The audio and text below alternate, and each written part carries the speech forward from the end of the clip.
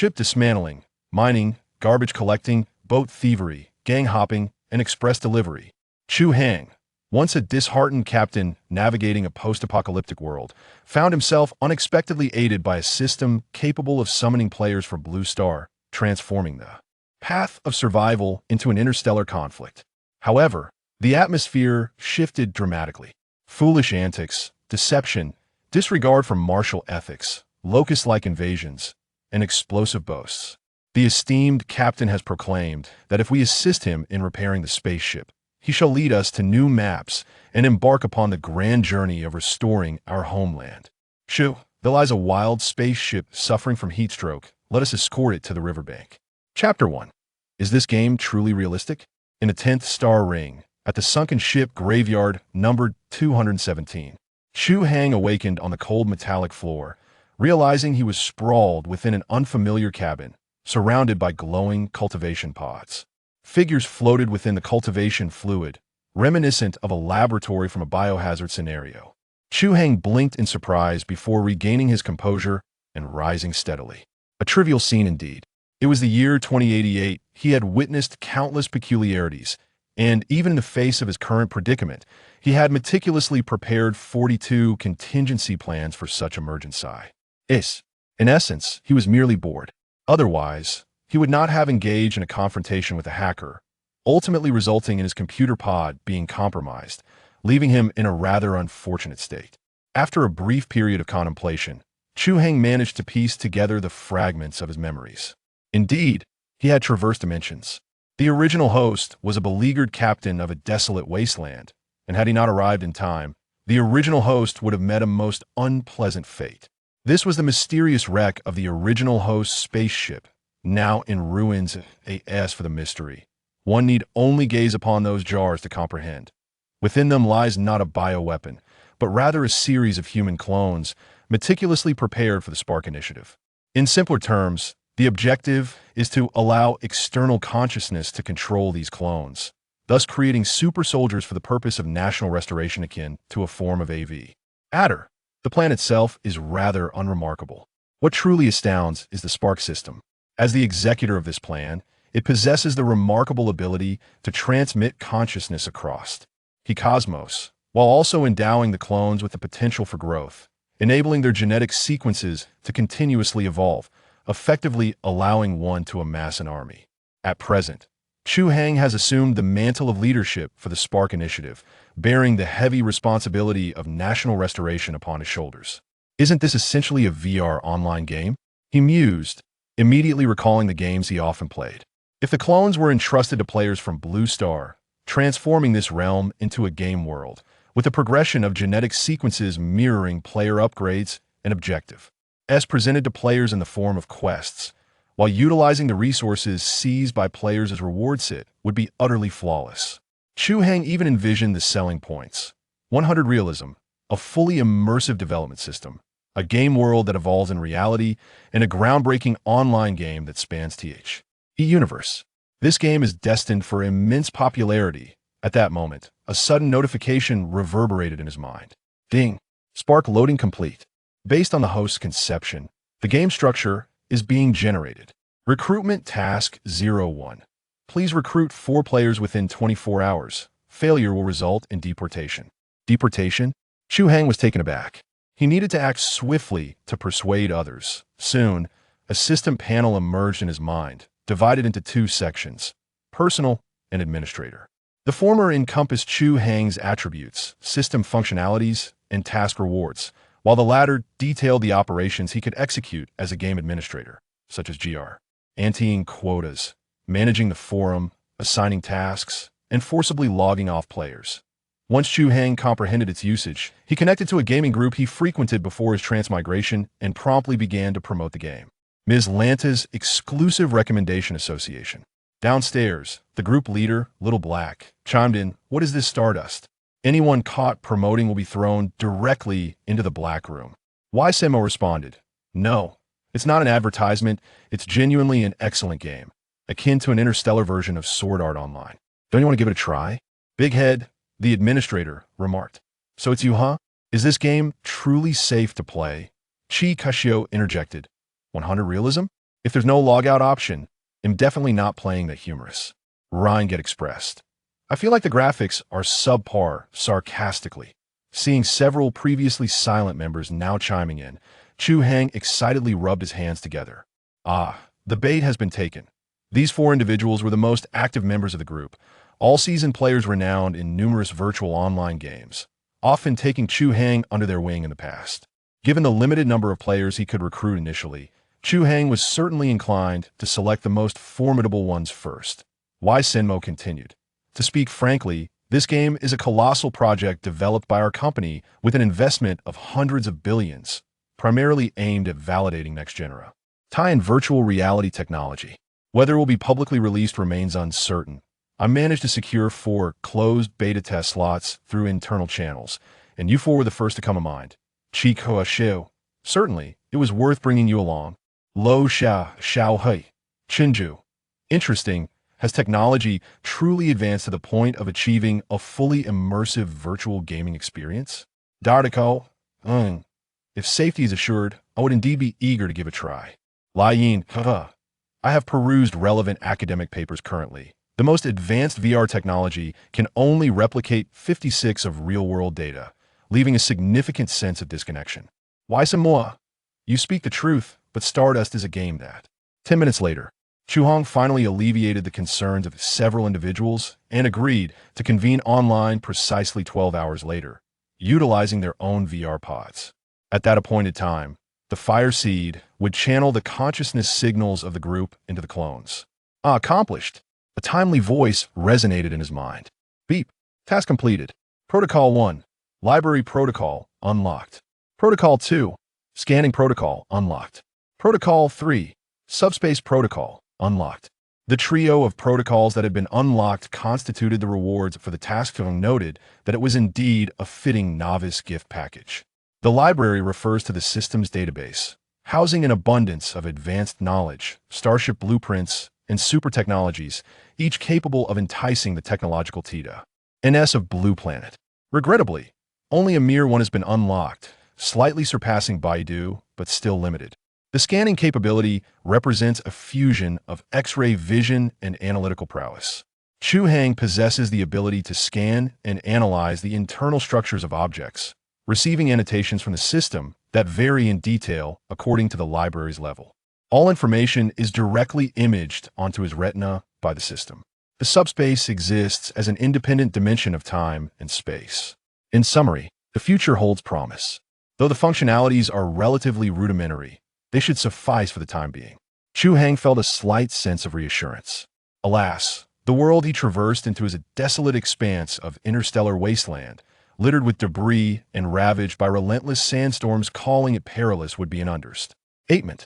The dire environment is one thing, but the original owner of this body was also being pursued by enemies, ultimately fleeing and falling into this treacherous place, only to be robbed by local marauding factions, which left him burdened with an enormous debt.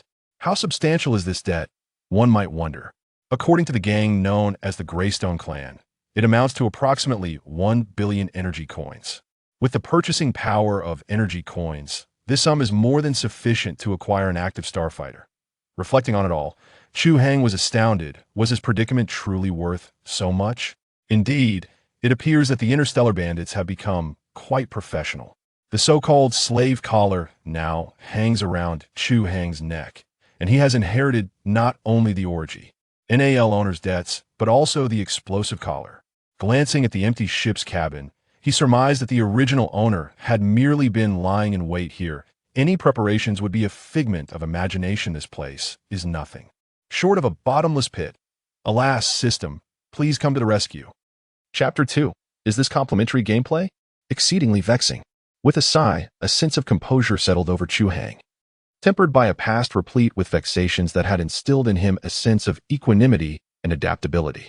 He delved into the recesses of his memory, traversing the shipwreck with unwavering determination. With the system's scanning capabilities at my disposal, I can locate a cutting torch on board, and my subspace allows me to transport heavy objects. If I can dismantle a set of high-value components within 2 hours, I can settle the debt, Chu Hang mused. He located the vessel's tool compartment, procured a cutting tool, donned a protective suit, and ventured outside. A fierce sandstorm assailed him. Donning his goggles, he ascended the nearest colossal wreck, finding himself in a veritable starship graveyard. Scarred by the remnants of the cataclysmic battle of centuries past, with a steady hand, Chu Hang initiated the cutting process, which proved surprisingly facile. He identified the location of 2 sets of military-grade coils using his scanning ability, then commenced cutting with full power, depositing the discarded materials into his subspace and ejecting them. The entire operation unfolded with taut precision. 2 hours elapsed, and the distant roar of an engine heralded the arrival of the Limestone Clan. Chu Hang neared completion. He scrutinized the 2 coils before him, carefully detached one set, cradled it, and hastened toward the approaching figures. The name's Chu. Time to settle up. A patrol vehicle from the Limestone Clan arrived, resembling an armed pickup truck, only with a more desolate and untamed style. 5 marauders occupied the vehicle. 4 were seated in the front, while the 5th stood in the rear compartment, operating a heavy machine gun. Relieved, Chu Hang hastily handed over the coil he was carrying.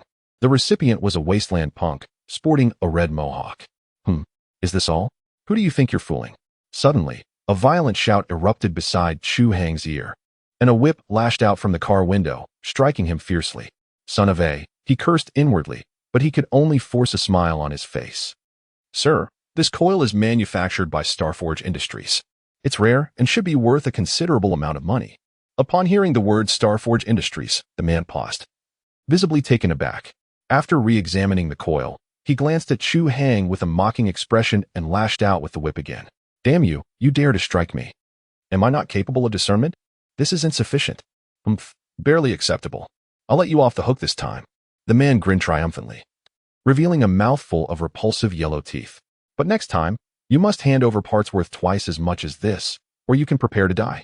Subsequently, a package of dark, dry rations and a few bottles of dirty water were tossed out of the car window, provisions provided to prevent him from starving to death. Of course, these would also be charged. Chu Hang spat vehemently on the ground. If he could have kept the coil, he could have used it on his own shipwreck, repairing it bit by bit. However, as the other party made exorbitant demands, he hesitated to call their bluff and had no choice but to bide his time. A series of upheavals had left him physically and mentally drained, and he soon fell into a deep slumber. The only sound in the ship's cabin was the rhythmic beeping of the incubation pods, where rows of clones were rapidly taking shape. The next day, Chu Hang awoke early to prepare for the arrival of the first batch of players.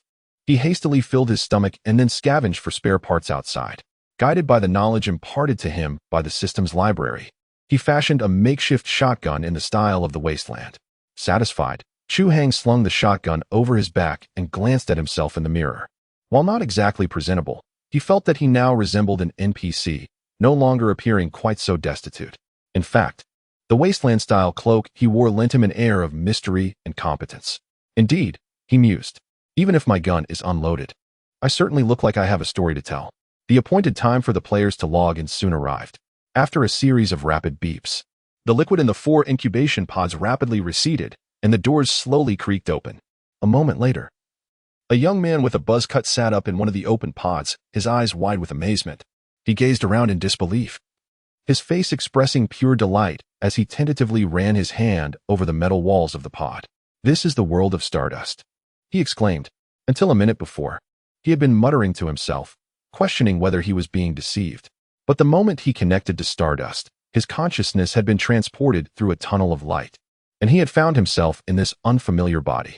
This is far too vivid, he exclaimed. The young man gazed in astonishment at his surroundings. Before him lay a lavishly adorned metallic chamber. He had never imagined that the resolution of a game could one day rival that of the human eye. Moreover, every texture and every model within this game was exquisitely crafted, brimming with an unparalleled aesthetic beauty. In short, it was utterly breathtaking. One could not help but commend the artistry of the designers. Shouldn't we pay homage to their brilliance? Stepping out of the cultivation pod, he felt a gentle breeze caressing his head, a refreshing sensation accompanied by a faint earthy aroma. Upon closer inspection, he detected the scent of burnt wires and rust. Such olfactory richness. This game transcended mere excellence. It was beyond description. To experience such a fully immersive VR technology in his lifetime, where even the nuances of scent were intricately simulated, was nothing short of miraculous. Imagine if the flavors of gourmet food could also be perfectly replicated. He would no longer fear those food enthusiasts who tantalized their followers with mouth-watering delicacies. The anticipation was palpable. Suddenly, a familiar voice pierced through his thoughts. "Is that you, Big Head?" Turning his gaze, the player identified as Big Head spotted a rather robust naked man rising from the adjacent bed, eagerly surveying him. "Are you Little Black? Haha. How did you end up as a pretty boy? You're killing me." It was amusing to note that while this individual appeared quite handsome in the game, his demeanor was starkly different from reality. Yet, in an instant, both men reacted simultaneously, exclaiming in unison, "Your face." Both of them were momentarily stunned, instinctively reaching out to touch each other's faces. Chapter 3, A Sudden Lame Encounter. Hey, you two should really stop that. It's quite an eyesore. Indeed, players known as Kakexiu and Lion Haiteg subsequently emerged from their incubation pods. Wait, didn't you notice? I understand your meaning. Our game characters' appearances are adjusted based on reality. Strangers may not feel it, but acquaintances can recognize one another. Am I the only one who feels we look more handsome than in real life? This is unmistakably extraterrestrial technology. It's truly terrifying.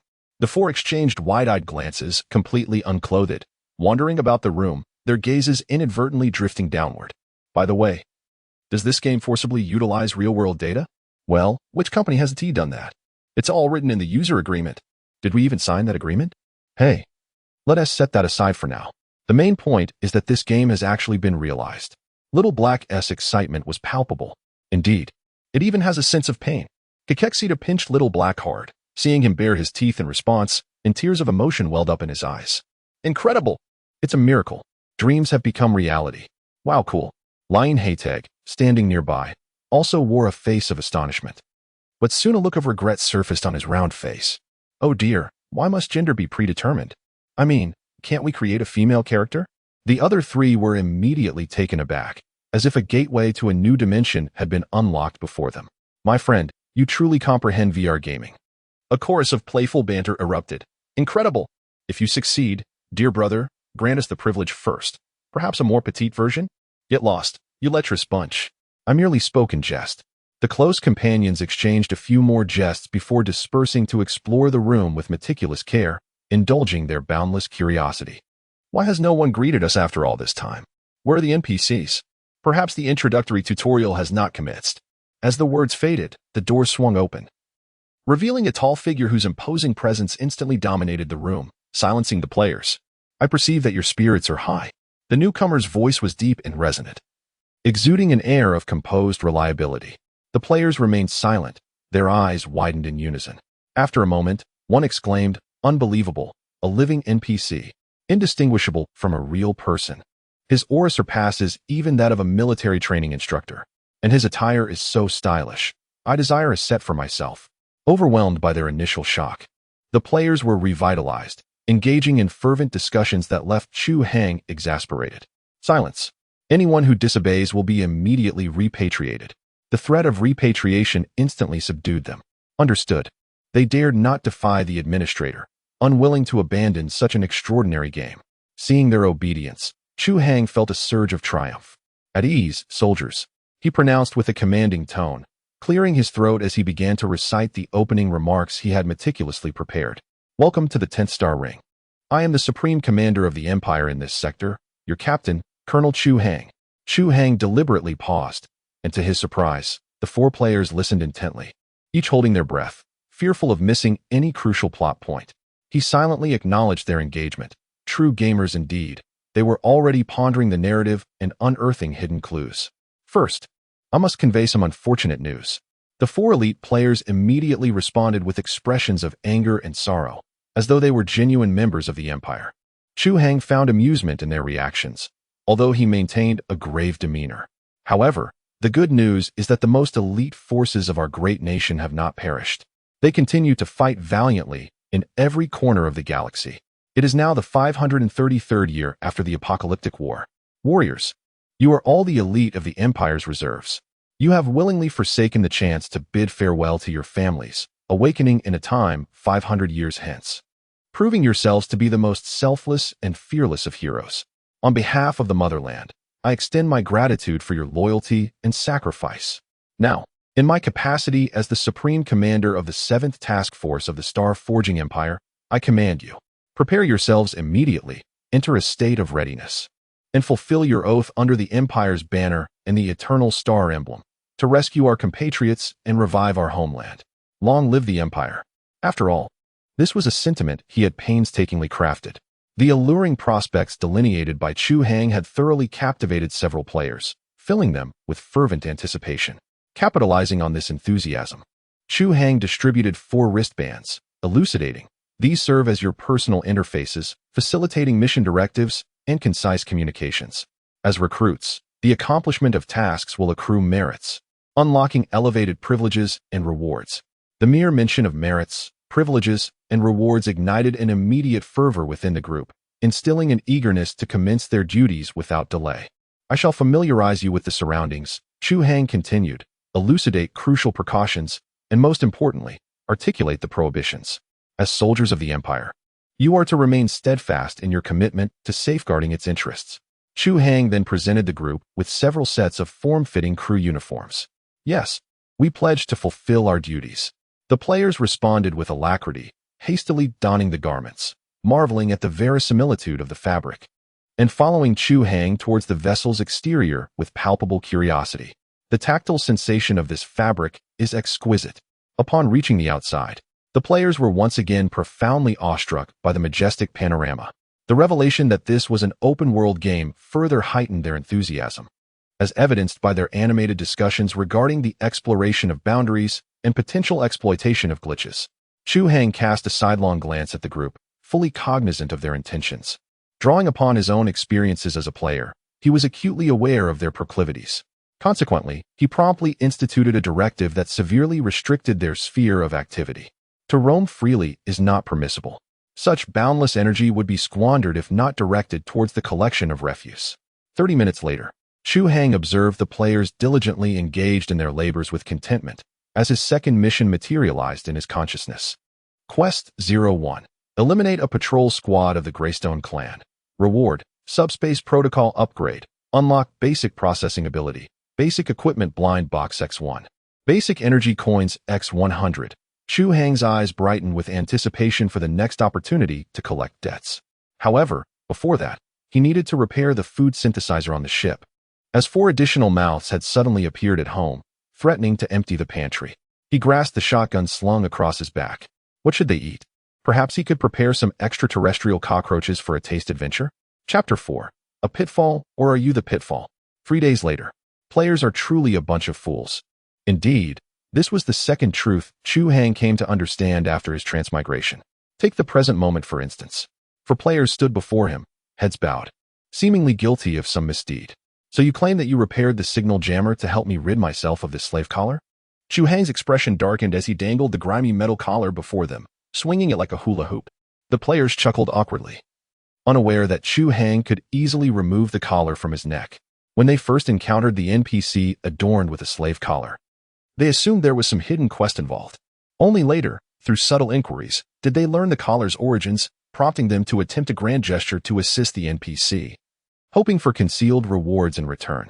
Such is the nature of players. Yet, the reality was that with his scanning abilities, Chu Hang could have removed that wretched collar long ago. He simply chose to play the role of the fool, biding his time to develop further, thereby keeping the collar on. The disruptor, once mended by the players, severed the collar signals, consequently alerting the Shipwreck clan. Doubtlessly, they would dispatch individuals to investigate imminently. It was merely the 4th day. Was a premature defection inevitable? Chu Hang ground his molars, deliberating intently before resolving his course of action and initiating operations on the system interface. A mellifluous chime resonated from the bracelets of the 4 players. Atonement through service. Cooperate with Colonel Chu Hang's operations, vowing to defend the 217th Shipwreck Junkyard to the death. Reward: Superior Weapon, Green, 1. Penalty for failure: Revocation of closed beta access. The quartet uniformly lowered their heads to scrutinize the notification, their countenances immediately brightening with elation. A mission indeed. Moreover, it was the closed beta. Unsubstantiated rumors suggested it was non-wiping. Given the verisimilitude of, would there ever be a dearth of players?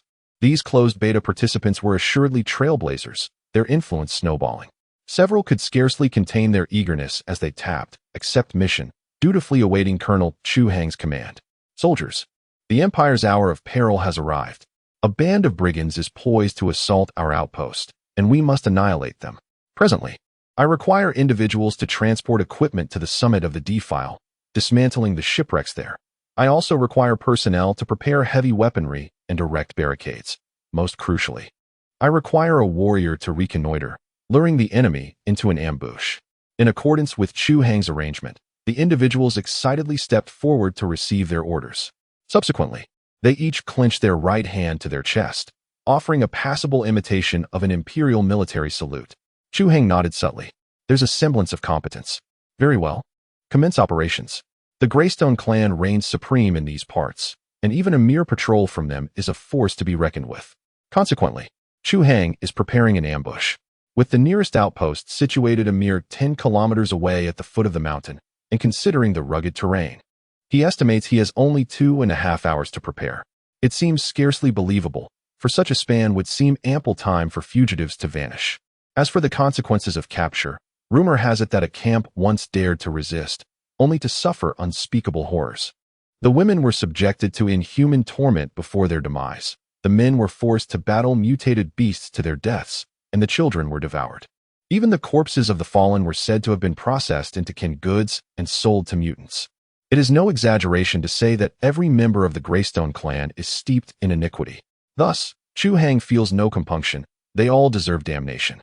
Back in the dilapidated vessel that serves as his workshop, Chu Hang carefully cleans his shotgun, a weapon of wasteland aesthetics. This 4-barreled marvel, capable of firing 4 shots in quick succession, was Chu Hang's first weapon. Loaded with homemade buckshot, it can turn enemies within 10 meters into mincemeat. But this alone is insufficient.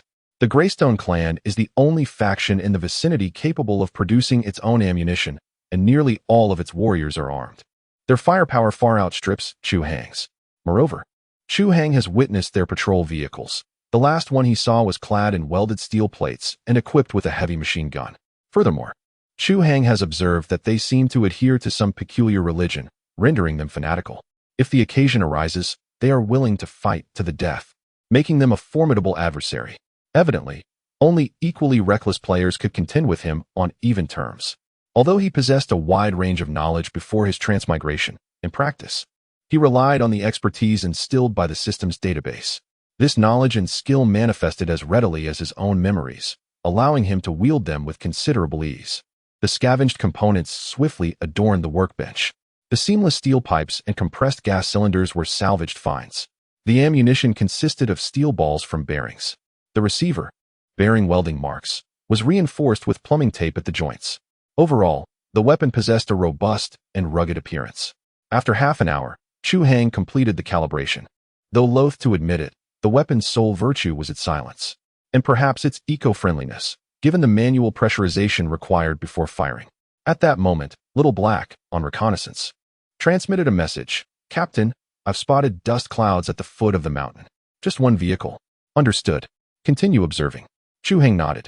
As expected, it was likely Mohican and his crew. He had to catch them off guard, perhaps with improvised roadside explosives. Explosives were less scarce than bullets in the wasteland. In just over half an hour, Chu Hang assembled 2 pipe bombs, augmented by 4 Molotov cocktails. Judging by his proficiency, one might assume he had a side occupation in the Middle East. After hastily sharpening several machetes, he received a call from his fellow players. Captain, could you come over? We've encountered a slight predicament. Hold tight. With a sigh, Chu Hang waved his hand, sweeping the equipment on the table into his storage space, and rose to exit. This generation of players is simply inadequate. Do they not even know how to consult a strategy guide? Chu Hang first made his way to the top of the pass, where the responsibility lay with Big Head. Captain, he lamented, this piece of wreckage is far too large. There's no conceivable way to sever it within 2 hours. The small vessel had crash-landed in a valley, surrounded by massive fragments of debris. Chu Hang had instructed him to cut through a section of wreckage several meters long to block the valley's entrance, thereby trapping the Greystone Clan.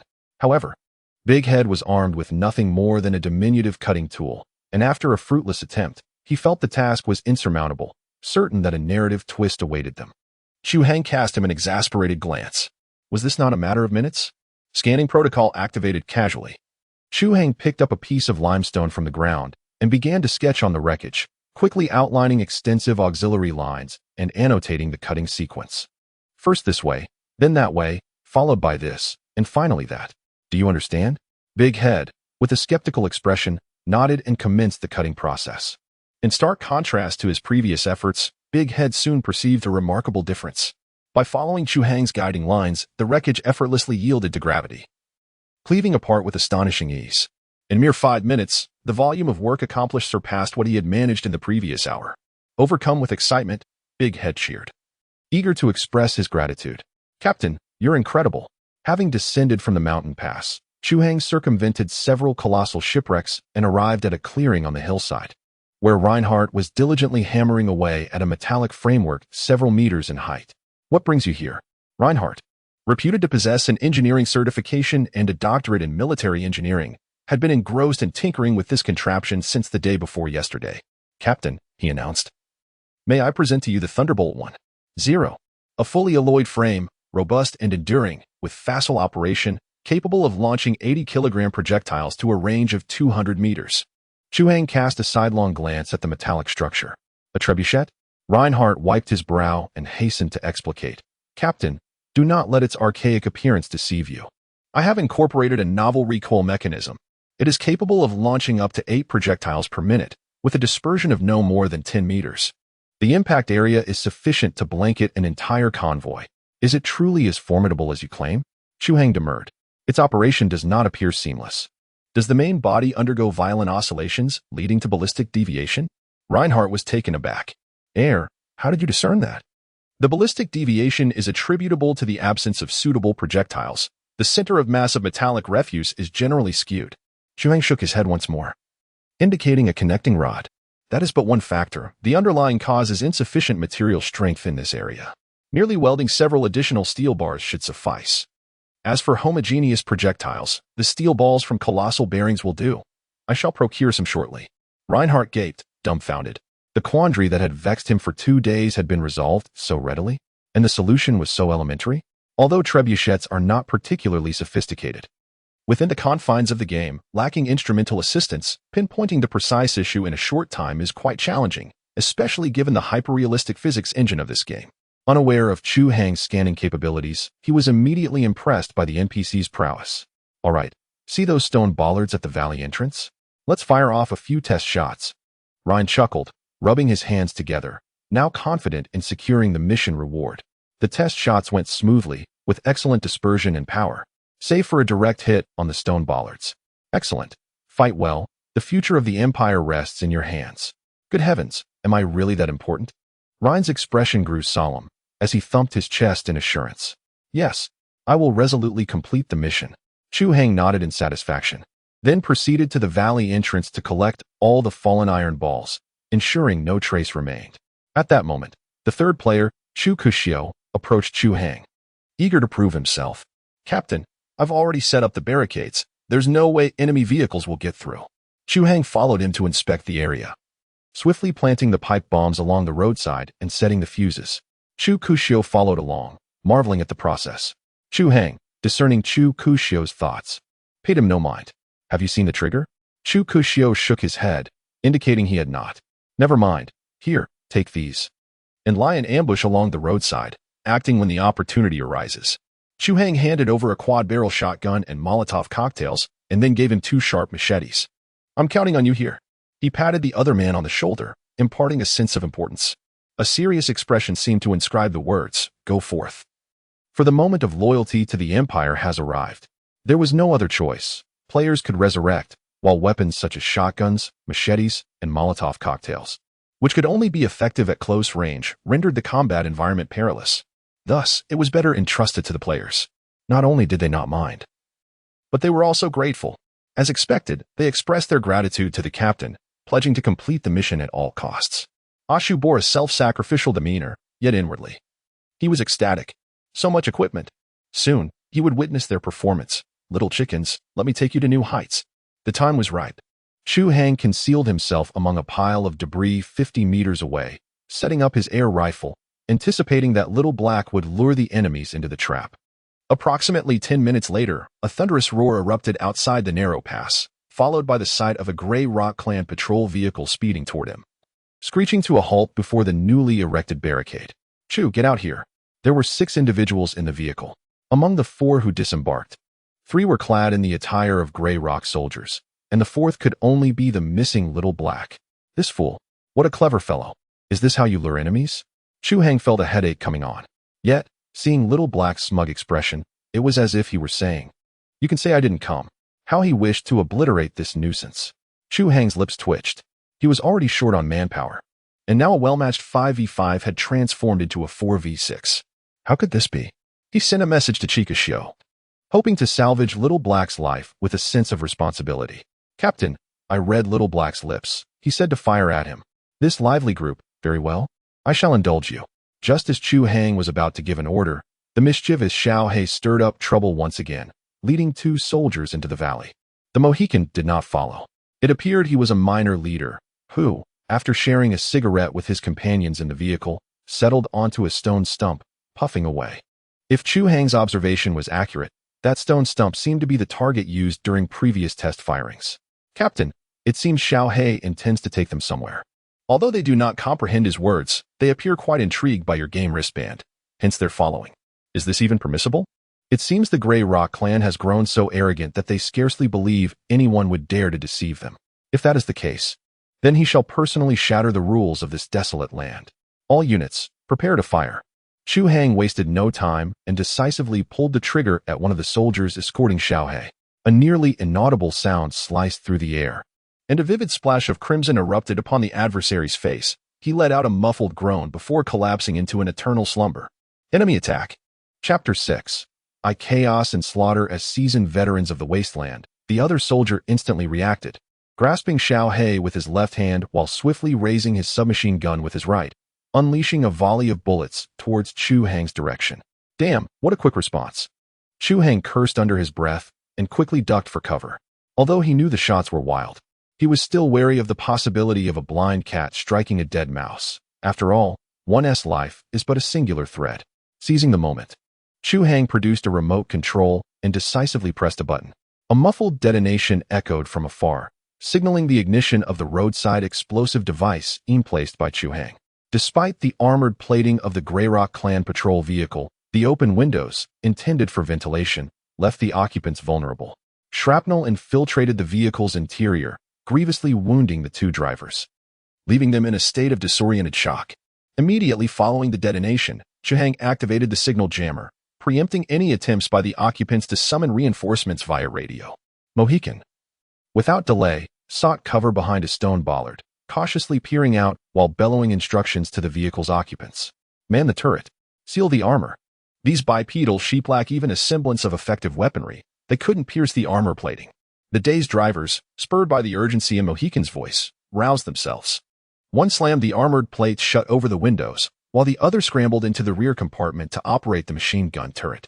The heavy machine gun roared to life, its thunderous barrage creating a deafening cacophony, sowing trepidation despite the unknown location of the enemy. Suddenly, a heavy whooshing sound descended from above. A dark silhouette plummeted from the sky, impacting the ground beside the vehicle with tremendous force. The steel ball ricocheted across the terrain, leaving a trail of earthen craters in its wake. Mohican, initially taken aback, erupted in raucous laughter. "A trebuchet? Are you trying to amuse me to death? You dare to resist with that pathetic contraption? I wager that dilapidated thing couldn't even graze my toe. Resign yourselves to your fate, little darlings." Before the echoes of his derision could dissipate, a second steel ball hurtled earthward. It remains uncertain whether the Mohican had been bestowed with some kind of supernatural luck. For with a single mouthful of venomous disdain, the steel ball struck the stone pedestal where he had concealed himself, shattering it into countless fragments. The debris rained down upon the Mohican, eliciting anguished cries, yet it was evident that he remained unharmed. "Huh, did I miss you, old man?" he taunted. However, to his astonishment, the steel ball ricocheted after colliding with the pedestal, tracing a small arc before crashing directly onto his leg. The Mohican's piercing wail echoed throughout the valley, startling even the gunners in the nearby vehicle. Chu Hang drew in a sharp breath, taken aback by the gruesome scene. Indeed, Rhine proved to be a masterful artilleryman. Soon, more solid iron balls descended from above. Although the accuracy lacked the previous audacity, it still instilled fear, prompting the patrol vehicle to hastily retreat, with the gunners abandoning their fire. Chu Hang's expression brightened with hope. What a tremendous assist. He immediately leaned out, intent on dispatching the assailant holding Little Black captive. Little Black, understanding the gravity of the situation, bit fiercely into the man's hand, drawing forth a torrent of blood. Yet, to his dismay, the assailant merely let out a pained cry before delivering a punch to Little Black's nose, rendering him dazed, seemingly indifferent to his own bloodied hand. Huh, so feeble, lacking strength. The man sneered disdainfully, yanking Little Black closer to shield himself, while bellowing, "Come on, fire. Kill him first. I fear not death. Let us see if he does." With that, he delivered 2 brutal kicks to Little Black and gradually retreated behind cover. "Damn it, I offer you an opportunity, and you prove utterly useless." Harboring silent disapproval, Chu Hang was suddenly struck by an ingenious stratagem, promptly severing the game connection of Little Black. Disconnected. Little Black instantly slumped to the ground like a lifeless cadaver. No matter how the person kicked and struck, Little Black remained unresponsive, akin to hauling a hopelessly drunkard, utterly dead weight. Left with no recourse, the person abandoned Little Black, striding purposefully toward the nearby cover. Uft, uft, uft. A rapid burst of short, controlled shots rang out, and the person was struck by numerous rounds, collapsing upon Little Black in defeat. Meanwhile, the driver in the vehicle had barely recovered from the disorienting effects, having been preoccupied with evading the iron ball that had descended from the sky. It seemed that the Rhine faction had exhausted their ammunition. The driver immediately sought to call for assistance via radio, due to the ringing in the ears. The driver's voice was exceedingly loud.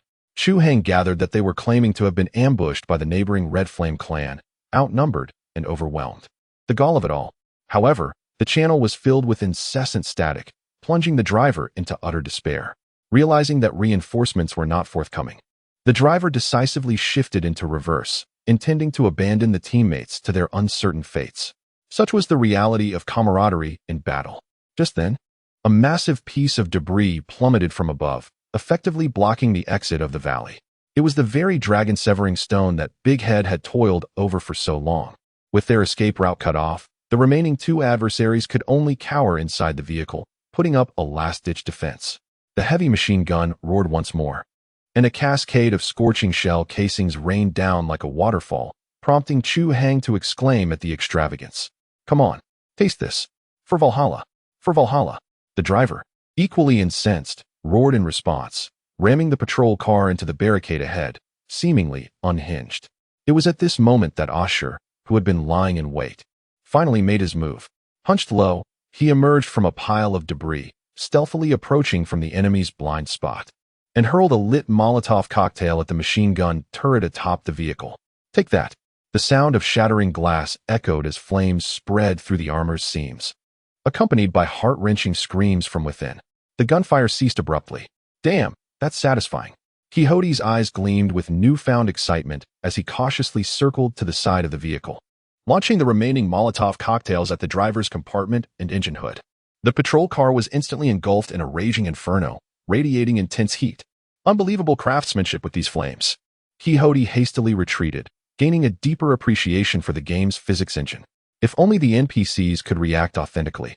With that thought in mind, Quixote brandished his machete and eagerly crouched beside the car door. Just as anticipated, the burning door was soon forced open from the inside, and a raider, ablaze from head to toe, tumbled out, only to be swiftly dispatched by Quixote's waiting blade. "First blood," Quixote exclaimed triumphantly. The realism of the NPC's reactions, the spurting blood, the tactile sensation of the blade sinking into flesh. Quixote was overcome with excitement. This game is unbelievably immersive. Suddenly, a thud echoed from the other side of the vehicle. Quixote's expression changed as he realized there was another enemy. As he rushed towards the foe with a blade in hand, the adversary had already risen from the ground. Aiming his gun at him, a grotesque expression etched upon his charred face. To flee or to engage? For a player, the answer was evident. It was time to confront him head-on. Without a moment's hesitation, Chica Xio charged forward, weapon in hand.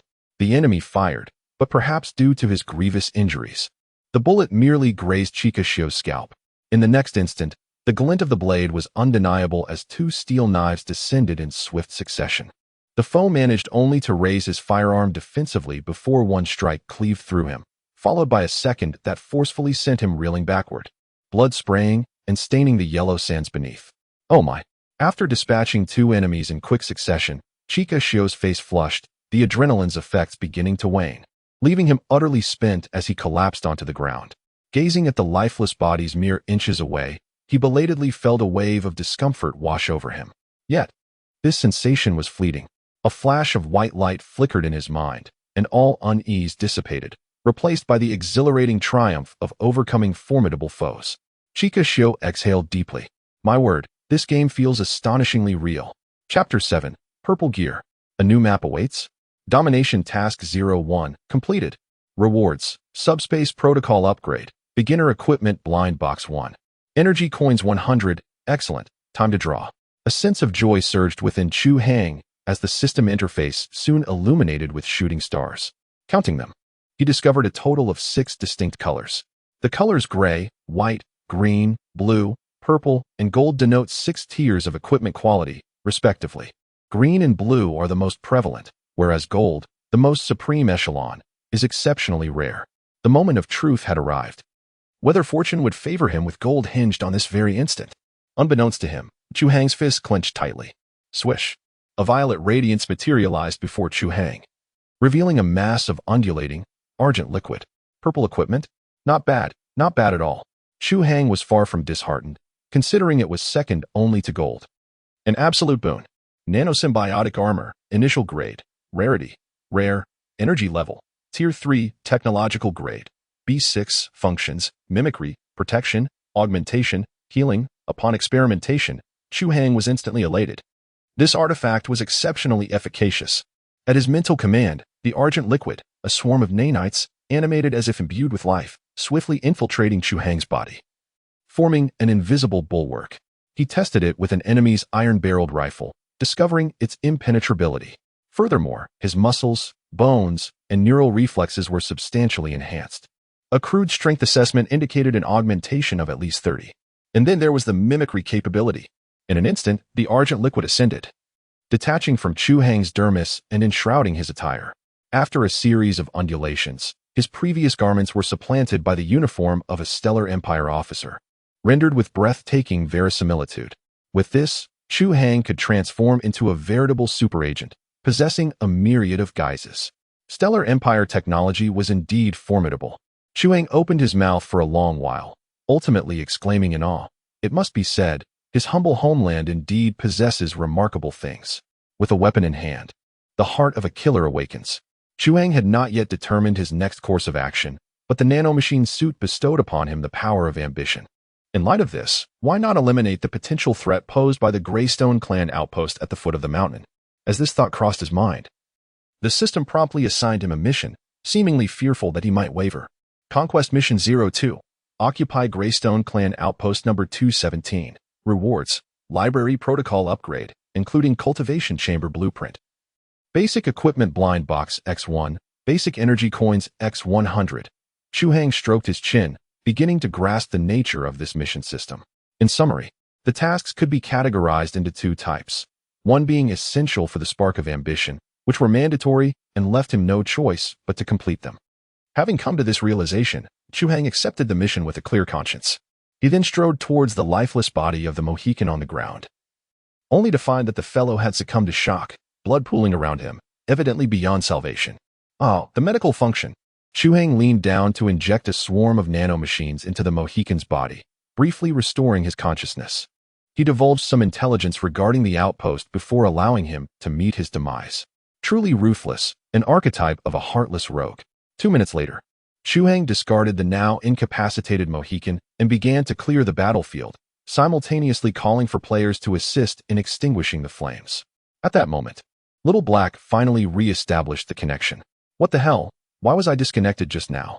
Little Black exclaimed, his expression one of utter bewilderment as he gazed at the corpse of the burly man in his arms. What on earth happened to this guy? I was on the verge of retaliating. Did the plot just skip? This game definitely has a bug. Ryan happened to pass by, and amused, he hauled him up, patting him on the shoulder. "My friend, were it not for the captain's marksmanship, you'd be awaiting resurrection at home right now." With that, Ryan handed over a shovel. "Go dig sand to extinguish the fire. Engineering is more suited to you." Get lost. I'm a scout. This was merely a blunder. The NPCs in this game have unervingly keen eyesight. Chu Hang knew without asking how Xiao He was exposed. In most games, NPCs have a detection range. As long as the distance is managed, one could even dance on an NPC's face. But clearly, the NPCs in Stardust are different. Xiao He's stealth, in their eyes, was likely no more inconspicuous than an ostrich with its rear in the air. Who wouldn't apprehend him? A few minutes later, the players, in a flurry of activity, finally extinguished the fire on the patrol vehicle. Damn it. It was fun committing arson, but now that we're extinguishing the fire, I've been incessantly berated by my teammates. You're just green with envy, jealous that I scored a double kill. Nonsense. If I hadn't risked my life to lure them out, would you have so easily snatched the kills? Give me a break. At least you two showed your faces.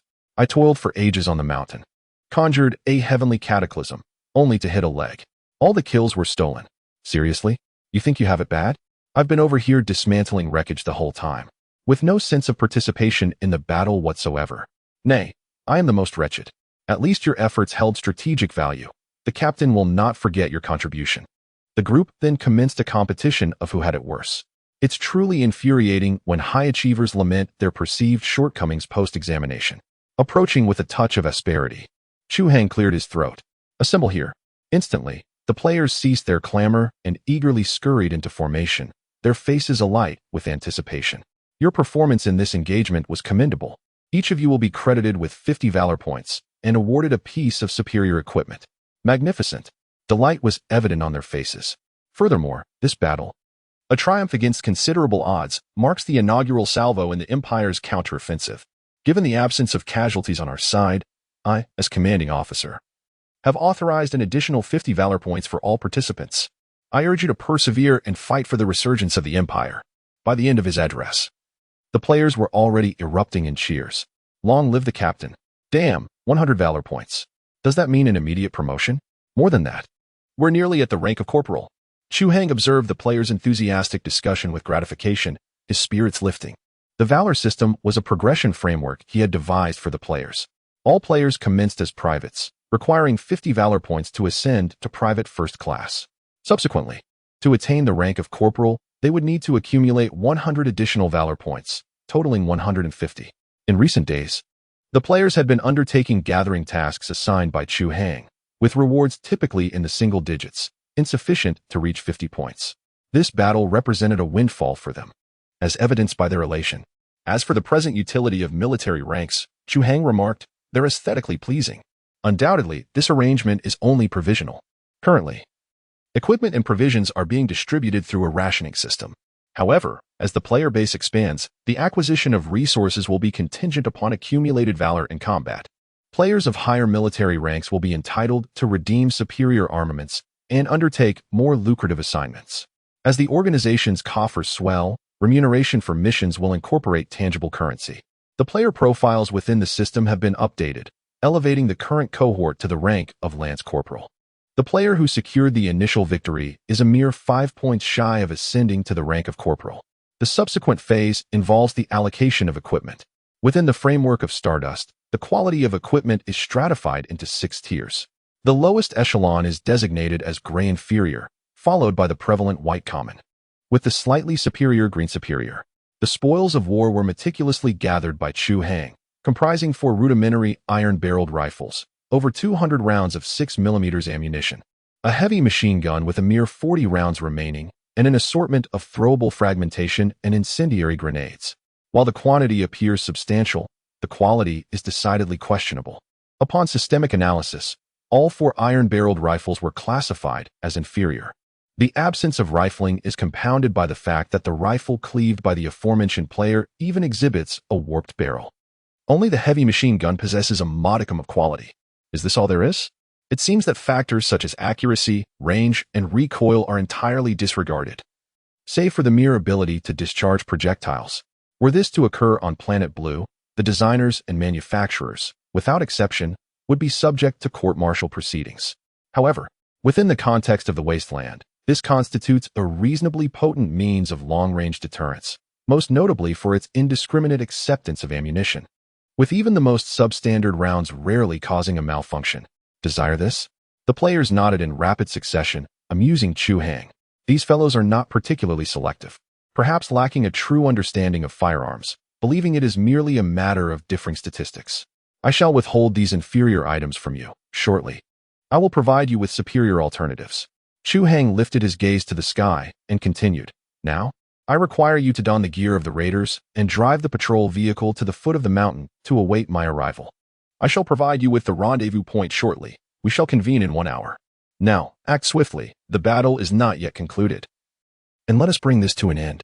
With that, Chu Hang departed. The players exchanged glances, silently acknowledging their shared surprise. Wow, we can finally venture outside. Surely, there will be subsequent missions. Are we going to assault a stronghold? Oh my, something significant is about to unfold. Chapter 8. Is this how it is resolved? The group swiftly sprang into action, demonstrating enthusiasm in abundance. They had initially thought the day's narrative was drawing to a close, yet they found themselves yearning for more. Astonished to discover that a continuation awaited them, even unlocking a grander stage, as the expansive world was now accessible. Could it be that the next region was already constructed? This game is remarkably generous. I could weep with joy. Chu Hang first utilized subspace to clear the debris blocking the valley's entrance, after which the players took the initiative, pressing the accelerator and driving the dark patrol vehicle towards the mountain's base. The driver, Big Head, was thoroughly enjoying himself, exclaiming about the game's impressive vehicle system. Huh, watch me launch and drift with inertia. Whoa, watch the road. We're going to crash. Fear not. I am an experienced driver. I have it under control. With 2 hours remaining until dusk, as darkness descends, temperatures plummet precipitously, exacerbating sandstorms and diminishing visibility, with the added peril of mutated beasts emerging. Nightfall effectively transforms human settlements into isolated enclaves. Bereft of shelter, humanity cannot endure. This, then, represents an opportune moment for complete eradication. Slightly over an hour elapsed before the players arrived at the designated rendezvous point, where they idly surveyed their surroundings, their patience waning. I wonder what's keeping the captain. He lacks transportation. How will he manage to reach us? One mused. Though, given the verisimilitude of this game, surely it wouldn't introduce such incongruous elements? Abruptly, Ketchikushu exclaimed, his gaze fixated skyward. Good heavens, look at the sky. The others followed his line of sight, their eyes widening in astonishment. Good heavens. Our captain possesses the ability to fly. So, this is his mode of conveyance. Truly remarkable, one remarked.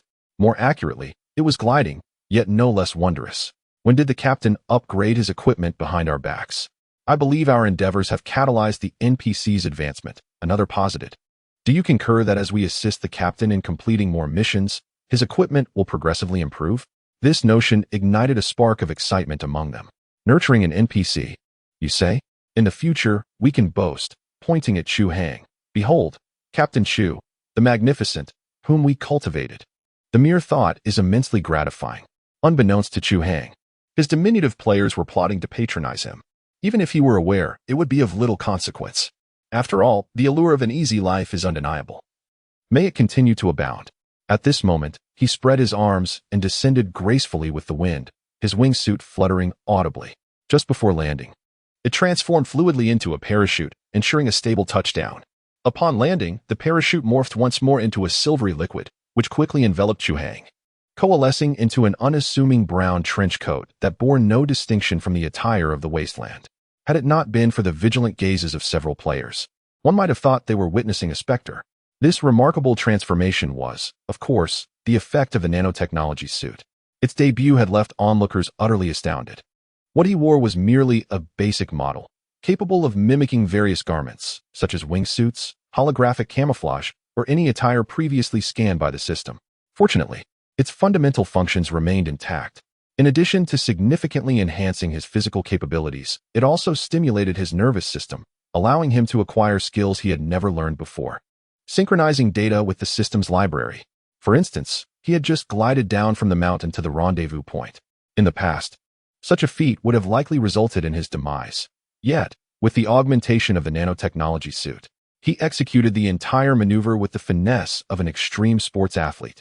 This brought to mind an old film, The Tuxedo, wherein the titular garment granted an amateur the prowess of an elite in various fields. With the nanotechnology suit, Chu Hang could seamlessly transition from an amateur military enthusiast to a special forces operative, mastering combat skills with ease. This capability was his greatest asset in seizing strongholds. Ignoring the player's wide-eyed, envious stares, Chu Hang refrained from explaining his new equipment. Instead, he retrieved 4 brand-new steel tube rifles from subspace. The 4 firearms are newly assembled, enhanced by his upgraded processing capabilities in subspace. Each weapon consumed energy equivalent to 2 energy coins. Although their structure is akin to the most common pipe rifles found in the wasteland, the superior materials and precision in manufacturing have elevated their quality from gray to green. The steel barrels are rifled, ensuring shooting accuracy within 50 meters. Chu Hang deliberately removed the automatic action, converting it to semi-automatic firing, and provided each individual with 50 rounds of ammunition. Observing the players' delight as they clutched their new weapons with affection, Chu Hang felt a sense of validation for his previous efforts, accompanied by a gratifying sense of accomplishment. Now listen closely. Our next mission involves infiltrating the enemy outpost to seize control of this stronghold. After hearing this, a player named Datu raised his hand. Chu Hang gestured for him to speak. His brow furrowed slightly. It appeared that the enemy had already noticed the absence of the patrol team. While disappearing in the wasteland is far from ideal, it is not uncommon. Thus, the enemy is unlikely to react impulsively before acquiring further information. We must act swiftly. The players, upon hearing this, became serious, their eyes brimming with determination. Given that the enemy was now alert, the previous infiltration plan required modification. After a moment of contemplation, Chu Hang continued, "The plan shall shift to a divided approach. I will carry out the infiltration personally, while you will take the patrol vehicle to distract the enemy and create an opportunity for me." Listening to Chu Hang's strategy, a sense of trepidation arose among the group. Could this plan truly succeed? It sounded like a march toward inevitable doom. They had previously scouted the so-called stronghold with binoculars. The Greyrock clan's outpost was erected upon a precipice at the mountain's base. They had excavated a colossal cavern more than 5 meters above ground, accessible via a metallic drawbridge. Due to the elevation and the advantageous position of being nestled against the cliff face, the outpost only required defense on its frontal side, rendering it a bastion of impregnability. Furthermore, the frontal drawbridge was flanked by bunkers, bristling with no fewer than 10 firing ports, making it seem implausible that Chu Hang could dismantle it single-handedly. Even a concerted assault would merely transform them into cannon fodder. The players harbored reservations. Despite a mere 3 days of acquaintance, Chu Hang had been solicitous of them, engendering a degree of camaraderie. They were loath to see this NPC meet his demise, and thus voiced their misgivings candidly, hoping he would revise his strategy. Chu Hang paused, then smiled with gratification. "Soldiers, there is no need for concern on my account. Just as I place my faith in you, you ought to repose your trust in me." "Very well, the plan remains unaltered. Tonight, we shall be bivouacking within the enemy's stronghold. Move out." "Aye, Captain." Chapter 9. I could play this game until the servers shut down. 10 minutes later, at Greyrock Clan Outpost 217. Has the patrol not yet been contacted? What are those imbeciles up to? Within the outpost's bunker, a burly man with a scarred visage wore a somber expression, incessantly cursing the missing Mohican contingent. Suddenly, a subordinate beside him exclaimed, pointing toward the observation window, "Boss, take a look, isn't that our vehicle?" The scarred man hastened to gaze, and indeed, a distant off-road vehicle was in motion, though its trajectory was not toward the stronghold but away from it, heading into the distant wasteland. What in the world is transpiring? Did the Mohicans betray? With less than an hour until dusk, where could they possibly escape? Scarface immediately sensed that something was amiss. Yet, almost instantaneously, he recalled the advanced components delivered from the 217th landfill. Could it be that the Mohicans had discovered something extraordinary once again, daring to gamble, hoping that nightfall would shroud their escape? Scarface had never entertained the notion that the Mohicans could be utterly annihilated. After all, even if communication was severed, they could still launch signal flares for assistance, ensuring that no news would be entirely absent. Ultimately, the insatiable greed within Scarface solidified his resolve. Meanwhile, Big Head. Step on it. They are closing in. For players sped across the boundless wasteland in a patrol vehicle, tires kicking up vast clouds of dust. Accelerate? What if we dart too far ahead and they cease their pursuit? Do you know how to lure the enemies? Who knows the extent of the NPC's aggro range in this game? They had been boastful moments ago, reveling in their bravado, but were soon being hunted down by 3 off-road vehicles from the Greyrock clan. Although the plan to draw the tiger away had been premeditated, wasn't 1v3 a bit too exhilarating? Even if a player's life was deemed expendable, they certainly did not wish to meet their demise so easily, especially before reaching pivotal plot points. Damn it, they're accelerating. Suddenly, Ryan, manning the machine gun in the back seat, shouted. The others turned to look, and indeed, among their pursuers were two beetle-like light off-road vehicles, roaring with revved engines, trailing thick plumes of black smoke and dust as they rapidly closed the distance. They must have activated nitrous oxide. Do we not have any in our vehicle? Chi Kishio exclaimed, bending down to frantically search through the cabin. However, the interior was shrouded in darkness from the fire, making it a daunting task. Find the canister. It should be an addition from the rear. Check beneath the seats. At that moment, the true value of an engineer was revealed. Ryan, who specialized in such matters in reality and possessed shooting experience, was entrusted with the operation of the Soul heavy machine gun. Moments later, a triumphant shout from Chi Kishio broke the tension. Found it. But how do we use this? First, twist open the valve on the canister, then trace the wire to identify which button on the dashboard it connects to. Experiment a bit. Oh, I see it. The red button on the central console. The driver, often glancing at the rearview mirror, noticed the pursuers were now less than 100 meters away. Hearing his companion's shout filled him with joy, and he promptly pressed the red button. Whoosh! A rush of compressed air erupted, and the patrol vehicle surged forward, the immense inertia forcing everyone back into their seats. Woohoo, we're taking off. Ha ha ha, eat that. Brothers, it seems we are still slower than they are. Ryan scrutinized the situation. Despite his reluctance to admit it, the distance between them was gradually diminishing, albeit at a slower pace than before. Damn it. Our vehicle must be too heavy. Should we toss out the least useful member? Enough chatter. Prepare for battle. With a background in military engineering and having undergone some military training, Ryan assumed the role of commander, straining to operate the heavy machine gun's bolt. With a sharp click, this venerable relic, reminiscent of World War II, was successfully loaded. Beside him, the ammunition box held merely half a belt, approximately 40 rounds, compelling him to conserve his fire. The others in the vehicle swiftly engaged, lowering the armored panels of their windows and extending their gun barrels through the firing apertures. Listen, our ammunition is limited. We must use it sparingly. If you're uncertain, do not shoot. I understand. Just like our forebears employed the same tactics. Fire when they are close, he affirmed. Exactly. The captain believes in us, and we must not let him down, right? The four were filled with fervor, their eyes ablaze with the spirit of battle. Let us engage decisively. Big head, on my count of 3, ease off the accelerator, and whatever you do, don't hit the brakes. Understood. We're parallel to the enemy. I've got this, came the confident reply of the seasoned driver. Rain, gripping the cool gun mechanism, felt a surge of excitement as he declared, 3, 2, 1, let us charge. Before his words faded, the speeding patrol vehicle suddenly decelerated, catching the pursuing foes off guard as they surged to a parallel position with the players. Surprise, motherfar. Boom, boom, boom, boom. The deep roar of the heavy machine gun erupted first.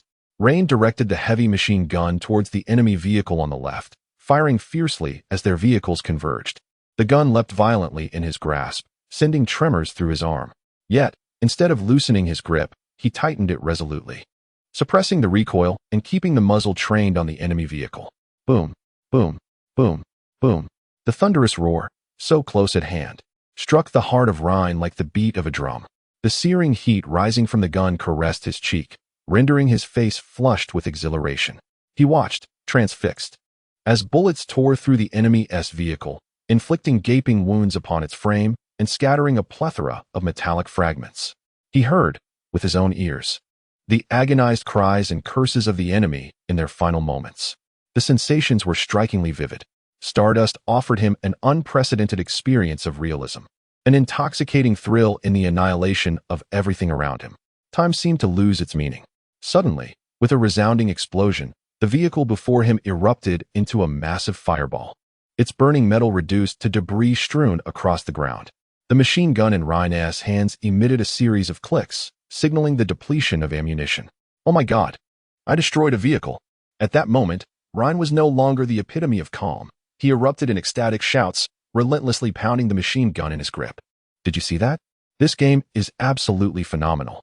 Even if I were to perish right now, I would shout with all my decaying voice. Stardust is amazing. The others in the vehicle shared his exhilaration. The intensity of the previous battle had been lackluster. Aside from Kakexiu, the rest felt little impact.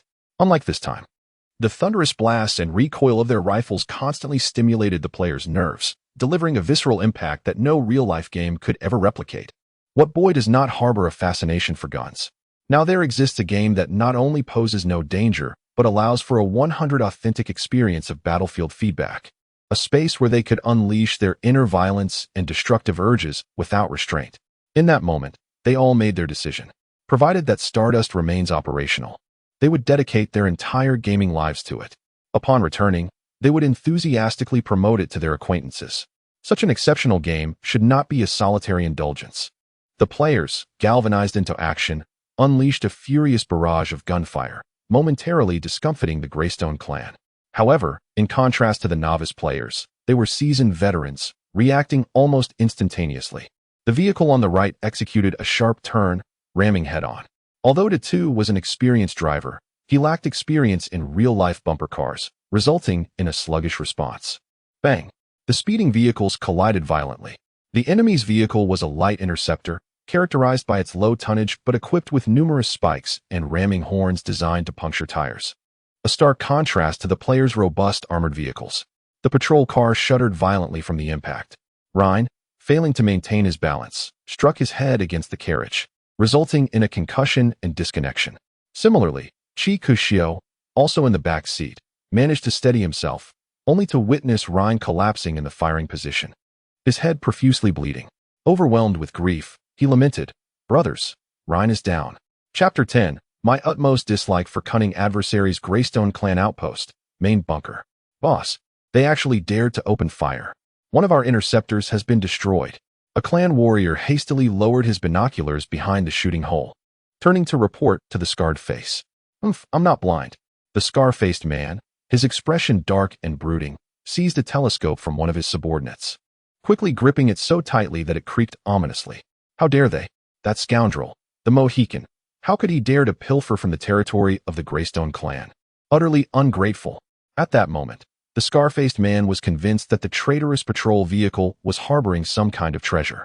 The clan boasted over 100 outposts. And as the commander of Outpost 217, he had not only suffered betrayal from his men, but had also lost half of his patrol vehicles in a single blow. If there were no treasure to quell the wrath from above, he would surely meet a grim fate. Just then, a panicked voice pierced through his thoughts. "Boss, communication has been severed again. We cannot reach the pursuit team." "What?" The scar-faced man furrowed his brow, a sense of foreboding swelling within him. The previous disruption in communication with the patrol vehicle could be dismissed. It was plausible that the Mohicans had orchestrated it. However, now that they had fled a considerable distance, how could they still interfere with the outpost's communications? "Boss, do you think they are deliberately luring the pursuit team away to ambush our outpost?" "Impossible. Absolutely impossible." The scar-faced man initially stiffened, but his demeanor quickly transformed into one of contempt as he bellowed at his subordinate. "You fool. This outpost was personally selected and constructed by me, nestled against a sheer cliff, 5 meters above the ground. The only entrance is flanked by 2 fortifications and a hidden bunker, with high-voltage electric fencing along the precipice. Anyone who dares approach will only meet death. Who would dare lay a hand on what belongs to me?" "Yes, absolutely, boss. My apprehensions were perhaps unfounded." The subordinate dared not contest the matter, offering only a sheepish smile. The scarred man's ire subsided somewhat, yet the setback of the pursuit team left him with a nagging sense of unease, as though events were spiraling beyond his grasp. After a moment's contemplation, he commanded, "Go, prepare the artillery. Take aim and obliterate that vehicle of traitors." "Yes, sir." The subordinate scurried away. Little did the scarred man know that mere meters beneath him clung to the cliff face, ascending silently like a gecko. He had even overheard the man's earlier outburst. "No one dares to covet your outpost." "Eh?" Scoffed inwardly, quickening his pace. The palms of his hands, forearms, knees, and toes were now enveloped by swarms of nanites, granting him extraordinary grip, enabling him to scale the cliff with the agility of Spider-Man. The more he utilized it, the more comprehended the potency of the nanite armor. It was the stuff of dreams for special forces operatives of his former life. Combat prowess aside, its unparalleled versatility and adaptability on the battlefield were invaluable. With it, was virtually omnipotent. If the rudimentary nanite armor was this formidable, Would the intermediate level transform him into Iron Man? Would the advanced level enable a lone soldier to breach the atmosphere? A humanoid mech, an army of one. If one were to leap into a boarding action during interstellar naval combat, the spectacle, in his reverie, effortlessly reached the precipice of the cliffside cavern where the outpost was situated. As the scarred man had stated, a perimeter of high-voltage electric fencing stood guard along the cliff's edge. According to the scanning system's detection, its voltage was sufficient to hurl a human body away. Yet, this posed no challenge for Chu Hang. He extended his right hand, enveloped by a swarm of nanobots, and boldly grasped the electric grid. A flash of lightning surged through him. Not only was Chu Hang not thrown back, but the system within his mind also emitted a notification. Charging in progress. Before the swarm of nanobots, the high-voltage electricity seemed to yield, obediently absorbed by the system. Charging in progress. Current progress. 12. The Ember system is indeed a voracious consumer of energy. Any functionality utilized by Chu Hang necessitates a substantial energy supply. Until now, the sole means for him to charge the Ember was through energy coins. Originally, energy coins were a form of solid-state battery from the Starforge Empire, renowned for their exceptional quality and difficulty to replicate, which led the denizens of the wasteland to adopt them as a medium of exchange. According to Chu Hang's experiments, an average of 100 energy coins could replenish the Ember by one, requiring nearly 10,000 coins for a full charge, assuming minimal usage in between. Seizing the opportunity to harness electricity without cost, he was determined to extract every last drop from the scar-faced man. Within a mere 3 minutes, the control room of the outpost erupted into chaos. The scar-faced brute viciously seized a technician, spitting in his face as he demanded answers. "Boss, I have no idea. The outpost's batteries suddenly drained. I've activated the backup generator. The power should be restored shortly." Just then, the overhead lights flickered back to life, as if nothing had transpired. Yet, the unease within the scar-faced man's heart only intensified. He had just avowed with unwavering conviction that none could infiltrate their defenses, only to be immediately disproven. Yet, having uttered those words, the preservation of his own life took precedence over mere embarrassment. With vexation, he paced back and forth before issuing a command through gritted teeth. "Go. Rouse all the sons of war. Henceforth, everyone shall engage in crisscross patrols, scouring every nook and cranny. I refuse to believe that some specter can infiltrate undetected. Whoever comes shall meet their demise." "Aye, aye," the subordinate acknowledged, inwardly dissenting. He had foreseen that someone might covet the outpost. Humph, it seemed his prescience had been validated. Meanwhile, Chu Hang had successfully infiltrated the outpost. The spark had been charged to 13%, the reserve power of the entire outpost being equivalent to a paltry 100 energy coins, a mere pittance to the system. He remained undetected, as his nanite armor provided full-body holographic camouflage, rendering him virtually invisible unless engaged in strenuous activity. Even the pneumatic rifle in his grasp was enshrouded by the nanite swarm. The firearm, a newly crafted superior model, boasted greater power, a more compact form, and a higher rate of fire. Coupled with the holographic camouflage, its near-silent discharge at close range made it an ideal instrument for assassination. This was precisely why Chu Hang had refrained from a frontal assault. Was it not more advantageous to exploit stealth and subterfuge under the cloak of invisibility? Before long, Chu Hang had reconnoitered the outpost, and, in conjunction with the dying confession of the Mohican, had ascertained the topography and disposition of personnel. Perched precariously within a sentinel outpost nestled into the craggy confines of a cliffside cave, the available space was undeniably meager. Beyond the central garage and maintenance workshop, the majority of the chambers were hewn into the rocky mountain face, akin to troglodytic dwellings. At present, save for the 10 sentinels garrisoned within the 2 bunkers and the 2 lurking figures concealed within the concealed redoubt, the remainder, numbering approximately 20 souls, were engaged in guard duty and patrols.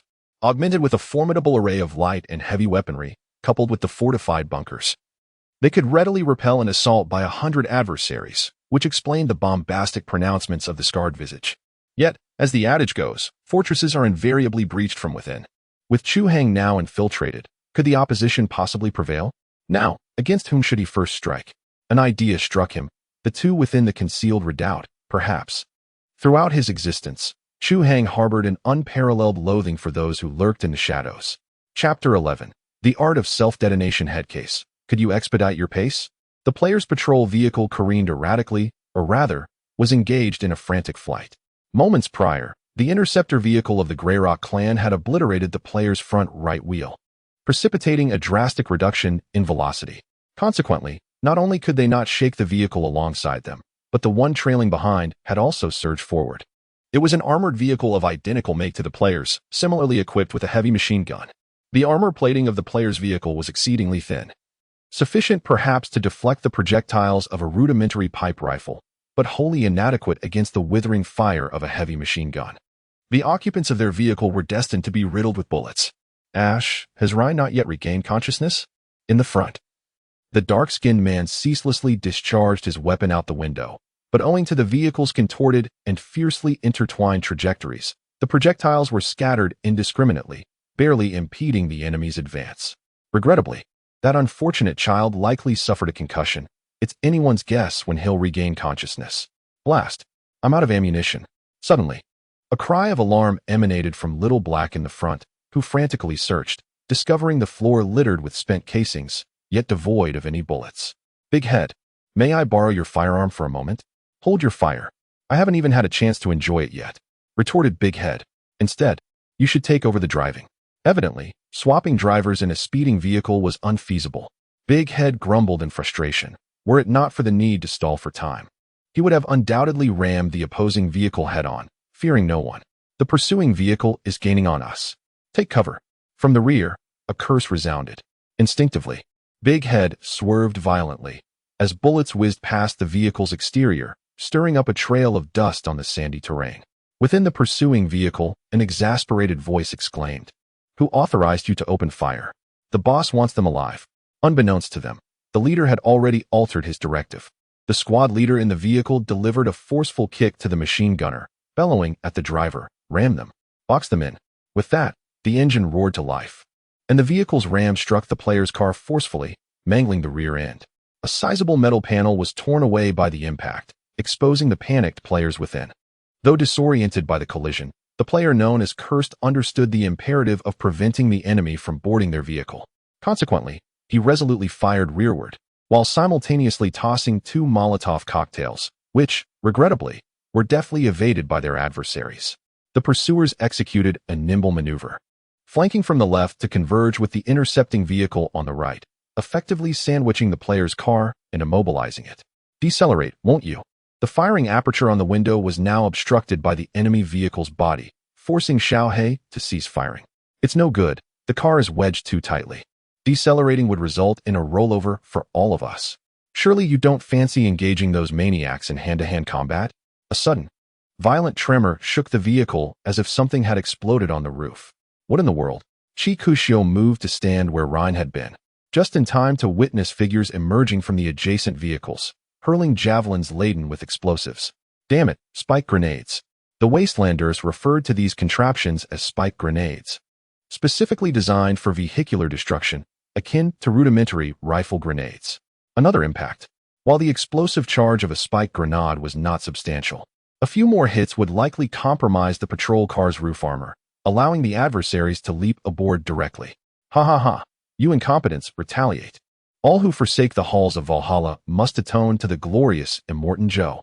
The raiders' laughter echoed from outside, mistaking the players for Mohicans due to their raider attire. They reveled in what they perceived as weakness. In the eyes of these self-serving outlaws, the wasteland offered no camaraderie, only the law of the jungle. The players, momentarily stunned by the spike grenade assault, were seen as feeble, eliciting a chorus of derision. "Damn it, what are those sons of bitches squawking about?" The players exhibited remarkable adaptability. Once they regained their composure, they discerned ghostly wails emanating from outside. Though the words were unintelligible, the tone clearly conveyed ominous intent. "Blast it. Enough chatter, we must devise a plan swiftly, or we shall soon be exposed like an open convertible," exclaimed Chikashio, as he abruptly lifted the hatch overhead and leaned out, unleashing a furious barrage towards the enemy's spear throwers. The cacophony of gunfire erupted. Bang, bang, bang. In the aftermath, adversaries fell in response to the onslaught. Although the players wielded subpar firearms, their proximity to the enemy, coupled with the enhancements provided by Chu Hang, ensured that even a blind cat could catch a rat. The enemy, taken aback by the players' audacity to retaliate, soon found themselves on the receiving end of unrelenting fire. This moment starkly illustrated the disparity between quality and inferior weapons. Chi Kishio faced two opponents, engaging in a protracted exchange of fire. While neither side managed to strike a decisive blow, the player's ammunition proved to be more formidable, thanks to the rifling of their barrels, allowing a single hit to incapacitate an opponent. Cursed trash. Bah! He spat, noticing several bloodstains upon himself, indicative of having been shot. Yet, under the game's suppression of extreme pain, he remained spirited, boasting to his companions, "Ha! How impressive am I? Chigo, hold your laughter. It seems you've riled up that pack of lunatics." Before he could finish, a crescendo of fervent shouts erupted from outside, the essence of which was, "Rise. Mosov, Valhalla calls upon you. Mosov, for the sake of old Joe." To his astonishment, Chi Kishio watched as the very adversary he had previously wounded rose again, blood pouring from his chest, a sight far more grievous than his own. Is this still a normal person? Witness my sacrifice. Immediately, the surrounding marauders erupted in excitement, fervently shouting, "Witness! We bear witness for you." This band of desperate souls was evidently brainwashed, zealously pursuing entry into the so-called Hall of Heroes, recklessly fearless like religious fanatics. All for the sake of the hall. The individual screamed, then leaped towards the player's vehicle. Boom! A more intense explosion rumbled from above, accompanied by a cacophony and shrapnel. The players suddenly noticed a bright light overhead. The entire roof of the vehicle was blown off, leaving those inside utterly unprotected. Witness! Witness! Kill! Kill! Kill! Outside, a wave of cheers rose higher and higher. Although the players could not comprehend the words, it was clear that the enemy's morale was fervently high, in stark contrast to their own. Danger! Are we doomed? Just then, Ryan, who had been lying motionless in the vehicle, slowly rose. He shook his groggy head and opened his blood-soaked eyes. Damn, I'm finally back online. The previous disconnection had left him seething with frustration, and upon returning, he found his comrades in dire straits, compounded by the relentless jeers of the enemies outside, causing his blood pressure to soar. Damn it, just a few NPCs so arrogant. Ryan was now filled with a desire for destruction. He scanned the surroundings and immediately spotted the grenades in the vehicle, without hesitation. He seized two and swiftly climbed onto the damaged roof. Self-detonation, is it? I fear not your insignificant NPCs. Cavalry squad, advance. Charge. Ryan leapt forward, his entire being instantly engulfed by flames. Chapter 12. Was it merely a car theft that warranted such artillery? Useless. All of you are worthless. How could 3 against 1 be countered so effortlessly? Atop the command bunker, the scarred face of the commander furiously shattered his telescope against the ground, seizing the nearby gunner and shaking him vehemently. What are you waiting for? Fire the cannon. Overturn them. The gunner cursed under his breath, but obediently approached the ancient 90mm anti-aircraft gun. With a series of creaks and groans, the barrel was calibrated to point towards the last 2 entangled vehicles in the distance. Just moments earlier, Ryan had thrown himself into the fray. Though his leap lacked elegance, he managed to roll beneath the enemy vehicle, successfully flipping the final light pursuit vehicle and liberating his comrades from a precarious sandwich position. Now, only 2 armored patrol vehicles remained. Due to the extensive dismantling of their own vehicle's armor, it had become almost open-topped, yet they were not significantly slower than their adversaries. Amidst the increasingly fierce wind and sand, they barely managed to hold their ground. Suddenly, a thunderous explosion erupted between the 2 vehicles, unleashing a violent shockwave that capsized the player's vehicle. What on earth possesses such power? Hold on tight. The players clung desperately to the doorframe as the cabin rolled violently. The explosion had originated from a 90mm high-explosive shell manufactured in the military factory of the Limestone Clan stronghold, with only 10 of these shells in the entire outpost. Its destructive capacity was far beyond that of a mere fragmentary grenade. This shot was remarkably precise. The projectile landed slightly closer to the players, perfectly toppling them over, while the pursuers' vehicles merely swayed gently. Excellent shot, truly deserving of the title of leader. Indeed, the leader was renowned within our clan as a skilled artilleryman, having once obliterated the bridge of the Crimson Flame clan with a single shot until a bullet struck his knee. His subordinates boasted animatedly, yet were swiftly silenced by the irritated scarred face that barked, "Get back to work.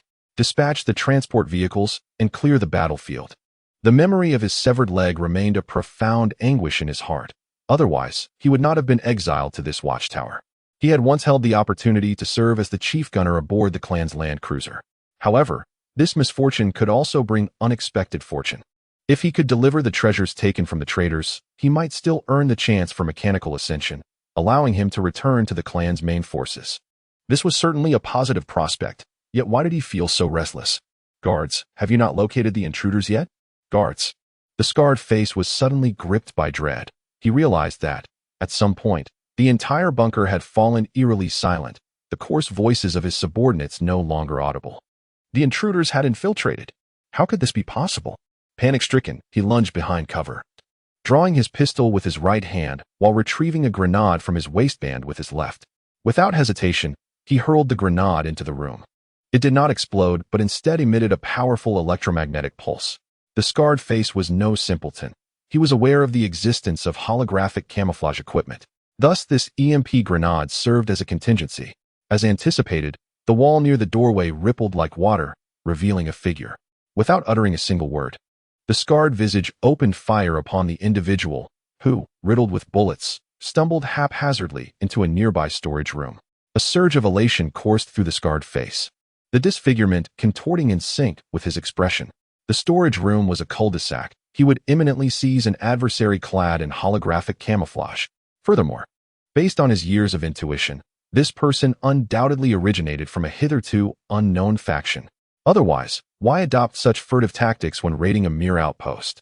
Should he manage to capture the intruder alive and extract first-hand intelligence from their lips, he could even peddle the information to the Federal Vanguard, bartering for their protection.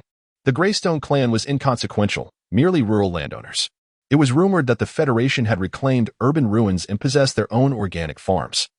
If only he could taste the delectable apples once more. A profound avarice flickered in the scarred face's eyes, his beady orbs fixated on the storage room's entrance. You're cornered inside. Surrender immediately, and I guarantee your survival. I swear upon the honor of the Limestone Clan. A sudden thought struck him. Could he be deceased? The scarred face grew anxious. If the intruder were dead, his prospects of seeking refuge with the Federation would vanish, compelling him to dutifully surrender his spoils to the clan. Just as he was contemplating this, an unfamiliar male voice echoed in his ear, and he felt the cold press of a gun barrel against his head. Don't move. His firearm was swiftly snatched away, and the scarred face turned his head stiffly to behold the figure standing behind him, entirely unscathed. How are you unharmed? I assuredly struck you. The scarred face was utterly incredulous. After Chu Hang stepped back 2 paces, he severed the opponent's hope of seizing the gun in close quarters. With a chuckle, he remarked, EMP grenades. I didn't expect you possessed such fine equipment. Do you have any more? The sudden electromagnetic pulse indeed caused him some trouble. But that was all it amounted to. The swarm of nanobots quickly regained their functionality, even shielding him from several bullets, allowing him to become invisible once more and stealthily approach the scar-faced man from behind. Impossible. This is absolutely inconceivable. Are you human or a ghost? Bang! Chu Hang discharged the scar-faced man's handgun, creating a crater at his feet. You are a captive. Refrain from excessive chatter. He directed the gun towards the nearby artillery. Do you wish to live? If so, assist me in firing another shot. If not, I shall send you on your way this instant. The scar-faced man finally regained some composure. He was no longer as fervent as the raiders below and almost immediately acquiesced. As long as you spare my life, I am willing to serve you. I have long since repaid my debt to the clan. Now I wish to live for myself. Chu Hang nodded in appreciation, disregarding the excuses for betrayal, and gestured towards the distant battlefield. Fire. Destroy your vehicles. Meanwhile, the remaining 3 players crawled out from the twisted wreckage of their vehicle, only to find the enemy's car stationed nearby, with a heavy machine gun aimed at them. All 3 were now gravely injured. Due to Ash's failure to fasten his seatbelt in the back, his clone was rendered incapacitated. However, the game system had suppressed the excessive pain, allowing him to remain lucid as if nothing had transpired. Good heavens, he exclaimed, is it really necessary to use artillery just for stealing a vehicle? That's hardly sporting. To vanquish 2 adversaries in a 1 versus 3 engagement was hardly a loss. Alas, were their adversaries perhaps attempting to capture them alive? Why else would they delay deploying their ordnance? Despite their banter, the group instinctively raised their firearms in unison. After all, facing inevitable demise, these adversaries represented valuable experience and accolades. Exchanging their lives for such gains was an advantageous transaction. At that moment, a signal emanated from their gaming wristbands, relaying the voice of Chu Hang. Seek cover immediately. Prepare for artillery bombardment. What? Artillery bombardment? Where did artillery come from? Before they could ponder further, the sound of projectiles streaking through the heavens echoed. Xiaohai and Data hastily dragged the incapacitated Kikexiu toward the rear of the vehicle. However, before they could advance more than a few paces, the ordnance detonated, the concussive force knocking them off their feet. Goodness gracious, no more, please. I truly cannot advance any further today. Cease your lamentations and retrieve your weapon. When the smoke dissipated, their adversaries had vanished, leaving behind only a burning chassis and several displaced wheels. Heavens above, the group stood dumbfounded. After a moment, comprehension dawned upon them, and they erupted in unrestrained laughter. The captain is indomitable. Chapter 13. The promised prospect is finally coming to fruition. As night descended, within the confines of Outpost 217, domain of the Greystone Clan, Chu Hang luxuriated in solitude by the campfire, contentedly roasting a desert rodent. The howling gale and piercing cries of beasts beyond the outpost's perimeter formed a backdrop to his repose. The skirmish at dusk had concluded 2 hours prior. Despite some unforeseen complications, the engagement had yielded bountiful results, a veritable triumph. The 3 surviving players had all logged off. Before their departure, Chu Hang, employing scans and nanite swarms, had executed several procedures, successfully extracting shrapnel from the players' bodies, who were as inert as corpses, and suturing their wounds to staunch the bleeding.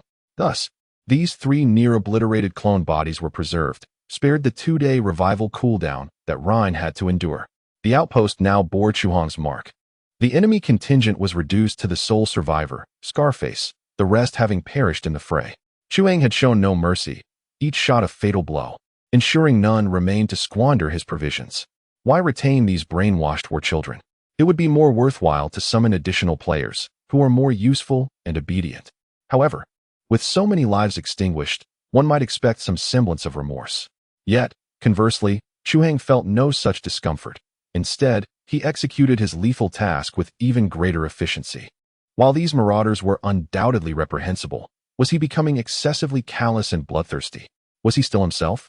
Was it due to the fragmented memories? Or the system? Chu Hang furrowed his brow in consternation. Could he, in time, devolve into a complete butcher, akin to those very marauders? At this thought, Chu Hang offered a sardonic smile. How affected he was being, when mere survival was already a struggle, let alone aspiring to sainthood. Being cold-blooded and selfish is not necessarily a flaw in the wasteland. Rather, it is the gentle and kind-hearted who appear out of place, ultimately bringing harm to themselves and others. In any case, one should only seek to act in accordance with one's conscience. Now let us feast. With his worries set aside, Chu Hang suddenly felt as if he might starve. He eagerly brought the roasted sand rat to his lips, taking a generous bite of the sizzling, juicy hind leg. Ah, delectable. What have I been consuming these past few days? After a few bites, he took a hearty swig from his drink. Yes, now it feels just right. How could one enjoy roasted meat without beer? Although the wasteland beer was as watery as it was peculiar in flavor, who really cares? It's about the experience. Half an hour later, Chu Hang contentedly finished the most sumptuous meal he had enjoyed since his arrival in this world. For instance, he practiced firearms maintenance and drew his weapon. An hour later, he fell into a weary slumber. It had been nearly 4 days since his arrival. Tonight he would rest well, addressing any matters in the morrow. Meanwhile, Rhine Haggett exclaimed, "Brothers, you should have seen how fierce I was. With a single slide tackle, I obliterated an armored vehicle." Neck Twisted Right replied, "Go on, we're listening." King of Junk commented, "How long has this been going on? Has your two-dimensional wife ceased to satisfy you?" Pink Refrigerator sighed, "Alas, another soul driven mad by academic writing." Li Songwang remarked, "What about that dog named Y Senmo? Always promoting, yet you should be sharing your qualifications." Field Rat mused, "Running a game that doesn't even exist must be quite a challenge, right?" Recently, Rhine and his 3 companions have been fervently extolling the virtues of Stardust in the group chat, proclaiming its revolutionary nature and unparalleled excellence, suggesting that those who do not engage with it are destined for a relatively unsuccessful existence. Their influence in the group is quite significant, and under their enthusiastic recommendations, many lurking members have expressed a desire to give it a try. However, despite the lengthy discussions, when it comes to the allocation of slots, Chu Hang faces difficulties. Unfortunately, his humble vessel currently possesses only 4 incubation chambers, the blueprints for which were unlocked only after seizing a stronghold today, through Domination Task 02. Prior to this, he could only weave dreams for his fellow brothers in the group. Until today, Chikashio exclaimed, "Ah, absolutely incredible. I am utterly thrilled with today's battle." The big head remarked, "Next time, I want to be the center of attention." Xiao Hong, the group leader, added, "Brothers, great news. I just heard the NPC mention that they are planning to expand the player base soon. Everyone will have a chance to join." A representative from Future Technology expressed his astonishment. "This is astonishing." Chikashio retorted, "Nonsense. Some individuals self-destruct at the slightest provocation, and in the end, they still rely on us to come in and reap the rewards." The big head chuckled, "But your incapacitated state at the end was truly stylish, Chikashio." A voice chimed in, "I don't quite understand, but it sounds impressive." Reinhardt concluded, "A bunch of rubbish. If it weren't for my efforts to stabilize the situation, you would have been obliterated long ago." Chikashio responded, "You are absolutely correct. However, due to an unforeseen circumstance, you will be unable to connect for 2 days. Comical." Reinhardt, LOL. Shortly thereafter, Xiao Hei meticulously recounted the subsequent plot developments. Upon learning that the finale included a pyrotechnic display, Reinhardt lamented his untimely demise, regretting that he had missed the pivotal scene. After hearing Xiao Hei's account, the group members flooded the screen with 666 and awesome, though it was evident that most were simply adding to the fanfare. Guashan Lidi Cha, really? I'm skeptical. Li Songwang, skeptical as well. I'll believe it if I get a test qualification. Dudda 2. Brothers, the world of Stardust is absolutely genuine. It is highly probable that it has been independently computed by AI. The world will evolve naturally, and we players will become variables in the world's evolution.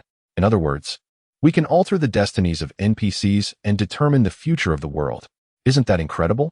Bozi Yuning, what you're saying is all well and good, but I can't play it. Li Songwang. 1. Guashan Lidi Cha.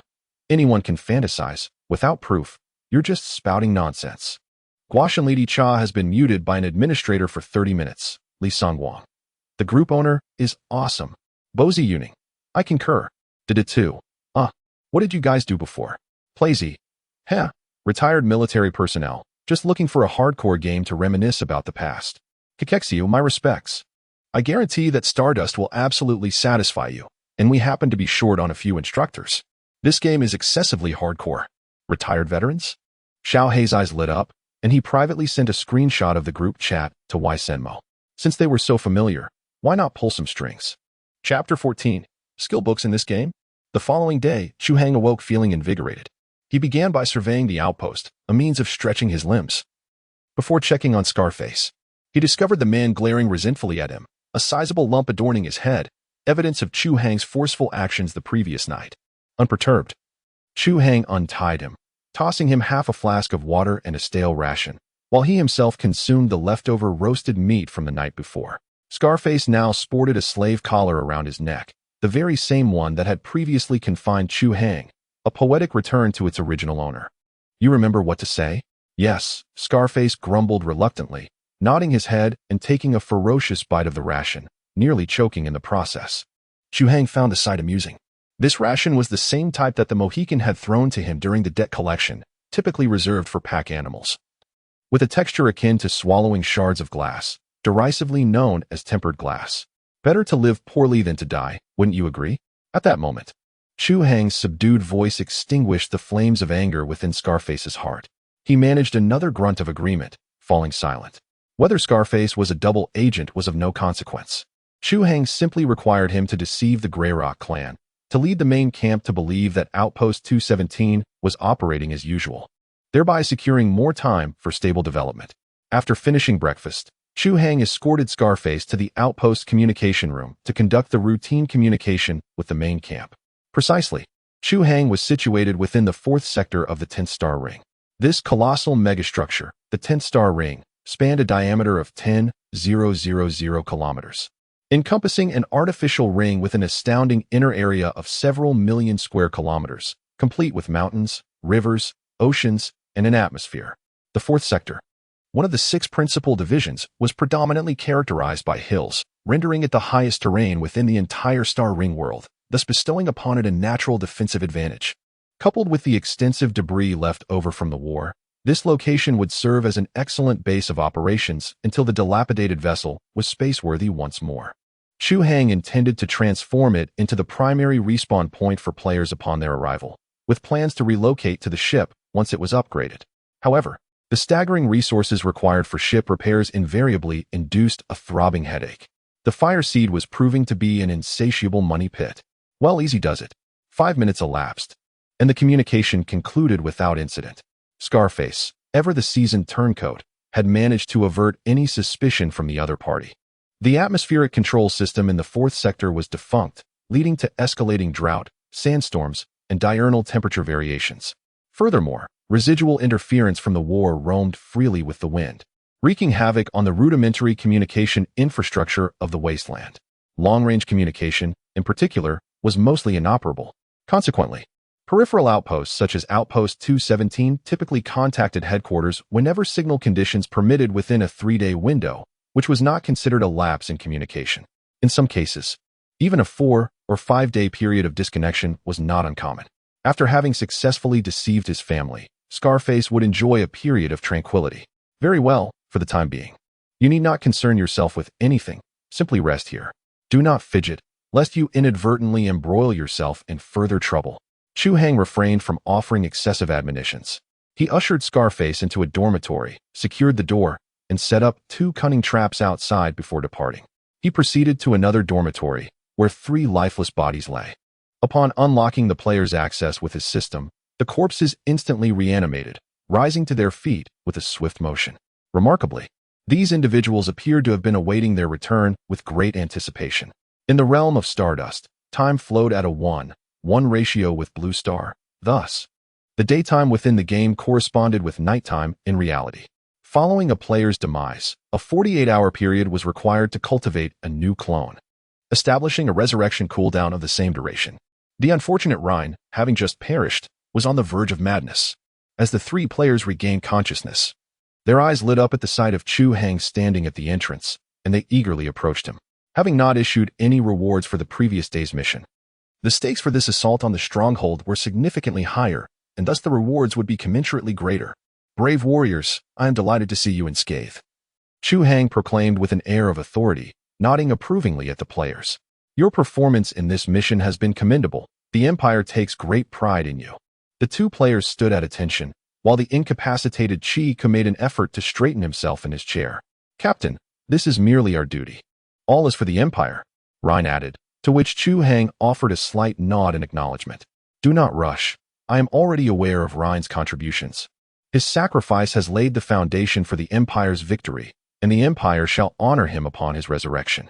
However, Chu Hang's voice suddenly rose, his gaze piercing as it fixed upon the few individuals before him. This does not imply that I advocate for suicidal attacks. You are the Empire's most invaluable assets, possessing the most powerful genetic sequences in the universe. If you rely solely on mutual destruction, when will the Empire ever rise again? You ought to engage in deeper contemplation and rigorous training, overpowering the enemy through intellect and strength, rather than self-annihilation. Do you all comprehend? Yes, we understand. The 3 players obediently accepted the admonition, their minds calming somewhat. Regardless of the validity of Chu Hang's words, the mere thought of the 48-hour resurrection cooldown deterred them from recklessly attempting to perish. Unless the death held significant value, they must exercise caution. For this is indeed a wasteland. Chu Hang adhered to the principle of balancing discipline with reward. After instructing the players and ensuring their spirits remained grounded, he swiftly began to announce the task rewards. Based on the combat records from their wristbands, each player would receive an additional 10 military merit points for each enemy slain.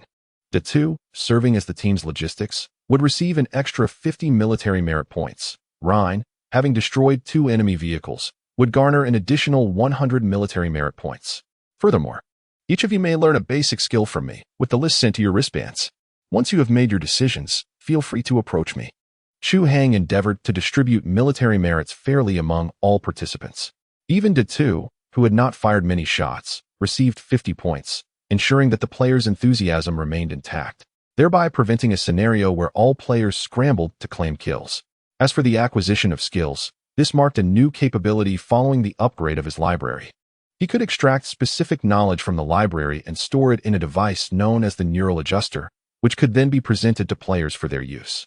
This learning process mirrored the effect experienced by Chu Hang when he accessed the library, essentially allowing for the immediate mastery of the skill.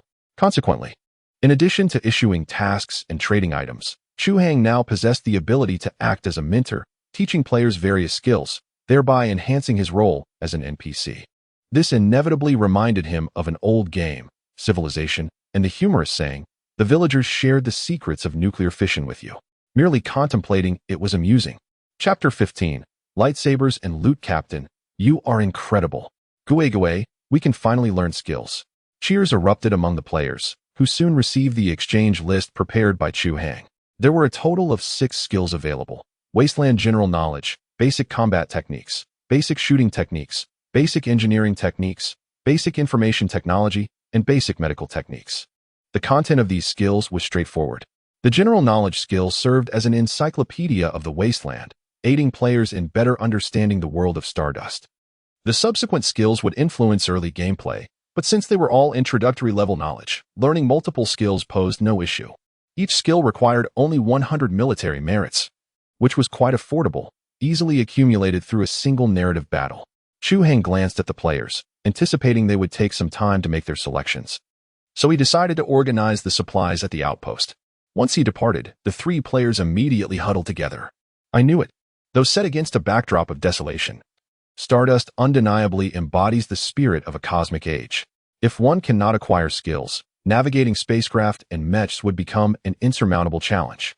Indeed, while scavenging, I was struck by the game's astonishing modeling. At the mention of scavenging, enthusiasm radiated from Big Head. Believe it or not, this game company must possess something extraordinary. Perhaps it is backed by a technological giant. Even more astonishing, the components exhibit the most authentic physical feedback. They are not only interactive, but also interconnected. I narrowly avoided triggering a chain explosion due to a moment's carelessness. This surpasses Kerbal Space Program by leaps and bounds. Had Ryan been present, he would likely have already commenced rocket construction. Big Head's words elicited nods of agreement from the other 2. Chikishio gestured towards a pile of components on the bed, exclaiming in exasperation, "Damn it, what a fool." Xiaohei rolled his eyes, while Big Head chuckled, "Just go learn basic shooting techniques. It should encompass dismantling and maintaining firearms." "But I haven't decided yet," Chikishio replied, a hint of conflict evident in his tone. While firing a weapon is undoubtedly exhilarating, he admitted to preferring close combat. "You all know I took down 2 people before, right? That sensation was far more thrilling than shooting." "What? No way, brother. You can't seriously believe that a knife is faster than 7 steps." Xiaohei and Big Head gazed at him in astonishment, earnestly advising, "We are in an interstellar era. Even firearms are deemed insufficient in firepower. What can a mere knife accomplish? Indeed, it is the age of the stars. How could one not consider the dazzling possibilities before them? In this era of interstellar advancement, why is it not feasible to possess individual combat mechs equipped with shields, capable of stealth, and adept at wielding high-frequency weaponry, maneuvering in and out of enemy lines with ease?" Datu and Xiaohei exchanged glances, realizing the truth in this statement. Chikushio's words had illuminated their thoughts, revealing that their expectations for Stardust had perhaps been overly conservative. "Oh, it appears there are no stipulations in the game that restrict one to a single profession. Could it be that one may pursue any skill set? Thus, they could craft a unique profession tailored to their strengths." Meanwhile, Chu Hang was blissfully counting the spoils of this battle. Foremost among them were the system rewards. The library upgrade had unlocked the 2nd tier of the library for him, containing technologies akin to those of Earth in the late 21st century, slightly ahead of the current state of Blue Star. With the blueprint for the cultivation chamber now available, he could utilize subspace to produce additional chambers and recruit more players, provided he had sufficient resources. Constructing one cultivation chamber required 10 units of basic alloy, 1 unit of advanced alloy, and 2 units of polymer. Should he choose to cultivate player clones, an additional unit of organic matter would be necessary. Presently, Chu Hang's primary source of organic matter was the plethora of enemy corpses. 1 unit had been appropriated by the system to create a new body for Rhine, while the remaining 13 units allowed him to allocate 10 for recruiting new players, reserving 3 for future needs. Additionally, the system reward included a beginner's equipment mystery box, which, upon opening, revealed a lightsaber. Chu Hang eagerly downloaded Introduction to Lightsabers from the library, delighting in the newfound treasure as he reveled in its exquisite craftsmanship. This weapon, A paradoxical fusion of retro aesthetics and futuristic technology is not only visually striking but also remarkably effective in combat. It cleaved through a 10 centimeters alloy door in mere seconds, demonstrating considerable destructive force. While some might question the relevance of swordsmanship in the interstellar age, as the saying goes, a lightsaber's efficacy lies in its synergy with equipment, swordsmanship, and opportune timing. In specific scenarios, it can surpass the potency of firearms, though its primary function often leans towards ostentation. Satisfied, Chu Hang secured the lightsaber to his waist and proceeded to inventory the spoils of war. Overall, the loot was substantial. Had Chu Hang's stealth and silenced air rifle not been so ruthlessly effective, the enemy might have offered resistance, leaving behind a far less bountiful inheritance. The major acquisitions comprised 5 items: a 90mm anti-aircraft gun, a high-powered radio transmitter, an 80 kilowatts diesel generator and motor assembly, a complete wind power generation system with battery array, and an 8x8 heavy-duty off-road truck. Chu Hang meticulously scanned each piece of equipment. The anti-aircraft gun, reminiscent of the World War II-era 88mm flak, was capable of both high-angle and direct fire, though its condition was only fair, with 8 rounds of ammunition remaining. The diesel generator primarily served to operate the drawbridge and extract groundwater, while a wind power system supplied day-to-day electricity. However, both systems were antiquated and required frequent maintenance. It was the heavy-duty truck that truly caught Chu Hang's eye. Boasting 8x8 independent suspension, a 12-liter engine, 600 horsepower, fully armored bulletproof plating, a 5-person cab, and a twin heavy machine gun turret atop the cab, the vehicle was equally suited for cargo transport and troop deployment. Without a doubt, this formidable black beast is intended for the transportation of supplies by the outpost. With its presence, few dare to target the Grey Rock Clan's convoy across the wasteland, vastly enhancing the safety of the supplies, and its worth may very well surpass the collective value of the previous 4 patrol vehicles. Oh, let us utilize it to transport goods to the sunken ship shortly. Chu Hang felt quite satisfied. The other supplies primarily consisted of provisions sufficient for 50 individuals, likely lasting around a month. As for the light weaponry, there were more than 100 in total, of various sizes, though over 90% were outdated pipe models, hardly reliable. The most valuable among them were 5 heavy machine guns. Although their condition was not optimal, their formidable firepower compensated for it, and the ammunition was plentiful, approximately 2,000 to 3,000 rounds. Only 2 firearms could be deemed as high quality: a 10mm revolver and an 8mm semi-automatic rifle equipped with a 4x scope, both meticulously maintained and originally belonging to Scarface. Yet now, they too bear the surname Chu. Chapter 16. Returning in Glory, Captain. We have selected the skills we wish to learn. Upon returning to the dormitory, the trio of players stood attentively, reporting their chosen skills to Chu Hang. Each would learn 2 skills. Observing their selections, Chu Hang nodded with approval. Their decisions were commendable. Rather than clinging to military achievements, they opted to enhance their own capabilities, an approach that undoubtedly aligned with Chu Hang's interests. The stronger the players became, the more tasks he could delegate, allowing him to conserve energy to focus on ship repairs.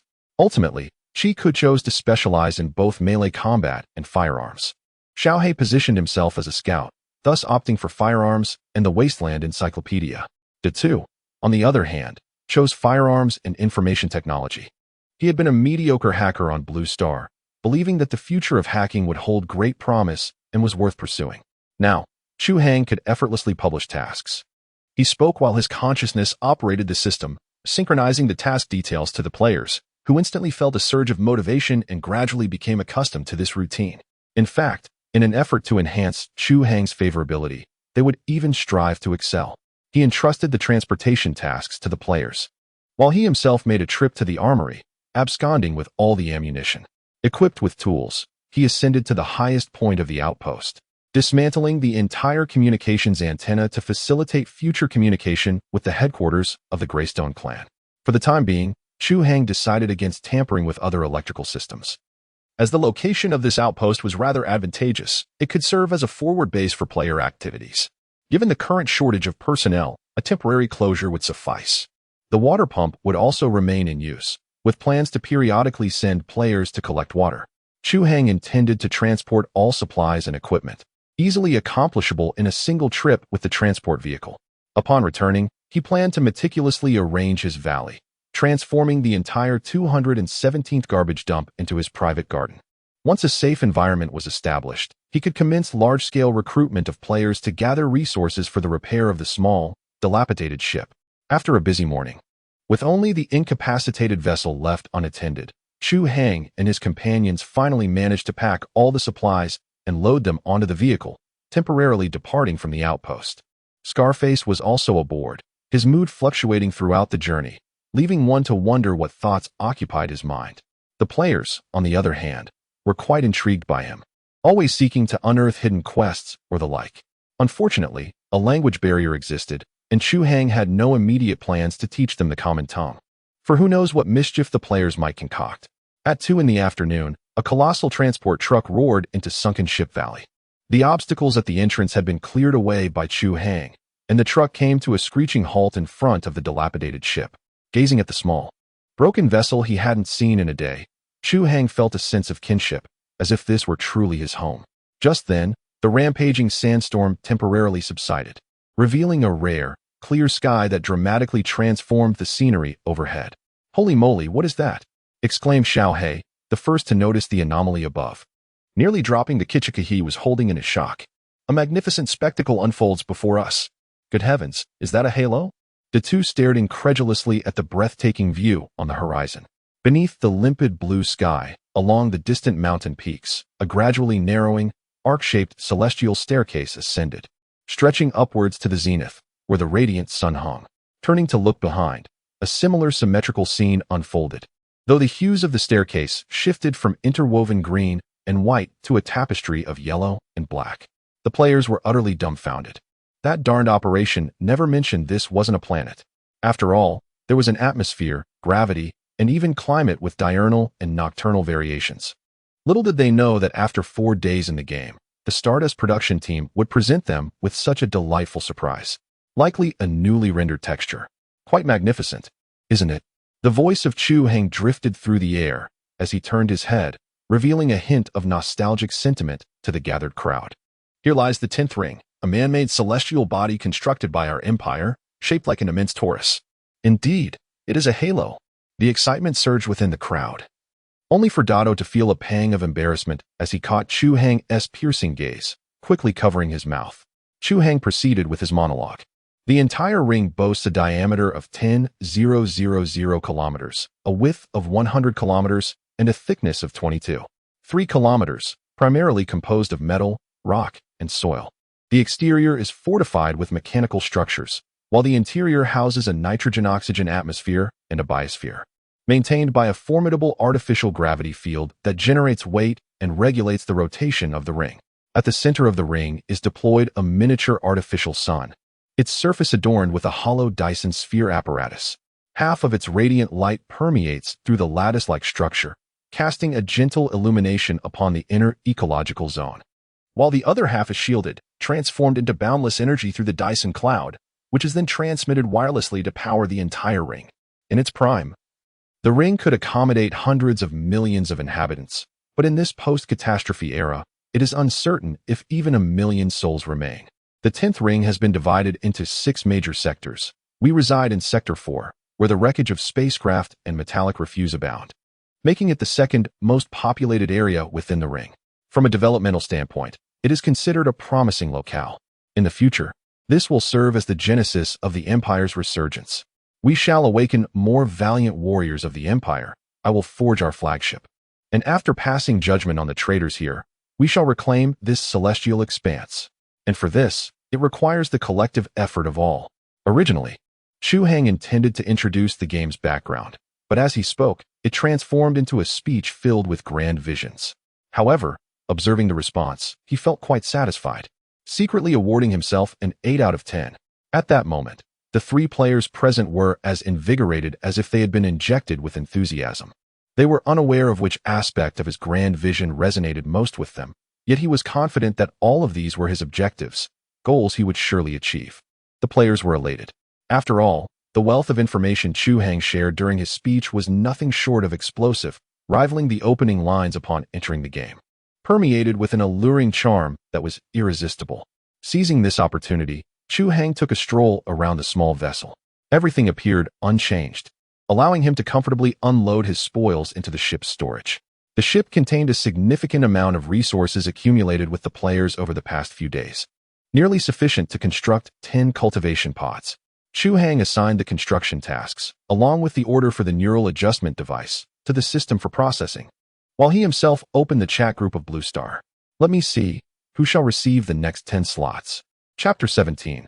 Why play games when we can make a movie instead? In the Lanta Ladies Solo Push Association, Chu Hang was somewhat of a veteran prior to his transmigration. He often lurked in the group, thus having a general impression of its members. Finding a few reliable players was not a daunting task. After several days of interactions, Chu Hang finally settled on the candidates for the second batch of players. There are a total of 10 slots, comprised of the following groups: the trash group consisting of Li Songwang, Shirtsu and Aishu, Halan Sawang, and Kaiju Itiaogo, the combat group formed by Price, Soap, Ghost, and Nikolai, and the logistics group made up of Fafafafafamu and Li Guwa Lo. In the year 2088 on Blue Star, personal privacy has deteriorated to a rather alarming degree. The Chu Hang remote control system can effortlessly retrieve approximate information about these players from the internet, and only upon confirming there are no issues does it grant them the opportunity for closed beta testing. This selection process is far from arbitrary. The members of Li Songwang's group are all seasoned players, particularly adept at scavenging and combat mechanics, ranking just below the likes of Xiao He and his crew. Price's group is composed entirely of retired veterans, although the complexity of their former unit is far beyond what he implies, with a high level of confidentiality. The squad he leads has dwindled to just the 4 of them. Despite their circumstances, these 4 men are bedridden, passing the time through virtual networks. Chu Hang has always held a deep respect for these true soldiers. And since there is now an opportunity to aid them in attaining a new lease on life in another world, the slight risk of being monitored by relevant authorities pales in comparison. Most importantly, the accomplishments of these 4 individuals are genuinely formidable. Even the briefest mention of their achievements brings him delight. It is no exaggeration to say that their capabilities are equivalent to that of 100 troops. As for the last 2, the lumberjack was originally a contractor who fell victim to the encroachment of machine labor and has recently been idling at home. Thus, Chu Hang recruited him for some labor. Li Gu, on the other hand, is a food content creator possessing a culinary certificate, and his family owns a supermarket. His culinary endeavors and videography are merely avocations. Chu Hang reasoned that cooking is cooking, regardless of the venue, and thus, he recruited him, anticipating potential promotional assistance for Stardust in the future. The aforementioned constitutes the player roster for this iteration. Given the necessity of fabricating new incubation pods, this cohort of players will be integrated into the game the day after tomorrow, a day subsequent to Ryan's arrival. Having orchestrated the production schedule, Chu Hang was taken aback by the commotion erupting within the group chat. Upon closer inspection, he discerned that several profligate individuals, having just acquired access, were instigating animosity within the group. Li Songwang. Ha ha ha ha. Brethren, your comrade has secured closed beta access. Neck right twist. Good heavens. Future tech employee. That's incongruous. There was no lottery conducted within the group. By what rationale do you possess access? Melon Patch CH. Thus, the situation is deeply suspect, rife with clandestine dealings and shills. We shall simply observe the spectacle together. Pink refrigerator. Damn it, no? I also desire to curry favor. Why Starfish can. Desire to test one. Chu Hang's private messages were also inundated with requests for preferential treatment or skepticism regarding the authenticity of Stardust. After some deliberation, Chu Hang resolved that, given the current anticipation among the group members, it would be prudent to establish the official website, thereby affording everyone something to anticipate, particularly as he had some spare time. No sooner said than done. The gaming websites on Blue Star are ubiquitous. Chu Hang instructed the system to appropriate several templates, thereby constructing the framework for the Stardust official website. Subsequently, he tasked the system with disseminating information onto the website in his stead. The primary focus would be the world building of Stardust, the fundamental game settings, and a plethora of game screenshots. Chu Hang's eyes served as the system's camera.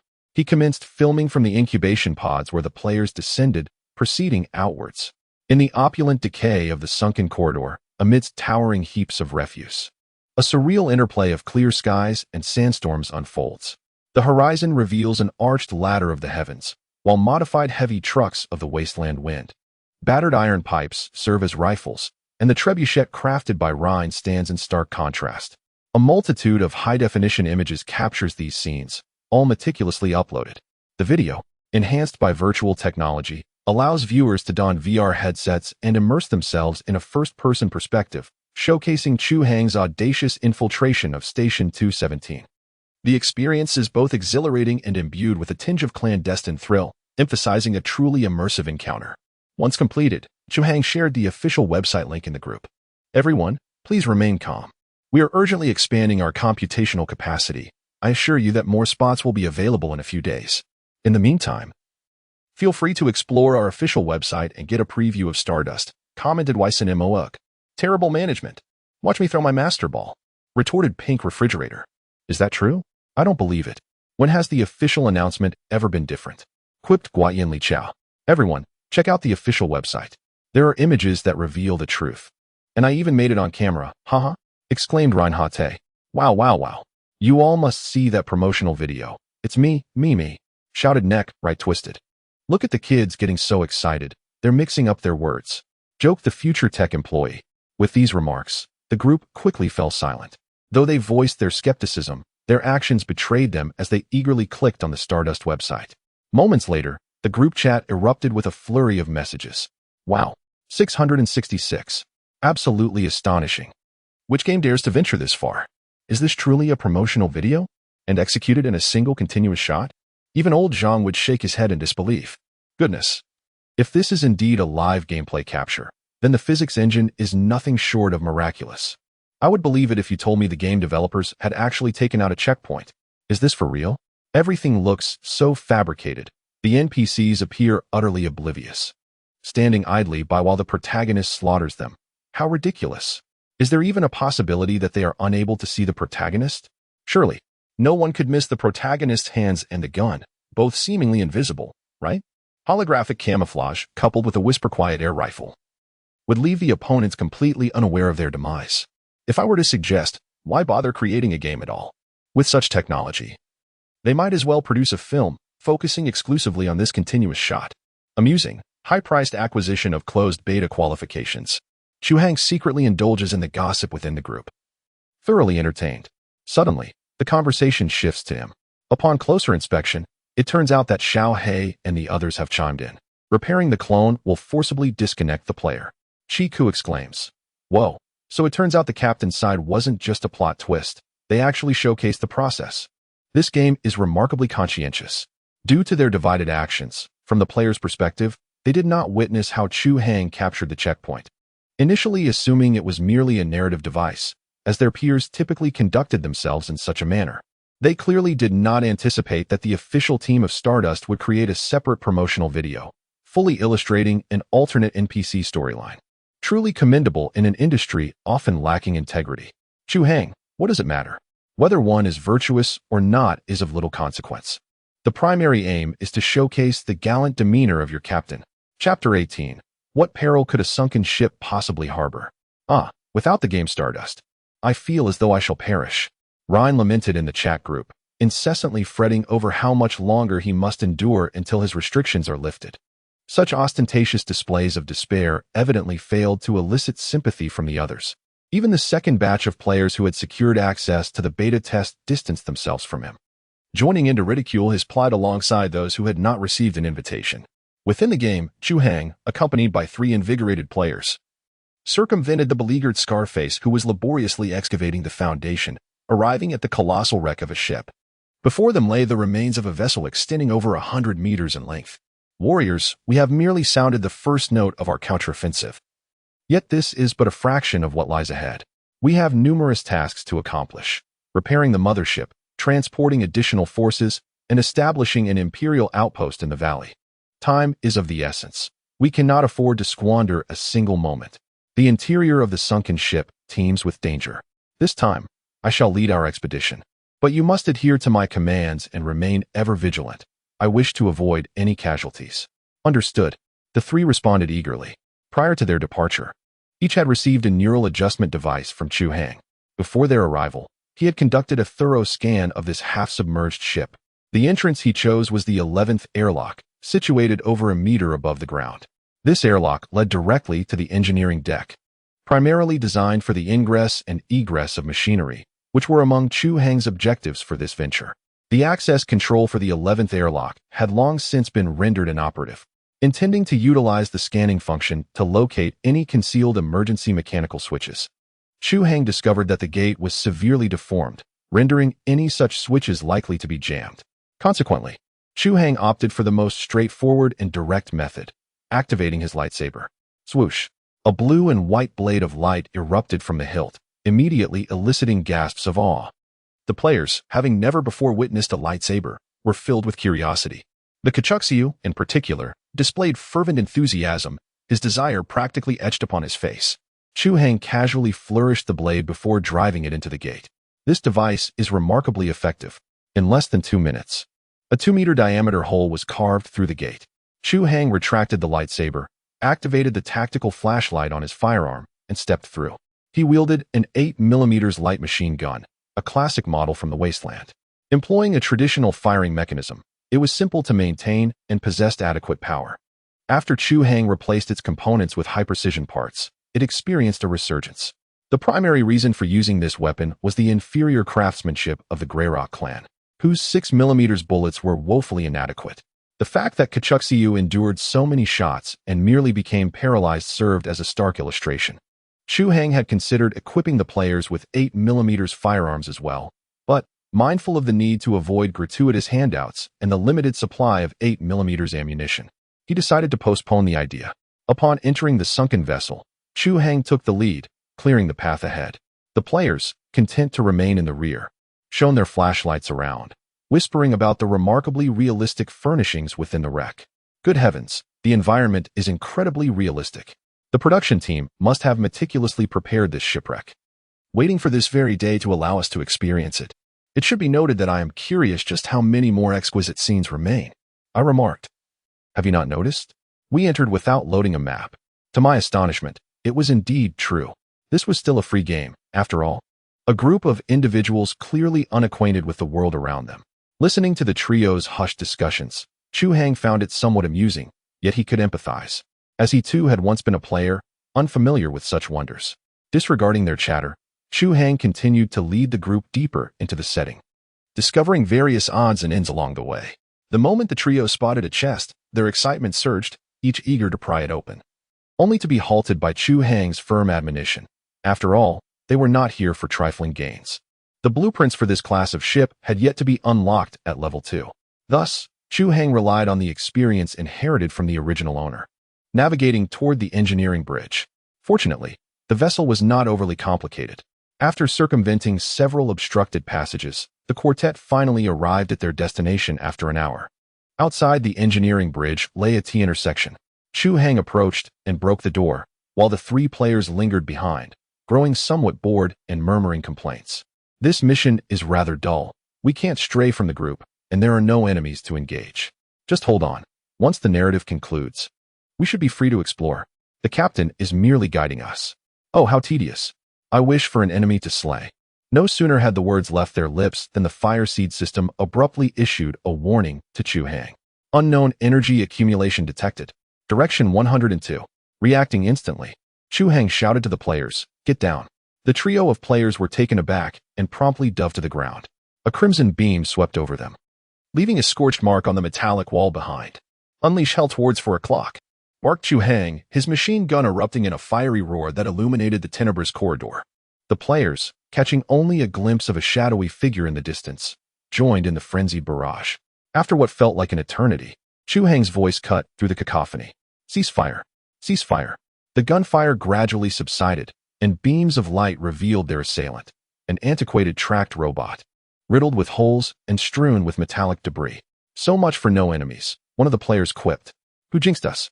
Big Head, taken aback that the derelict ship harbored any life after half a millennium, chuckled sheepishly. "Relax, my aim is impeccable. Anyone who comes is just offering experience points. My marksmanship is superior, you lot still require practice." Chu Hang retorted, casting a sidelong glance at Big Head. "Reload and maintain vigilance." After issuing his commands, Chu Hang examined the robot. Noticing the curious gazes of the others, he began to elaborate. "This is a defender robot, typically employed to safeguard critical facilities or valuable assets. It relies on energy credits as its power source. Even with wireless charging disabled, the energy within the credits is sufficient to keep it dormant for 5 centuries, allowing it to resume its last received directive. Therefore, Chu Hang concluded, peril lurks at every turn. It could be human, mechanical, or even lethal radiation. You must learn from this.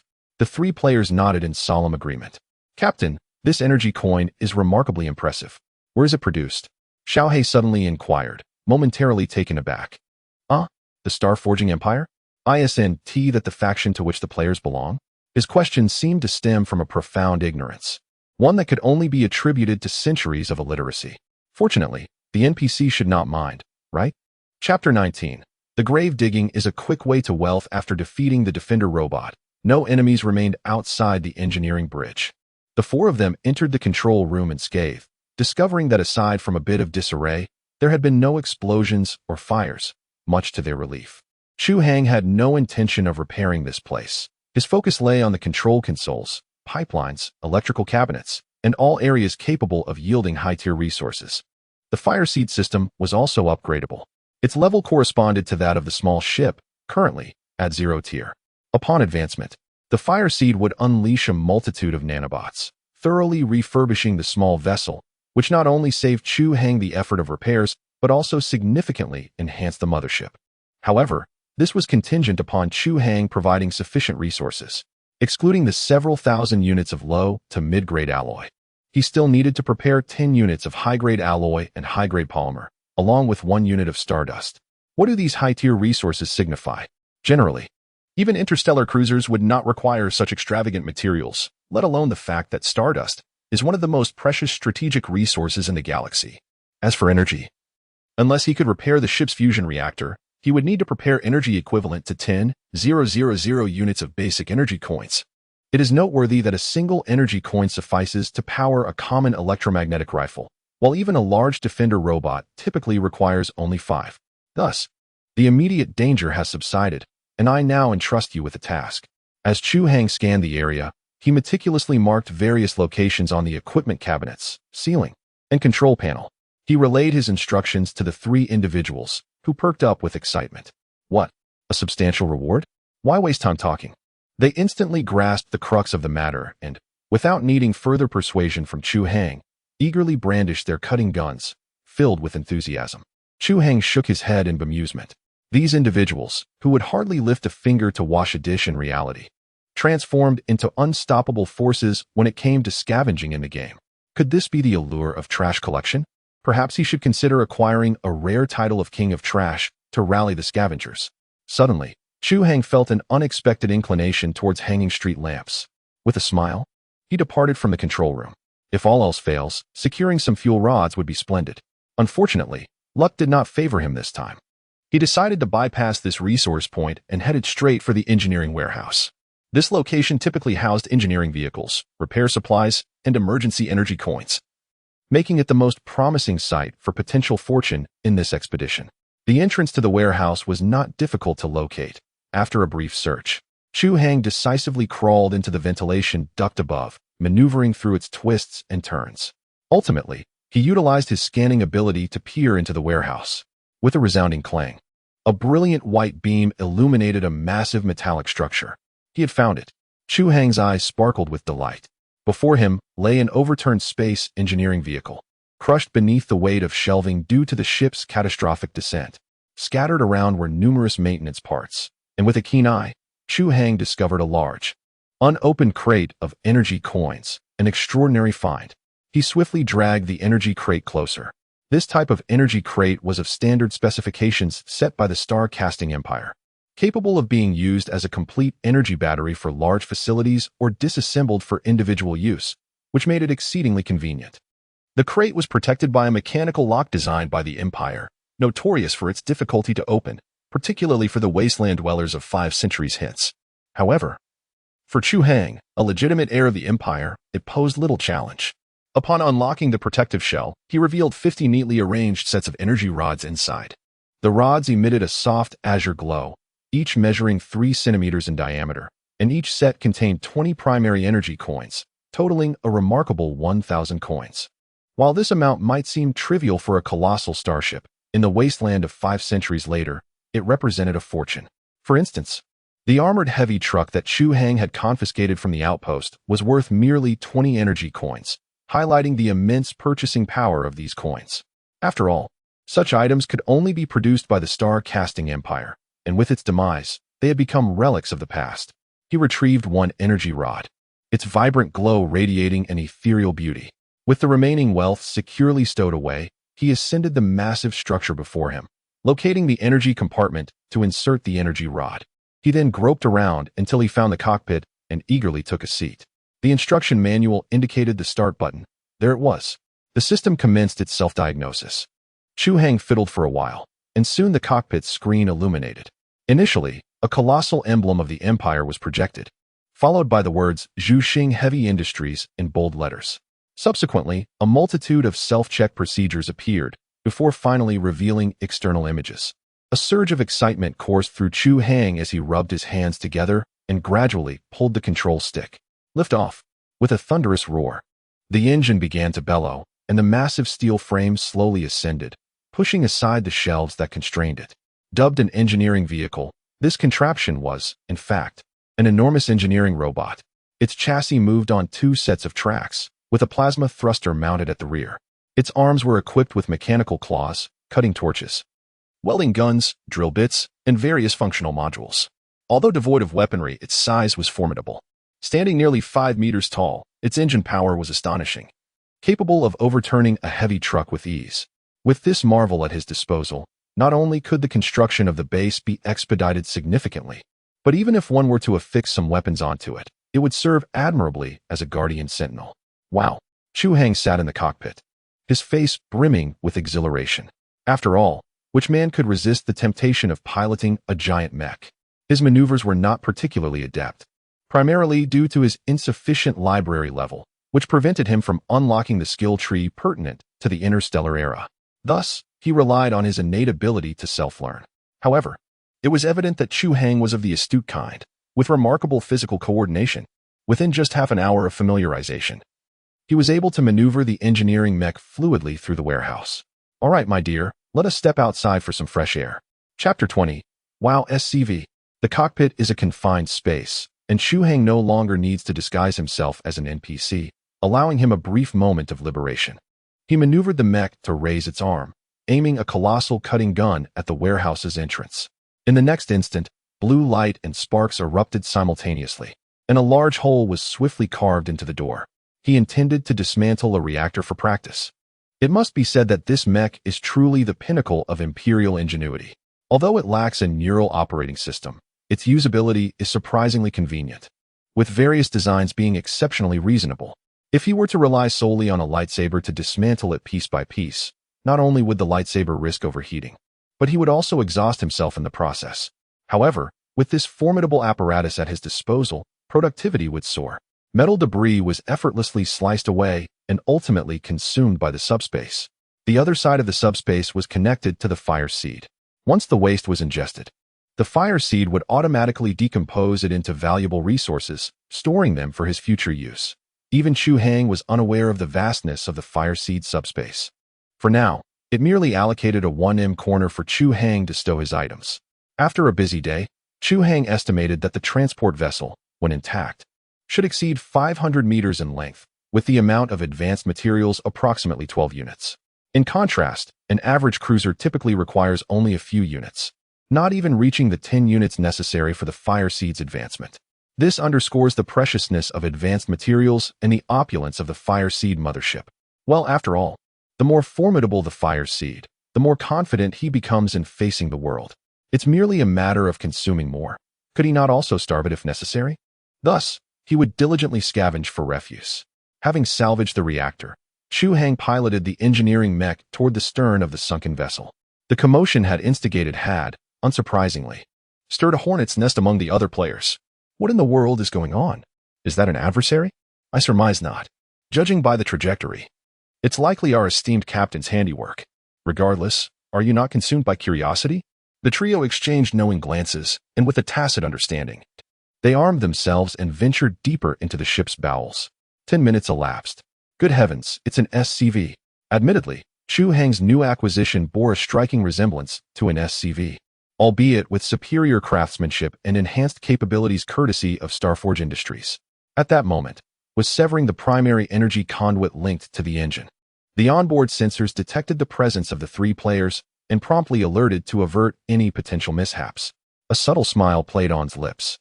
"So, you've arrived," S. aloof voice echoed through the wreckage. The three players, awestruck by the towering mech before them and the formidable pipe in its grasp, were rendered speechless. Their exclamations of astonishment serving to further elevate its imposing presence. "This is an engineering vehicle I discovered. I've tested it, and its efficacy is quite remarkable," S. voice continued. "I won't be able to personally operate it in the future, so I intend to appoint a pilot." No sooner had the words left his mouth than a chorus erupted. Me, Your Excellency. Choose me. Choose you, you ignoramus. Can you even comprehend the instruction manual? TCH, trash? As if you could understand it yourself. Having studied information technology, I am certain that I possess a deeper understanding than you do. Let us set aside our differences. I am adept at operating an excavator, and no one comprehends this better than I do. Observing three players erupt into a heated argument, Chu Hang could not help but reveal a smirk of triumph. Crafting illusions is indeed our forte. Let them bicker for now. After all, he is yet to fully indulge in this experience. And a few days of waiting will not harm them. They must first undergo training before embarking on their tasks, won't they? The days swiftly passed. Ultimately, only Chu Hang remained aboard the ship, meticulously tallying his gains. The results of the day were exceedingly gratifying. His personal haul was substantial. The humble vessel served as the core mothership of the Fire Seed system, measuring a mere 49 meters in length. It comprised 3 decks, the upper deck serving as the living quarters, the middle deck housing the core area, and the lower deck designated for engineering. On the upper deck, at the foremost section, lay the bridge, captain's quarters, and a communal lounge. Along the corridor at the rear, 8 crew cabins were distributed on either side, each capable of accommodating 4 cultivation pods, thereby hosting a total of 32 player crew members. The middle core area housed the Fire Seed system, filled with cabinets that glimmered with an enigmatic luster. However, Chu Hang harbored a suspicion that these cabinets were merely a facade. The true core of the Fire Seed must reside in a more secure subspace. After all, he had not discovered the nanoswarms utilized for upgrading the mothership aboard. Beyond the subspace, he was at a loss as to where else they could be concealed. The lower deck was the source of the small vessel's power, containing the reactor and anti-gravity engines among other equipment.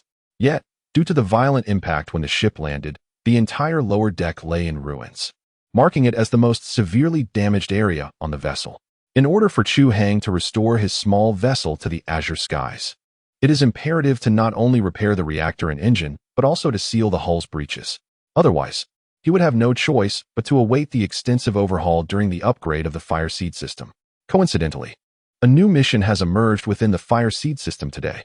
Mothership Mission 01. Charge the Fire Seed core to 20. Reward. Unlock modification protocol. Allowing disassembled ship modules to be loaded onto the mothership, the system's current energy reserves stand at 5. The target of 20 is not overly ambitious. The energy crates collected today could nearly account for 10. If the reactor proves irreparable, Chu Hang could directly utilize energy coins to fulfill the mission. Indeed, one task follows another, prompting him to ponder with a hint of irritation. Who truly holds dominion here? This system incessantly dishes out mission after mission, showing a remarkable lack of consideration. At the very least, it could offer some benefits. Note, SCV, the engineering unit from the game StarCraft, officially referred to as the Space Construction Vehicle, colloquially known as the Farmer. Chapter 21. Rhine's stealthy incursion. Praise be to the sun, it is finally time to go online. Outside the small vessel, Rhine Gott faced the artificial sun, arms outstretched in an embrace, his face radiating the bliss of asceticism lifted. Yet, in the next moment, his expression became vacant, his eyes widening in disbelief. What on earth is that? Amidst the wreckage in the distance, a colossal metal mech whizzed past, its broad treads stirring up billowing clouds of dust. Rhine seized the small black figure beside him, shaking it vigorously. What have I missed? Why, after just 2 days offline, is there now a mech in my home? Rhine scratched his head, feigning nonchalance. It's just an SCV. What's with the country bumpkin act? Rhine then perceived a crucial detail. Hold on, something's not right. Such a momentous occasion, and none of you were bragging about it in the group chat last night. Oh, Didn't mention it? Must have slipped our minds. The trio chuckled evasively, promptly making their escape. After all, there was only one SCV. Since Ryan hadn't been present the previous day, he wouldn't have received the pilot selection assignment. Informing him would only lead to him pestering the captain, creating unwanted competition. Observing their unusual behavior, Ryan sensed that something was amiss. He knew these fellows all too well. They were likely trying to indulge in something without him. Their consciences woefully deficient. In that case, don't blame me for sneaking behind your lines. A mischievous grin spread across Ryan's face as he strode off in search of Chu Hang. At that moment, Chu Hang was disassembling an enormous armor plate, intending to haul it to the valley entrance and construct a fortified alloy stronghold.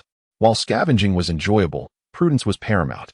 Although Scarface had temporarily deceived the Limestone Clan, there was no telling when they might have a change of heart and decide to pay a visit.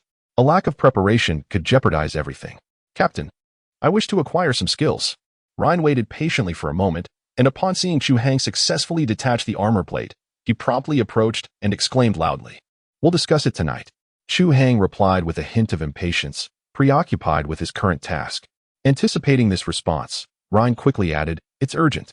Captain, you are undoubtedly preoccupied with numerous affairs, making it improbable for you to engage in such menial tasks continuously. I propose that we designate an individual at our outpost specifically for the operation of the SCV." Chu Hang remained noncommittal, acknowledging the obviousness of the statement. "Captain, coincidentally, I have yet to acquire the necessary skills, and I ponder whether this opportunity could serve as a means for me to learn the operation of this imperial apparatus, thereby alleviating your burdens." Chu Hang raised an eyebrow, realizing the young man had been waiting for this moment. The game's task system, it seems, had indeed been grasped by him. After some contemplation, he spoke. "As you rightly pointed out, this mech is a national treasure, and I cannot entrust it to an unworthy individual to avoid potential losses. However, Ryan, you are a valiant warrior of the Empire. I witnessed your bravery in our last battle, and I am willing to grant you this opportunity." Joy flooded Ryan's face. Success. The hidden narrative had finally unfolded. His previous efforts to enhance this NPC's favor were not in vain. Indeed, it appeared that persistence bore fruit. Chu Hang found amusement in this, maintaining his authoritative demeanor. However, the standard skills alone are insufficient for piloting this colossal machine. You must acquire the skill of basic mech operation before I can entrust it to you. Given your commendable performance, I can temporarily unlock this skill for you, requiring a payment of 250 merit points for its acquisition. Do you accept? Without hesitation, Ryan replied, "I accept. Who would refuse such an opportunity?" This was a hidden skill, far surpassing the common abilities of those three rivals. Chu Hang nodded slightly. "Very well, Captain. I shall get to work." Ryan retreated with deference, his gait suggesting an almost spring-like buoyancy. "Humph, humph, humph. Three callow scoundrels, attempting to deceive me." He was acutely aware that Little Black and the others had each mastered 2 skills, leaving them with negligible funds. In all likelihood, he had initially intended to join them in acquiring basic marksmanship and basic engineering technology. However, since these 3 curs were resorting to underhanded tactics, he felt no compunction in abandoning any semblance of fair play. The mission's skill exchange reward, valued at 100 merit points, combined with Ryan's personal savings of 150 merit points, would be just sufficient. Perhaps the NPC's AI was deliberately calibrated to this precise threshold. Although delaying his promotion to sergeant was somewhat regrettable, securing this mech was of paramount importance to him. His expertise lay in military engineering, and mechs held an allure for him that surpassed even the most captivating of women by a factor of 10. His comrades, Big Head and the others, often jested that he was mechanophilic. Let them jest. Can a woman demolish a concrete wall? Can a woman lift tons of homogeneous steel plating? Can a woman withstand a fin-stabilized discarding sabot projectile? No. They are only capable of whimpering. Thus, mechs are undeniably superior. Behold these robust contours, these powerful arms, the mellifluous hum of the servo motors, and the captivating aroma of machine oil. Ah, praise be to the machine god. Disregarding Ryan, Chu Hang continued with his endeavors. The number 217 Shipwreck Graveyard was replete with metallic wreckage, ensuring an ample supply of materials for constructing the stronghold. The only deficiency was the productive capacity to relocate and install them. Now, with the advent of this engineering mech, the construction of the stronghold would be greatly facilitated. Chu Hang busied himself for an entire morning, meticulously arranging 12 hefty homogeneous alloy plates in the clearing within the valley, thus indulging his passion for mechas to the fullest. These armor plates had been salvaged from a sunken destroyer, capable of withstanding any traditional artillery of medium caliber. For instance, the 90mm anti-aircraft gun he had previously captured would likely only create a dent if fired with armor-piercing rounds. Afterward, Chu Hang distributed provisions to everyone, ensuring they had something to eat. Food was a vital resource in the wasteland and needed to be entrusted to reliable hands. He still had to manage it personally for the time being, but once the new batch of players logged in tomorrow, he could delegate this task to the newly arrived cook, which would alleviate his workload considerably. Upon finishing his meal, Ryan stealthily approached Chu Hang, instantly raising the other three's vigilance. However, it was evidently too late. Chu Hang handed a neural adjustment device to Ryan, who immediately exhaled in relief, his demeanor transforming into one of bravado as he waved the device triumphantly at Xiaohong and the others.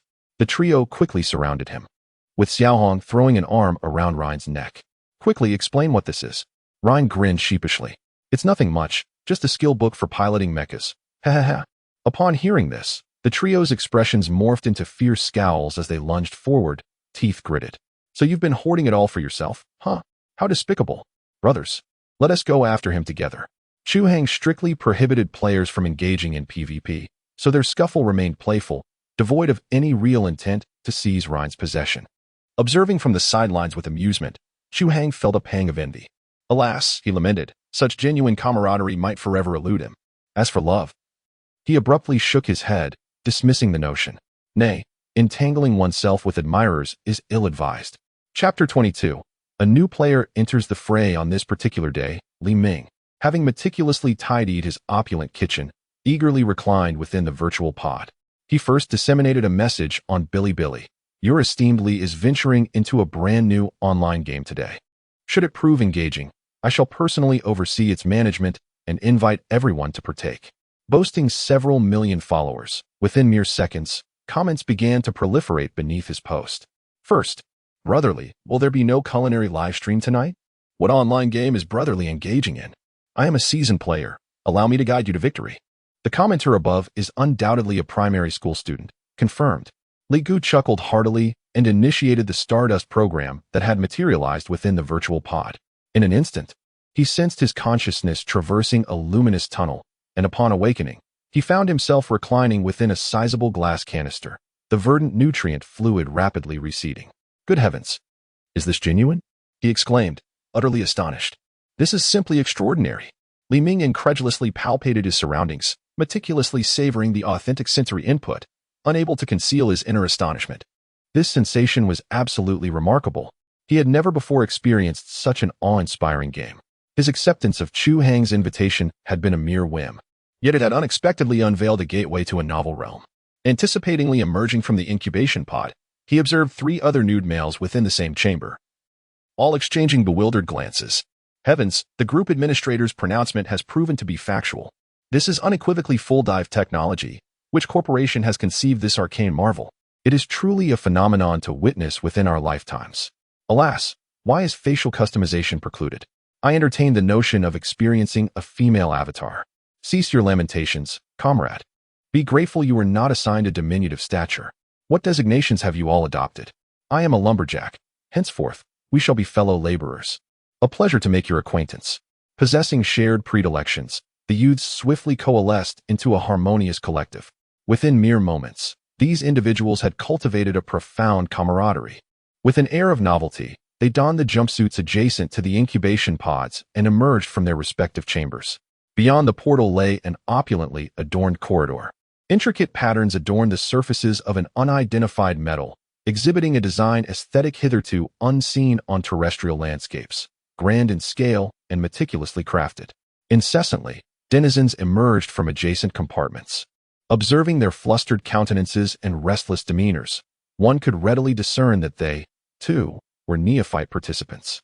At that juncture, the cadence of boots upon the ground emanated from the corridor's terminus, prompting the assembly to direct their gazes in that direction. Heavens, this non-player character is exceedingly handsome. The approaching figure was a human military officer of imposing stature, accompanied by 4 individuals who, by their appearance, were undoubtedly players. presumably the cohort of Chu Hang. The officer at the vanguard was clad in a pristine white uniform, adorned with military insignia and 3 golden hexagrams upon his chest, presumably indicative of his rank or tenure. The crisply tailored collar and cuffs were embellished with extraterrestrial motifs, surpassing even the corridor's ornamentation in complexity and refinement. Behind him flowed a pristine white cloak, its interior a deep azure adorned with twinkling stars. On the unseen side of the cloak, a grand golden emblem was emblazoned at its center, radiating brilliance. The entire ensemble exuded an unparalleled elegance, elevating the wearer's stature to extraordinary heights. Coupled with his handsome visage, composed demeanor, and piercing gaze, an air of formidable authority enveloped him, silencing the new players around him. My goodness, is this truly our captain? He is simply stunning. The attire, the presence. I dare say the design team possesses remarkable talent. If I were a woman, I would be tempted to scream. Am I the only one captivated by this outfit? I long to possess a similar ensemble. Should I acquire a membership or draw a card? Perhaps we ought to remain silent. The pressure seems to be mounting. The voices of the players dwindled significantly. Chu Hang nodded slightly, increasingly pleased with his appearance and aura. This attire was a simulation crafted through nanotechnology. Modeled after the ceremonial uniform of the Star Empire's fleet captain, a paragon among imperial military garb. The 3 golden stars adorning his chest signified his rank of colonel within the empire. Coupled with the palpable killing intent from having vanquished dozens, it was effortless to command the attention of these inexperienced players. Even those like Chu Hang, who were quite familiar with him, were taken aback by his remarkable appearance, their speech becoming noticeably more reserved. At ease. Soldiers, welcome to the 10th star ring. I am your captain, Colonel Chu Hang. After establishing his authority, Chu Hang commenced the recitation of his prepared opening remarks, the same ones he had composed previously. The players before him were all carefully selected individuals, ensuring that there were no awkward moments reminiscent of prolonged animations where characters failed to exhibit human qualities. Each of them attentively absorbed his explanations, missing not a single line of the narrative. Subsequently, Chu Hang improvised a few remarks, conveying the essence that military achievements are invaluable. They not only facilitate skill acquisition, but also unlock further benefits. For instance, the dashing uniform he currently donned could be unlocked once a player's rank reached second lieutenant, albeit in a more simplistic design. Upon attaining the rank of major, one could acquire a similar military attire, though devoid of the magnificent starry cloak. The starry cloak was exclusive to the captain, and should one desire it fervently, they would need to command a warship on Chu Hang's behalf. Unsurprisingly, as he painted this enticing picture, the players, including the seasoned veterans behind him, became visibly exhilarated, despite the highest rank among them being merely sergeant. What was wrong with a bit of ostentation, especially within the realm of online gaming, where donning flamboyant attire and parading before female players was precisely the thrill sought after, relishing the adoration of admirers. Furthermore, due to a system upgrade, players could now view their personal attributes directly from their wristbands. Chu Hang smiled faintly, ready to unveil his second major revelation. The crowd erupted in excitement. Wow, the game panel. This is intriguing. It appeared that this was the method of realization, indeed. Quite fascinating. The newcomers fiddled with their wristbands, initially expecting a direct projection onto their retinas, yet found this tactile realism quite appealing. Enough chatter, let us check the attributes. Chu Hang observed the scene before him with a smile. The player wristbands functioned as terminals under the remote control of the system, aiding players while also gathering data and documenting the enhancement of their genetic sequences. As the player's sample size grew, the Tinder system finally simulated the algorithm, quantifying the player's physical qualities into numerical values. There were 3 categories of player attributes: base attributes, strength, constitution, and agility, corresponding to the potency of muscle tissue, vitality, and reflexes, respectively. Advanced attributes, spirit and perception, reflecting the degree of brain development and insight.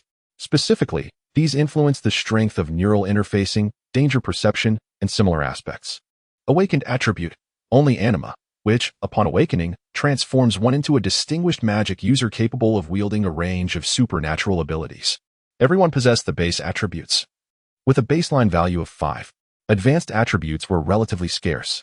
Ordinary individuals typically had a spirit and perception of 0, with only specialized training capable of increasing these by 1 or 2 points. As for the awakened attribute, it was the most elusive, only attainable upon awakening anima. Consider, for instance, the star-forging civilization of historical renown. Every member was inherently an anime user, a trait well inherited by Chu Hang, though his talent had yet to be activated. According to the system, when the Tinder advanced to level 1, he, as the Tinder's bonded individual, would also experience an elevation in his life stratum. Chapter 23. Are these attributes definitely not hacked? Bro, what are your attributes? 555. And yours? I too have experienced this. I recently inquired with several individuals, and it appears that the initial values of the clones are indeed consistent. Within the corridor, players engaged in animated discussions. Chu Hang stood quietly to the side, allowing the time to process the information. I did say, how could a game possibly lack upgrades and attributes? From what the captain indicated, we are all reserves of the Star-Forging Empire, with our original bodies in a place known as the Seed Vault, while our consciousness has arrived at the front lines, utilizing clones for combat. Such an intriguing premise. Indeed, our genetic sequences are subject to enhancement, and upon upgrading, our attributes will also improve. However, it remains uncertain whether we can allocate points ourselves. Aren't you curious about the attributes of those for veteran players? The new players instantly turned their attention to the 4 individuals who were whispering amongst themselves, surrounding them in a flurry. What levels have the veterans attained? May I inquire if one can allocate points after leveling up? Could you kindly share your attribute panel? Brothers, are there any efficient methods for leveling up quickly? The enthusiasm of the newcomers brought great delight to the seasoned players. If gaming weren't about showcasing prowess, the enjoyment would indeed diminish significantly. They exchanged glances, feeling there was no harm in sharing. Xiao He cleared his throat and spoke. The 4 of us arrived a few days earlier than you all, and our genetic sequences have now reached level 1. In terms of attributes, my strength, agility, and stamina are 7, 5, and 5 respectively, categorizing me as a strength-oriented player. These attribute points were not allocated by me, but rather represent the autonomous evolution of our genetic sequences, effectively showcasing the innate talents of this body. The leader added, mine is 557, an agility-based build. Ryan's is 575, a constitution-based build. As for that rascal, you can ask him yourselves. It just irritates me to talk about it. The leader glared at the rascal, who winked back and cheerfully announced, mine is 666. If I had to categorize it, I'd say it's a balanced build. The crowd erupted in excitement. Incredible. Such a significant increase after just 1 level. Indeed, 2 points per level, but that guy gained 3. This talent is unparalleled. The rascal waved his hands dismissively. It's nothing special. I just awakened a talent called Equilibrium Force. Each level up synchronizes the growth of all 3 dimensions. But the trade-off is a substantial decrease in leveling speed. I'm sure I'll be surpassed later on, which is quite bothersome. Listen to this guy. Is he even human? The trio gnashed their teeth, enraged. We all started together, so why does this guy gain 3 points per level and then humble brag about it? If you don't want the talent, you can give it to me. Experiencing heightened senses. A crew member overheard the discussions from outside the crowd and glanced at his own attribute panel, revealing an odd expression. Gene sequence, Fire Seed Captain, level increases with crew level. Level, LV, 1 base attributes, Strength 11, Constitution 11, Agility 11, Advanced attributes, Spirit 11, Perception 11. The stark contrast. If an increase of 3 points per level were considered exceptional, how would one describe an augmentation of 5 points per level, effectively bestowing a 2 attribute advantage from the outset? Is it akin to a latent potential now unleashed? The attribute panel, a recent system unlock, serves to enhance the game's functionality. Accompanying this is Recruitment Task 02, which mandates the enlistment of 30 players, currently at 1430, and offers a lottery ticket and a scanning protocol upgrade as a reward. Previously, the protagonist was taken aback upon observing his attributes. He had always attributed his prowess to the nanite armor, yet his genetic makeup had evidently surpassed that of ordinary individuals. The equipment panel has also been upgraded. He can now view the attributes of the nanite armor.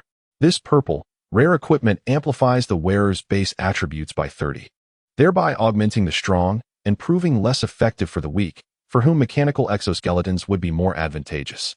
His lightsaber, a blue, fine-quality weapon, is considered an entry-level model. It can penetrate up to 100 millimeters of standard alloy plate and is powered by 5 energy coins and 1 starcasting crystal.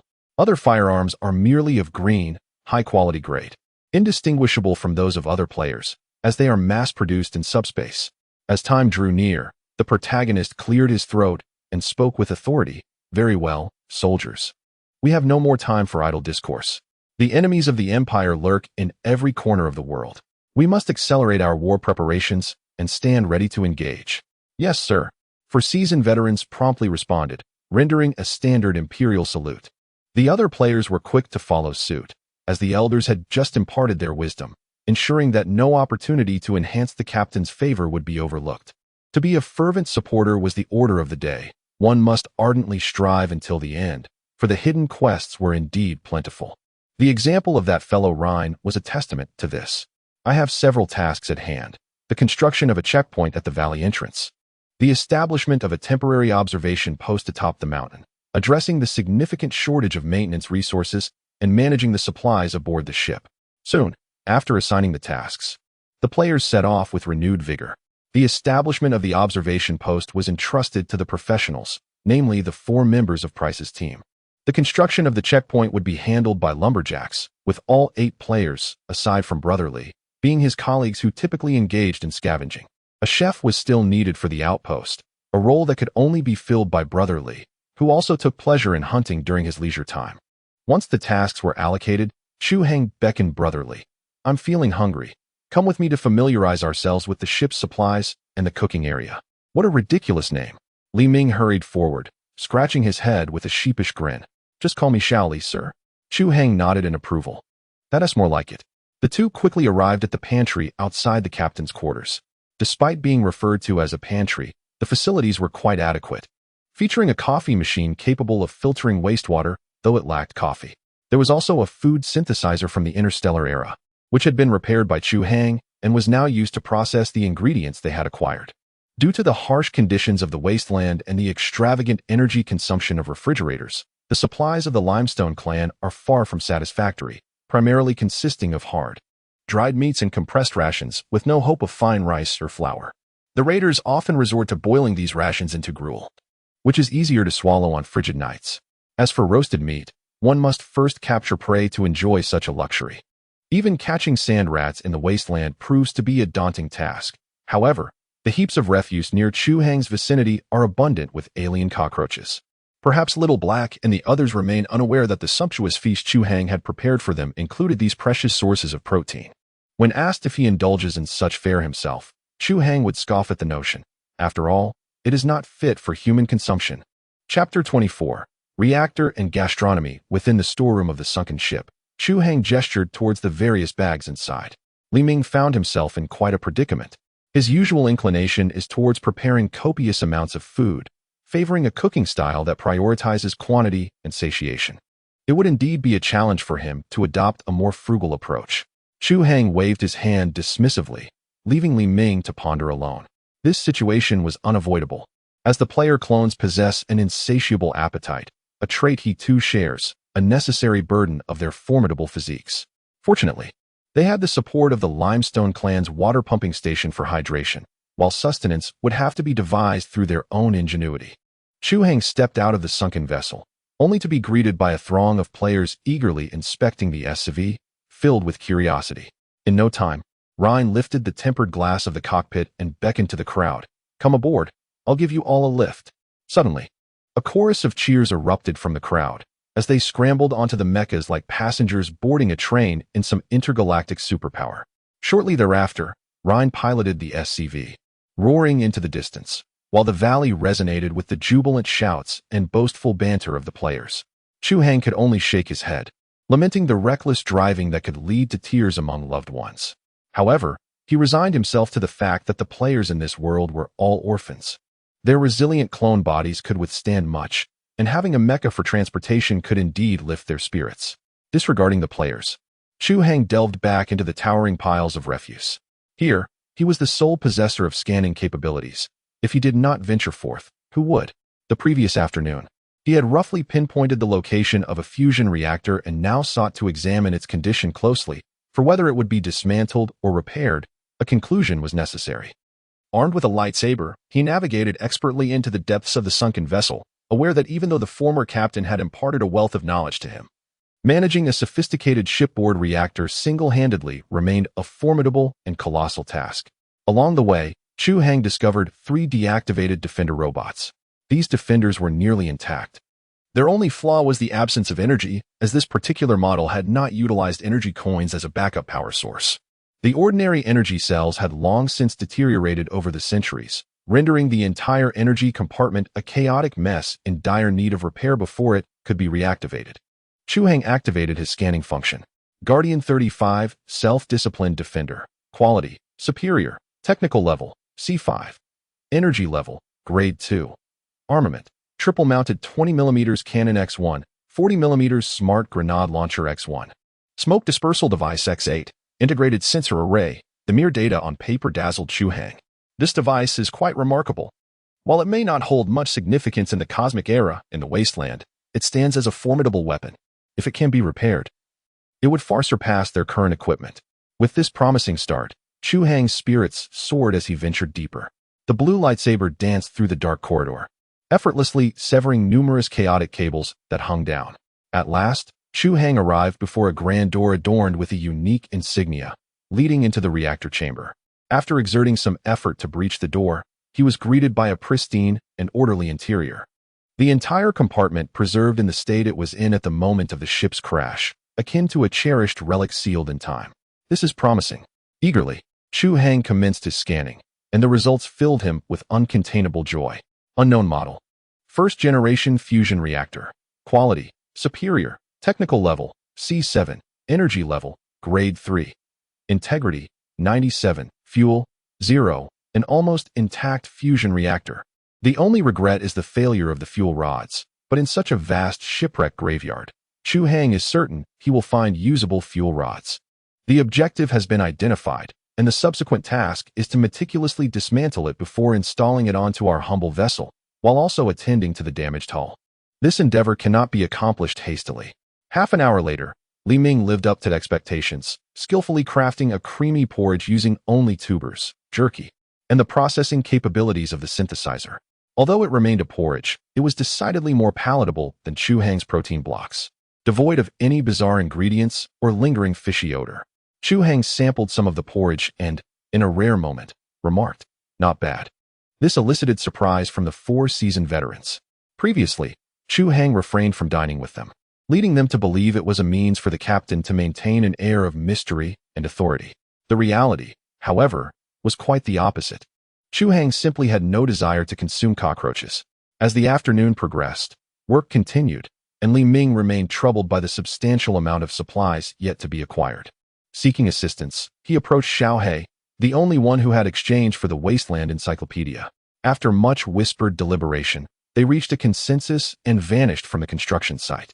By the time evening arrived for dinner, Chu Hang had successfully disassembled the reactor's protective casing, yielding impressive results. On the player's side, the outer wall of the stronghold had been erected using the armor plates previously dismantled by Chu Hang, complete with a solid foundation and reinforced with steel rods deeply embedded into the surrounding mountains, ensuring its robustness. The observation post atop the mountain was completed even earlier. As seasoned veterans, Price and his team utilized a rocky crevice to establish an observation post, affording them a panoramic view of the mountain routes while providing shelter from the wind and sun, all in a remarkably concealed location. Today's efforts were commendable, and the Empire takes pride in you all. Chu Hang offered a few words of encouragement, acknowledging everyone's contributions. "All right, comrades, it's time to eat," Li called out, presenting a massive barbecue grill. Initially, Chu Hang paid it little mind, but in the next moment, his eyes nearly bulged in astonishment. Where on earth did this barbecue come from? Judging by its appearance, it seemed to be a roasted sand falcon. System template supplement. System authority. Scanning protocol LV1, 5 meters deep. Library protocol LV2. Early intelligent era. Subspace protocol LV2, 1M space. Basic processing. Recruitment protocol LV1, 1430. Chapter 25. Great undertaking, Shaoli. Come here for a moment. Chu Hang beckoned, summoning Li Ming to his side, and quietly inquired, "Where did you procure this game?" "I caught it with Xiao He. He said it's called a sand falcon, a common mutated bird in the wasteland. Not particularly intelligent. So I thought, why not catch a few for everyone as feast?" Li Ming replied, pulling out a rice ball from his pocket that emitted a pungent odor and handed it to Chu Hang. Chu Hang frowned slightly, but accepted it nonetheless. As he drew closer, A familiar scent wafted towards him. Alien cockroach. Indeed. Li's eyes gleamed with inspiration. Chu Hang informed me that these extraterrestrial cockroaches are the preferred delicacy of sand falcons. I intend to use them to create a lure, which will entice passing sand falcons down for capture. Chu Hang nodded slightly. An ingenious concept. How many have you managed to catch? Only a pair. I dedicated a significant amount of time to experimenting with bait recipes. Ultimately, I discovered that pulverizing the cockroaches and roasting them in a coffee machine yields the most potent attraction for sand falcons. Tomorrow, we can commence large-scale sand falcon hunting. You imbecile, my coffee machine. Chu Hang's countenance darkened momentarily. However, considering Li's exceptional contribution, he ultimately fulfilled his role as an NPC. Commendable work. I shall bestow upon you and Chu Hang an additional 50 merit points each. Furthermore, each sand falcon captured henceforth will be recorded as 5 merit points. Continue your diligent efforts. Rest assured, sir, you can depend on us. Li exuberantly distributed the meat among everyone. Chu Hang was also allotted a bird leg. Although the meat was somewhat coarse, the chef's skill was commendable, maximizing the inherent flavors of the ingredients with limited seasonings. This was a rare delicacy in the wasteland. Most importantly, with a high protein content. Indeed, this chef possesses talent. Chu Hang was pleased with his selection. After the meal, Chu Hang sought out Scarface in the corner. Amidst the latter's astonishment, he sat down for a brief conversation. Eventually, Scarface appeared to capitulate entirely, nodding in resignation. Chu Hang smiled faintly, rose to his feet, and addressed the assembly. At this moment, the new players appeared to be lingering, having just experienced the exquisite flavors of the game for the first time, their spirits high with excitement. However, Chu Hang did not grant them the luxury of lingering. He began to wrap things up with the urgency of herding ducks. Ultimately, he unceremoniously booted the reluctant players offline. It was not that he wished for them to cease their endeavors in the evening, but he knew that once offline, they would undoubtedly revel in their chat group. Upon opening the group chat, his suspicions were confirmed. Ms. Landa's Solo Push Association, Li Sangguang. Ha ha ha. I finally got to play Stardust. Kikexiu. So, did I deceive you, my friends? Halin Sawang. Indeed, the scenery, the sensations, and the fact that we can even dine. Fafafafam Yagong. Tears are welling up. The impoverished fellow has finally landed a job again. And that mech, simply fabulous. BZYUWN. Wow. Hearing you all speak like this makes me want to play too. Pink refrigerator. When is the next lottery for slots? Guadi and LCH. Hee, I'll just quietly watch your performances. D to TU. CH bow. How about I speak with the operations manager to secure you a slot? Guadi and LCH. That could work. Guadi and LCH. But rest assured, my brothers, I shall merely test the waters for everyone and will be sure to critique thoroughly. LINGT. Brother, you're overthinking it. DTU isn't giving away a slot. Humorously, Guadi and LCH, future tech employee, buying accounts at a high price. Chu Hang, engrossed in the screen before him, soon embarked on his nocturnal endeavors. His first pursuits were the unwavering practices of marksmanship and swordplay. Although the library's endowments had equipped him with a plethora of skills, the imparted experiences necessitated meticulous refinement. True mastery demanded a profound comprehension. Tirelessly, Chu Hang drew his firearm, aimed, shot, unsheathed his sword, swung, and evaded, repeating these motions with relentless vigor. After nearly a week of adaptation, he had fully acclimated to his new physique. Every action he performed was executed with precision and agility, as if the firearm were a mere toy in his hands, his shooting prowess rivaling that of Price and his companions. Subsequently, Chu Hang endeavored to repair the damaged defender robots, continuing his meticulous work until the clock struck midnight, at which point he succumbed to a deep slumber. The following day dawned with renewed hope. After rising and attending to his morning rituals, he unlocked the cultivation pods for the players. In less than half a minute, they erupted from the ship's cabin, tools in hand, ready to commence their tasks. Their enthusiasm was palpable. The daytime assignments bore no significant differences. Chu Hang and Li Ming were preoccupied with capturing birds, nearly forgetting their lofty aspirations of becoming scouts, burdened instead by the harsh reality of a mere 5 military merits from a sand falcon. It could only be said that military honors held a certain allure. With a few more captures, he estimated he would be the first player at the outpost to attain the rank of corporal. At 10 a.m., Chu Hang, accompanied by the notably quieter Scarface, boarded the modified truck, which roared to life as it journeyed toward the valley's entrance. Upon arrival, he took the opportunity to inspect the construction of the fortifications. The lumberjack exhibited remarkable skills, managing to maintain order even amidst a group of erratic players. Under the expert guidance of Price and others, various fire points were meticulously reserved, awaiting the arrival of weaponry for installation. Currently, the outpost is equipped with only 5 12mm heavy machine guns. As for the 90mm anti-aircraft gun, Chu Hang plans to construct a concealed bunker atop the mountain, thereby enabling comprehensive control over the entire wilderness. Besides the SCV, this artillery piece has become the second most cherished asset for Rhine. Being a doctoral student in military engineering, he has thoroughly researched such antiquated artillery. Thus, at his own behest, Chu Hang entrusted him with the task of upgrading and maintaining the gun. The foundation for the mountaintop bunker has been excavated, yet construction remains halted due to a lack of cement. Chu Hang calculated that the outpost is currently deficient in nearly every aspect: food, ammunition, construction materials, energy, and manpower. He craves all resources. When production fails to meet demand, the only recourse left is to seize resources by force. Chu Hang now intends to lead a raid. Price, gather your squad and follow me. Chapter 26. Raid on Outpost 213. The 10th Star Ring is an immense circular expanse, with the 4th district nestled between the 3rd and 5th districts.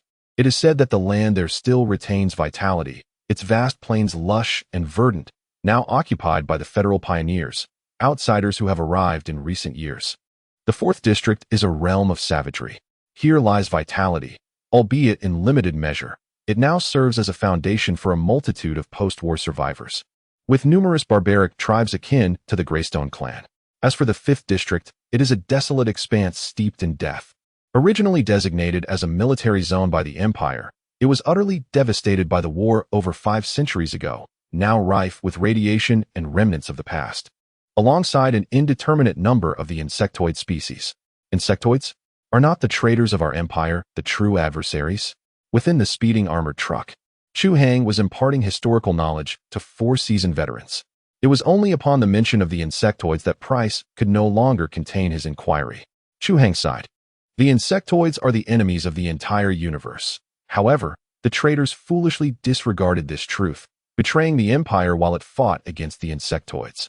Consequently, this star ring bears the remnants of a conflict involving the Empire, the rebels, and the insectoids. The countenance of Price and his companions immediately reflected their fury. As soldiers, their utmost disdain is reserved for betrayal. Although they recognized this as a mere game setting, they could not help but immerse themselves in the perspective of the Imperial soldiers, harboring increasing contempt for the despicable actions of the traitors. Commander, if the 5th district is infested with insectoids, does that not place us in peril? The group instantly recalled the location of Outpost 217, their brows knitting in concern. Chu Hang nodded. The potential risks are significant. Our Outpost 217 is situated near the boundary of the 4th district. Although a towering isolation wall stands hundreds of meters high at the border, even the mightiest of walls may one day succumb. Before that eventuality, we must repair the spacecraft to ensure our survival. The veterans wholeheartedly agreed. Previously, they had scruples about embracing banditry, but now they have manifestly acknowledged the exigency of the situation. The intended target of this raid is Outpost 203, also affiliated with the Greyrock clan. Outpost 217, where Chu Hang and his comrades are stationed, is among the most remote from the main encampment, as is Outpost 203, albeit in a divergent direction, lying closer to the neighboring Crimson Flame clan, thus enabling them to pillage it and lay the blame squarely on their rivals. At this juncture, all 4 veterans have meticulously disguised themselves to resemble members of the Greyrock clan. The sole distinction lies in the substitution of their armaments with the Imperial-issued RX-17 assault rifle. This rifle, employing a conventional chemical ignition mode and utilizing 6mm standard ammunition, represents a niche weapon specifically developed by the Empire for specialized environments, ostensibly for archival purposes. However, its obscurity and relatively low technological sophistication have facilitated its inclusion in the Tier 2 archives, ultimately enabling Chu Hang to replicate it incrementally. Notwithstanding, the RX-17's design acumen has attained the zenith of conventional firearms, bordering on the point of precluding further enhancement. Encompassing technology, materials, and craftsmanship, all 4 veterans. Being connoisseurs of firearms, underwent a palpable transformation upon acquiring the RX-17. Their countenances were imbued with fervor and awe as they fondled it incessantly en route, until nearing their destination, whereupon they regained their composure. Upon closer inspection, one would discern that their gazes were replete with an unfamiliar self-assurance. Let me elucidate. This operation entails a two-pronged assault. You and Scarface shall proceed by vehicle, impersonating members of the Shipwreck Clan, and enter Outpost 203 through the main gate. I shall infiltrate covertly, neutralize the enemy's strong points, and instigate pandemonium. After chaos ensued, you immediately secured the gates, preventing any escape, while coordinating with me to eliminate the enemies within the outpost. The outline of Outpost 203 was already visible through the window, as Chu Hang observed through binoculars and briefed the 4 individuals beside him. Commander, what shall we do with the captives? Chu Hang hesitated momentarily before coldly responding, no mercy. We lack the manpower to guard prisoners. The 4 exchanged solemn glances but nodded in agreement. Subsequently, they fell into silence, patiently awaiting the arrival of their vehicle. This time, Chu Hang did not employ the same strategy as with Outpost 217. The reason being, Outpost 203 was a border station, perched atop a small elevation with an unobstructed view all around. According to Scarface, the adversary was equipped with an extensive array of thermal imaging and motion sensors, rendering even holographic camouflage ineffective. Thus, Chu Hang had to compel them to open the gate voluntarily. Once inside the outpost, the holographic camouflage could truly demonstrate its prowess. The truck swiftly entered the security perimeter of Outpost 203. The radio aboard the vehicle promptly received a call from the opposing forces. Chu Hang instructed Scarface to concoct a plausible excuse to placate them. The adversaries, evidently familiar with Scarface, exchanged a few jests before granting passage. The truck continued along a lengthy incline, ultimately entering the confines of Outpost 203. The architectural style of this outpost differed notably from that of Outpost 217. While 217 emphasized secrecy and defensibility, Outpost 203 resembled a vast military encampment, equally expansive, with higher walls and more barracks and garages. Furthermore, the marauders stationed here were double in number compared to those at Outpost 217. As the vehicle had yet to come to a complete stop, Chu Hang had already stealthily leapt out, vanishing into the camp in an instant. The 5 occupants of the vehicle felt a palpable tension. This was the stronghold of their adversaries, where the odds were nearly 20-1, and any exposure could lead to their immediate obliteration by a hail of bullets. Hey, Scarface, why are you wandering over here instead of staying in your little den? Suddenly, a familiar voice echoed from outside the vehicle, causing Scarface's heart to skip a beat. Damn, why is this bastard so idle that he personally shows up? The voice belonged to Insav, the leader of Outpost 203 and Scarface's longtime rival. It was evident that Insav was faring better than Scarface, as indicated by his attire in the strategic location of his outpost. I merely came to offer some encouragement. I have nothing to discuss with you. Speaking too much often leads to blunders, and this curt, hardened demeanor left no room for suspicion. Insav let out a disinterested snort and gestured dismissively to his subordinates. Suit yourself. I hope our next encounter does not find you as a corpse. Give them your support. With that, he intended to take his leave. However, at that moment, Insav cast a casual glance at Price and his 3 companions, suddenly sensing something amiss. Although they were all garbed as marauders, their faces obscured tightly against the swirling sands, something felt off. It was their rigidity. They lacked the casual demeanor typically associated with bandits and instead resembled the disciplined ranks of federal troops. Unconsciously, Insav's hand moved towards his waist. Scarface, which team are your brothers from? They seem unfamiliar. Chapter 27. Who nurtures will perish. My men are none of your concern. Yet, in the next moment, Soap leapt from the vehicle and swiftly pinned Insav to the ground. Following him, Ghost and Nikolai also descended from the vehicle, leaving Insav with no chance to draw his weapon before 3 burly men dragged him into the car. Scarface in the vehicle was taken aback. Could this taciturn group be so formidable? Why did they seem so adept? Indeed, Price and his team were well-versed in such operations, as apprehension was a fundamental aspect of their training. The instant they sensed the opponent's suspicion, they acted with unwavering resolve, denying any opportunity for a counteraction. Only then did the guards outside begin to shout and surround them. However, Price and his companions were in an armored vehicle, wholly unperturbed by the makeshift arms wielded by the rabble outside. Price grasped Insav by the throat and forcefully thrust his head out of the window, casually turning to gesture at Scarface. Although they were linguistically at odds, Scarface instantly comprehended the ruthless intent behind that gesture. A show of power. This was his forte. To the fools outside, your boss is negotiating with me in the vehicle, so you all better stay put outside, or I cannot guarantee that Insav will leave with all his limbs intact. Get lost. Observing Insav's disheveled state, Scarface suddenly felt less aggrieved. No matter how well this guy was faring, he too had become a prisoner, just like himself. Well, isn't that something? Should these formidable individuals manage to obliterate all the neighboring outposts, could he potentially ascend to the position of a puppet warlord, trampling upon his former comrades? Scarface was engrossed in these fanciful thoughts when Insav's roar abruptly shattered his reverie. You underdeveloped cockroaches posterior, daring to bind me. Do you have any comprehension of the multitude under my command? My blockhouse possesses the firepower to obliterate you into mere residue. If you know what's good for you, pal? Soap, in the midst of his bondage escapade, delivered a resounding punch. What's this son of a gun saying? Uncertain, but it likely involves threats to release him. Utterly devoid of originality. The excruciating pain caused Insav to contort into the shape of a shrimp. He dared not continue threatening the players, instead directing his vitriol towards Scarface. You scoundrel, who are these people? Federal agents? You dare collude with outsiders. My men have already reported everything here. Prepare to be hunted down by the clan. Creak. Crash. As his words faded, the towering communication antenna at the outpost's center abruptly toppled, crashing onto a nearby off-road vehicle, instantly turning an unfortunate mechanic into a pulpy mass. It appears headquarters will be unable to learn of the events transpiring here.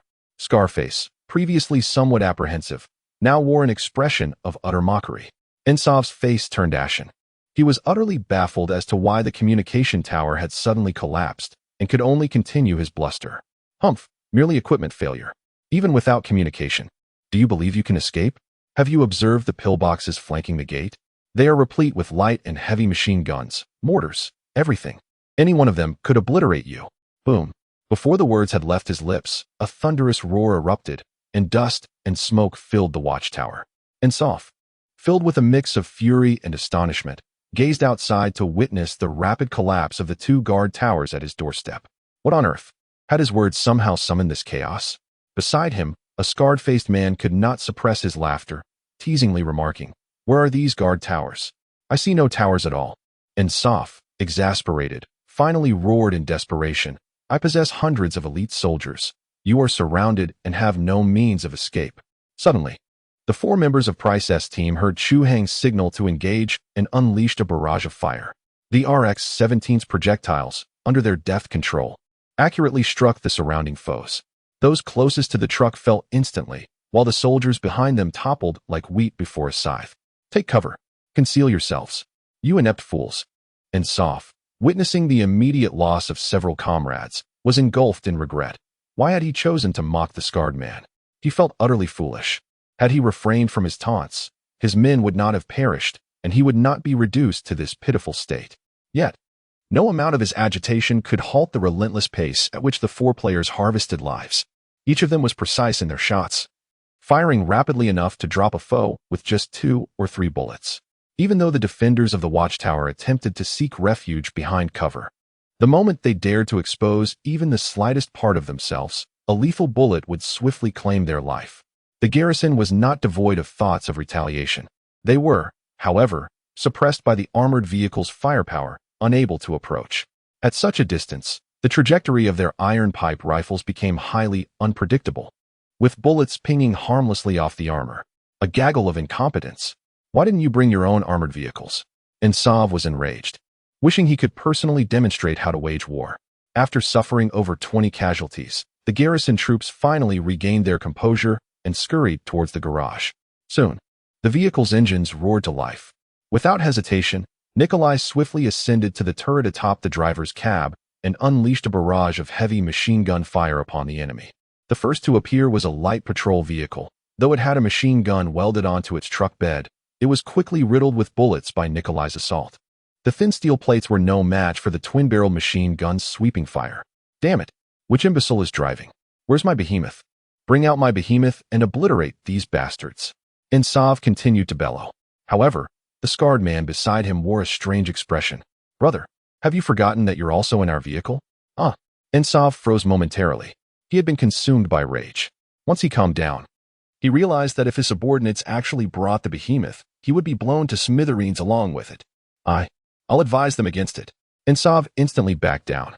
However, before he could speak further, a distinct engine roar echoed from the depths of the base. His behemoth had been activated. The next moment, they beheld the true form of the behemoth, a heavily modified tank with 5 pairs of road wheels. A formidable cannon swiveled, its dark aperture eliciting a primal sense of dread. "Fools," Insav lamented, before being unceremoniously ejected from the vehicle by Price. "Abandon the vehicle. Take cover." The 4 players swiftly dismounted the armored car. An instant later, a deafening explosion and concussive force erupted, sending plumes of black smoke billowing into the sky above the outpost. A dark silhouette was hurled through the air, which upon landing, was revealed to be a tank turret. "My vehicle," Insav grieved, watching his behemoth overturned, bereft of its turret, and collapsing as if divested of its very essence. At that moment, a cacophony of gunfire erupted from behind the enemy, felling scores of them with shots to the back. The players, recognizing Chu Hang's intervention, ecstatically cried out, "Advance." Chapter 28. Homeward Bound. A hero's welcome. The battle was brief and decisive. Facing 4 preternaturally accurate marksmen wielding lethal weaponry, coupled with a spectral presence lurking in the shadows, the garrison's morale plummeted precipitously. "For Valhalla, witness me." The rallying cry echoed throughout the outpost, coalescing into a unified roar. Had Chu Hang and his comrades been present, they would have recognized the impending madness. However, Price and his team, lacking such experience, were caught off guard. Their faces registered disbelief as they beheld a throng of fanatics charging from cover, brandishing explosives. Inconceivable. Bang, bang, bang. The approaching individuals were swiftly taken down. Soap disdainfully spat, pondering what it could be, only to realize it was a suicide attack. How utterly unoriginal. However, since the adversaries had lost their wits, charging out from their cover with wild abandon, they unwittingly rendered a great service. The players merely needed to await their demise. One by one, indeed, the enemy's morale had shattered, relying solely on fervor as, spurred by a leader, others followed suit, leading to a significant and swift downfall, culminating in a resounding defeat. The battle concluded swiftly. Chu Hang emerged from the shadows, wielding a machine gun, nodding at the few who appeared still eager for more. "Well done. Now, immediately clear the entire outpost, leaving no witnesses." "Understood." This operation was meant to implicate the neighboring clan, hence, no survivors could be permitted. He then summoned Scarface, instructing, "Go, drag all the bodies from the outpost to the central square." Scarface obediently complied, but as he turned to leave, he heard Chu Hang add, "Don't hesitate." Scarface shivered at the recollection of the terrifying combat prowess of the 5 adversaries. What a joke. He remained oblivious to the true nature of the players. If everyone were as formidable as those few, then sheer numbers would be futile against the clan. As everyone dispersed, Chu Hang cast a glance at the bound Insav before departing the square. 2.5 hours later, flames engulfed the outpost as 3 heavy trucks laden with supplies and an armored off-road vehicle roared away, ultimately vanishing into the vast wilderness. "Captain, we have truly struck gold this time." On the journey back, Price and his 3 companions each drove a vehicle, communicating through their gaming wristbands. Chu Hang occupied the leading armored vehicle, with Scarface and the despondent Insav seated in the back. At this moment, Insav sported a collar identical to Scarface's, officially becoming Chu Hang's second captive. Chu Hang instructed them to monitor one another, imposing collective punishment for any transgressions. As the senior member, Scarface was obliged to heed Chu Hang's commands, marking a significant step towards his aspiration of becoming a pseudo-military leader. This operation yielded abundant spoils. Presently, Chu Hang was perusing the inventory of their plunder, his spirits lifted at the thought of 3 full trucks of supplies awaiting them. The first truck brimmed with essential provisions, fuel, and motor batteries. Given the players' voracious appetites, even with unrestricted consumption, these supplies would suffice for over half a month. The second truck was laden with weapons and ammunition. The armaments at Outpost 203 were markedly superior to those at Scarface's location, as evidenced by the presence of over 20 light and heavy machine guns, along with an astonishing 20,000 rounds of 12mm ammunition, for 90mm mortars and hundreds of shells. Clearly, Chu Hang could not transport such a vast quantity. Ultimately, after meticulous selection, the players managed to secure 6 heavy machine guns, 20 rifled iron tube rifles, 10 shotguns, and bolt-action rifles, all 4 mortars, along with every bullet and explosive. This bounty was more than sufficient to arm all players. As for the final truck, it was entirely filled with bags of high-grade cement.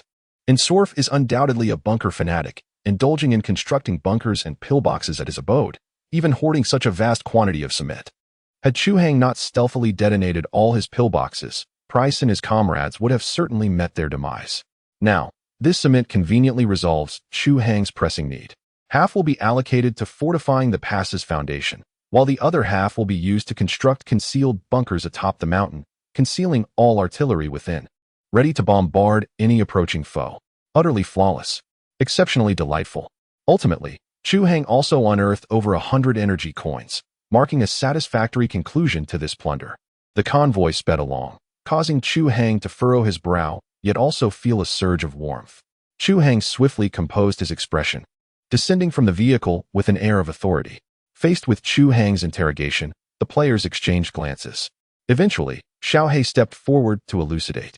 Captain, upon entering communication range, we verified with Price and them that even if issues were to arise, Rhine is stationed atop the mountain, monitoring with artillery, ready to unleash fire at any moment. Oh, when did these fellows become so dependable? Seems I misjudged them. Chu Hang's countenance softened slightly. Even so, you shouldn't expose yourselves outside the fortifications without any protection. What if there were lurking snipers? What if aerial units were to attack? Even if Rhine were to open fire, would you all stand here and endure the bombardment together? The players sheepishly hung their heads. Chu Hang chuckled inwardly. These fellows are simply in need of a reprimand. I am aware of your good intentions, but I would much prefer that you all remain alive. Upon hearing this, the players' eyes lit up instantly. Indeed, Captain, you still cherish our gathering. Feast, feast, feast. Hail to the captain. Long live the captain. Long live the empire. Ah, old Pooh, quickly share with everyone where you acquired these treasures. Hee hee. We merely raided a sentry post. Wow, old Pooh is impressive. No, no. It is the captain who is remarkable. We merely assisted in the target practice. The convoy swiftly arrived at the shipwreck campsite, and under Chu Hang's direction, the players hurriedly unloaded the seized supplies onto the sunken vessel. However, unlike the players who were salivating over the weapons and ammunition, Chef Li Ming's eyes sparkled with delight at the sight of boxes brimming with ingredients. Sir, can we eat it well? I must ensure not a morsel is wasted. Chapter 29, we can finally purchase firearms. Li Ming busied himself with bags and bundles to prepare the meal. After half an hour, Chu Hang commanded the players to categorize and store all the spoils, leaving only a row of firearms neatly arranged on the table in the lounge. The players sensed what was to come, their eyes gleaming with anticipation as they began to flex their hands. Chu Hang smiled slightly and proclaimed, "Everyone has been performing excellently lately. The construction of the outpost has advanced rapidly, and our plundering operations have been executed with precision. Most importantly, we now possess an ample supply of weapons available for personal purchase, so I have decided to organize an auction." A wave of cheers erupted from the crowd. Finally, we can buy guns. Tears of joy. Do you have any idea how we have managed these past few days? That little brat, Xiaohei, parades around with a firearm every day. I could almost strangle him. Fortunately, the planner has shown understanding towards us players. As Chu Hang observed the lively atmosphere in the lounge, he sensed that this sale would be unprecedentedly successful. Without further ado, he picked up a gleaming revolver. The first item up for bid was the sidearm of Scarface, the leader of Outpost 217, of superior quality, adorned with the sigil of the Limestone Clan and Scarface's name engraved upon its body. With an 8-round cylinder, it is loaded with 10mm pistol rounds. Should one opt for hollow-point ammunition, its power would be sufficient to take down a mutant, whether for self-defense or as a collector's item. This firearm is truly worth its weight in gold. The starting price is set at 30 merit points, with a minimum increment of 1 merit point for each race. Capped at 50 merit points. I bid 50. Chu Hang exclaimed. Where did this wealthy player come from? Turning around, he discovered it was Big Head. Amidst the envious gazes of other players, he joyfully stepped forward to claim the gun, wearing an expression of triumph as if he had struck gold, while others could only gaze at this bid in despair. It was well known that only seasoned players like Big Head possessed sufficient disposable income. Upon returning to the crowd, other players regarded him with a look that combined admiration and disbelief, as if to say he was just a foolish rich man. Big Head rolled his eyes and boasted, "You all don't understand. This is a green gear. Not to mention the performance and rarity of green gear. The uniqueness of this gun alone makes it highly collectible." The inexperienced players, having yet to experience firearms, felt a sudden pang of regret upon hearing this. They lamented their inability to gather enough funds to bid. The second item, also sponsored by Scarface, was a semi-automatic precision rifle equipped with a 24x adjustable optical scope. Its quality was equally rated as superior, with an 8mm caliber capable of firing armor-piercing rounds to engage heavily armored targets. This weapon boasts an effective range of 300 meters. The starting bid is set at 30 combat points, with a minimum increment of 2 combat points for each subsequent bid, capped at a maximum of 60. Chu Hang remarked, "This will obliterate the little black one." Silently, he handed the rifle over, contemplating whether it might be prudent to develop additional avenues for the expenditure of combat points. Otherwise, it would be a disservice to the player's enthusiasm. The substantial sum of 60 combat points caused hesitation among them. This moment of indecision allowed the little black one to swoop in and seize the opportunity. This was the only weapon in the entire outpost equipped with a scope. Who among those familiar with FPS games wouldn't desire their own sniper rifle? What are you staring at? As a scout, isn't it quite normal for me to acquire a sniper rifle? Scout, you're merely a hunter. And what's wrong with hunting? Hunting also requires a scope. With this rifle in my possession, you shall all be fortunate in the future. The players soon erupted into a clamorous debate, discussing whether they could afford the weapon. Li Songwang interjected, "You all merely arrived early and engaged in a couple of storylines with the captain. Old Pooh and his crew managed to secure a considerable amount of combat points during this heist as well, so they are certainly not lacking." Everyone turned their gaze towards the quietly observing Price and his 3 companions. "Old Pooh, why aren't you bidding? Surely you also require a fine weapon?" Price smiled and waved his hand dismissively. "No rush. Let us wait a moment longer." "Wait for what? Is there something even better?" The auction continued. Subsequently, Chu Hang presented an iron pipe rifle, a shotgun, and a bolt-action rifle, yet each was, without exception, of ordinary quality, essentially mere white-tier items. Despite the somewhat inferior quality, the firearms were snatched up by the players for around 20 battle merits each, ensuring every player had a weapon in their grasp. Only 4 seasoned veterans remained, patiently awaiting their turn. At long last, Chu Hang produced an RX-17 from the subspace, its futuristic and robust aesthetics immediately captivating everyone's attention. Price and his comrades instantly felt their breath quicken. The moment had arrived. Chu Hang, observing their expressions, offered a subtle smile.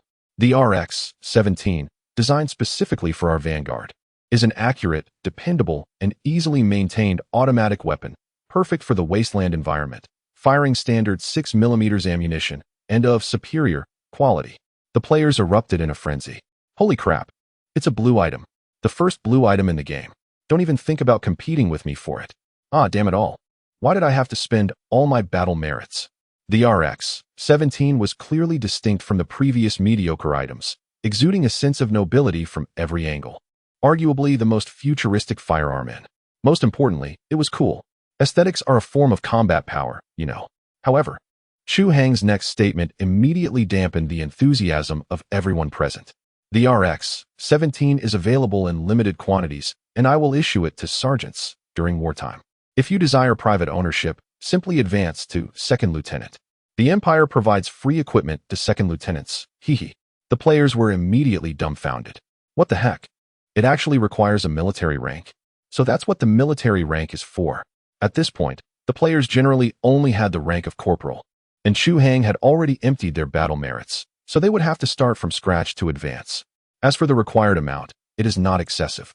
Merely 200 for a sergeant, 400 for a staff sergeant, and 800 for a second lieutenant, totaling a mere 1,400 merit points. At that moment, Chu Hang grinned like a cunning merchant. "Just look at how cool and efficient this firearm is. Do you desire it? If so, then exert yourself doubly to mend that little decrepit vessel. Very well, I shall commence my diligent labor tomorrow. Count me in. Daylight hours alone are insufficient. Might we also work at night? That would be too slow. Perhaps we should venture out to plunder instead? Engaging in battle yields merit points swiftly." Chu Hang gazed with satisfaction at the spirited players and added, by the way, regarding the ammunition issue, if we are to engage in collective combat, I shall directly allocate sufficient ammunition.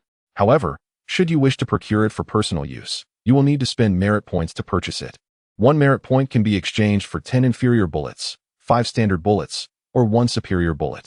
Special ammunition, if everything proceeds as anticipated, will see the last remnants of the player's merit points absorbed by Chu Hang.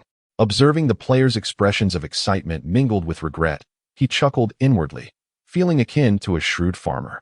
Alas, I truly am a cunning merchant.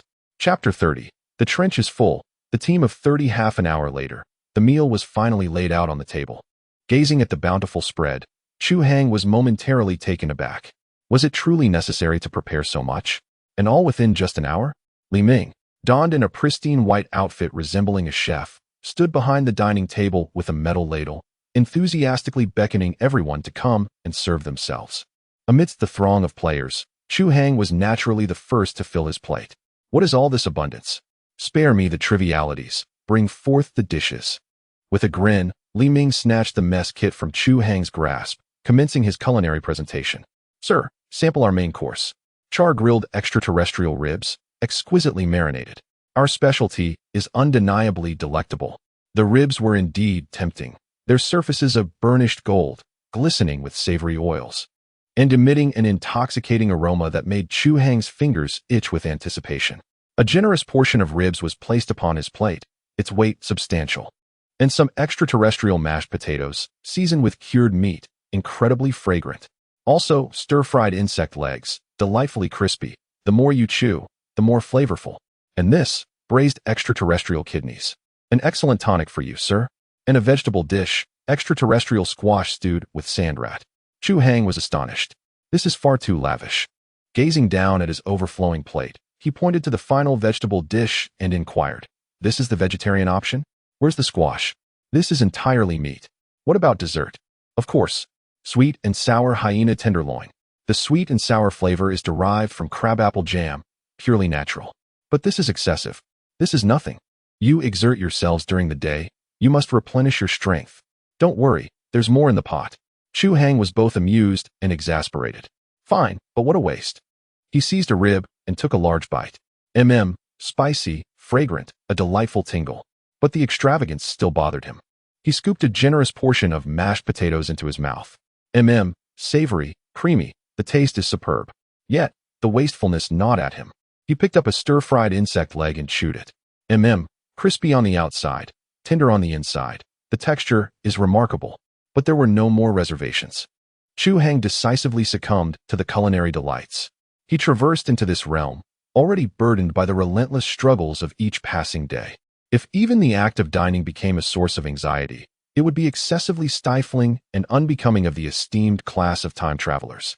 Indeed, it was as such. Consequently, he relished this meal with great satisfaction, leaving not a morsel behind. Burp as Chu Hang let out a contented belch. He observed that his fellow players shared a similar demeanor, filling him with a sense of fulfillment and joy. Everything before him felt so vividly real. This was his second life, the one he had promised to his fellow players, and he was determined to safeguard it with unwavering resolve. However, this meal had indeed been somewhat extravagant. Perhaps it would be prudent to have the players cover their own expenses in the future? Yet, upon further reflection on the feasibility of this notion, Chu Hang reluctantly set aside this revenue-generating idea. After all, the players were currently unable to venture outside, and the avenues for earning battle merits were limited, making it unwise to impose additional burdens upon them. After the meal, he prepared to expand the population to 30, thus completing Recruitment Task 02. This would allow him to upgrade the scanning protocol, enhancing his efficiency in sifting through useful debris and hastening the repair of his modest vessel. Ms. Lanta's Single Push Association, Li Songwang. Tears of joy. After so many years of gaming, I finally touched a real firearm. Wow cool. Neck right twist. I really want to play Stardust. Why hasn't the quota been released yet? Lumberjack. This game is becoming increasingly hardcore. Even building a stronghold now involves military-grade explosives. It seems I must call upon my mentor. Uncle Sure from Stone Village. What does your teacher do? Does he have the time? Lumberjack. Oh, him? He designs munitions depots for giant corporations. Having served time to take the blame, He was released from prison just last month. He had intended to seek refuge with me, but as fate would have it, I too am unemployed, rendering him even more idle than myself. Ice-cold canned goods. Impressive. Another luminary arrives. I shall notify the dog of an administrator on your behalf. Why so? What did the user above just say? Ice-cold canned goods. Esteemed luminary. I beg your pardon. Where's why so? Let's get down to business. Today, the company has achieved certain technological breakthroughs, enabling us to accommodate more players for testing. We anticipate releasing 16 new slots. However, as you are aware, our game is rather hardcore, so this time we intend to recruit some more seasoned players. Lumberjack, my mentor is unequivocally a professional. Why so? Very well, he's in. Reinhardt, I know a few adept individuals who are quite fascinated by. Is there a chance for them? Why so? What is their expertise? Reinhardt, naval architecture and nuclear physics. Why so? Acceptable. How atrocious, boss. How about enlisting some ladies this time? It's rather dull with just a bunch of old men. Heron Lock King.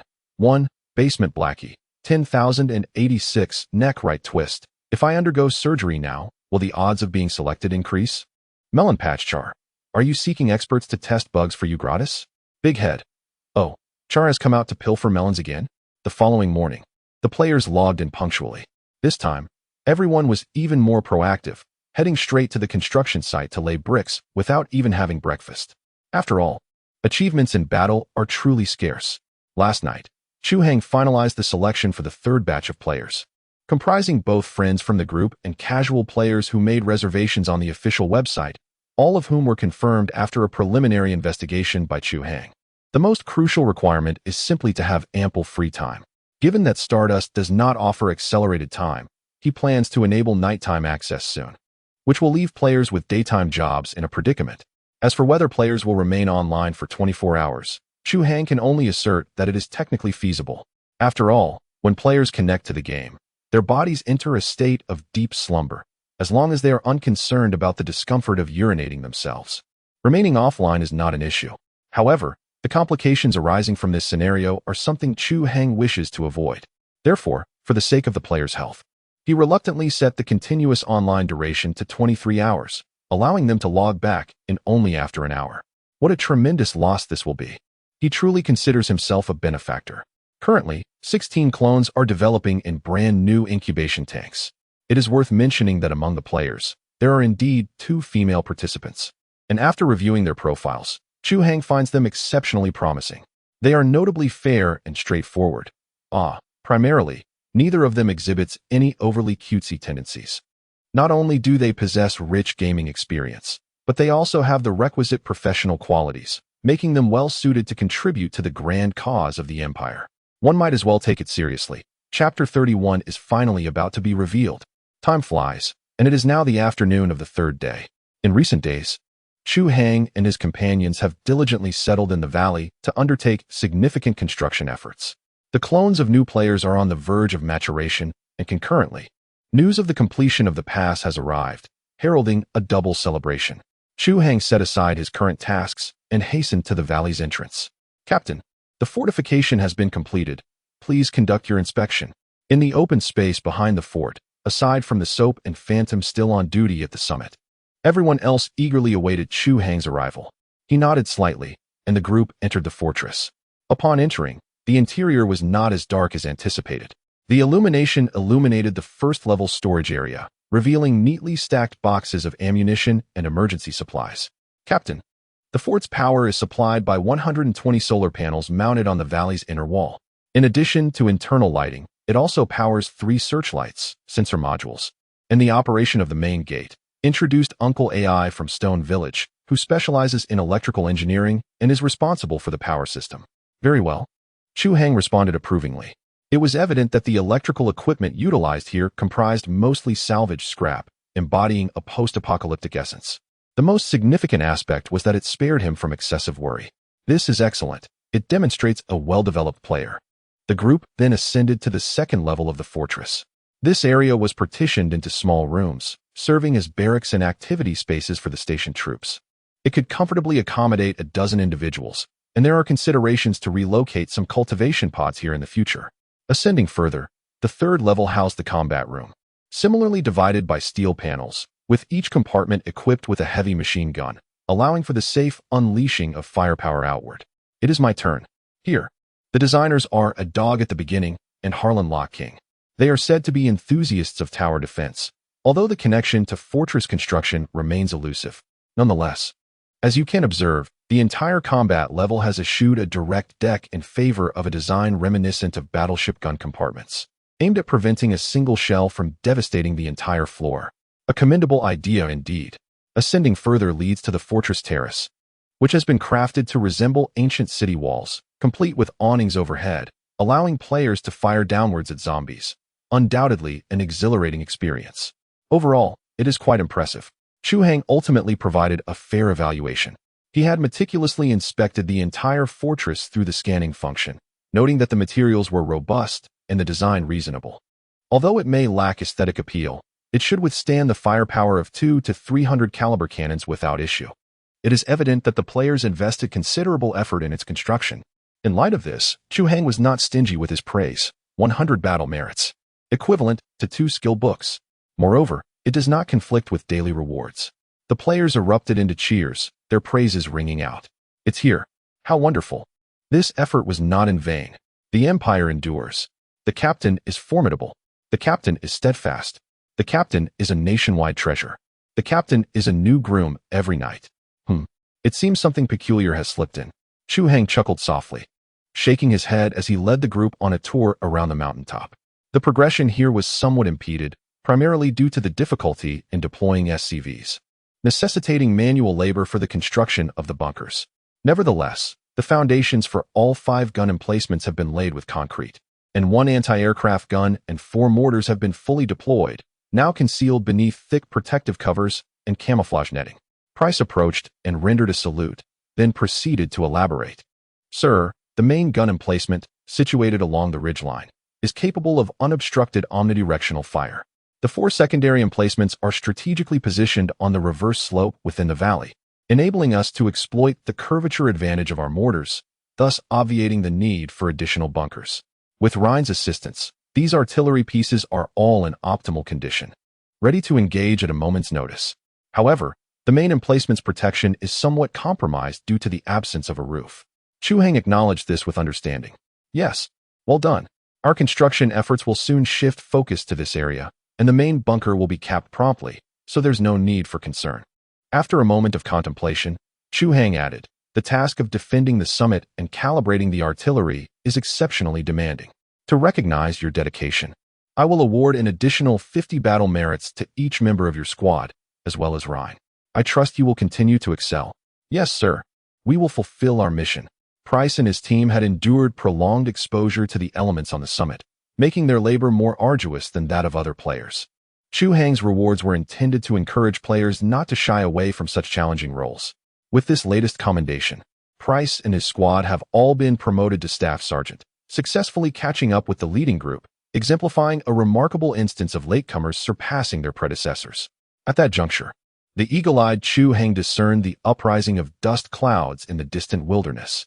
His pupils underwent a subtle metamorphosis, swiftly drawing the distant panorama nearer until it was distinctly imprinted upon his retina. It was an armed convoy. Veritably, the system's scanning capability was exceedingly efficacious. Despite the considerable distance, the system furnished the superficial details of the convoy, albeit without the capacity to penetrate the vehicle's interior. Armed escort convoy. Faction, Greyrock Clan. Composition, Vulture Light Armored Patrol Vehicle 4, Inferno Armored Infantry Fighting Vehicle 2, Minotaur Heavy Armored Transport Vehicle 3. Armament, 12mm Heavy Machine Gun, 20mm Autocannon, 60mm Rocket Launcher Pod. Strengths, Mobility, Anti-Infantry, Anti-Light Armor. Weaknesses, lacking heavy firepower protection, lacking long-range early warning. Chu Hang's brow arched inquisitively. What was the Greyrock Clan's transport team doing here? Judging by the composition, it did not appear they were seeking confrontation. They had formed a tight escort formation, seemingly treasuring the transport vehicles as if they were priceless. What could they contain? He was piqued with curiosity. They were heading straight for Outpost 217. Intriguing. Could it be that the events here had been exposed? It seemed unlikely. Scarface had shown no recent unusual activity, and he had the system monitoring him incessantly. Then something must have transpired here. Chu Hang's brow furrowed slightly, and he promptly activated the communication function on Scarface's collar. Scarface, is there anything you have yet to disclose? To what are you alluding? The situation, resources, singularities, and the like in the vicinity of Outpost 217. What is it about this remote region that is so alluring? Especially since you have reported the clan's situation?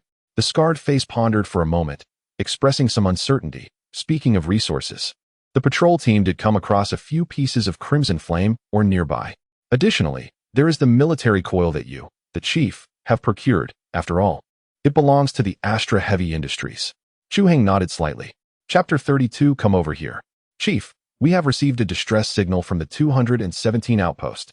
On an armored vehicle of the Greystone convoy, Centurion Nix was listening to his subordinate's report regarding this escort mission. What is the specific situation? Nix's brow furrowed immediately. Continue the communication. I need to know more detailed intelligence. Moreover, instruct the convoy to slow down and temporarily keep away from the 217 outpost. Understood. The convoy began to decelerate. 10 minutes later, Nix's subordinate reported again. Chief, the unknown interference has intensified. The signal is intermittent. And the other side only mentioned that there are phantoms in the outpost, but we cannot hear anything else clearly. Phantoms? Nix's expression turned peculiar. Having navigated the wasteland for over a decade, he had never heard of the existence of phantoms. Even if they existed, they would merely be the spirits from his own Hall of Heroes. Nonetheless, that was merely a tale spun to deceive the lower-tier children of war. Phantoms do not exist. Nix stated resolutely to his subordinate. The scarred one is either mad or has something to hide. Continue towards the 217 outpost. If the scarred one has truly betrayed the clan, we shall judge him and take over everything here. Indeed, I will bear witness for you. The armored convoy roared towards the 217 outpost, with Nix seated in the vehicle, a sardonic smile gracing his lips. What a farcical phantom. The outpost must harbor something unspeakable. Why else would Scarface resort to such theatrics to keep me at bay? Not a chance. I am determined to uncover the secrets concealed within that outpost. Nix's confidence stemmed from the warriors under his command. He had brought forth the elite of his clan, these sons of war whose equipment, skills, and fervor far surpassed that of the outpost's defenders. The convoy swiftly approached the 217 outpost.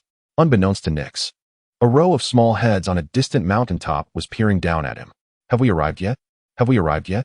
Quiet down, we're still 2 kilometers away. Hey, have you finished? It's my turn now. On the mountaintop, a group of players clamored for the few available binoculars, each face betraying an uncontrollable delight. We're here. We're here. No pushing, let me have a look. Nearby, on a cannon platform, Chu Hang stood with his hands clasped behind him, his gaze following the movement of the convoy. He was uncertain whether the adversaries were merely passing by. However, to entice them closer, he needed to devise a strategy. It was he who had urged Scarface to spin that clumsy ghost tale, whether the foes believed it was irrelevant. As long as a spark of curiosity regarding the outpost ignited within them, they would have taken the bait. What truly lay within the outpost? Look, they've stopped. They must be planning to send someone to scout, huh? How naive. They're coming. They're coming. Before his words had faded, a deafening roar erupted nearby, leaving the players momentarily stunned. The intensity was overwhelming. Li Songwang shook his head vigorously, shouting hoarsely to his companions.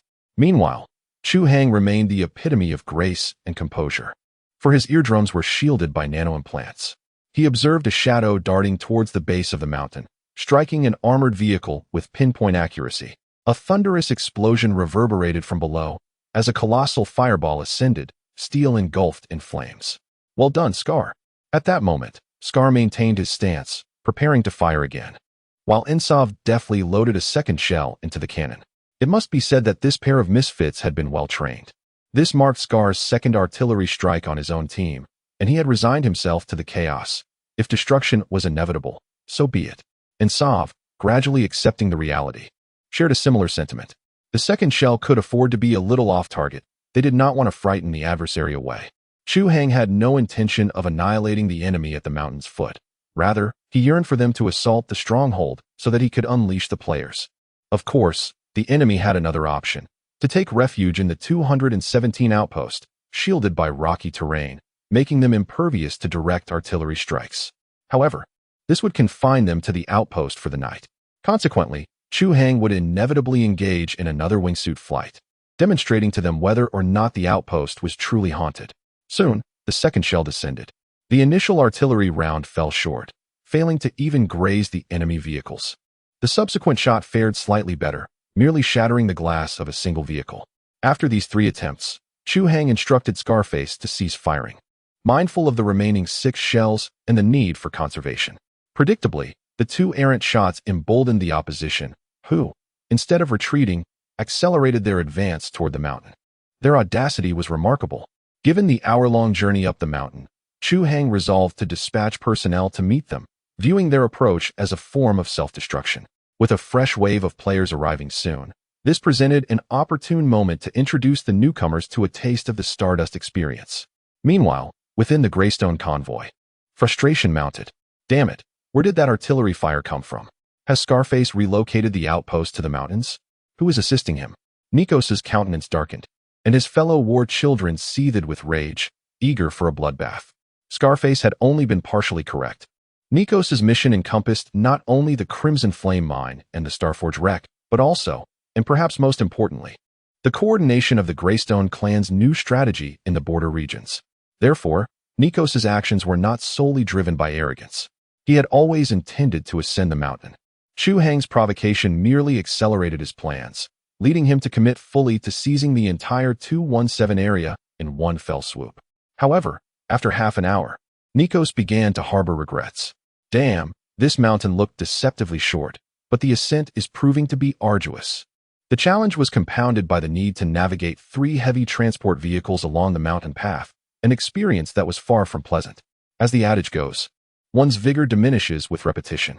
His underlings, the sons of war, initially clamored for battle, but after an hour of such vocalization, their stamina waned, leaving them prostrate with exhaustion. Yet, having come this far, retreat was not an option. Nix was the first to reach his breaking point, sensing a surge in his blood pressure. "Do you truly believe I am defenseless against such rabble?" he exclaimed. "Unleash the drone swarm and obliterate them." Instantly, the rear of one of the armored transports opened, and 8 machine gun-equipped rotorcraft soared into the sky. Chapter 33. Can this truly be a legitimate game? Half an hour prior, within the dilapidated vessel, hiss.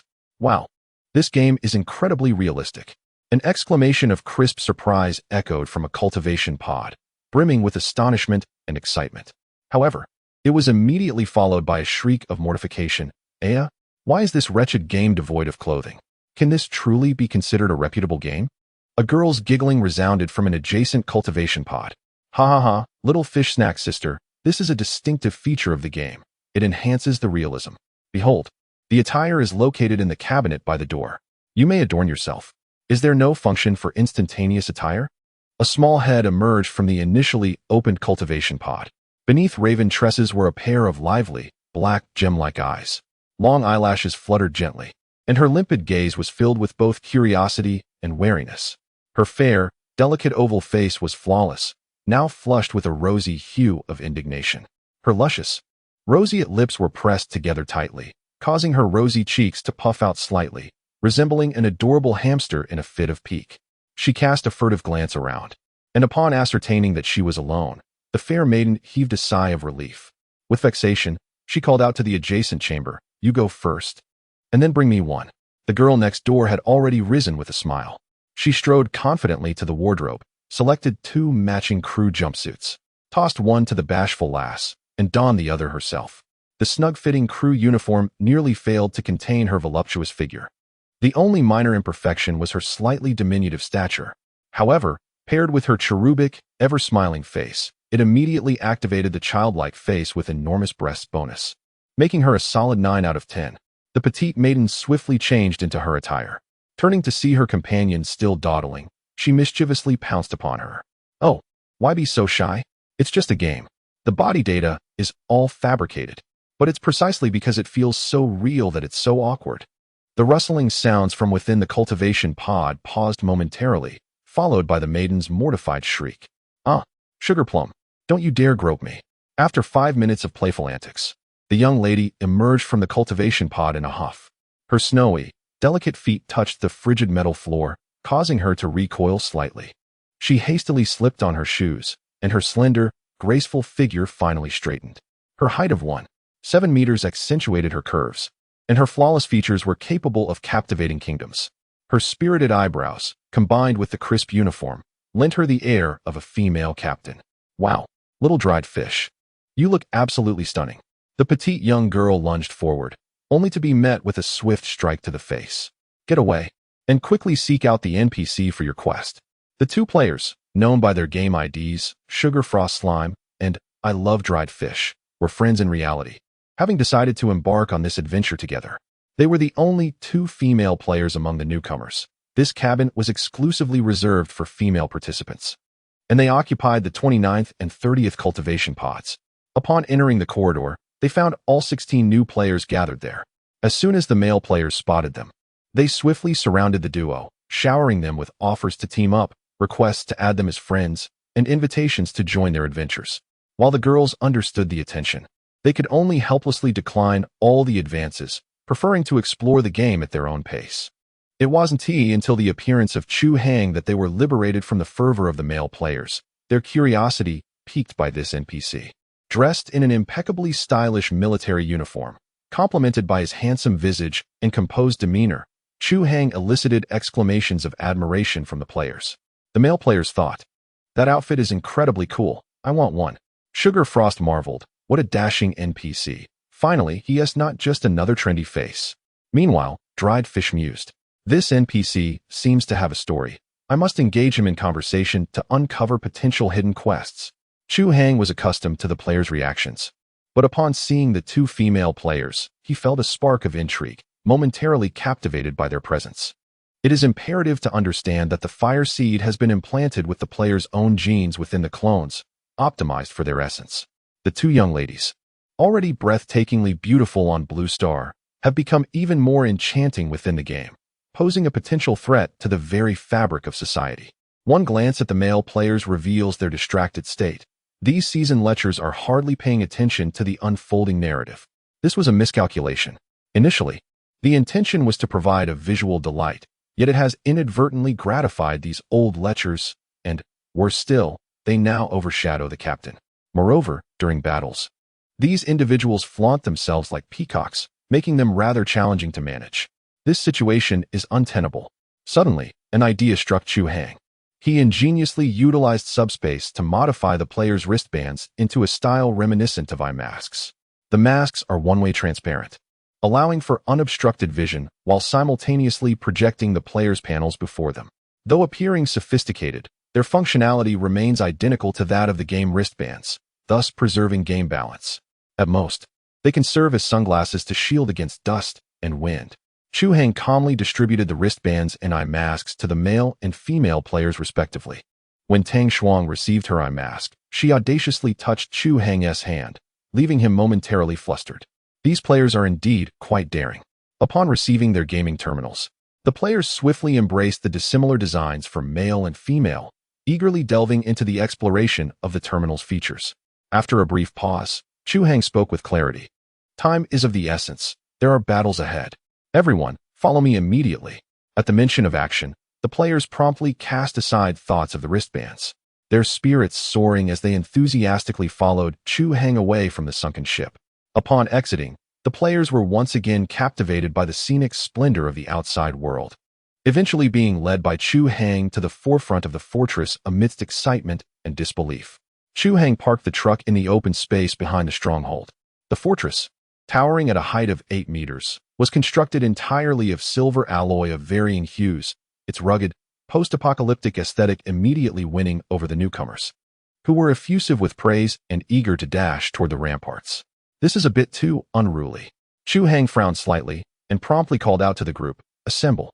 Everyone, I have something to say. Recruits, as novices, you are not yet familiar with the battlefield, so for this operation, I only require you to observe and, to the best of your ability, assist the veteran soldiers in combat. When necessary, you must obey orders from those of higher rank, even if you believe you have a superior approach. Such is not appropriate for debate on the battlefield. Order must be paramount, and commands must be followed without question. Anyone who cannot adhere to this will be immediately repatriated. Do you all understand?" The players erupted in an uproar. "What? Obey orders? Is this still a game?" "Yeah. Isn't the point of a game to do whatever you want?" "Well, not exactly. In large-scale team instances, You do need to follow the leader to succeed. But here, any veteran player outranks us, so we have to obey everyone's orders. The players, accustomed to their freedom, found it difficult to accept the necessity of obeying orders, primarily because they did not recognize the authority of the veteran players. Chu Hang was, of course, aware of this issue. However, this is the true battlefield. If the player's carefree habits cannot be transformed, he will inevitably be led astray by a handful of fools. It is better to instill the right mindset from the very beginning. At this moment, I love dried fish widened his eyes in bewilderment. How did it suddenly resemble a pyramid scheme? Is this truly a serious game? Chapter 34. Even if it's not serious, let us play. Captain, we have drones. At this moment, Chu Hang stood outside the fortress alongside the recruits. Upon hearing the report from the lookout, he immediately ushered the players indoors and activated the signal jammer. Hurry, enemy airstrike! Chu Hang shouted. Raising his weapon to the sky in vigilance, he could already hear the hum of the rotorcraft, clear even amidst the wind. Faster! While Chu Hang urged them on, the new players appeared rather nonchalant, lingering outside as if eager to partake in the excitement. The enemy aircraft approached swiftly, and the first to open fire were Price and his 3 companions, along with Little Black wielding a sniper rifle. They unleashed a barrage from the top of the fortress, the gunfire quickly merging into a cacophony that struck the hearts of the newcomers, their faces betraying their shock. Wow, this sound effect is incredibly intense. That's nothing. I heard the gunfire even has real feedback. I'm just here to shoot. Look, there's a dark spot approaching. Nonsense, that's an enemy aircraft. Quick, get out of the way. Panic ensued among the newcomers. Some hastened towards the fortress, while others sought refuge behind lorries nearby. A few presumptuously attempted to weave in S-patterns, and several dolts stood transfixed, seemingly attempting to detonate the enemy aircraft with mere stares. Ch-Hing, rendered speechless by this spectacle, inwardly sighed. He had evidently been too hasty in his endeavor to transform a rabble of buffoonish players into competent warriors. This, then, would serve as a lesson, acquainting them with the grim reality of the game. Ta-ta-ta. Ch-Hing sought cover behind a lorry engine and raised his RX-17, unleashing a sweeping barrage towards the sky. The signal jamming was already in effect. The continued operation of the enemy drones indicated the presence of combat AI, enabling autonomous enemy hunting. Such sophisticated drones were exceedingly costly in the wasteland, fetching at least 20 energy coins apiece. The loss of even one would inflict considerable financial pain. Ch-Hing had not anticipated such extravagance on the part of his adversary. Otherwise, even with the rookie's unreliability, they would have been secure behind the city walls. The drones, now in pursuit mode, moved with great celerity. After considerable firing, Ch-Hing finally managed to strike one. The drone plummeted earthward, trailing black smoke, eliciting cheers from the novice players, some of whom even whistled. Good heavens, these fellows have the gall to spectate. Ch-Hing was utterly exasperated. Alas, such was the nature of players. Immune to death, they could not grasp the urgency of the battlefield. Until they personally experienced the consequences of demise, they would remain unteachable. On the other side, Price and his companions succeeded in downing 3 drones. They swiftly discovered a flaw in the drone's reconnaissance capabilities, cleverly luring it indoors by positioning themselves on the stairs. Once inside, the players, each armed with a shotgun, fired several decisive shots. However, for Chu Hang, the situation was considerably more troublesome. He possessed a nano-armor that rendered him impervious to the drone's small-caliber machine guns, yet the newcomers were not so fortunate, and it proved challenging for him to oversee everyone simultaneously. Get in the vehicle, Chu Hang shouted once more, irrespective of its efficacy, for he had done his utmost. At that moment, a melodious voice reached his ears. Excuse me, Captain, do you have any spare weapons? While Chu Hang was preoccupied with aiming and firing, he casually tossed his secondary weapon, a flamethrower, in that direction, then returned to his focus. He could hear the commotion around him, but ultimately, they managed to mount the machine gun atop the truck, standing resolutely alongside him. In the next instant, the distinctive roar of the flamethrower erupted. Initially, the operator struggled to manage the recoil, but soon the gunfire transformed into a series of controlled bursts. Meanwhile, bullets from the drones rained down incessantly beside them, causing the truck to rattle, yet the sound of their weaponry never faltered. This individual displayed commendable composure.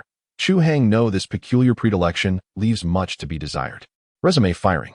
Oh, the maiden murmured, as she continued to discharge her machine gun until the final drone was vanquished. Chu Hang exhaled audibly. He meticulously inspected and stowed away the RX-17, then reached for the jerky, retrieving the machine gun amidst her reluctant gaze. Have you had prior experience with firearms? Affirmative. My father and I trained in Hawaii. Chu Hang nodded slightly. Your marksmanship is commendable, but refrain from engaging next time. 100 rounds expended for a single drone is quite extravagant.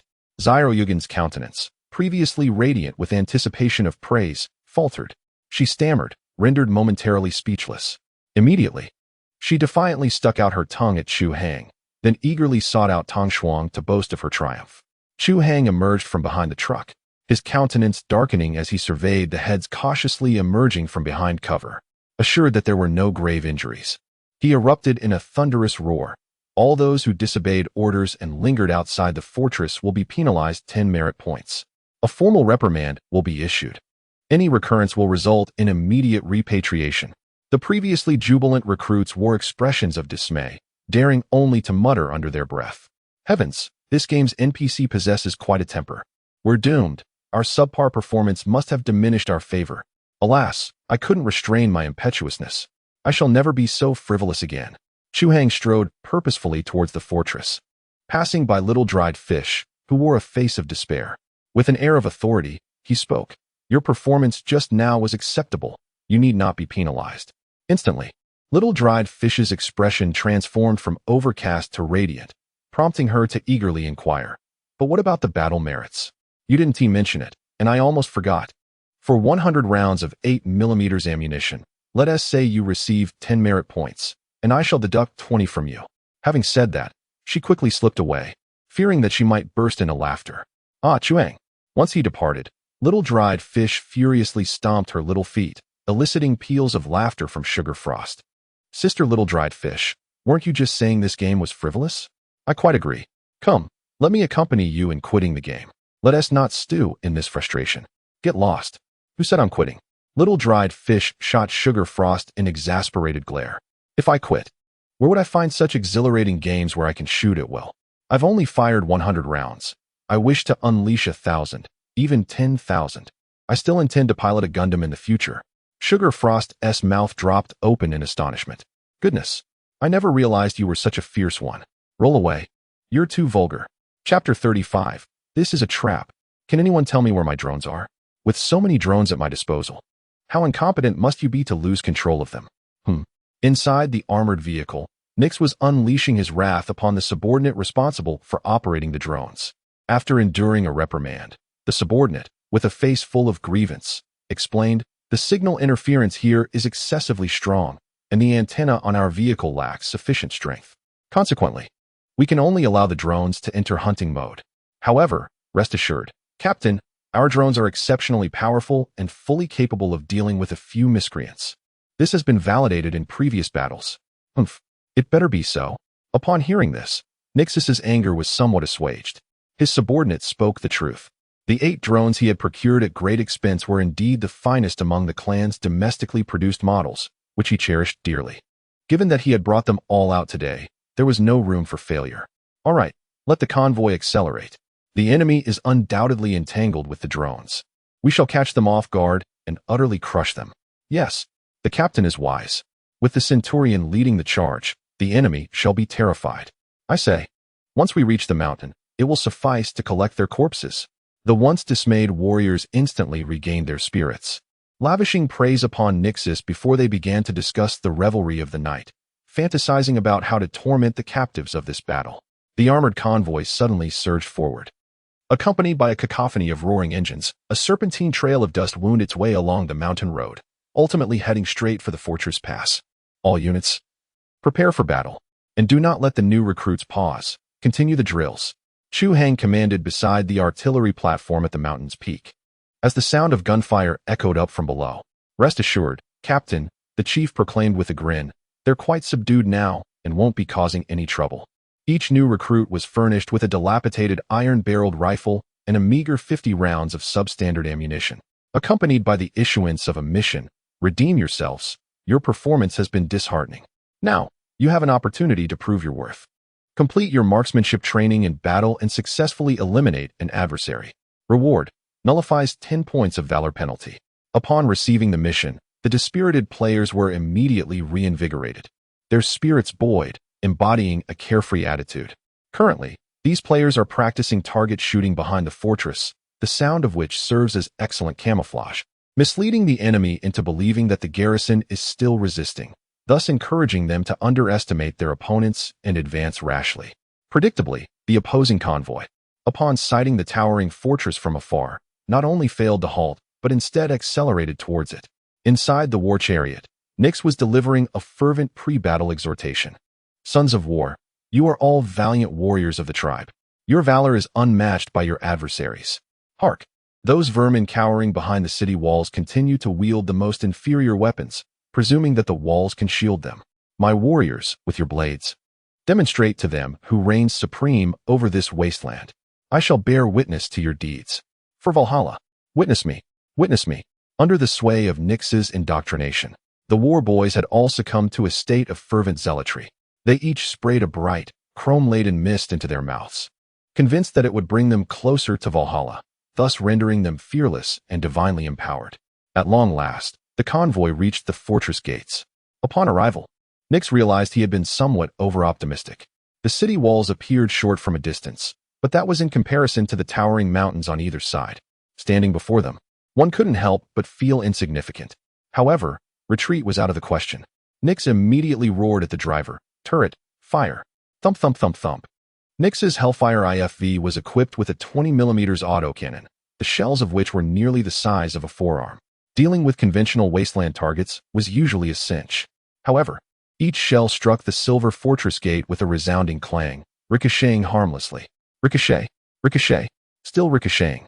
The gunner exclaimed in disbelief, unaware of the devastating impact his reaction would have on the morale of their forces. "Shut it. I can see that," Nyx retorted, visibly irritated. Yet he couldn't expect too much from these brainwashed war boys, whose valor had come at the cost of their intellect. With a somber expression, he gritted his teeth and attempted to reassure his comrades. "Very well, since they're so unaccommodating, we shall show them no mercy. Launch the rockets. Let them repent in flames for their defiance against the Greyrock clan. Kill, kill, kill." How else could Nyx have risen to the rank of Centurion? He possessed a remarkable talent for beguiling hearts, particularly when it came to swaying the affections of the vulnerable and naive. Under his orchestration, the morale of the Sons of War was revitalized, each warrior clamoring to plunge into the fray and unleash carnage. Whoosh, whoosh, whoosh. From the turrets of the Firestorm war wagons, tongues of flame erupted, propelling a volley of 60mm rockets toward the fortress gates. Moments later, a cataclysmic explosion reverberated through the valley. "For Valhalla, death!" Nyx bellowed, drawing his sidearm without hesitation and emptying its magazine into the heavens. Dozens of elite Sons of War, weapons brandished, charged toward the smoke-filled gateway, convinced that it concealed a breach in the fortifications. "Fire! Ha ha ha, die! Die! Die, all of you! Bah, after all that blather. You finally charge. Hold your horses, take aim, there's enough for everyone. Come on, let's see who racks up the most kills, but no kill stealing." The Greystone Clan's vaunted charge appeared to the players as a futile endeavor, a mere opportunity to hone their marksmanship and accumulate points. Thus, as the Sons of War sprinted into the smoke, they were met with a tempest of gunfire that mercilessly reaped their lives. "No, this is a trap. Ugh." Cries of agony rose and fell, only to be silenced entirely. As the smoke dissipated, Nyx stared in utter dismay at the carnage-strewn gateway, a vision of hell incarnate. The hand that gripped his weapon trembled uncontrollably. Inconceivable. He desperately gulped, attempting to alleviate his consternation. In a flash of insight, he comprehended the entirety of the scheme. He had been lured here, step by calculated step, only to willingly enter his own slaughterhouse. The notion of a novice gunner scoring lucky hits, the mid-journey silence attributed to depleted ammunition, the continued use of inferior weaponry and the drone entanglements, all were figments of his self-deception. At that moment, he was consumed by profound regret, lamenting his foolish descent into the trap that had sealed his fate and extinguished his prospects. His gaze drifted to the weapon in his grasp, and he slowly aimed it at his temple. Bang! Chapter 36, Reactor Acquired. Nyx had taken his own life. In a certain light, his actions demonstrated a greater resolve than the likes of the turncoat Scarface. Nevertheless, This irresponsible act left the war children on the vehicle without a leader, ultimately driving them down a path of self-destruction. Chu Hang harbored no desire to redeem these brainwashed adversaries, since they had chosen to resist to the bitter end. They would serve as a valuable source of experience for the players, both new and seasoned, to collectively overcome. Chu Hang's sole action was to instruct Scarface to obliterate the Inferno Chariot with a single blast, a regrettable necessity given the immense threat it posed to the players. The battle concluded swiftly, lasting a mere 10 minutes. 30 players erupted in unrestrained jubilation, releasing their elation at the victory. Even the newcomers, previously critical of the game, underwent a complete reversal in attitude, joining the veterans in extolling its virtues. This brief sojourn of less than an hour had irrevocably transformed their perception of gaming. The authenticity and uncompromising nature of the game had thoroughly captivated them. They recognized the disparity between their skills and those of veteran players. Moreover, the camaraderie was exceptional. Instead of the anticipated condescension, they experienced only the guidance of seasoned players towards newcomers. Of course, this assistance occasionally bordered on the irksome, with jesting and playful teasing being commonplace, as one might expect from gamers. In the subsequent hour, they embarked on a protracted and meticulous battlefield sweep. Everyone was equipped with player terminals, and with the system's oversight, there was no opportunity for larceny. Post-battle assessment revealed a total of 31 enemy combatants neutralized, with no prisoners taken. The players sustained 7 minor injuries and no fatalities. The spoils of war included 3 heavy armored transport vehicles, 22 long rifles of standard quality, 13 short rifles, 1 heavy machine gun, nearly 2,000 rounds of ammunition, over 30 energy coins, and various personal provisions. It was a resounding triumph. The reason the spoils were less abundant than in previous engagements was that this contingent of the Sons of War possessed a more resolute fighting spirit. They engaged the players in a pitched battle using their war vehicles. Furthermore, the players' marksmanship was somewhat lacking, often necessitating a deluge of bullets to overwhelm their adversaries, inevitably resulting in the destruction of potential loot. However, Chu Hang was unconcerned with these paltry gains. Under his meticulous supervision, the 3 transport vehicles remained unscathed, their drivers having been dispatched by Xiao Hei's sniper fire, ensuring they had no opportunity to sabotage Chu Hang's assets. Just listen to him. From the moment he laid eyes on the transport vehicles, Chu Hang considered the supplies within to be his own. After the skirmish, Chu Hang instructed Big Head and the others to drive all the transport vehicles into the valley. Only when the gate was sealed did he feel a sense of security. Open the cargo containers. Chu Hang beckoned to the players, and naturally, some eagerly rushed to unlock them. The first vehicle was a drone carrier, capable of housing a dozen small drones. Equipped with corresponding charging docks and a command base, this single vehicle, if operated skillfully, could obliterate a small stronghold. The second vehicle was filled with mechanical equipment. After a system scan, it was determined that most of the equipment was for exploration purposes, along with sampling and laboratory instruments. The vehicle even contained a small refining furnace. They're planning to mine. A glint flashed in Chu Hang's eyes as he immediately thought of the Crimson Flame mine that Scarface had mentioned. The primary objective of their arrival could now be ascertained, to verify the veracity of the mine information Scarface had reported. This Crimson Flame ore was no ordinary substance. It was a strategic resource, an orange-red crystal rich in nitro compounds of unknown origin. With some basic processing, it could be used as a substitute for conventional gunpowder, serving as the primary material for propellants and high explosives. This was particularly vital in the wasteland, where the chemical industry was lacking. The Crimson Flame Clan, located near the Grey Rock Clan, had risen to prominence thanks to the Crimson Flame Oregon. Their bullets were affordable and of good quality, highly favored by wastelanders, naturally inciting envy from the Grey Rock Clan. Should a vein of crimsonite or genuinely lie concealed within this ravine, the Limestone Clan would undoubtedly devote considerable resources to its exploitation, with the convoy led by Nyx serving as the vanguard, securing the area for the clan. Should this transpire, the contents of the third wagon would be all the more eagerly anticipated. Soon, the answer would be revealed. Chu Hang's gaze intensified as he beheld the black and yellow metallic sphere within the carriage, a portable nuclear reactor, and one complete with fuel rods. Fortune had indeed smiled upon him. With mounting eagerness, Chu Hang approached to examine his prize, and the outcome proved exceedingly gratifying. This particular reactor, while only a level 2 energy source, designed specifically for powering encampments and dwarfed in comparison to ship-based reactors, possessed the distinct advantage of being entirely intact, with its fuel rods still boasting 67 of their capacity. Through system conversion, it was determined that the energy released by this device would be sufficient to charge the mothership to over 50. After fulfilling the 20 quota required for Mothership Mission 02, a substantial surplus would remain. This, for Chu Hang, was an unlooked-for boon. Verily, raiding proved a far more efficacious path to prosperity in the wastelands than the comparatively sluggish pace of cultivation. As twilight began to descend, Li Ming, having made ample preparations, served a delectable repast, subjecting the newcomers to a further touch of Stardust amazement. After the dinner, the evening's auction commenced amidst an atmosphere of fervent excitement. The weapons seized during the raid were, for the most part, of considerable quality. Foremost among them was Nyx's sidearm, a superior 10mm pistol, which, surprisingly, failed to attract any bids. The reason for this lay, of course, in the grand vision Chu Hang had previously articulated. The RX-17 has received overwhelming praise from the veteran quartet, and now all the seasoned players are eager to accumulate merits for their upgrades. Chu Hang, feeling somewhat helpless, decided to keep it for himself, as he was in need of a reliable handgun.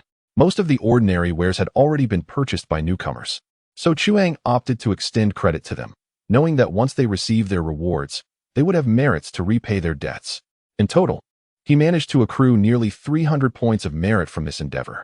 Unlike the previous occasion, Chu Hang planned to implement a different method of rewarding participants this time, calculating the total value of all spoils and distributing it evenly among all players involved in the battle. This reward would serve as a participation prize, separate from the kill rewards and special mission bonuses obtained during combat. Ultimately, the system recorded a total of over 2,400 points of merit, with a single reactor valued at 2,000 merits.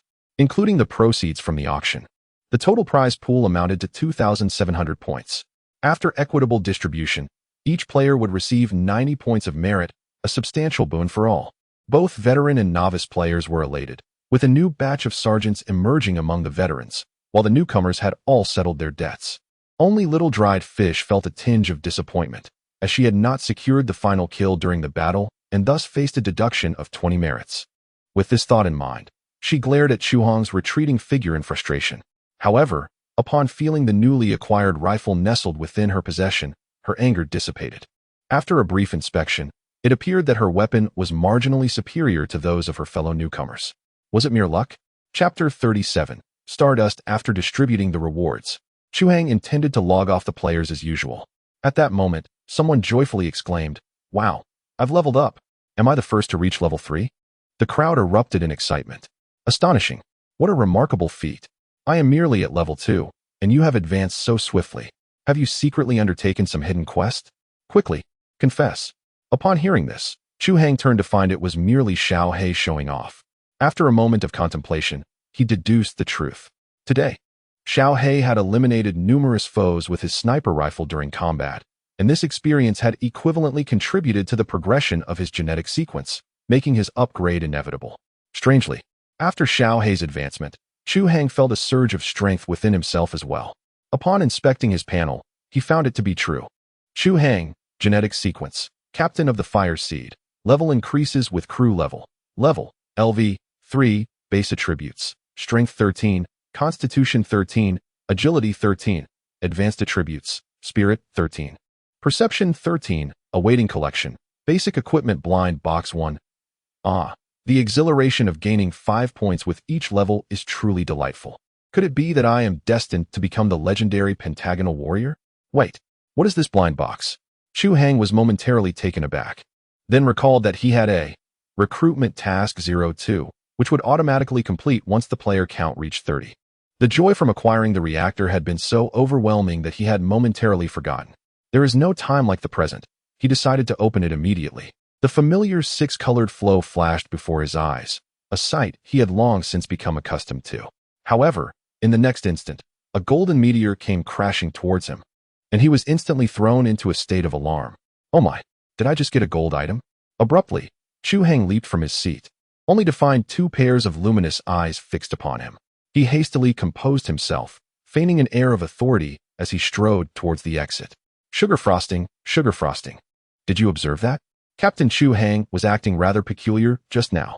I love small dried fish was consumed with curiosity regarding Chu Hang, this NPC. It was her wont in games to unearth intriguing narratives, leveling up being of secondary importance. As for the present moment, she had acquired a new passion, marksmanship. Indeed, quite suspicious. Shall we surreptitiously follow him? Perhaps there's a hidden subplot to be discovered? Sugar frosting slime chimed in, her endearing eyes forming crescent moons, remarkably resembling the comical visage from the meme. Unbeknownst to Chu Hang, he was being trailed by two diminutive shadows. He proceeded to a corridor proximate to the airlock and retrieved his inaugural golden reward. Behold, the instant the reward was unveiled, Chu Hang's eyes reflected a golden radiance. Concurrently, the entire corridor was illuminated by a hazy, golden starlight. The luminescence emanated from Chu Hang's palm, where a solitary grain of sand rested. Yet it evoked the illusion that the vast expanse of stars had been etched within it. Its dreamlike brilliance surpassed any diamond in the cosmos by a factor of billions. Wow, how exquisite! A girlish exclamation echoed through the corridor. Chu Hang turned to behold his two female players, their gazes intense. Riveted upon the golden grain of sand in his hand, their desire almost palpable. Chu Hang smiled gently and began to speak. Behold a stardust, the cosmos's most enigmatic substance, and the very genesis of all conflicts. They endeavored to restrain their avarice, yet their gazes were inexorably drawn to the stardust, as if it were not a mere treasure, but a captivating abyss. Oh, nay, that belongs to the captain. Gracious, could they truly be so mercenary? How utterly mortifying! Two comely visages flushed crimson, abashed by their momentary lapse in composure. Observing their discomfiture, Chu Hang, with perspicacity, offered solace. Do not disparage yourselves. Stardust possesses an innate allure for all life. Each soul yearns to possess it, myself included. Thus, there is no cause for shame in such a universal desire. You are yet nascent, and the future holds vast potential for you to acquire your own stardust. The maiden's eyes kindled with renewed brilliance, as if four more stardust had materialized within the corridor. Thank you, Captain. Chu Hang, having reaped the most exquisite of smiles for his benevolence, then playfully extended his palm, bearing the stardust, toward Little Fish. For me? Little Fish's eyes twinkled with nascent stars, her timidity almost preventing her from accepting, as if she were being presented with a diamond ring. Nay, merely a glimpse.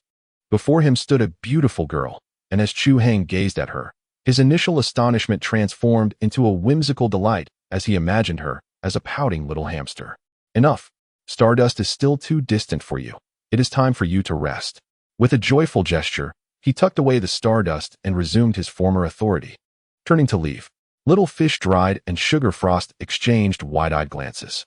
Sugar Frost, do you think I was just teased by an NPC? There is no doubt. You were indeed flirted with. They chuckled. I never expected our Little Fish dried to be so popular that even AI would wish to be close. Stop exaggerating. He is merely an artificial intelligence. Little Fish dried's voice dwindled. Could AI really be this natural? Surely it must be an employee from the game company masquerading as one. Oh, if that were true, my clone would be exposed entirely. Just then, a sudden, forceful impact struck the outer wall of their small ship, causing it to tremble slightly. His expression turned grave as he approached the airlock, peering through the surveillance camera to assess the situation outside. Damn it, it's a horde of mutated beasts. The mutated creatures had originated over 5 centuries ago, spawned from beasts infected by the Zerg, their instincts aligning more with the primal beasts than the Zerg themselves, thus earning the name primitive aberrant insects. During the war, the Star-Forging Empire had infused a special ray into the man-made sun, effectively suppressing the Zerg threat. This vulnerability has been inherited by the mutated beasts, rendering them only able to venture out during the night while they hide in their underground lairs during the day. Consequently, the night has become their dominion, and should humans reveal themselves, they would face utter calamity. The question arises, however, why did the small boat, which had been well concealed, attract the attention of these mutated creatures today? The relentless sound of impacts is reminiscent of a grievous betrayal, akin to a man discovering his partner's infidelity. Must they truly be so relentless?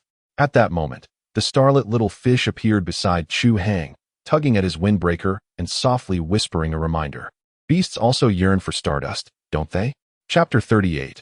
Observe closely, this is how stardust is utilized. Stardust? Chu Hang looked at the little fish in surprise, not expecting her to be so astute. Under the eager gaze of the little fish, Chu Hang slightly nodded, affirming her conjecture. A smile instantly blossomed on the girl's face as she eagerly raised the rifle in her hands, her voice ringing clear. What shall we do? Shall we fight our way out? Fight our way out. Chu Hang chuckled at the little fish's fervor, pulling her towards the access control display. He pointed at the screen, which showed at least 7 or 8 infrared images. Are you certain you wish to go out? Upon seeing the menacing silhouettes on the monitor, the little fish immediately wilted, shaking her head vigorously. No, perhaps not. After all, I lack your strength, she admitted with a touch of self-awareness. Chu Hang then gently pushed her aside, taking the opportunity to observe the situation outside through the access control camera. The sound of crashing grew increasingly intense, stirring the revelers within the restaurant. A throng of players rushed over, brandishing firearms and ammunition. Chu Hang found himself at a loss for words. Could they possibly be any louder? Were they afraid the mutated beasts outside might not hear them? Before he could speak, a small figure, little fish, stepped forward, fervently gesturing for silence. The players quickly grasped the situation and tiptoed closer. Captain, what is happening outside? Inquired Little Black. For certain reasons, a horde of mutated beasts has been drawn here and is currently assaulting our sunken ship. Mutated beasts. The players gasped in astonishment. They had only heard tales of these ferocious wasteland abominations and had never encountered them firsthand. It appeared that the game developers of Stardust were orchestrating quite the spectacle, staging a monster siege.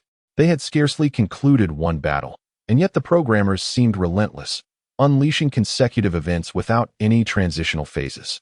Nevertheless, they relished it. The plot was abundant. Let the storm rage even fiercer. Captain, we request to engage. Indeed, we cannot allow the monsters to wreak havoc on our vessel. Let us swiftly emerge and vanquish them. Captain, this is an excellent opportunity to test night combat. We must seize the moment. Captain, rally the crew for another charge. The players erupted with fervor, their spirits ignited as they implored Chu Hang from all angles, as if considering his interests. Chu Hang felt a wave of frustration. It was clear that their enthusiasm stemmed from a desire to indulge in night battles, rather than any noble cause they were fabricating. However, allowing the beast horde to continue their rampage is indeed a pressing issue. Currently, there are only 7 or 8 of them, but what if more companions are summoned shortly? After a moment of contemplation, Chu Hang resolutely articulated his decision. Very well, due to the unforeseen circumstances, we shall undertake a nocturnal operation. All personnel must comply with orders. Understood. Captain, you may issue the command. I shall dedicate my heart to the Empire. The assailants are a breed of mutated hyenas, measuring up to 3 meters in length. With sharp fangs and claws, clad in bone armor, capable of overturning a vehicle weighing several tons with their sheer force. The thickness of their bone armor is sufficient to withstand small-caliber bullets, rendering it tantamount to suicide for you to venture outside. Therefore, you must remain aboard the sunken vessel to provide cover for us, targeting their vulnerable points, such as the mouth and abdomen, to buy time for me and Ryan. Upon hearing his name, Ryan felt a surge of elation. Captain, what must I do?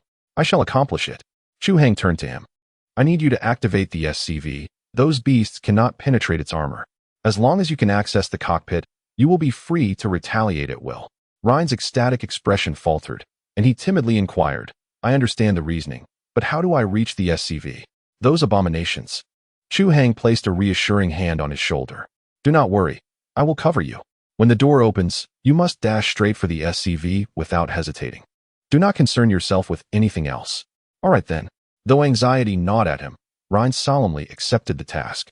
The other players were engaged in auxiliary tasks. Although it was regrettable, it was indeed time to log off. Having played was already a gain, and thus, it did not weigh heavily on the heart. Everyone donned their equipment, mindful of the swirling sands, and ensured they did not stray far from the shipwreck's entrance. Understood.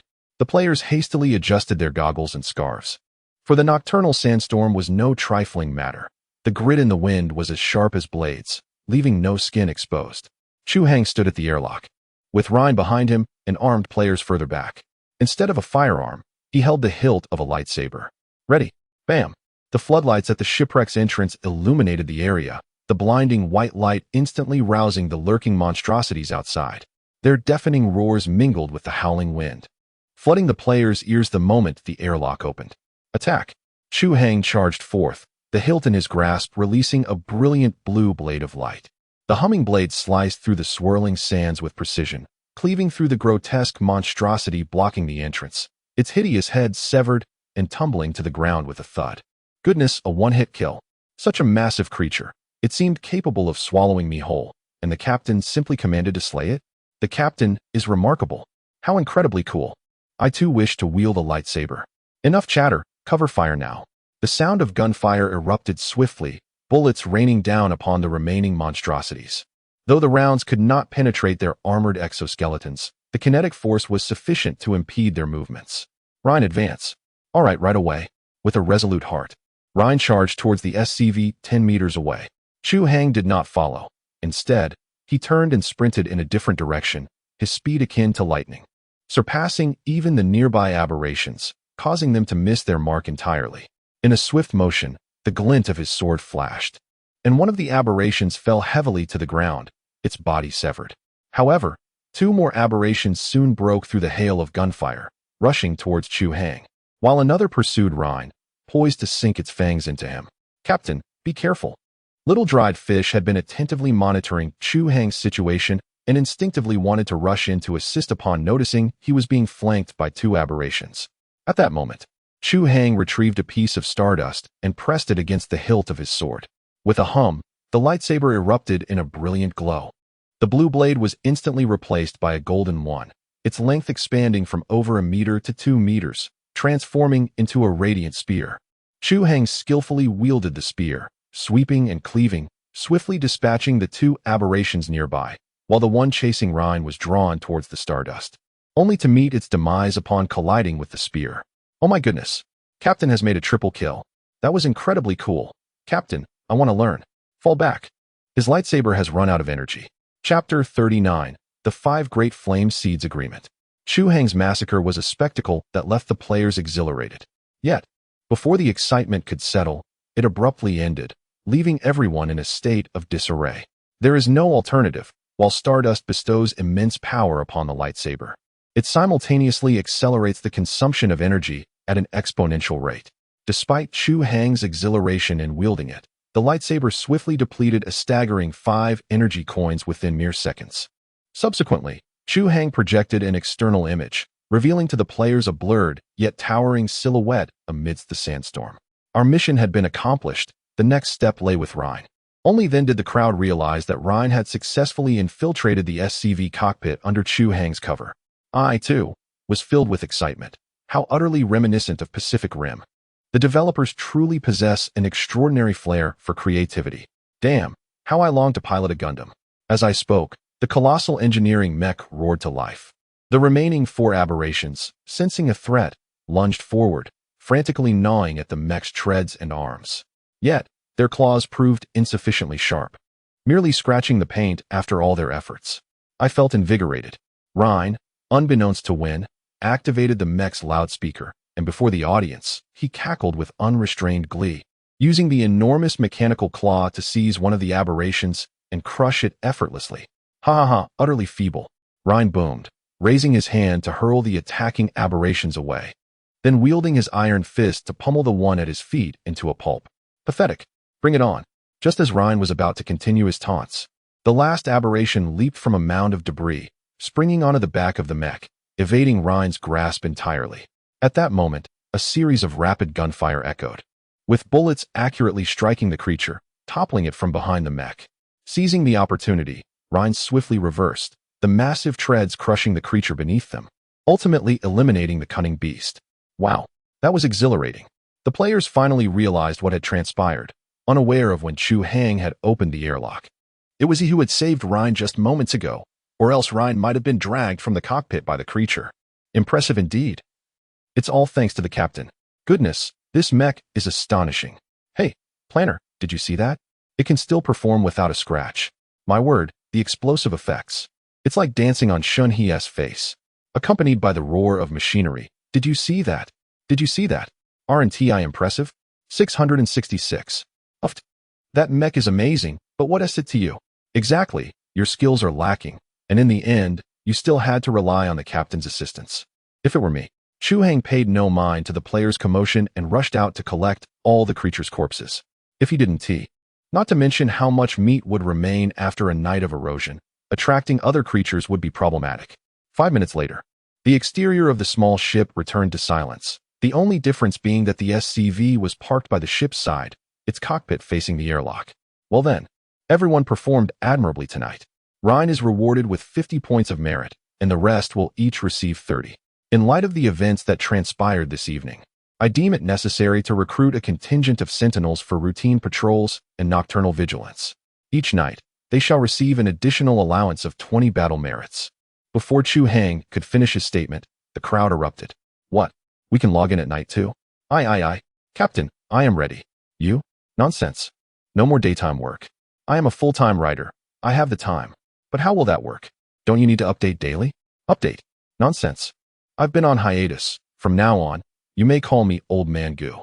Chu Hang found himself both amused and exasperated. Ultimately, he considered the actual circumstances of the players on Blue Star and selected 8 individuals, granting them 24-hour login privileges, including for veteran veterans. These 8 would be divided into 2 teams, each responsible for the night watch over the sunken vessel and the fortress. Soon, those not chosen reluctantly logged off. As it was daytime on Blue Star, they would migrate to the group chat or forum to generate more buzz for Stardust. This operation was facilitated by the system. Typically, unless the host is utterly destroyed, it is exceedingly difficult for Stardust to separate from its carrier, achievable only by the advanced technology of the Star Forging Empire. However, this does not apply to the union of Stardust with organic entities. In other words, although this Stardust could confer over double the enhancement to Chu Hang's body once integrated, it could not be extracted, leaving the requisite Stardust for the ignition upgrade unattainable. Thus, Chu Hang suppressed his fervor and resolutely merged the Stardust into the ignition. Stardust fusion complete. Following this, Chu Hang expended over 1,000 energy coins worth of electricity, elevating the fire seed's charge to over 20. Mothership Mission 01. Elevate fire seed charge to 20. Completed. Reward. Module protocol unlocked. Scanning protocol LV1. 7-star forging fire seed. Recruitment protocol LV. 3. Recruitment quota 3100. Scanning protocol LV3. Penetrative scanning depth 15 m. Subspace protocol LV3. Basic processing storage capacity 10 m. Archive protocol LV3. Mid-intelligent era Earth. Early 22nd century. Module protocol LV2 allows for the supplementary installation of functional modules onto the mothership. Small slots 03. Medium slots 01. An overall protocol upgrade by 1 level. By Jove, this is truly worthy of the name Stardust. Chu Hang, his face illuminated with delight, was exceedingly pleased with his recent decision. In the wastelands, individual strength pales in comparison to collective might. Though Chu Hang relinquished personal ascension in the sphere of life, he could usher in a leap for his entire faction. Previously confined to cautious, furtive development, he now possessed the confidence to proactively strike out. The most pivotal of these was the unlocking of the module protocol. This protocol is essentially an abridged version of the Fire Seed's capabilities. It can invoke the Fire Seed's super nanite units, flawlessly integrating otherwise incompatible modules onto the mothership. It is crucial to acknowledge that device compatibility has consistently been a formidable obstacle to the formation of combat effectiveness. Resembling the domestically produced aircraft carriers of a certain populous nation on Blue Star, which boast cutting-edge equipment from across the globe and impressive specifications on paper, yet are prone to breakdowns upon deployment, the intrinsic value of the Spark system, with its capacity for seamless integration of foreign modules, becomes self-evident. Crucially, these modules do not necessitate manual installation by Chu Hang. Spark commenced loading the portable reactor. Upon Chu Hang's command, the miniature reactor, previously stored within the subspace, dematerialized. A subtle tremor resonated from the deck beneath. Chu Hang hastened to the mid-level deck, where he observed that an unoccupied equipment bay had been sealed off by the system. Through the porthole, he discerned viscous, golden fluid surging within. This constituted the Spark's super nanite swarm. The technological sophistication of these nanites remained inscrutable to Chu Hang, yet their exorbitant cost was undeniable. The resource requirements for upgrading the Spark, equivalent to the construction of several cruisers, served as a testament to their value. Currently, Chu Hang had only amassed 10 of the necessary resources. he resolved to immediately expand the player base, with the aim of fully exploiting the entirety of the 217th Naval Vessel Graveyard. Consequently, on that very day, the official website of Stardust on Blue Star initiated the large-scale distribution of closed beta test qualifications, totaling an unprecedented 70 slots, eliciting jubilation among the long-awaiting players. Within a mere half-hour, all qualifications had been allocated. Despite being ostensibly a lottery, the selection process was, in reality, a meticulous curation by Chu Hang, comprising seasoned gaming veterans and individuals with specialized skills and integrity. Above all, these individuals generally lack criminal records and represent some of the few virtuous people on the planet Earth in 2088. At the very least, their character is acceptable, and their values align relatively well with Chu Hang's. He would find it more pleasant to interact with such people, fostering a harmonious atmosphere that enhances work efficiency. Notably, the fellow in the group named Neckrite Twist was once again not selected, not because of any deficiency in his character, but rather due to his background. Unbeknownst to Chu Hang, this individual turned out to be an active special intelligence operative, initially just idling in the group. As Stardust gained increasing popularity, he began to take things seriously, constantly seeking to infiltrate Stardust to create some sensational news to claim rewards from his superiors. Chu Hang naturally chose to sideline such a double dealer for the time being, only considering him if he might be of use in the future. On the other hand, the fellow known as Melon Patch Gopher recently unlocked an achievement for being stubbornly in denial, elevating him to the status of a beloved character within the game group. He consistently takes the lead in opposing Stardust in every discussion, yet in reality, he is the one who most desires to play Stardust, simply embarrassed to admit it. Chu Hang is currently facing a shortage of spots, but he might consider bringing him along to play once things become more relaxed in the future. After arranging the spots, Chu Hang did not announce the specific launch time. Firstly, there may be alien nests in the valley, and secondly, there is no more space for cultivation pods in the shipwreck. Therefore, everything would have to wait until the next day after settling in. Following his routine exercise, Chu Hang peacefully went to sleep. The following morning, Chu Hang eagerly arrived at the mid-level deck, where the swarm of nanobots had vanished, leaving behind a pristine miniature reactor situated at the center of the chamber. Remarkably, it appeared so transformed that even his mother would scarcely recognize it. Originally, this contraption seemed utterly incongruous with the humble aesthetics of the small vessel, yet after a mere night, it resembled nothing less than a factory-fresh original. The appearance was secondary. What truly mattered was that its functionality had now been seamlessly integrated into the small ship, enabling it to supply power. System, disengage energy compartment lockdown. The lockdown was promptly lifted. Chu Hang stepped forward, lifted the protective cover with his left hand, and with his right hand, firmly inserted the fuel rod into the central aperture of the reactor. The process was remarkably smooth. With a crisp sound, the entire fuel rod reached the bottom, securely held by a clasp, and began to inject fuel slowly into the reaction chamber. Is that all there is to it? Chu Hang closed the protective cover once more. With this, the electricity supply for the entire 217 base would be assured for the foreseeable future. Subsequently, he retrieved the energy box he had discovered within the sunken ship and connected it to the reactor for charging. Soon the 1,000 energy coins within would be restored to full capacity, ready for distribution to various departments, thereby alleviating the need to set up electrical lines in the valley. Having completed his energy-related tasks, Chu Hang roused all players, initiating the day's most critical mission, the assault on the alien nest. The stronghold serves as the sole entrance to the valley. The appearance of the alien species outside the sunken ship last night indicates that they must possess alternative routes of entry, or perhaps their lair is nestled within the valley itself. During daylight, Chu Hang mobilized all players to conduct a thorough search, eventually uncovering traces of alien activity within a massive rock crevice. Indeed, this is undoubtedly the alien's nest. Follow me inside. Chu Hang, wielding a lightsaber, led the way, closely followed by the fully armed players. His current scanning protocol could penetrate 15 meters, proving invaluable in the narrow, winding caverns. Should any aliens lie in ambush around a corner, he would be immediately aware. It's not that I don't trust the captain, but is it really wise for him to venture so far ahead? It's dark and convoluted here. What if we are ambushed? Sugar Frost voiced her concerns to Little Dried Fish, who walked at the forefront of the player group. Don't worry, we are right behind him.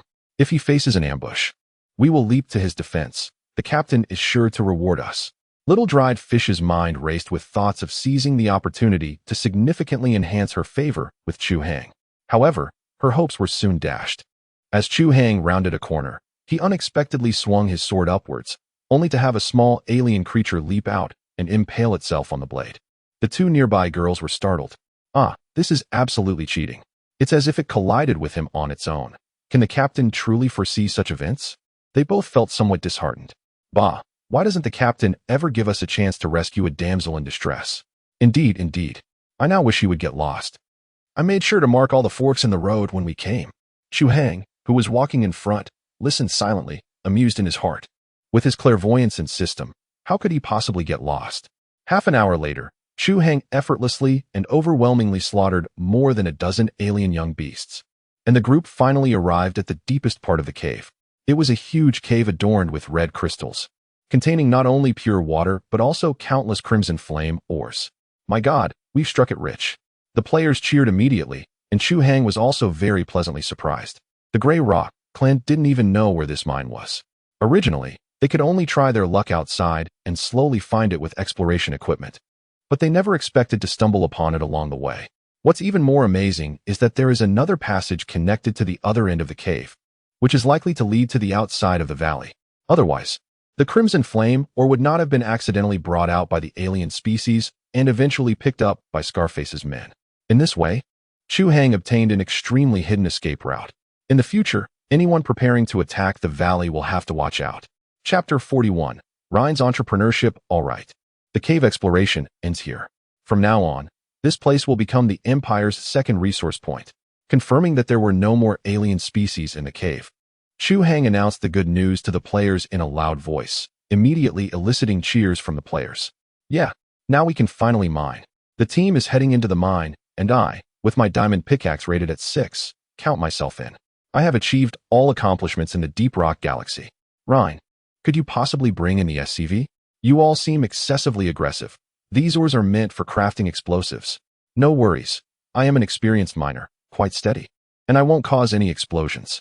Chu Hang is quite pleased with the enthusiasm of the players. As the number of players increases, it becomes impossible for him to assign tasks to each individually.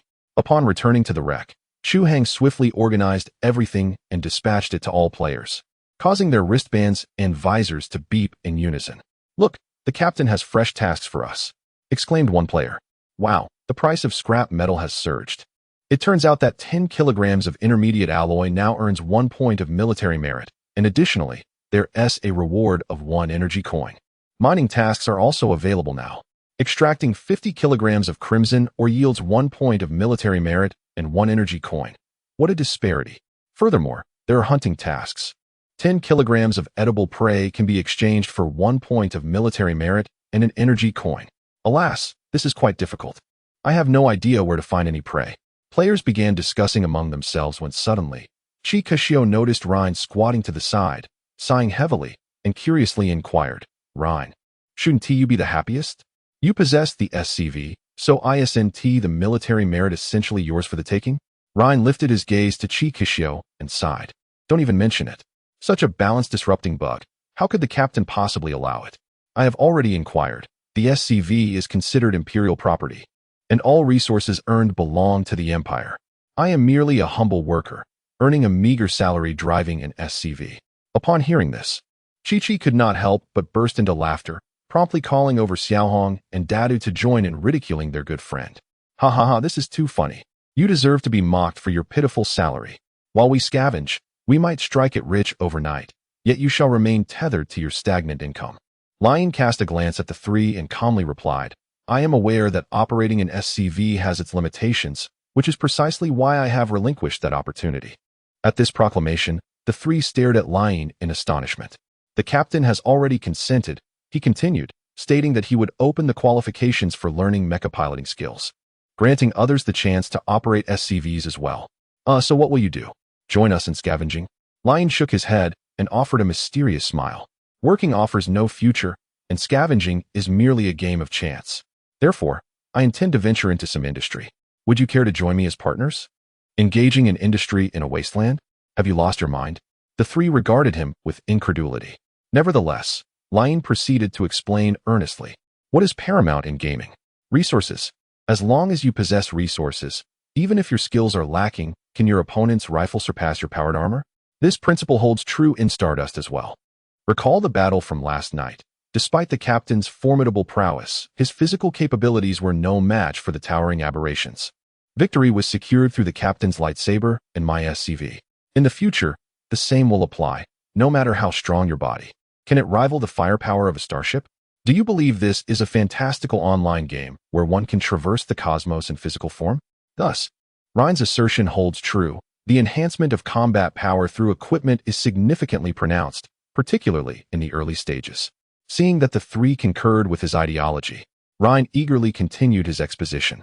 Currently, our outpost is utterly destitute, lacking in every conceivable resource, yet there are individuals who can procure anything. The sole domain untouched is arms manufacturing. Goodness gracious, are we now competing with the captain for business? Apologies for the intrusion. The three turned to depart, but Ryan hastily detained them. Please, allow me to finish. The captain is the only NPC capable of crafting high-quality gear, that much is certain. Yet have you not noticed his production capacity is lacking? I suspect he employs sophisticated 3D printing technology salvaged from sunken ships to produce those premium items, inevitably inflating costs. My strategy, however, is to pursue a low-end approach, complementing the achievements shop by focusing on volume and abundance. Most importantly, the esteemed captain has already consented. Ryan suddenly wore a mischievous grin. Why did you not mention this sooner, you rascal? Indeed, you seek to deceive me out of my modest funds. Enough with the trivialities. What exactly do you intend to pursue? Ryan smiled confidently. Rockets. Hiss, you mean those antiquated devices that require no precision, merely serving to provide firepower coverage? Precisely. Whenever the topic of expertise arises, Ryan becomes invigorated. The physics engine of this game is universally acknowledged as realistic. Thus, I envision utilizing the technology from our Blue Star combined with the advanced equipment here to establish a makeshift workshop. The ground is strewn with metallic refuse. The main bodies of rockets and their launchers are relatively easy to construct, yet we lack fuel and ammunition. Now, with the acquisition of Crimson Flame, I expended a substantial 250 points of battle merit to obtain the conversion process from the captain, enabling the transformation of ore into both high explosive materials and solid fuel. Truly splendid. My three companions were astonished by Ryan's decisiveness. Goodness, 300 battle merits. You've truly gone all in. Of course, it's a game, even in defeat. There exists the opportunity to begin anew. Why not leverage our early advantages for a gamble? Ryan replied, should we win, we will soar to new heights, and future orders for war will undoubtedly flow in. With that, Ryan extended his fist toward the trio. What do you say? Shall we embark on this venture together? The three, inspired, exchanged glances before eagerly extending their hands to join Ryan's fist. Let us do it, brothers. Whether we can take flight depends on this moment. Indeed, should we fail, we will toil together. Ryan felt a surge of emotion. All right, it's settled. Chu Hang will be responsible for acquiring or from players. The two will procure metal materials and electronic components, while Chiku and I will scout for a suitable location, preferably a sunken ship's hangar or the like. The trio nodded in agreement. By the way, since we are starting a factory, we ought to have a name, right? Could it be the legendary Ryan Steel? With a broad smile, Ryan responded, given my ID, is it not obvious? It shall be Ryan Metals. From this day forth, Stardust will be our domain. Chapter 42. Rapid expansion throughout the entirety of the scheming by the Ryan Quartet. Chu Hang attentively listened. Although somewhat disheartening, it was imperative for him to ensure that the players did not lead him into another quagmire, especially since these individuals had already caused him trouble in the past. Caution was warranted. Fortunately, after hearing their plans, it appeared that their strategy was relatively sound. For tasks that Chu Hang found overwhelming or unprofitable, delegating them to the players proved to be an exceedingly advantageous choice. The players not only derived enjoyment from these endeavors, but also bolstered the collective strength of their group. Why not embrace this opportunity? Let them engage in their antics. Perhaps, on future battlefields, the weapons crafted by the players will indeed shine brilliantly, reminiscent of the earlier catapults. However, it was not solely the Ryan Quartet who reveled in mischief. The group known as the Trash Team, comprising Li Songguang, Uncle Shirtsuan, King Harlan, and the player A-Dog at the start, finally found an opportunity to scavenge. Together, They pooled 500 merit points to secure the excavation rights to half of a sunken ship, with 30 of the total yield from the wreckage converted into their rewards. This was a remarkably lucrative arrangement. Naturally, Chu Hang was discerning in his selections. He would not hand over the rights to just any sunken vessel. He reserved these contracts for those deemed less valuable after scanning, such as the remains of military ships and transport vessels, which he would undoubtedly excavate himself. Now, Chu Hang had become acutely aware of this potential risk. He planned to accumulate more energy coins before fixing the merit points awarded for tasks. All supplementary remunerations will be dispersed via energy credits, ensuring that even if a player experiences extraordinary fortune, they will merely amass wealth rather than ascend to the rank of a senior officer. Furthermore, the lumberjack and his mentor have assembled a considerable number of agrarian-oriented players, forming an engineering corps. They have undertaken a series of projects from Chu Hang, including mine development, the installation of drainage pipes, and the construction of defensive structures, and are now engaged in extensive construction. Meanwhile, the girls' squad, comprised of Xiao Yugen and Tang Shuang, has apprenticed under Chu Hang in the art of mecha piloting, succeeding Rhine as the new custodians of the SCVs. The two young women alternate shifts assisting the engineering corps, indulging in their respective hobbies during their leisure time. Xiao Yugen has minored in elementary engineering knowledge, dedicating her time to studying mecha construction, playfully pestering Chu Hang, and seeking technical guidance, with the apparent intention of eventually repairing and modifying mechas herself. Tang Shuang, on the other hand, has minored in elementary medical care knowledge. She also employed considerable persuasion on the understanding, infatuated captain, ultimately acquiring elementary biological knowledge, with aspirations of becoming a medical practitioner and perhaps even obtaining a bioengineering qualification. Speaking of engineering qualifications, this refers, of course, to genuine certifications on Earth. Chu Hang had enlisted the services of Rhine's recommended professional acquaintances, one specializing in nuclear physics and the other in naval architecture.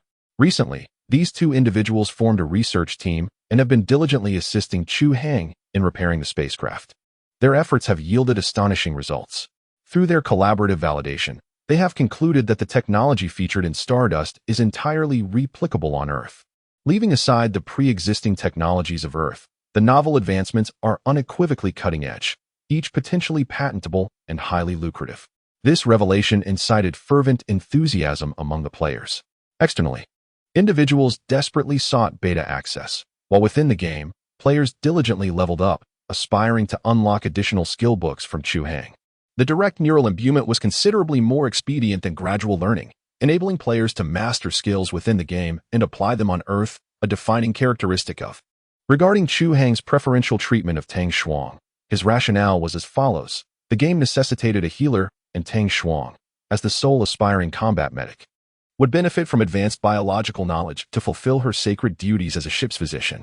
This was his unwavering justification. Subsequently, Xiao Yugan frequently teased Tang Shuang, curious about their activities in the captain's quarters.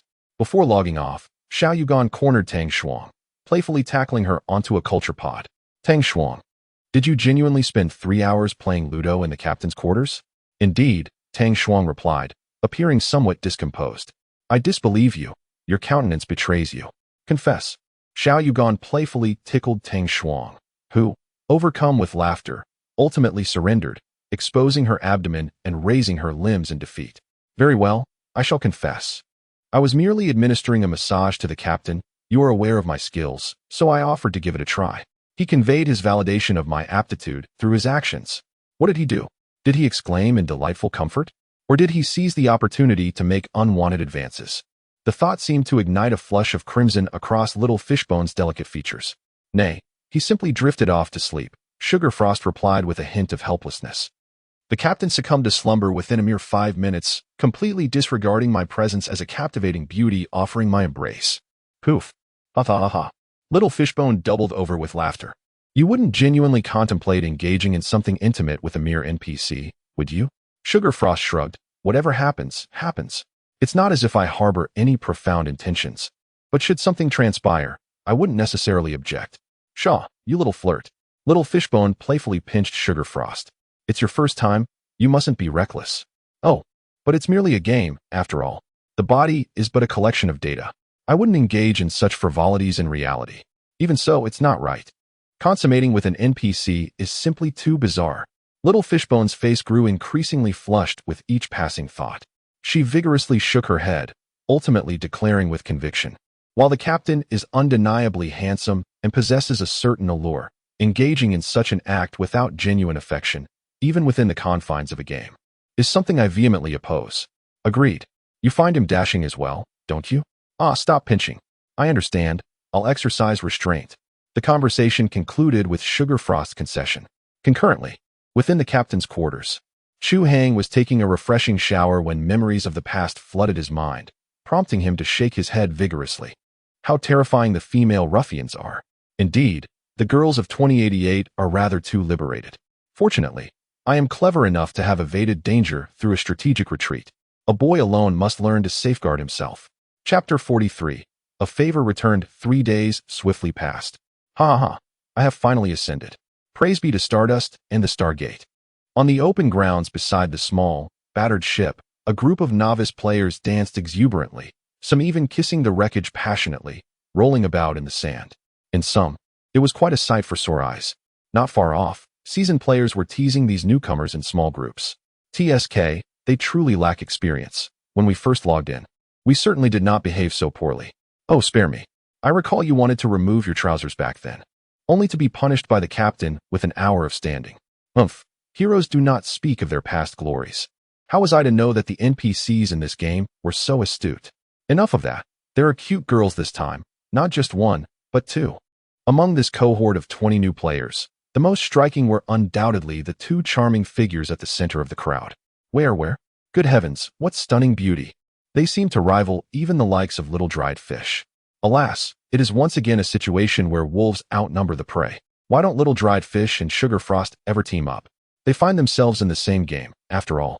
Away with you. Do not set your sights on my goddess, lest I challenge you to a duel. At this moment, within the ranks of newcomers, the two newly arrived girls were being fervently courted by a throng of veteran players. Regrettably, candied frost and dried sardines have proven exceedingly difficult to soak. In recent days, everyone has attempted it, but these two young ladies, aside from working and earning money, are constantly doting on the captain, offering no opportunity for others to curry favor with them. Although jealousy of an NPC is unreasonable, the game is filled with nothing but burly men. With no recent battles, the male players' hormones are on the verge of eruption, now that two new female players have arrived, who seem easily swayed. The group of old lechers can no longer restrain themselves. Hey, beautiful, add me as a friend, and let's play together. Twinkle, you're not familiar with this game yet, right? I'll take you mining. You can earn 50 battle merits a day. Go away, you oaf. How could Mist do such rough work? Come with me to explore shipwrecks. If you're lucky, you can earn 100 battle merits a day. TCH, exploration? It's just scavenging for junk. You might as well come with me to fish for sand rats. They're quite spicy. The game character, Twinkle Dot, is a tall, voluptuous, mature woman. Her expression is somewhat dazed, as if her chest is constricted by her uniform, easily giving the impression of being beautiful but brainless. She stands blankly in the crowd, her arms quickly filled with a pile of trinkets scavenged from shipwrecks by the junk collectors, all of which appear quite exquisite. Beside her is a pure and innocent young woman named Piggy Princess. She smiles and interacts with the veteran players, and to everyone's delight, they discover that she is very knowledgeable, able to catch all kinds of game references, immediately increasing their fondness, and they stuff all kinds of good things into her arms. Don't give me so much, I can't hold it all.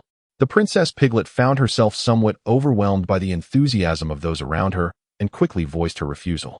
I'm just here to play with guns. There's no need for all this. It just so happens that I have an unused iron pipe rifle. You can take it for now. Is 100 rounds sufficient? If not, come back for more. An experienced player declared as he handed her a tattered rifle wrapped in tape. Oh dear, what if that shabby gray quality gun explodes on us? I'd rather use my own. Mine is of white quality. How dare you even bring out a white quality weapon? A seasoned player retorted, promptly unstrapping his own gun from his back and forcefully thrusting it into Princess Piglet's arms. Take mine, it's green gear. Princess Piglet's eyes widened in astonishment. This is far too precious. The man waved his hands dismissively. After a moment, he struck a cool pose and strode away with purpose. With one person leading the charge, the atmosphere shifted dramatically. The seasoned players, driven by their vanity, eagerly began to bestow items upon the two young ladies, denying them even the chance to refuse. It is human nature to compare oneself with others, especially in the presence of two delicate and enchanting young women. Within a mere 10 minutes, the two girls were adorned with an array of equipment resembling Christmas trees. Only then did the seasoned players depart, satisfied, while exchanging disdainful glares. Wow! The people here are exceedingly enthusiastic, Princess Piglet exclaimed, both amused and exasperated. Thank you, esteemed gentlemen, but we cannot possibly utilize all these parts. Just sell them to the captain. That way, you'll have some startup funds. What I give you is yours to do with as you please, Piglet. Indeed. You have sold the stars to arm yourselves. Now let us venture forth to vanquish monsters together. The seasoned players departed with satisfaction. Zhu exchanged a resigned glance with Fan Xing, cradling a pile of equipment as they made their way to the exclusive women's crew quarters, Cabin 8. Tang Xuan, come and assist us. What? Did you two just arrive and already rob the bank? Tang Xuan and Xiao Yugan welcomed the pair inside, revealing that these four young ladies were indeed roommates. Zhu unloaded her assortment onto the table, sticking out her tongue. I said I didn't want it, but they insisted on giving it to me. It appears our Zhu is quite popular. Unfortunately, when I arrived, everyone was broke, so I didn't receive such treatment. Tang Xuan teased, rifling through the components on the table. Xiao Yugan joined her, exasperated. This must be worth at least a few hundred energy coins. Roughly so. I had no idea everyone possessed such valuable items now. Tang Xuan replied, shrugging. So, how should we handle these things? Everyone suggests I sell them to the captain and use the proceeds as startup funds. What could a few hundred energy coins buy? That could amount to quite a lot. Firearms and ammunition are certainly attainable, but with what you have here, I'm uncertain what else could be purchased, Xiao Yugan responded, shaking her head. How about we donate it to the captain on behalf of everyone, as a contribution to the empire? That is not an impossible notion. At that moment, the usually quiet Fan Xing suddenly spoke up. Let us consider it an investment. An investment? The trio's gaze shifted to the mature and enchanting woman, her eyes sparkling with mischief. Indeed, let us consider these items as borrowed capital. Once we accrue profits, we shall distribute dividends, ensuring that no one suffers a loss and that all are content. The three felt a stirring of interest. However, we currently lack viable projects. At that moment, the petite fishbone suddenly recalled something and exclaimed, I have a brilliant idea. We can take on the SCV contract. ISNT, that imperial property? Can it even be contracted? Sugar Frost questioned, somewhat puzzled. While that may be true, the captain intends to weaponize the SCV, and it has yet to be determined whether it will be contracted to players. If we manage to secure the contract, I am certain the captain will ensure our benefit. I believe it's worth a shot. Then what are we waiting for? Let's hurry and find the captain to accept the mission. Chapter 44, The Gathering Storm O? You wish to undertake the SCV modification mission? Chu Hang observed the four individuals lined up before him with surprise. The petite fishbone exuded classical grace. Sugar Frost radiated sweetness and charm. Piglet embodied pure vivacity, and Starry Night exuded mature allure. Such diverse forms of beauty, presented together, were truly captivating and enchanting. Indeed, we four are a team, and we intend to accept the mission as a united front, the petite fishbone asserted with conviction. Very well. You have acquired the necessary foundational skills, yet you must demonstrate that you possess sufficient resources to prevent any loss to imperial assets. Before he could finish speaking, a cacophony of clanging filled the air as the table before Chu Hang became laden with equipment and components. Are these sufficient? Chu Hang raised an eyebrow, contemplating the situation. Had these girls resorted to robbery? The system swiftly assessed the value of the items. A total worth of 400 energy coins, barely adequate. Over the past few days, Chu Hang had discovered 3 sunken ships, unearthing numerous star-forging energy boxes, and his available energy coin reserve had exceeded 10,000. Consequently, he optimized the task rewards. In addition to the fixed rewards from the bounty, all other rewards would henceforth be compensated with energy coins, while transactions in the official store would also be conducted in energy coins, relegating battle achievements to mere privileges. This caused a surplus of disposable income among veteran players, leading to a tendency to hoard resources.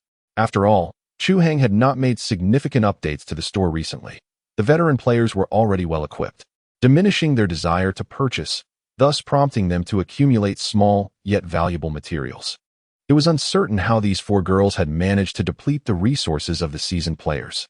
Nonetheless, they fortuitously addressed his pressing need. In a good mood, Chu Hang approved the task requests from the 4 individuals, which involved the weaponization upgrade of the SCV.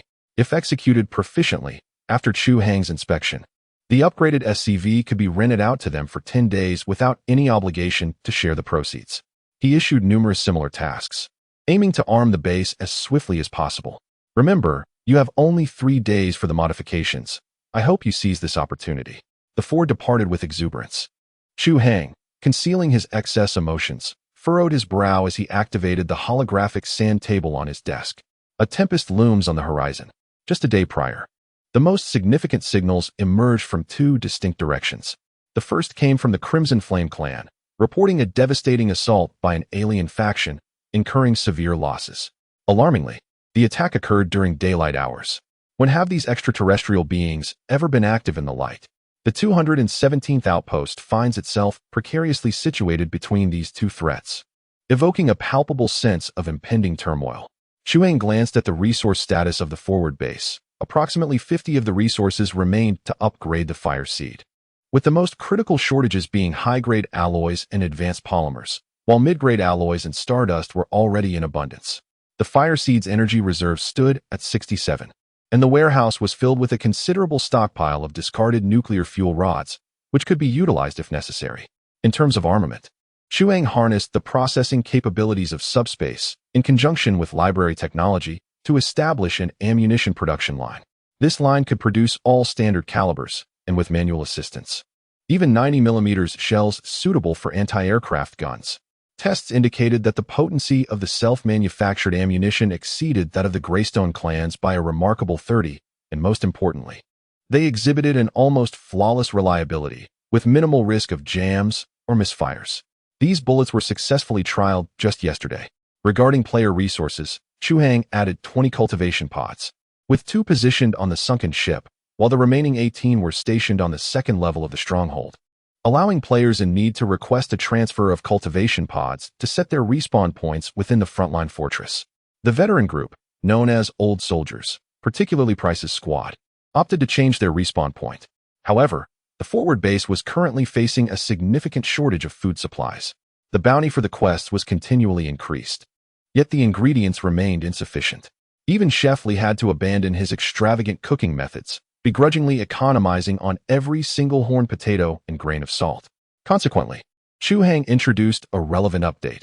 Players would henceforth be responsible for their own sustenance, paying for meals as if dining in a cafeteria. This caused an uproar among veteran players accustomed to lavish feasts, who were now determined to resolve the base's food supply issues. However, the reality was that food in the wasteland was always the most difficult resource to acquire. The Greyrock clan controlled the few oases in the 4th district, forcing the vast number of scavengers to exchange goods for food at exorbitant prices.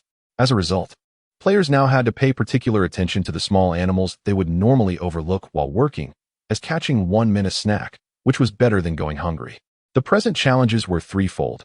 Firstly, a dearth of intelligence, limiting them to passive defense. Secondly, a scarcity of supplies, restricting the scale of player recruitment, with 50 players still unable to land. And thirdly, a lack of heavy firepower to dominate the battlefield.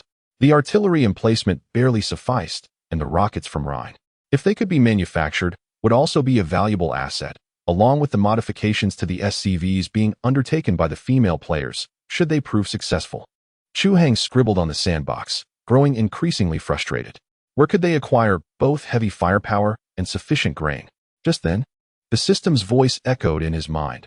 New radio communication detected, signal transferring. Soon, a desperate plea filled the air. Help! Help! Herein lies the vanguard of the Federal Expeditionary Force, Trade Caravan 14, beseeching succor. We are beset by Xeno's pursuers and urgently require sanctuary. To any surviving enclave within earshot, we offer the entirety of our wares as recompense for refuge. Our stores are replete with victuals. A federal trade caravan? A glint of animosity flashed across Chu Hang's visage, yet swiftly dissipated. He recognized the influence of the original host's lingering obsession, for the Federation represented one of the betrayers from 5 centuries past, a usurper born from the carrion of the once great Casting Star Empire. After a moment's deliberation, Chu Hang resolved his course of action. By the game system, he issued a rallying cry to all players, Emergency Muster. Opportunity Knocks. Chapter 45. Remuneration Required. The players, upon catching wind of potential commerce, were immediately galvanized. In the wake of Stardust's successive opening acts, the lull of the past few days had left the veterans restless, eager for further exploits. Seizing this moment, Chu Hang established communication with the Federal Trade Caravan. Such audacity! Chu Hang, disinclined to indulge their arrogance, summarily terminated the connection. As he tapped his fingers rhythmically upon the table, the comlink was re-engaged within moments. Ahem, esteemed Wasteland Overlord, I concede that my previous tone was somewhat strident. Might I inquire as to when we can expect your assistance? Chu Hang paused, then slowly responded, What manner of goods do your wagons contain? 2 wagons laden with organic grains from Sector 3, one with cured meats from Sector 3 ranches, another with sundries and seasonings, and the last with purified water. Acknowledging that Chu Hang was not easily swayed, the other party promptly revealed their most compelling asset. Chu Hang, inwardly satisfied, maintained an impassive facade and stated, Very well. 5 vehicles of supplies in exchange for my assistance. Is this agreeable? Yes, please come quickly. These brutes have all gone mad. Provide me with a route, and I shall proceed in your direction. Subsequently, they exchanged locational intelligence and information regarding the xenomorphs before terminating the communication. Chu Hang emerged from the vessel, where the players had already assembled. They were engaged in fervent discussion regarding the latest machinations of the developers. Upon Chu Hang's arrival, they immediately fell silent, eagerly awaiting his assignment. We are to embark on a mission to rescue a federal convoy. Though the Federation is our adversary, we require their resources and trade networks to augment our strength. Therefore, this is not an act of capitulation to our foes, but rather a mere transaction. Remember, until we have sufficiently developed our capabilities, avoid attracting undue attention from outsiders, and above all, do not reveal our identities. Very well, the plan is as follows. After Chu Hang had elucidated the plan in detail, the players dispersed with alacrity, commencing their preparations. Excellent, a new faction at last. It has only been a few days since the closed beta began. It seems the programmers of Stardust never sleep. This game is not even undergoing a data wipe. With content being consumed at this rate, I wonder if the company will become insolvent. Perhaps we should contribute some funds to maintain the servers? The problem is that they do not provide any opportunity for monetization. If they did, I would spend lavishly, acquiring a set of equipment just like the captain's. Indeed. Did you not hear what the captain said? He intends to play the long game, feigning cooperation with the Federation down the line. The prospect of this elaborate deception is quite thrilling. Everyone, please maintain your composure. What composure are you referring to? Does anyone among us even comprehend the Federation's language? Indeed, a glaring oversight. It's regrettable that this game lacks subtitles, a significant flaw. Half an hour later, 2 armored trucks roared out of the fortress gates, carrying the 24 highest-ranking elite players, with the remainder staying behind. Such are the advantages of high rank. Those of lower status are relegated to inferior missions. The 2 armored trucks had undergone further modifications and were now veritable mobile fortresses, bristling with machine guns and firing ports. Chu Hang was stationed in the top turret of the lead truck, manning a 30mm autocannon of subspace origin. Its design, derived from the Starforge archive, was of exquisite quality and equipped with an automatic loading system, electric drive, ballistic stabilizer, and electronic sighting system. In the Wasteland, this was an exceptionally luxurious setup, considering that many similar caliber autocannons and other factions were merely enlarged heavy machine guns, operated entirely by hand. My lord, where are you? We're about to be overtaken by the xenomorphs. Damn it, how can these beasts run so fast? Chu Hang chuckled inwardly. Xenomorphs? More likely, feral Zerg-like creatures. Xenomorphs' behavior tends either towards beasts or the Zerg, depending on the amount of Zerg DNA they carry. Common wild beasts would not pursue a convoy this far, so they must have provoked some Zerg, causing them to flee in such disarray. An hour later, Chu Hang and his team had arrived at the outpost at the foot of the mountain. Although the outpost had been uninhabited for some time, the facilities were still functional. Chu Hang dispatched 2 players to lower the drawbridge before continuing on their way. He was not naive enough to be used as a pawn by the Federation. He had already planned his retreat. If he discovered that the other party was lying and the number of wild alien insects far exceeded expectations, they could retreat to the outpost and rely on the terrain and bunkers for defense. After another 10 minutes, Chu Hang could finally see the distant smoke and dust, as well as the sky full of black dots. Damn it, Chu Hang exclaimed. He had prepared for the other party to fabricate 50 of the information. But this was a complete fabrication, except for the existence of alien species. It was not some ordinary alien species, but a mutated sand falcon swarm. At least 7 or 8 of them.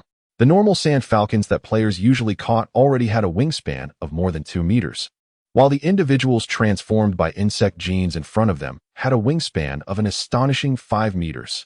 Their feathers had all fallen off, replaced by bat-like fleshy wings, and their bodies were covered with shells and spikes. Chu Hang watched as the largest mutated sand falcon grabbed the Federation's last light escort vehicle and smashed it from the sky like a toy. Chu Hang gasped. No wonder the Federation's elite guards were helpless. Their convoy was not equipped with anti-aircraft weapons. Who knew why they would encounter such a perverted thing? Chu Hang shouted at the player driving, and the 2 armored trucks immediately made a U-turn and ran in the direction they came from. Why have you left? A frantic voice echoed through the channel. Huh. I'll return shortly to collect your remains. Chu Hang scoffed coldly. No, I fear that if you discover the true situation, you may not come back. After all, the survivor camp here lacks any formidable leaders.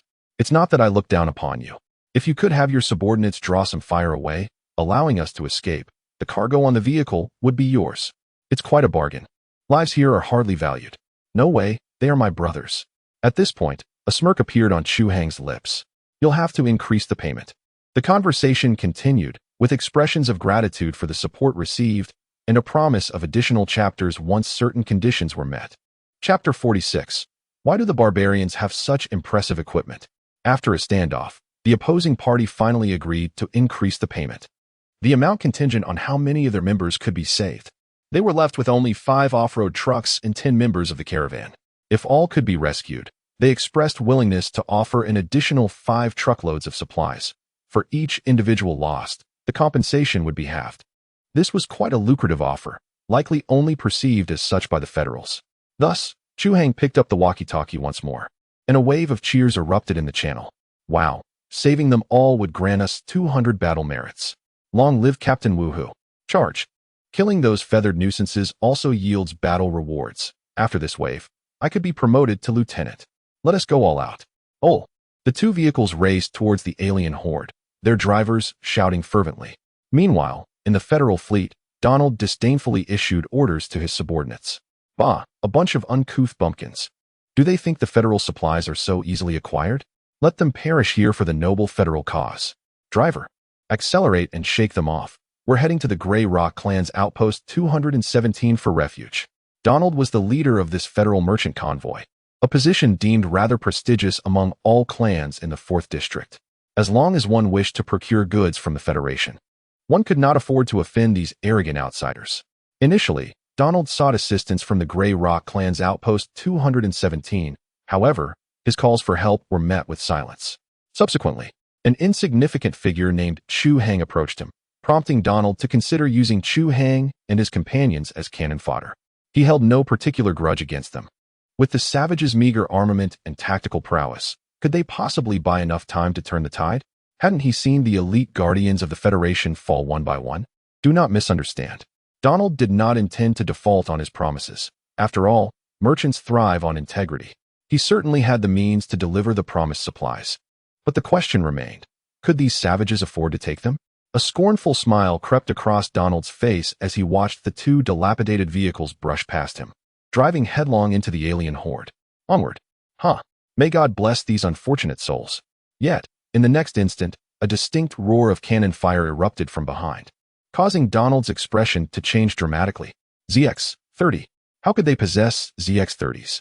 He was horrified as he lunged towards the rearview mirror, his eyes widening in disbelief as he glanced behind the vehicle. Before him lay the once mighty aberrant hawk, the largest of its kind, now emitting a chilling wail as it plummeted from the sky, blood cascading like a torrential downpour. Thud! The creature crashed heavily to the ground, the dull thud resonating like a drumbeat against Donald's chest. This is impossible, given the conditions of the wasteland. How could the production processes for the ZX-30 and its accompanying munitions possibly coexist? Of course, these rustic folks must have unearthed them from a sunken vessel. What sheer luck! The ZX-30, like the RX-17, represents the pinnacle of traditional kinetic weaponry. While they may have languished in obscurity 5 centuries ago, in the present day, They are indisputably the kings of light arms, boasting unparalleled cost-effectiveness and versatility, capable of spawning countless subtypes. Even in the federal market, they remain the zenith of traditional kinetic weaponry, particularly in the inhospitable 10th Star Ring. The energy weapons brought by the Federal Vanguard aboard the ship have been fraught with malfunctions and supply issues, rendering them far less effective than the RX-17. Donald had long desired to equip his caravan's guards with the Starforged series of weapons, yet production capacity has remained stubbornly low. If only his convoy could be armed with 2 ZX-30s, they would not be reduced to desperate flight, having exhausted their shoulder-mounted missiles and been pursued like frightened rats. The sharp crackle of the autocannon continued unabated. Meanwhile, the players on the other side maintained a starkly contrasting demeanor of ease. Haha. Captain, splendid shooting. These bizarre birds aren't so formidable after all. Can't the Federals handle such trivial creatures? You wouldn't be privy to this. Datu divulged. A smug expression plastered across his face as he shared the tidbit. I've caught wind that the captain's autocannon is crafted from a plethora of high-grade materials. Its cost soaring to at least 200 energy credits. And the ammunition is just as exquisite, specially manufactured 30mm armor-piercing rounds, each one worth a full energy credit. That's why it can effortlessly penetrate the shells of those mutant avians. Good heavens, that's exorbitant. When will we ever be able to squander resources like the captain? Furthermore, he continued, the Federation isn't entirely inept. Observe closely, many of the xenomorphs bear wounds. This indicates that their firepower is adequate, merely lacking armor-piercing capabilities. Even shoulder-mounted missiles might struggle to obliterate them. Heavens, they're that resilient. How are we supposed to combat them? Fear not. Have you not noticed our captain's unwavering focus on the xenomorphs' wings? Once they're grounded, we can whittle them down with machine guns, spike mines, and Molotov cocktails. The others peered outside, and indeed, thanks to Chu Hang's unerring precision, half of the xenomorphs had already plummeted to the earth, bloodied and battered from the fall. The remaining few swooped down, attempting to assail the armored trucks, but the vehicles were fortified with player-welded armor plates. Unsightly, perhaps, but robust and heavy. The xenomorphs' claws could only leave a few scratches on the steel before the players' heavy machine guns sent them fleeing, their flesh torn and their cries echoing through the air.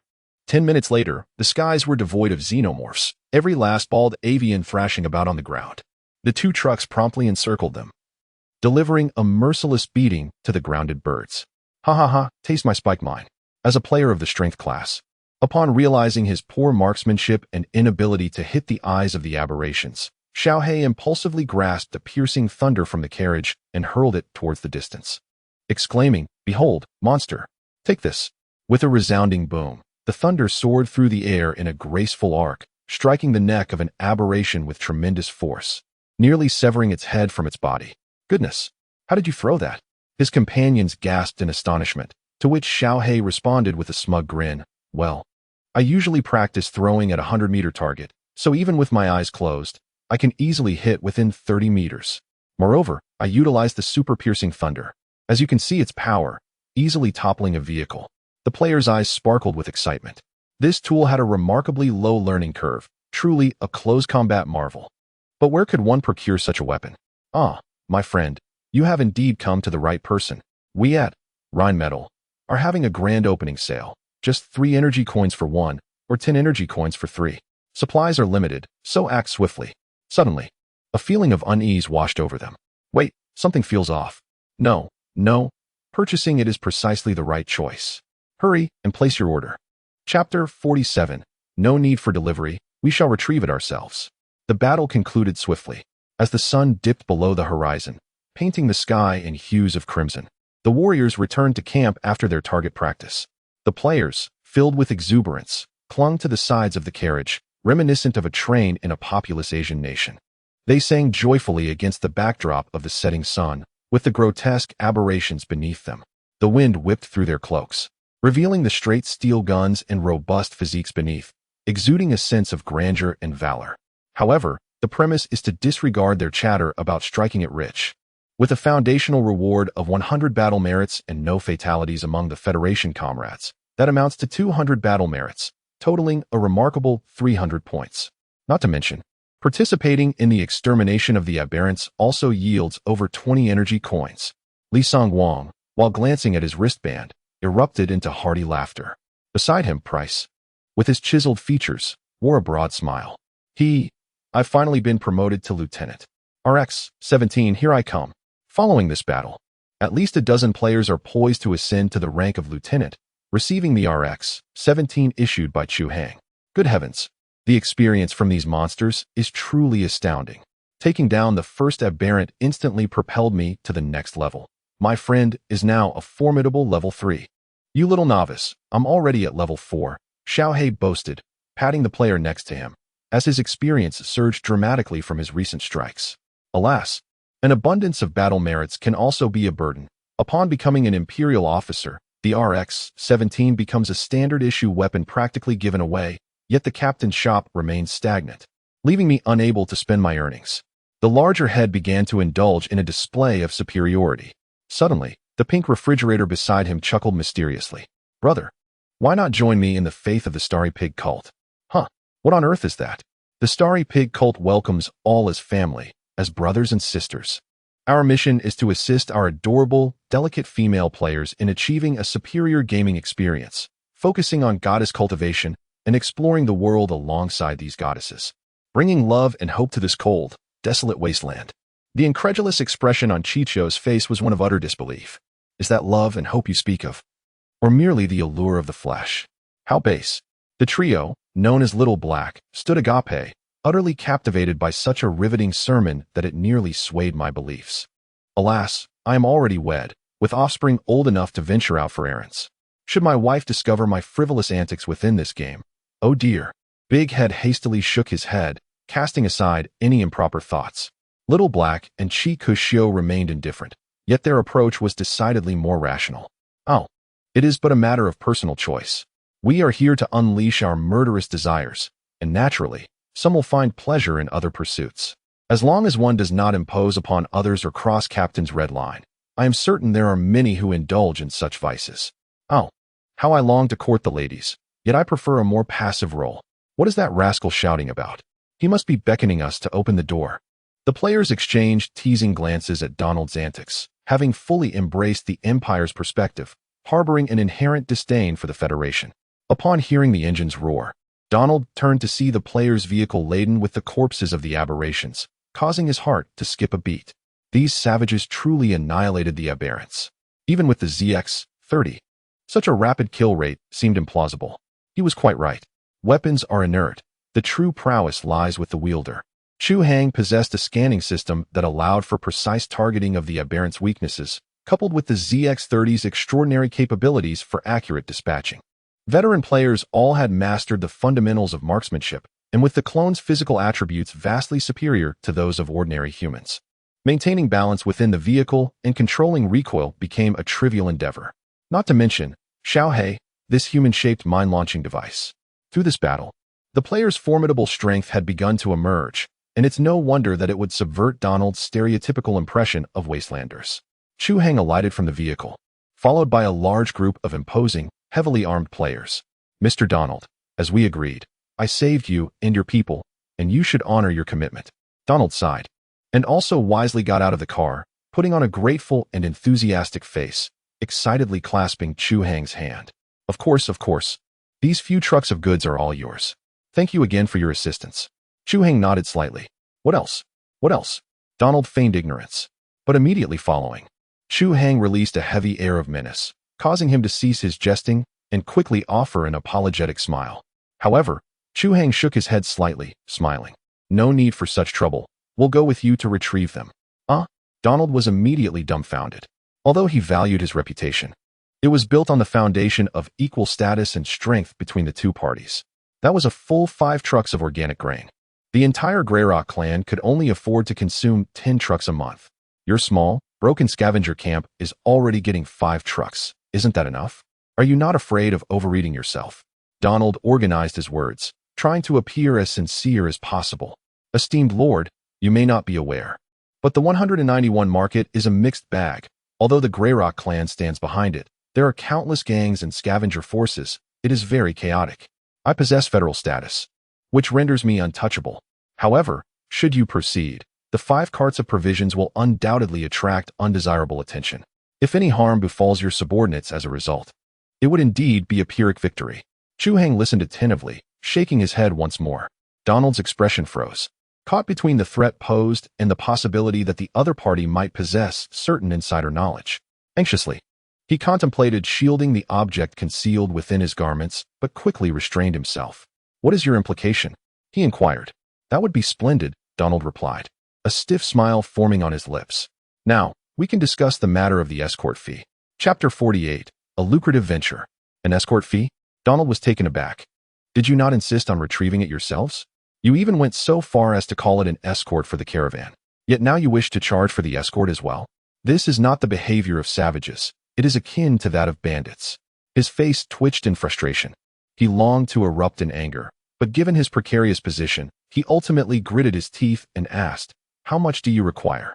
Chu Hang smiled faintly, gesturing towards Donald's convoy. "Not much. Just these transport carts will suffice." "Not much." Donald's complexion darkened, his voice icy.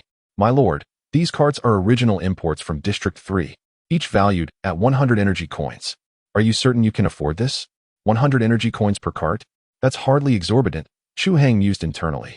"Is 500 energy coins truly a substantial sum? Not substantial?" Donald was left astounded, momentarily uncertain whether Chu Hang was genuinely oblivious or merely feigning ignorance. Chu Hang had indeed overlooked the fact that other factions, while exploring the sunken ships of the Star-Forging Empire, did not possess the same advantages as he did. It was not merely a matter of lacking the ability to see through obstacles. The assaults from mechanical defenders could inflict severe casualties on scavengers. Even if they eventually located an energy box, deciphering the encryption of the Star-Forging Empire would prove to be a formidable challenge. Additionally, since energy coins had continuously circulated as currency, they were predominantly scattered among the denizens of the wasteland, resulting in the landlords having scant amounts of these coins. It was entirely possible that the vast Limestone Clan possessed fewer energy coins than what Chu Hang could unearth in just a few days of rummaging through refuse. While Chu Hang remained unfazed, the players were even less aware of the situation. Everyone looked at Donald with a nonchalant demeanor, prompting him to entertain a possibility that left him incredulous as he cautiously inquired, "My lord, do you possess many energy coins?" "Indeed, I have some," Donald replied, his expression brightening. "I wonder if you might consider exchanging these coins for some treasures?" "What treasures?" Chu Hang feigned disinterest, though internally he was elated. Establishing a connection with the Federal Merchant Fleet would be nothing short of fortuitous. These individuals had been in the 10-star ring for some time and must have acquired numerous coveted items. "That depends on your desires. We can offer anything you need." "Is that so? Then I would like a spaceship." Donald's expression immediately fell. "My lord, the orbital defenses of the 10th-star ring are still operating autonomously. Even if you were to obtain a spaceship, it would be shot down the moment it breached the atmosphere." "Oh, is that so? That indeed constitutes valuable intelligence. Then I desire that information. Simply tell me if it exists." At this juncture, Donald regarded Chu Hang with the same awe as one would an African chieftain whose domicile sat atop a gold mine, embodying the epitome of naivety and affluence. "Indeed, we possess 30-meter class low-altitude gunboats available for acquisition, priced at 1 million energy credits. Would you be inclined to procure one?" This time, it was Chu Hang's turn to curl his lip in disdain.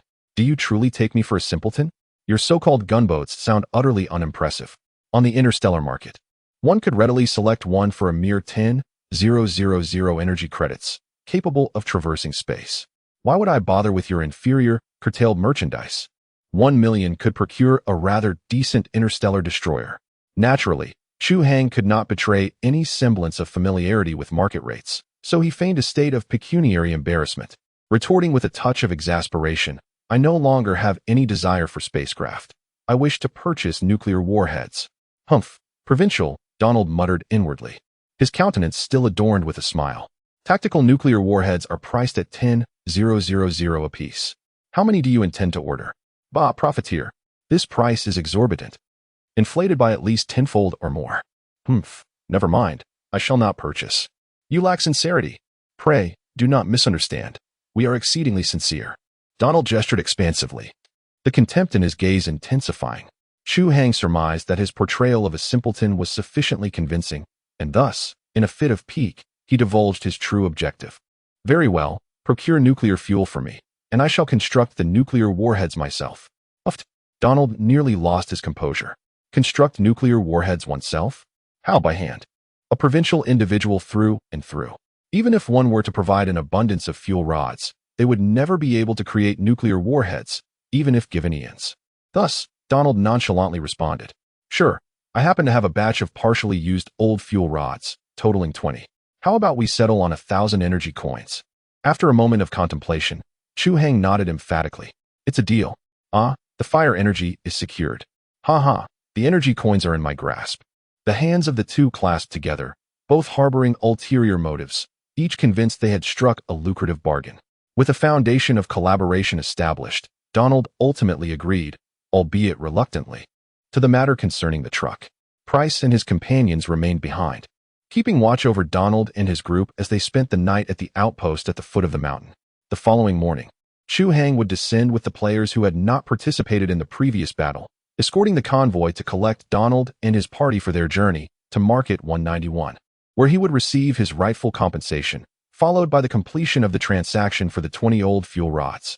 That evening, upon arriving at Outpost 217, Donald was astonished to find the place utterly deserted. He sought to inquire about the whereabouts of Price and his scarred companions, only to discover that communication was impossible due to the language barrier, forcing him to abandon his inquiry. Meanwhile, he increasingly felt that Chu Hang and his group were akin to an ancient tribe emerging from some remote valley, possessing wealth yet disconnected from the world. Should he consider calling in the federal army to seize their riches? After a period of careful reflection, Donald ultimately decided against it. Never mind, the mission takes precedence. With utmost caution, Donald withdrew a metallic rod from his pocket, within which lay a dusty yellow gemstone, an item he had refrained from revealing during his earlier conversation with Chu Hang. For the sake of this gemstone, his caravan had nearly been annihilated.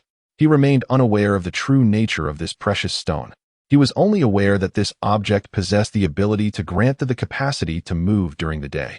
When his men stealthily extracted it from this lair, they went into a frenzied pursuit after them.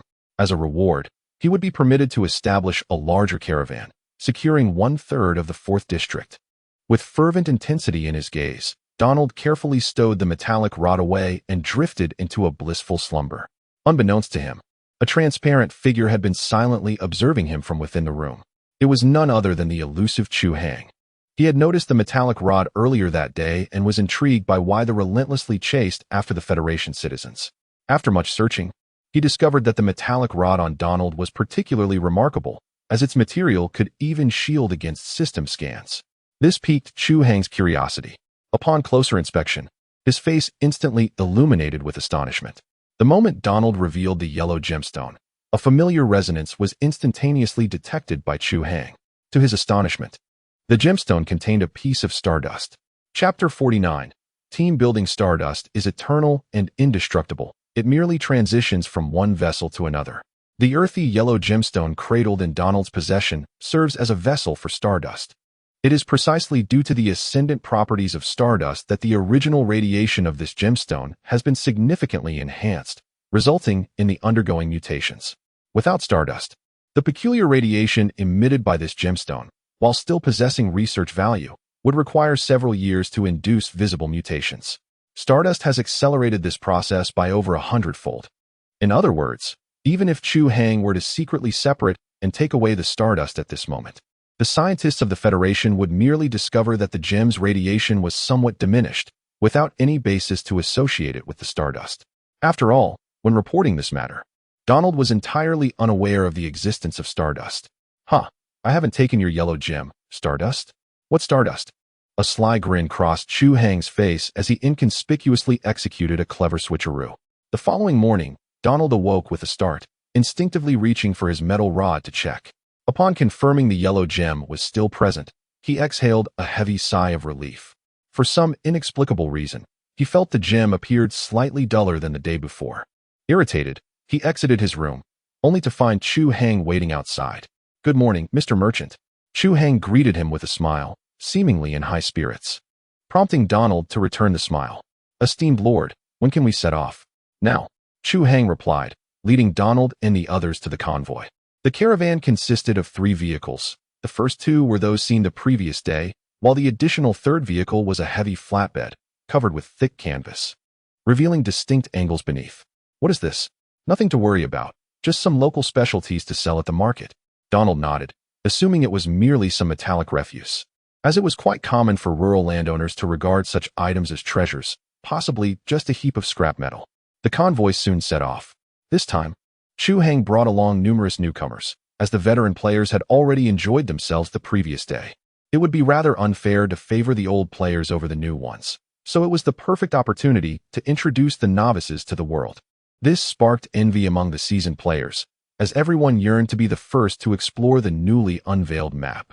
After some contemplation, Chu Hang decided to take everyone along, considering it a collective team-building exercise. As for the task of guarding their base, he entrusted it to the loyal and dependable four-man team led by Price. To alleviate his concerns, he also assigned them the control of 3 recently repaired defender robots. With the reinforcement of defensive facilities, securing the valley should pose no significant challenge. A group of over 30, led by Chu Hang, boarded 3 trucks, which soon became filled with the exuberant players.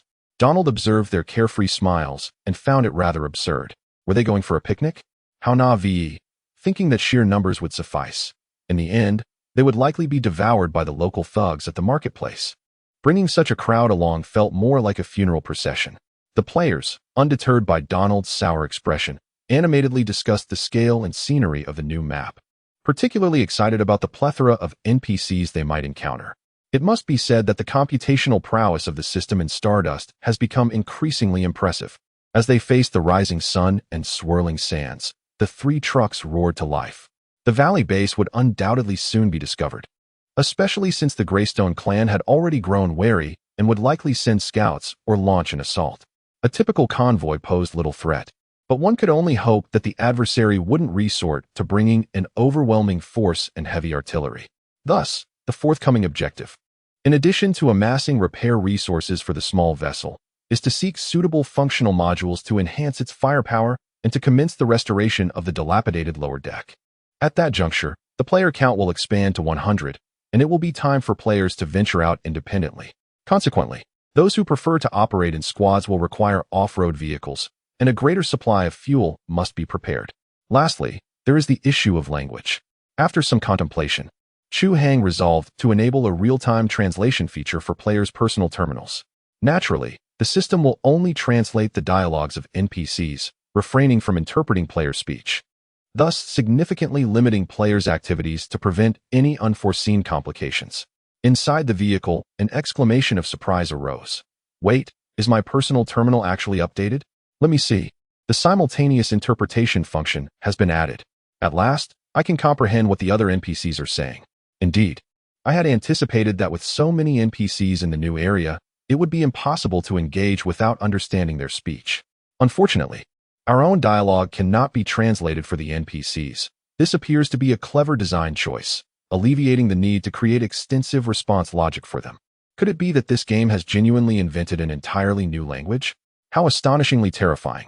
The vehicle continued to speed across the desolate Gobi, and soon, towering yet decrepit metallic giants began to appear along the route. These colossal structures, visible every few kilometers, were universally shattered and in disarray.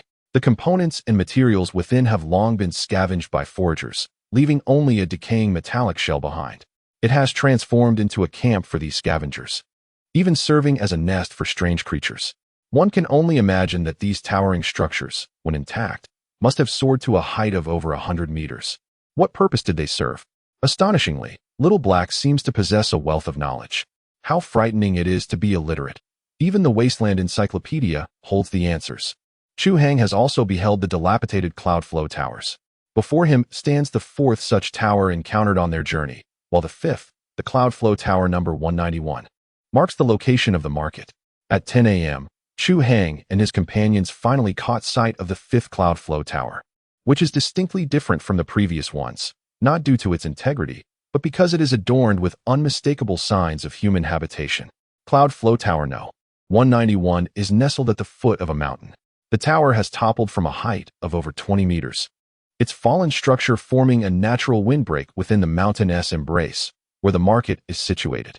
It is far grander than the gatehouse of the 217 Valley base. The players, akin to naive villagers witnessing the grandeur for the first time, pointed at the magnificent sight and exclaimed in awe, inevitably drawing the disdain of the Federals. Huh. May you all seek your own fortune here. Chapter 50. Robbed by NPCs? Attention, all personnel. Our mission is to acquire essential supplies. Thus, until we secure these resources, no one is to provoke trouble. Otherwise, immediate expulsion will ensue. Very well. The players reluctantly nodded in agreement, feeling constrained from causing mischief. They sensed themselves transforming into mere bystanders, their enthusiasm swiftly waning. Throughout the entire ordeal, Donald meticulously observed the players' reactions. He found these rustic individuals to be exceedingly volatile, akin to those afflicted with a dissociative disorder, oscillating between elation and despondency, intermittently huddling together to mutter incomprehensible jargon, leaving him utterly perplexed. Before entering, Donald addressed Chu Hang. "My lord, as your business associate, I would advise you to tarry here. I shall dispatch someone shortly to convey the merchandise we discussed. There is no need for you to wade into this quagmire." Donald was uncertain as to why he reiterated his counsel. Perhaps it was the intuition honed from years of mercantile pursuits. Regardless, he had fulfilled his obligation. Predictably, Chu Hang remained unmoved by his proposition, and thus he desisted from further persuasion, for it is futile to dissuade those intent on their demise. He had resolved to distance himself from these lunatics immediately upon the completion of the transaction. With Donald's intercession, Chu Hang and his entourage gained facile entry into the 191 market. The market was a narrow, elongated clearing, flanked on the left by the collapsed Cloudflow Tower and on the right by the mountain's precipice. The main thoroughfare extended from the entrance to the Cloudflow Tower's foundation at the far end, which served as the stronghold for the Limestone Clan's garrison at the 191 market. Abutting the main thoroughfare were a multitude of squat, corrugated iron shacks, layered upon one another, concealing a labyrinth of intricate alleyways, where lives could be extinguished with ease and discretion. Presuming that, apart from the storefronts lining the street, the vast shantytown constituted the territorial domain of the so-called gangland overlords. Inform your subordinates. Firearms are prescribed within the market's confines. The sound of gunfire will summon the Limestone Clan's patrol, resulting in exorbitant fines, irrespective of culpability. Donald interjected with a reminder, to which Chu Hang responded with a nod before addressing all the players in Mandarin. "Attach suppressors to your weapons. Ensure our gunfire goes unnoticed." "Understood. Rest assured, as long as we eliminate any witnesses, no one will ever know we discharged our weapons." Donald watched in bewilderment as the group of uncouth individuals retrieved suppressors from their backpacks and expertly attached them to their firearms. He turned to Chu Hang, flabbergasted, and inquired, "What exactly did you tell them?" Chu Hang didn't allow Donald time to dwell on the matter, instead directing him to lead the way, guiding the convoy to the federal warehouse nestled deep within the market. The guards stationed there were all under Donald's command. Chu Hang remained by his side throughout the entire process, ensuring that all the goods were accounted for before allowing him to depart. 5 trucks of grain and 20 used fuel rods in total. The fuel rods are loaded onto your vehicles. What about the grain? You're not planning on swindling me out of 5 transport vehicles, are you? That's absolutely unacceptable. Back on his own turf, Donald's tone became markedly more assertive. Chu Hang cast an amused glance at him and said nonchalantly, "No need. Do you happen to have any spare transport vehicles here? I'm willing to purchase them. Of course, I'm not interested in those overpriced ones you sell for 100 energy credits apiece." Donald regarded Chu Hang with surprise, never having expected him to haggle over prices. Was he feigning ignorance all along? "All right, 5 standard transport vehicles. I'll give them to you at market price, 20 energy credits per vehicle. Is that agreeable?" Chu Hang nodded in affirmation. "By the way, I'm also looking to acquire a batch of off-road vehicles. Do you know anyone who can help?" "Yes. I'll have someone come over in a moment. You can discuss the details with them directly." Time was of the essence, and I had matters to attend to. If fate allows us to meet again, I welcome you to return for transactions, and I shall extend a generous discount of 5%. Chu Hang nodded, watching as Donald vanished into the depths of the warehouse. Shortly thereafter, Donald's subordinates brought forth the 5 trucks that Chu Hang had requested. The players eagerly assisted, loading bags of provisions onto the vehicles. At that moment, the individual whom Donald had introduced approached, a quintessential wasteland merchant, his triangular eyes brimming with cunning. After a brief exchange of pleasantries, Chu Hang placed an order for 12 lightly used off-road vehicles, each priced at 810 energy coins, alongside a fully fueled tanker for 30 energy coins, totaling 150 energy coins. With a flourish, Chu Hang paid in full. Once the merchant departed, He instructed the players to safeguard the supplies before retreating into the shadows of the warehouse, ultimately disappearing from sight. Meanwhile, 13 players, buoyed by excitement, followed the merchant to retrieve their vehicles, chattering animatedly about the ownership of the cars. At last, the opportunity to purchase vehicles had arrived. Is anyone interested in forming a team? It's essential to team up, otherwise, one might venture out alone and meet a grim fate. Let us hope that the auction doesn't escalate too high, for if the costs soar, we shall lack the means to procure other equipment. Just then, a voice chimed in from Big Head, cautioning against premature elation. Do not celebrate too soon. I have an uneasy feeling that this unscrupulous merchant is concocting something nefarious. With those shifty eyes. Surely not. This is a legitimate marketplace, is it not? Another interjected. Indeed, we are on the territory of the Limestone Clan. They would not jeopardize their own business, would they? Big Head merely scoffed, choosing not to elaborate further. 10 minutes later, a group of individuals finally arrived at the so-called car dealership. This parking lot, nestled near the entrance of the market, had gone unnoticed due to the obstructing storefronts lining the street.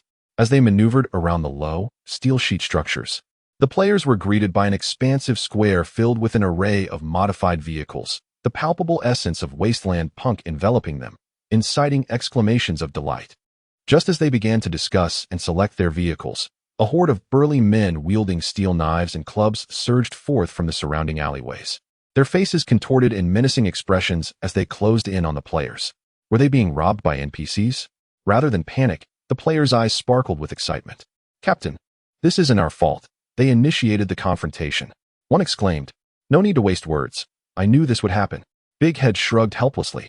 Huh, shouldn't you have seen this coming? The players laughed, their mirth provoking the ire of the approaching wasteland thugs. The leader, a towering figure at 2 meters tall, grinned menacingly, brandishing his machete with a flourish before pointing at one of the players. You are mine. I shall take good care of you. The player indicated the pig princess. Gasped in surprise. How could he tell? I'm wrapped up so tightly. Don't be afraid. I will protect you. Li Songwang immediately stepped forward, placing himself protectively behind the pig princess, glaring defiantly at the hulking man before him. What a good little one. Since you've stepped forward, let's not waste time. Drop your pants. The brute declared, reaching out to seize Li Songwang. Li Songwang, Brother Guang, it seems the one he desires is indeed you. The pig princess could no longer contain herself, bursting into a melodious laughter that instantly attracted the attention of the ruffians nearby. So there's such a charming little sister hidden here. Come, let us enjoy ourselves. A torrent of lewd and vulgar remarks ensued, causing the pig princess's blood pressure to soar. I can't bear this any longer. Let the battle commence. All right, brothers. Stand shoulder to shoulder. White Emperor's holy sword. Follow me with the sword. Huzzah! Chapter 51. Why did you provoke him? By heavens!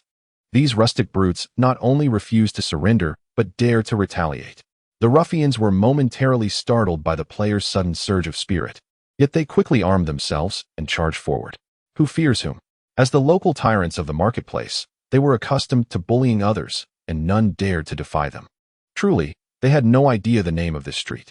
Soon enough, the two sides clashed violently. One of the thugs cornered the pig princess, brandishing a machete with a menacing flourish, leering as he threatened, Don't run, little girl. The more you resist, the more thrilled I become. Having only recently arrived, the pig princess possessed merely the physical capabilities of an ordinary person, and against such a ferocious thug, she was clearly at a disadvantage. However, in the next moment, bang! A deep gunshot pierced through the cacophony of the crowd's roars. The thug's eyes widened in fury as large patches of blood began to seep from his chest, ultimately collapsing to the ground in defeat. The epic has transformed, my lord. With a mirthless chuckle, Piggy twirled the silenced pistol in his hand, gently nudging the cadaver of his victim before proceeding to seek out his next target for a clandestine execution, wielding his black gun with deadly proficiency. Meanwhile, on the principal battlefield where the conflict raged, the thugs found themselves increasingly dismayed. Something's amiss, Chief. These blokes are far too fierce. As if they're under the influence of narcotics. Blast it. Why don't you ingest some drugs as well, then? But we've already done so. His subordinate exclaimed in utter despair. As though reaching a crucial juncture, the morale of the thugs plummeted precipitously. Boss, Kong has fallen. Some lad leapt up and shattered his entire kneecap. Someone come quickly. There's a simian scampering across the rooftops, felling our brethren with bolts from his crossbow. Someone intercept him. Ark. This fiend is impervious to blades. He sustained 7 or 8 cuts already. Ugh, chief, help me. Cries of agony and lamentations incessantly emanated from the thugs, while the players, growing ever more emboldened, gave chase with ferocious battle cries. Ha ha ha, I've achieved a triple kill. No one pilfer my pentakill. Curse it, I debilitated him. Which scoundrel stole my kill? Hold on, brother, decelerate. Allow me to bandage you. Your entrails are about to spill out. In less than 5 minutes, the thugs, who initially outnumbered the players by a factor of 2, were routed, abandoning their arms and armor as they fled into the labyrinthine shantytown. Some players, caught up in the exhilaration of the slaughter, attempted to pursue them, but were promptly restrained by more level-headed comrades. Don't pursue. We're unfamiliar with the terrain. Let's not be ambushed. Indeed, were you audacious enough to venture into the jungle without reconnaissance? The players lamented, yet obediently ceased their pursuit. Therefore, what course of action should we now undertake? At this juncture, Twinkling Starlight emerged, adjusting her spectacles and articulating in a delicate voice. I have been in contact with the captain, who has instructed us to commandeer 13 of the most superior vehicles available, prioritizing the fully fueled tankers, and to abscond with as many as possible. Upon completion of his task, he shall rendezvous with us forthwith. The players erupted in jubilation, exclaiming, "Long live the captain!" Ha ha! A complimentary acquisition, is it not? I shall procure for myself the most stylish conveyance. Your elation is premature. These vehicles are designated as mission requisites. Only upon acquisition do they become yours. Fear not, so long as I am the first to possess it. Ugh! The players, engaged in jovial banter, commenced their complimentary acquisition within the dealership.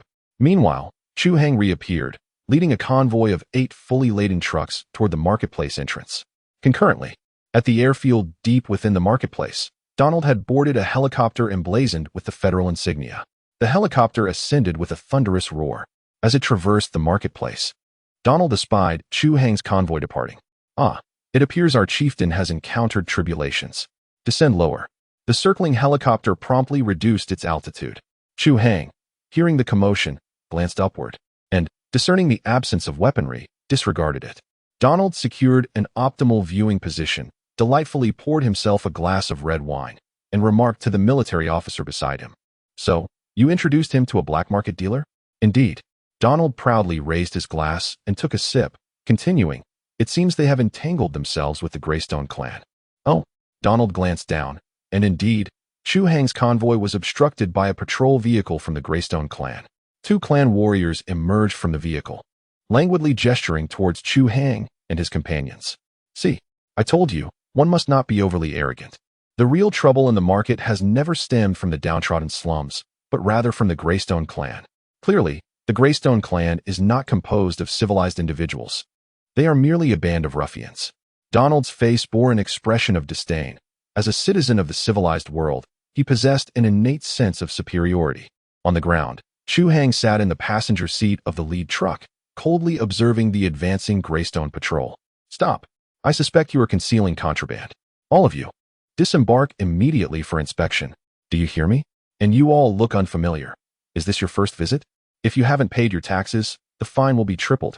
The opposing warriors, believing they had the upper hand, stood at the front of the vehicle, brazenly issuing their threats. Captain, what should we do? The driver, equipped with a system translator, understood their menacing words. Chu Hang disregarded the Greystone Clan's threats, first reaching out to the other players in the convoy to confirm their readiness for departure, and then contacting Xiao Yugan to ensure he was also prepared. Finally, he coldly commanded, charge ahead. Eliminate any obstacles without mercy. Ah, that is precisely the affirmation I awaited. The player's eyes sparkled with renewed vigor, and a smile crept across his face as he silently mourned for the unfortunate NPCs. Alas, why provoke him? The roar of the engine suddenly erupted, and the startled henchman narrowly evaded the oncoming truck, furiously shouting, Damn it, do you all wish to perish? I have hundreds of cannons trained on this spot from my tower, and you dare to defy us. Chapter 52, A Dreadful Onslaught with a Thunderous Crash. Accompanied by the bellow of the limestone soldiers, the armored truck collided forcefully with the patrol vehicle. After a cacophony of screeching metal, the patrol car was violently overturned, and the soldiers inside had no time to react before they were reduced to mere pulp. How dare you? The first patrolman to evade trembled as he fumbled for his whistle, hastily inserting it into his mouth to sound the alarm. But, in an instant, a gunshot rang out, leaving a gaping hole in his forehead. The shock and fury on his face were frozen in time as he collapsed to the ground. Where is the gunfire coming from? The other patrol teams within the marketplace erupted into chaos. It had been ages since anyone dared to cause trouble here. Who could be so reckless? Although puzzled, they quickly regrouped, displaying their well-honed training and refraining from the arrogance exhibited by the previous patrol vehicle. Accelerate towards the gate. Prepare for battle. Chu Hang issued a low command, then astonishingly climbed from the window onto the roof of the cab. There he was, kneeling on one knee, an RX-17 equipped with an advanced optoelectronic system clutched in his hand. His weight was shifted back, the barrel of his weapon trained resolutely on the arc before the truck, his cape billowing dramatically in the tempestuous wind. Good heavens, the captain is about to put on a display. I see it. I see it. What an incredibly dashing pose. Tell the brothers in the convoy to keep their eyes peeled, lest any insignificant lackeys manage to strike our captain. Over at the vehicular procession, the 13 players had already steered the convoy onto the main thoroughfare. Glancing back, they beheld Chu Hang's heroic figure, erupting in boisterous exclamations over the comms channel. At that moment, Chu Hang initiated the volley. A squad of ashen-clad soldiers suddenly emerged from an alleyway on the street's left flank. Chu Hang opened fire without hesitation. The RX-17's high-grade armor-piercing rounds instantly striking the lead assailant in the chest, causing him to collapse onto the pavement. The soldiers behind him swiftly moved to retaliate. But Chu Hang had already preemptively swung his weapon, unleashing a series of rapid, controlled bursts. The subsequent few were riddled with bullets, collapsing one after another. They cried out for reinforcements, cautiously peering out, but in the next instant, one who dared to expose himself had half his head sheared off by a bullet that pierced the wall, terrifying the others into inaction. By Jove, that's remarkably accurate. I've never witnessed the captain practice marksmanship. It must be the enigmatic talent of an NPC. Chu Hang paid no mind to the players' reactions. He remained steadfast, like a sentry gun, unmoving on the truck's hood. Anyone who dared to show their face was met with a deadly hail of bullets. The scene captured the attention of Donald and the federal officer, their eyes widening in astonishment. Mr. Donald, I never anticipated that your indigenous companion possessed such remarkable valor. Indeed, who could have foreseen such a thing? Donald shrugged, his curiosity towards Chu Hang intensifying. Yet, he pondered, what significance does personal bravery hold in this wasteland? Survival in this conflict remains the priority. Before long, the convoy encountered its first obstacle. A checkpoint comprised of 3 armored vehicles stood before them, flanked by bunkers that effectively separated the truck convoy from the off-road vehicles. Captain, let us flank them from this side.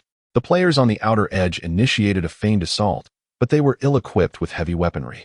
Although the commandeered vehicles were armed with machine guns and cannons, they lacked ammunition, and they also needed to safeguard the 2 fuel tankers, which rendered them hesitant in their attack. Meanwhile, Chu Hang signaled for the convoy to halt at a distance, avoiding the range of the enemy's armored vehicles. Huh, who's the fool now? Are you afraid? The guards at the checkpoint, witnessing Chu Hang's retreat, grew audacious and called for reinforcements over the radio to encircle the advancing convoy. However, in the next instant, the eyes of the checkpoint guards widened in disbelief. By the spirits, what is that? From Chu Hang's convoy, the tarp-covered flatbed suddenly stirred to life. Accompanied by the distinct sound of servo motors, the tarp was lifted, revealing a towering mech gleaming with metallic luster. It was none other than the SCV, modified by the team led by Little Dried Fish. Though time was somewhat limited and the modifications far from flawless, they sufficed for the present exigency. Huzzah! Let the spectacle commence, chirped Little Fishbones from within the cockpit, as she manipulated the SCV to rise from the flatbed. With a resounding rumble of its treads, it advanced towards the checkpoint. Open fire! Open fire! Obliterate whatever that is. A cacophony of gunfire erupted from within the checkpoint. Yet, the mech retrieved a massive shield from its back, advancing relentlessly amidst the barrage. Small-caliber artillery fire merely ricocheted harmlessly off the shield, unable to penetrate its surface. Heavens! An SCV, an armor plating of some naval vessel grade. Donald, observing from above, realized his misjudgment. He had underestimated the depths of these rustics, who had concealed even a fully functional SCV. Such contraptions were no mere scrap heaps of the wasteland, easily repaired. On the ground, The SCV had advanced to within 50 meters of the checkpoint. Little Fishbones ceased her advance, raising another arm connected to a fuel canister. In an instant, a jet of cerulean flame erupted forth, engulfing the diminutive checkpoint. Not only did it incinerate 3 armored vehicles into balls of fire, but it also roasted the garrison within the bunkers to a crisp. The onlookers were astounded by this display, exclaiming in disbelief, "Good heavens! My word! Is this the work of Little Fishbones and her cohorts? Such raw power! Ha ha! Burn! Burn all heretics! Glory to the great FFF order!" The skirmish intensifies as the enemy breaches the checkpoint. Defenders, concealed within adjacent structures, emerge, brandishing explosives and RPGs as they converge upon the SCV. Suddenly, a fusillade erupts from the convoy's players, felling a swath of adversaries. "Halt! This road is impassable," they exclaim. "We mustn't allow harm to befall our precious resources." As the convoy advances, escorted by the SCV, Chu Hang, now a formidable level 4, leaps onto the vehicle's back. His heightened perception, reaching an impressive 14 points, enables him to discern imminent threats. Ignoring the minor caliber bullets that pepper his nanosuit, Chu Hang senses lock onto each approaching foe. His scanning vision meticulously marks enemies amidst the chaos. An uncanny sensation arises within him, as if he possesses an innate connection to his weapon's trajectory. A resounding shot rings out, and an RPG-wielding enemy collapses. Direct hit. Chu Hang realizes with astonishment that he fired instinctively. Yet he was imbued with unwavering confidence in his accuracy. Could this be an absolute marksmanship? Chu Hang muses, elated. Have I unlocked a hidden potential? Chapter 53, Deploying Smoke. Unleashing Havoc. Donald, aboard the helicopter, presses his face against the window pane, muttering to himself as the Greystone Clan's defenses falter. He was taken aback that the Greystone Clan, a local power, could be so decisively overrun by an outsider. Although it was merely the patrol squad that had been defeated, the shock it incited was palpable. The patrol squad represented the weakest faction of the Greystone Clan's military forces, their fighting spirit even less formidable than that of the Warborn. Thus, their loss was not particularly surprising. The real battle awaited at the city gates. Meanwhile, the federal military officer displayed a sense of disdain. After all, such a skirmish was well within the capabilities of his subordinates. Yet he conveniently overlooked the fact that his troops were equipped with mechanical exoskeletons. However, it was the performance of Chu Hang that piqued his interest as a fellow warrior. Absolute marksmanship? Such primal instincts akin to a beast. If given the chance, I would relish the opportunity to spar with him. Huh. Donald shot a bemused glance at the man. After all, you are a genetically enhanced soldier. What merit is there in competing with an ordinary person? With a single hand, you could easily best 10 of me. He decided to continue observing as they converged. Pouring himself another glass of red wine, Donald resumed his spectator role. On the ground, the tracks of the SCV crushed the remnants of burning armored vehicles as they advanced toward the gates, followed closely by the transport convoy. Chu Hang remained steadfast atop the SCV. Since the onset of battle, no enemy had managed to dislodge him from his position, nor had any adversary succeeded in exploiting the vulnerabilities behind the SCV under his cover. Here they come. The captain exudes an imposing presence. Hurry up and catch up. Let's grab some fries. The players waiting outside the vehicle shop joyfully merged with the main force, and the convoy boldly advanced towards the market gate, with no more oblivious cannon fodder appearing along the way. As we approached the gate, the captain exclaimed, "They have raised the drawbridge." The market's entrance had a drop of over a meter from the outside. Without lowering the drawbridge, the vehicles would undoubtedly be unable to break free. All units, accelerate. We charge out. Chu Hang's steady voice resonated through the channel. But don't worry about the drawbridge. I will handle it.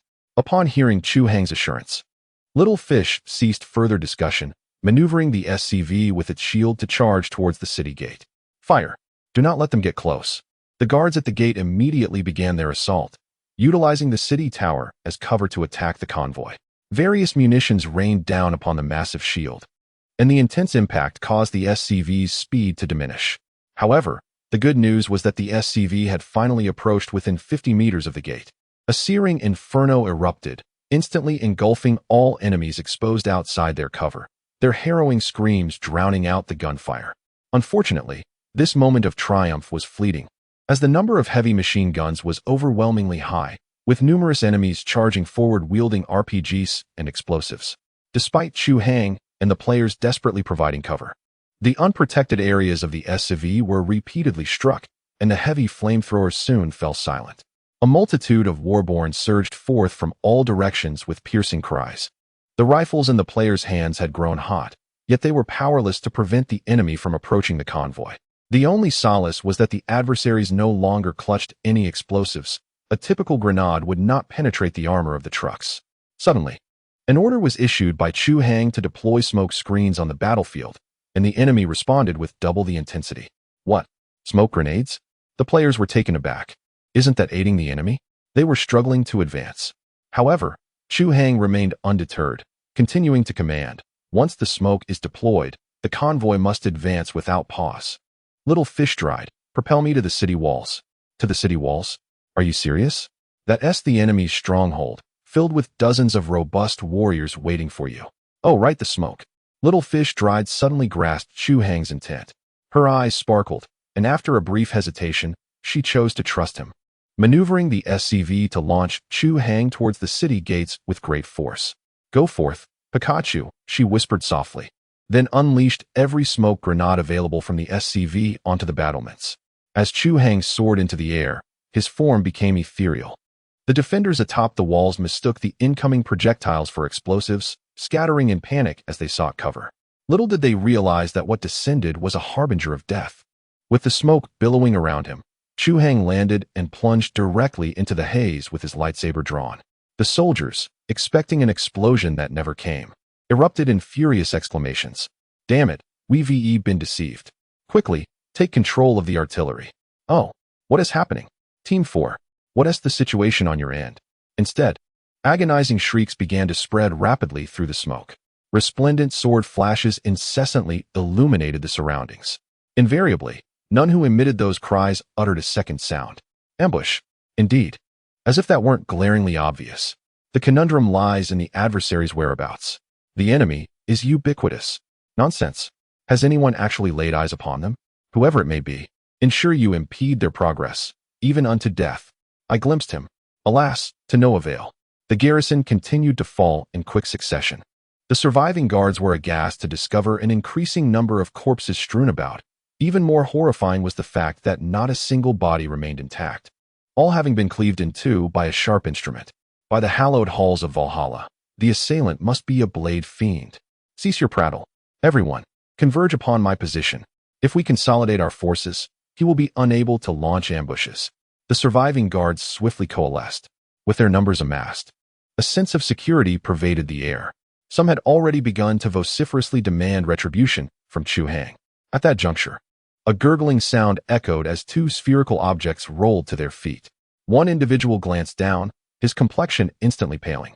Grenades. Boom. Silence descended upon the city walls as the 30-man garrison was utterly annihilated. Chu Hang was baffled as to why these individuals had congregated to offer themselves as targets for his explosives. Did they not realize he could see through the smoke?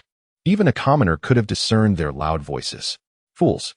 Chu Hang pressed on, sprinting towards the drawbridge at a speed far exceeding that of ordinary men.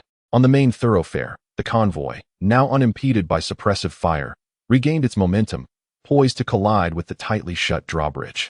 Captain, what on earth are you doing? The little fish, filled with anxiety, was on the verge of a disastrous collision. Should she slow down? Just then, a figure appeared atop the city gate, wielding a lightsaber that transformed into a golden hue, humming menacingly as it swiftly severed the massive chains securing the suspension bridge. With a resounding crash, the bridge plummeted, instantly clearing the path. Wow, how impressive! Exclaimed the little fish, her eyes sparkling with wonder. She deftly maneuvered the SCV, slightly reducing speed to safely catch Chu Hang, who had leapt from the city wall. With a sudden surge of acceleration, the SCV roared to life, bursting forth from the 191 market. Chapter 54. Art is an explosion. On the helicopter, Donald struggled to find the right words to convey his emotions, ultimately failing to express the turmoil within him, though he did manage to spill his beloved red wine all over his foot. Fascinating. The electro-optical equipment capable of penetrating smoke, along with the golden lightsaber, were impressive armaments that could easily breach the enemy's defenses. Unfortunately, it was of no use, remarked the federal military officer, intrigued yet oblivious to the carnage concealed within the smoke. Thus, he could casually make remarks from his vantage point. The Grey Rock clan had stationed several long-range artillery pieces atop the Cloudflow Tower. Should anyone dare to leave the market, those cannons would unleash a relentless barrage. Regardless of our chief's prowess, he could hardly withstand cannon fire. If they could decisively abandon their supplies and maneuver their convoy into the shantytown to engage the enemy, I might hold them in higher regard. Regrettably, their arrogance and greed led them to choose the barren wasteland, leaving them to be consumed by the artillery fire. Let us depart. There is nothing left to behold. Donald's expression was rather complex as he sighed deeply. Alas, I had genuinely hoped to negotiate with them. But it is a pity. The military officer shot him a discreet glance. You were not so inclined previously. Pilot, take us to the headquarters of Zone 3. We must arrive before. Boom. Beep, beep, beep. Brace yourselves. The pilot shouted vehemently. In the next moment, the helicopter was as if struck by an enormous hand, spinning violently and being hurled several meters away until the occupants feared a crash, only to stabilize once more. What in the world is happening? Sir, you should take a look outside. Donald and the military officer hurriedly turned their gaze to the window. In the next instant, their expressions turned to stone. They beheld the Cloud Tower's base, which once soared 20 meters high, now blasted to half its height, billowing thick smoke, with explosions and flames surging forth as if a volcano had awakened. How could the stronghold of the Grey Rock clan possibly explode? Donald gasped in horror. Humph, who else could it be? It seems I underestimated them. The federal military officer let out a discontented snort, reluctantly acknowledging his misjudgment. Are you suggesting? It appears the tides are about to change. With that, both men fell into a profound silence. Would the Grey Rock clan truly let such a significant loss go unpunished? Clearly, they would not. Although referred to as a marketplace, the 191 Market is indeed one of the most significant settlements under the banner of the Greystone clan, boasting a population exceeding 10,000. It serves not only as a hub for material transshipment, a supply station, and a workshop for processing and trading services, but also stands as the largest military stronghold of the Greystone clan towards the border. It acts as a forward base for advancing into the 5th District. Within the fortress, which has been transformed from the Cloudflow Tower, several hundred sons of war are stationed along with their vast war convoy, poised to threaten the security of Base 217 at any moment. During the loading process, Chu Hang infiltrated the fortress. Initially, his intention was merely to incapacitate their artillery system to buy time for the convoy's retreat. However, he unexpectedly stumbled upon the Sons of War preparing for a large-scale offensive. Coupled with the disconnection of the Nyx convoy from the 217 outpost, the objectives of the 191 market forces became painfully clear. Chu Hang was taken aback. Who would have thought that the future adversaries would emerge from this very place? Thus, he resolved to obliterate this spawn point. With considerable effort, he located the fortress's ammunition depot and planted a significant explosive within it, resulting in the earth-shattering spectacle that just occurred. This strike not only collapsed half of the fortress, entombing the convoy that was on the verge of launching its assault, but it also nearly caused collateral damage to Donald and his helicopter. One must admit, this display of fireworks was truly exhilarating. On the return trip, the convoy exclaimed, "What on earth just exploded? Look behind us. Half of the fortress has been blown to smithereens. Incredible. This is absolutely exhilarating. By heavens, that sound effect deserves a perfect score of 100. I nearly thought my end was nigh. You should have seen that fireball. It was simply colossal." Princess Piggy spread her arms wide, gesturing emphatically, exclaiming that she too would order such a grand firecracker in the future. Ha ha ha. This is all part of the narrative, evidently orchestrated by our esteemed captain. The defenders suffered a significant loss this time. The players laughed and chatted merrily as their convoy swaggered away, leaving behind the chaotic scene of Market 191. The adorably inquisitive expressions of gossip and admiration were truly delightful. Chu Hang was in high spirits, yet mindful that boasting did not align with his authoritative persona. Thus, he remained silent despite the relentless inquiries from the little fish. However, he mused to himself, "In the game, I cannot show off, but I can certainly upload the first-person combat video of this battle to the official site, allowing all players to witness the captain's glorious moments." At 10 o'clock in the afternoon, the defenders were taken aback, initially believing the enemy had arrived to besiege them. It was only when they heard the players boasting in the chat that the reality dawned upon them. The captain had orchestrated a significant heist. Eyes sparkled with fervor. Indeed, My faction is formidable. Upon returning, they proceeded to tally their spoils and reward the brave. The results revealed that this operation yielded 5 trucks of organic food, 2 barrels of fuel, 5 transport vehicles, and 13 armored off-road vehicles. Among these, the transport vehicles were identical to those of Chu Hang's fleet, all produced by the Limestone Clan, reinforced with armor and ramming horns. The origins of the off-road vehicles were more varied, yet all had evidently undergone extensive modifications and meticulous tuning, indicating that the players had seized only the finest specimens. It is said that this was largely due to Li Songwang, a passionate car modifier in reality, who knew these post-apocalyptic modified vehicles like the back of his hand and spoke eloquently about them. Thereupon, Chu Hang announced the new regulations forthwith. All players with the rank of ensign or higher could form a squad of 4. As long as they saved enough credits to purchase a vehicle from Chu Hang, they could explore freely and carry out missions independently. However, there were restrictions, and the penalty for demerits was a 50 reduction in all mission earnings for 3 days, a lesson that the dishonest newcomers had already learned. Presumably, no one would be so reckless as to transgress again. After announcing the new rules, the players surged forward, staring at Chu Hang with anticipation. Without further ado, Chu Hang declared, "All right, let the auction for the captured vehicles commence." Chapter 55, Auction and Development. This is a 5-seater 4x4 off-road pickup truck with a V8 engine, equipped with turbocharging and nitrous oxide boost, an auxiliary fuel tank, a large capacity rear bed, 20mm light alloy armor, bulletproof glass, high-tensile steel ramming horns and wheel hubs, and a 6-barreled 12mm rotary machine gun, a veritable vehicle assassin. The drawback is that it consumes ammunition rather quickly, so this vehicle will be auctioned together with 200 rounds of 12mm machine gun ammunition. The starting bid is 100 energy credits, with a minimum increment of 5 energy credits per bid. Chu Hang stood on a tall rock, his laser pointer directed at an imposing off-road vehicle that was 6 meters long. The vehicle data scanned by the system appeared in detail before Chu Hang, who merely had to read it aloud. 110. Brothers, show some respect. This will be the chariot of our Reaper squad. Li Songwang was the first to speak. He had teamed up with Uncle Schertsuan, Harlan, and the Frozen Can to embark on a grand venture. 120. Our Panga squad desires one as well. How about granting me a favor? 130. Humph. Then let the best man win. 140. Whoever backs down is a coward.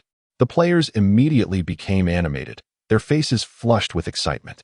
At that moment, the usually taciturn Price spoke up. 200 energy coins. The atmosphere instantly fell silent. Wow, a wealthy patron. Goodness, old Price is quietly amassing a fortune. 200 energy coins for a vehicle? Are you out of your mind? What do you know? This isn't merely purchasing a car, it's an investment. The vehicle comes with ammunition. For 200 coins, one acquires 1,200 rounds of machine gun bullets, a veritable bargain, at a rate of 1 coin for 6 rounds. Compared to Captain's exorbitant price of 1 coin for a single 30mm armor-piercing round, it was already a steal. Well, we certainly can't afford that. In the wasteland, ammunition was exceedingly costly, but that was the market price. Chu Hang, however, could produce it in bulk, with ample materials, equipment, and energy at his disposal, reducing the cost to merely 1/10. The players remained unaware of this, which is why he didn't mind offering additional task rewards from time to time.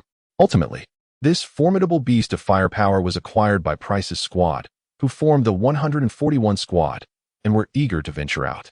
Following this auspicious start, Chu Hang proceeded to auction off 5 more off-road vehicles. Each vehicle is accompanied by a selection of ammunition for sale, with transaction prices ranging from dozens to 100. The remaining stock, however, is temporarily unsold and will only see demand once a new batch of players arrives. As the auction draws to a close, the veteran player Chu Hang and his companions remain indifferent, piquing the curiosity of others. Have you run out of money? Perhaps I could lend you some? Chu Hang smiles enigmatically. We have funds, but we have other plans. Other plans? The curiosity of their companions intensifies. At that moment, Chu Hang directs his laser pointer towards a colossal vehicle nearby. The final auction item, a medium-sized off-road truck produced by the Limestone Clan, features a 6x6 suspension, a 7-liter V8 engine, 400 horsepower, a fully armored body with 30mm thickness, and is equipped with a remote-controlled turret featuring a 12mm machine gun. It boasts a payload capacity of 10 tons and supports modifications. allowing it to transport goods or be converted into a mobile fortress, even capable of towing artillery if desired. The starting bid is set at 100 energy coins, with increments of 5 energy coins. 105 energy coins. Xiao Hong's eyes gleam as he raises his hand without hesitation.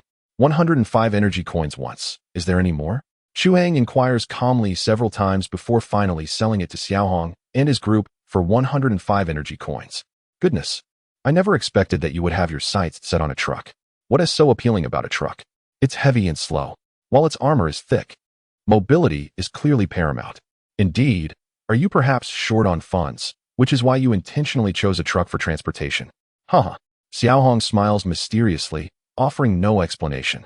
The trio, known as Xiao He and his companions, swiftly vanished behind the mountain of refuse. Meanwhile, deep within a sunken ship's hangar in the valley, Ryan was diligently attending to the finishing touches of his prized possession. This vessel had been contracted by Ryan Steel, and the expansive hangar, once filled with deformed machinery and collapsed steel beams, had been cleared thanks to the relentless efforts of Ryan and his team. They had successfully restored a gantry crane situated on the ceiling. At that moment, beneath the crane hung a 3x8, 24-tube rocket launch nest. In a designated production area at the corner of the hangar, a neat array of jet-black rockets stood aligned, numbering no less than 100. Soon after, the roar of engines echoed as Xiao He and his companions drove a truck through the gate, halting directly beneath the crane. A transport vehicle? Ryan's eyes lit up, exclaiming, "How splendid! I was just contemplating asking Captain for one." With a chuckle, he continued, "This time, we're making a significant move, and I happen to have some spare cash, so I purchased it. What have you all been up to? Seriously, Ryan, you've become so reclusive that you didn't even know Captain acquired an additional nickname of the Fiend in Smoke." Ryan shrugged in resignation, still feeling a tinge of envy. Time swiftly passed, and 5 days later, the latest batch of players had logged in, expanding the team to 100 members. The recruitment task 04 was promptly completed, rewarding them with a subspace upgrade project that expanded their storage capacity to 100 m, ample enough to accommodate a truck. Currently, only one task remains on Chu Hang's list, Mothership Mission 02. The objective is to completely restore the mothership and upgrade the Spark to level 1. In order to facilitate the repair of the battered vessel, Chu Hang discovered a second SCV from a sunken ship and personally operated it to construct scaffolding around the damaged craft, temporarily assembling 6 heavy-duty cranes to lift the entire hull. This was essential for repairing the damage to the ship's belly. Through relentless efforts alongside several skilled players, the reactor of the battered ship was finally restored, although more than half of the components were borrowed from the reactors of other sunken vessels, resulting in a rather inferior and unsightly version. It was fortunate that, upon inserting the fuel rods provided by Donald, it could operate normally, boosting the Spark's energy to a full 100. Henceforth, Chu Hang would no longer need to meticulously calculate resources when producing equipment in subspace. This would allow him to significantly upgrade the equipment store and offer enticing opportunities to the players, while also taking advantage of the situation. Chapter 56. Version Update Official Website. Stardust Closed Beta Version 1.0 Update Announcement. Major Update. The expansion pack Conquering Gravity has now been released. Synopsis. With the collective efforts of all players, the Imperial Outpost has finally been established amidst the perilous wasteland. Next, we must restore our mothership, liberating her from the grip of gravity and returning to the cosmos. However, the enemies of the Empire shall not remain idle. The perilous insectoid species is also stirring restlessly. Should the mothership successfully ascend, all players who maintain an average online duration exceeding 8 hours will be bestowed with the exclusive title of Honorary Crew Member. Conversely, if the mothership is sunk or the captain meets with demise, the game will undergo a temporary suspension and all data from the closed beta will be formatted. Update Content 1. Significantly increase the enemy spawn rate near the outpost. 2. Unlock additional exchange items, equipment, vehicles, skill books, venues, and enable equipment customization features. 3. Introduce a more diverse array of wasteland mutants and ecosystems. 4. Add a new faction, the Federal Vanguard, and the Crimson Flame Clan. 5. Release an additional 200 closed beta slots. 6. Lift restrictions on nighttime activities within the game, allowing players to log in freely. 7. Fix a small number of bugs. Current reservation count, 114, 514 individuals. What on earth? Why are there so many reservations? An alternate account. Impossible. No hacker could deceive the Spark system. Those must be real players. Has Stardust become this popular? It's worth noting that they only released 100 beta slots. With so many queuing, it's bound to be overwhelming. Opening the forum, it was as expected. Greywind's wife. What is going on? A 572, one chance of winning. When will I ever board the ship? Neck twister, exactly. Please, for the love of all that is holy, cancel the reservations. The slots are all dependent on connections. You have no hope. No Russian allowed. Where are all you brothers coming from? Starfish canned goods. My Billy video, Captain's first-person stealth Muzu, has gone viral, so I came to see if it's true. Frost Aviation, the person upstairs is out of touch. Go watch the latest Demon in the Smoke. Lightsabers. Lightsabers. From Limit to Abandon. Huh? I came from the postgraduate entrance examination group. Beep beep you bastard. What are postgraduate students doing here? Please give the spot to someone who needs it. Thank you. Deadline. Damn, I came from the academic group. My supervisor asked me to try that neural regulator. It's said to be incredibly magical. From Limit to Abandon. Yes, that's it. My classmate said that using it can directly memorize all the knowledge points. Melon Patch Gopher. Everyone, believe me, this game is definitely an alien conspiracy. Anyone who uses the neural regulator will become an alien puppet. Don't be fooled. Nuclear Peace Envoy. The person upstairs should cancel their own appointment first. Ah, I see. Chu Hang understood. Among these people making reservations, half were fans attracted by his 2 VR promotional videos, and the other half were drawn in by the miraculous effects of the neural regulator, hoping to gain useful knowledge without effort.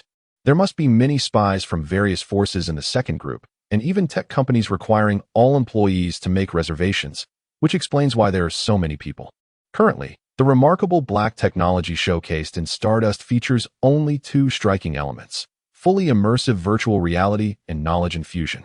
Should the neural adjustment device be able to impart knowledge of the interstellar age in the future, Stardust is destined to ascend to the pinnacle of innovation. However, that is a matter for several iterations down the line. Chu Hang closed the forum and carved out a small equipment room aboard the modest vessel, which was adorned with a dazzling array of new gear. It was anticipated that once the players logged in, they would soon come to inspect it. After a brief interval, the sound of hurried footsteps echoed, and Princess Piglet arrived first, dragging along Starlet. Captain, what new equipment do we have this time? Chu Hang gestured towards a row of pristine firearms on the table and began to introduce them one by one. Behold the RX-18 Special Tactical Rifle, an improved version of the Model 17. Its compact design facilitates indoor skirmishes. Utilizing the 8mm BLK subsonic ammunition, it boasts exceptional performance with a heavy projectile, delivering 3 times the power of a submachine gun and an effective range of 200 meters. When paired with its exclusive suppressor, firing noise can be reduced to 80 decibels, making it exceptionally suited for stealth operations. Wow, that's incredibly powerful. How much does it cost? I want to buy 4. This rifle requires a lieutenant rank and costs 10 energy coins each, with 8mm BLK rounds priced at 1 energy coin for 10 rounds. That's quite expensive.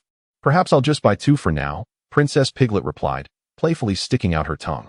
Following their previous exploits in the SCV, where the 4 female players of the Starlight Squad garnered substantial profits, they not only settled their prior debts, but also secured the rights to rent SCV, resulting in a modest profit. Meanwhile, the male players who had been repaid were left feeling somewhat uneasy. Initially, I had intended to nurture someone, but unexpectedly, they transformed into a wealthy individual, rendering my efforts unnecessary and leaving me with a sense of diminished self-esteem. As for these, Chu Hang casually picked up a large sniper rifle, the RX-9, a 12mm anti-material sniper rifle, distinguished by its precision and formidable power. It is arguably the most powerful firearm beneath the umbrella of electromagnetic weaponry, capable of incapacitating an armored vehicle with a single armor-piercing explosive round. Priced at 20 energy coins for 1 rifle, and 1 energy coin per armor-piercing explosive round. My goodness, this is incredibly powerful. I want one. Hey, take it easy. Can your petite frame handle such a massive weapon? Beside them, Fanqing quickly tugged at the pig princess.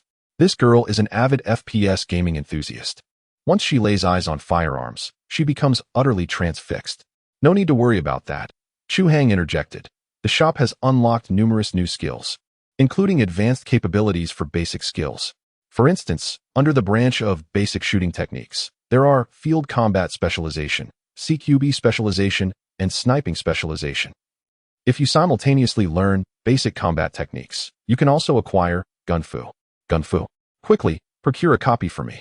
Upon hearing the mention of Gunfu, Chi-Chi's eyes sparkled with excitement, and without hesitation, she purchased the skill. Originally, he intended to learn Chu Hang's swordsmanship and subsequently acquire a lightsaber. However, since Chu Hang himself was merely a novice with the lightsaber and had no spare ones to offer, he merely mentioned the possibility of high-frequency weapons in the future, urging him to remain hopeful. Goodness, they even have hacker equipment. Beside him, the large-headed individual was taken aback. He had initially intended to pursue the hacker route. Yet the digitalization level of the wasteland was so dismally low that his skills could not be utilized, and he lacked suitable equipment. Chu Hang had updated his inventory with a handheld computer. With this device, the large-headed man could effortlessly infiltrate the security systems of the wasteland strongholds and even hijack their communications. As Chu Hang observed the growing number of players flocking to make purchases, he suddenly clapped his hands. Here lies a piece of high-grade equipment, limited to 3 sets. First come, first served. As he spoke, he stepped aside, revealing a formidable metallic exoskeleton behind him. The players, upon seeing it, were instantly awestruck. Wow, a mechanical exoskeleton. Chapter 57. The Revenge of the Greystone Clan. In the year 2088 on Blue Star, mechanical exoskeletons had long been adopted by military forces across various nations. Although there were significant differences among the various models, their fundamental function remained the same: to greatly enhance soldiers' mobility and load-bearing capacity, while also providing some degree of protection and functional expansion. The Type 1 Exobuilder featured 3 variants: the A-type for military use, emphasizing lightness and protection; the B-type for industrial applications, focusing on power and endurance; and the C-type for scientific research, equipped with a comprehensive triple defense system and capable of accommodating scientific modules. Each basic set was priced at 300 energy coins, with the option to install additional functional modules as per requirement. Goodness, how exorbitant! The players collectively gasped, as if doused with a bucket of cold water. They had previously pooled their funds to purchase a vehicle. Spending 300 energy coins on a single exoskeleton seemed excessively extravagant. "Captain, I would like an engineering model." At that moment, a voice suddenly emerged from the crowd. It was Ryan, who, with a mischievous grin, squeezed his way to Chu Hang and boldly inquired, "Captain, could you assist me in installing some tool modules?" Chu Hang nodded. The others erupted in astonishment. Well, Ryan, you truly are a master of concealment. But do you possess sufficient funds for this?" Ryan, with a smug smile, turned to Chu Hang and declared, "Captain, I wish to submit a bounty task. The rewards should be ample to cover the payment, correct?" Chu Hang chuckled inwardly. "Indeed, the system has confirmed your accomplishments. You shall receive 100 battle merits along with a reward of 326 energy coins." The players were even more taken aback by this revelation. They remembered that during their last raid with Chu Hang, each had only received 30 or 40 coins at most. It's nothing. I merely contributed to the Empire's armament production," Ryan replied casually. The so-called bounty task was one that Chu Hang had initially assigned to him, urging him to develop an affordable yet effective fire support weapon, intended to complement the standard-issue weapons produced by Subspace. To facilitate this, Chu Hang had even granted him a sunken ship as a production base and provided a considerable amount of raw materials at a low cost. Ryan did not disappoint. He successfully developed his Lightning Fire 2.0, a rocket that was both cost-effective and straightforward in design, with versatile applications. However, to Chu Hang's discerning eye, it seemed a blatant imitation of a classic design from Blue Star, often spotted in war-torn regions in various civilian renditions. But what of it? Conditions in the wasteland could hardly be any better. Submit your request to the system, and tomorrow you shall be able to claim the exoskeleton. Lane was eager to depart. Yet Chu Hang suddenly interjected, "Wait, you cannot leave." Startled, Lane momentarily believed she had encountered some trouble. The lookout had spotted a convoy approaching the base, and their intentions appeared hostile. "Quickly, prepare your weapons. A battle looms ahead." "Oh, so that's the matter at hand.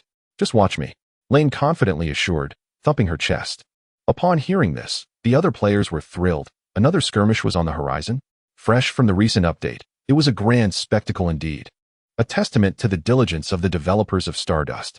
Thus, they swiftly procured an array of weapons and ammunition from Chu Hang. eagerly preparing to showcase their skills and earn some currency for exoskeletons. Simultaneously, on the desolate plains outside the valley, a formidable convoy was racing forward. Judging by its scale, the fleet boasted over 100 war vehicles, although the majority were light tanks. The presence of fervent sons of war among them indicated that this was an elite unit belonging to the Greystone Clan. At the heart of the convoy lay the main battalion, composed of more than 10 heavily modified trucks, serving as mobile fortifications and transporters for ammunition and supplies. The centerpiece was a colossal truck, towering 2 stories high.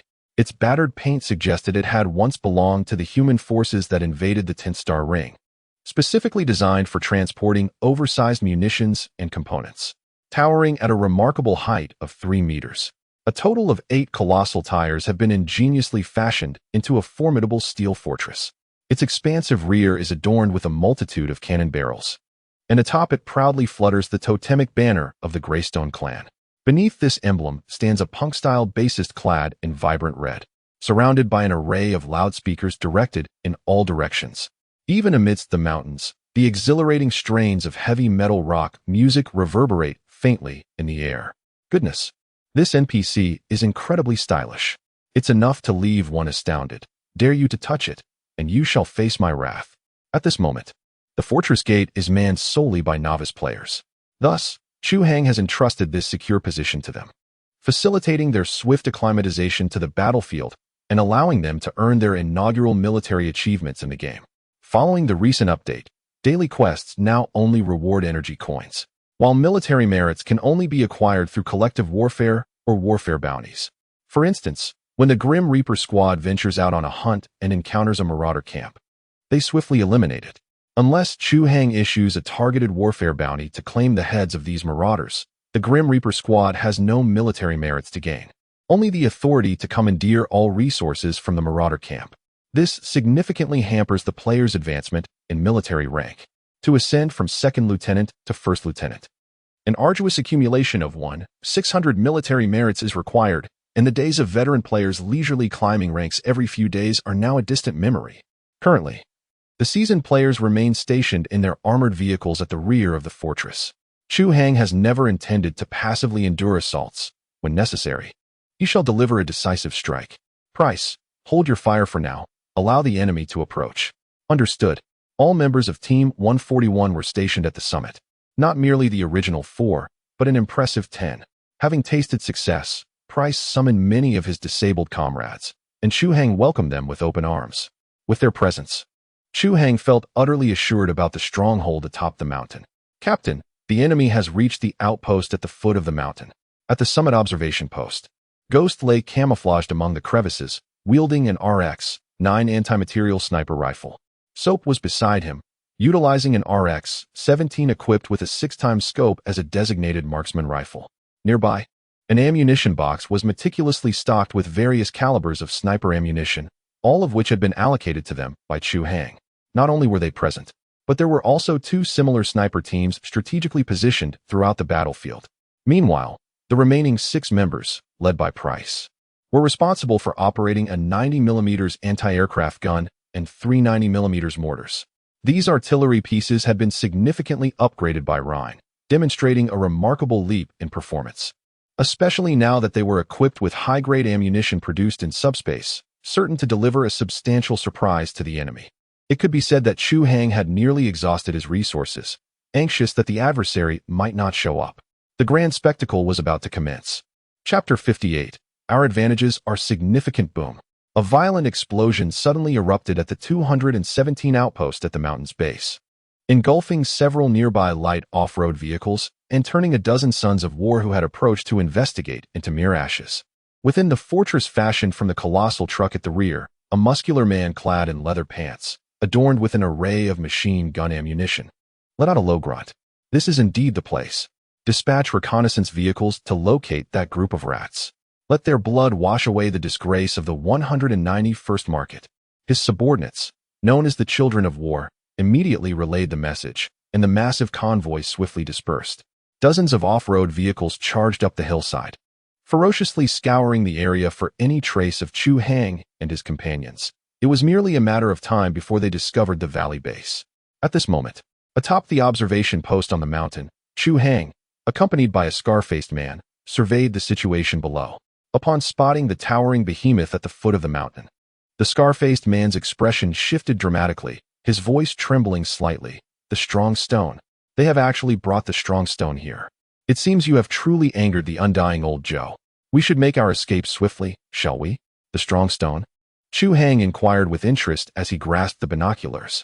That contraption appeared rather cumbersome. Although it was equipped with numerous artillery pieces, it seemed the caliber would not exceed 200 millimeters, a size insufficient to breach the walls of the valley fortress. The scar-faced man opened his mouth, ultimately exhaling a sigh. The strong stone is the second most formidable war machine of the Limestone Clan.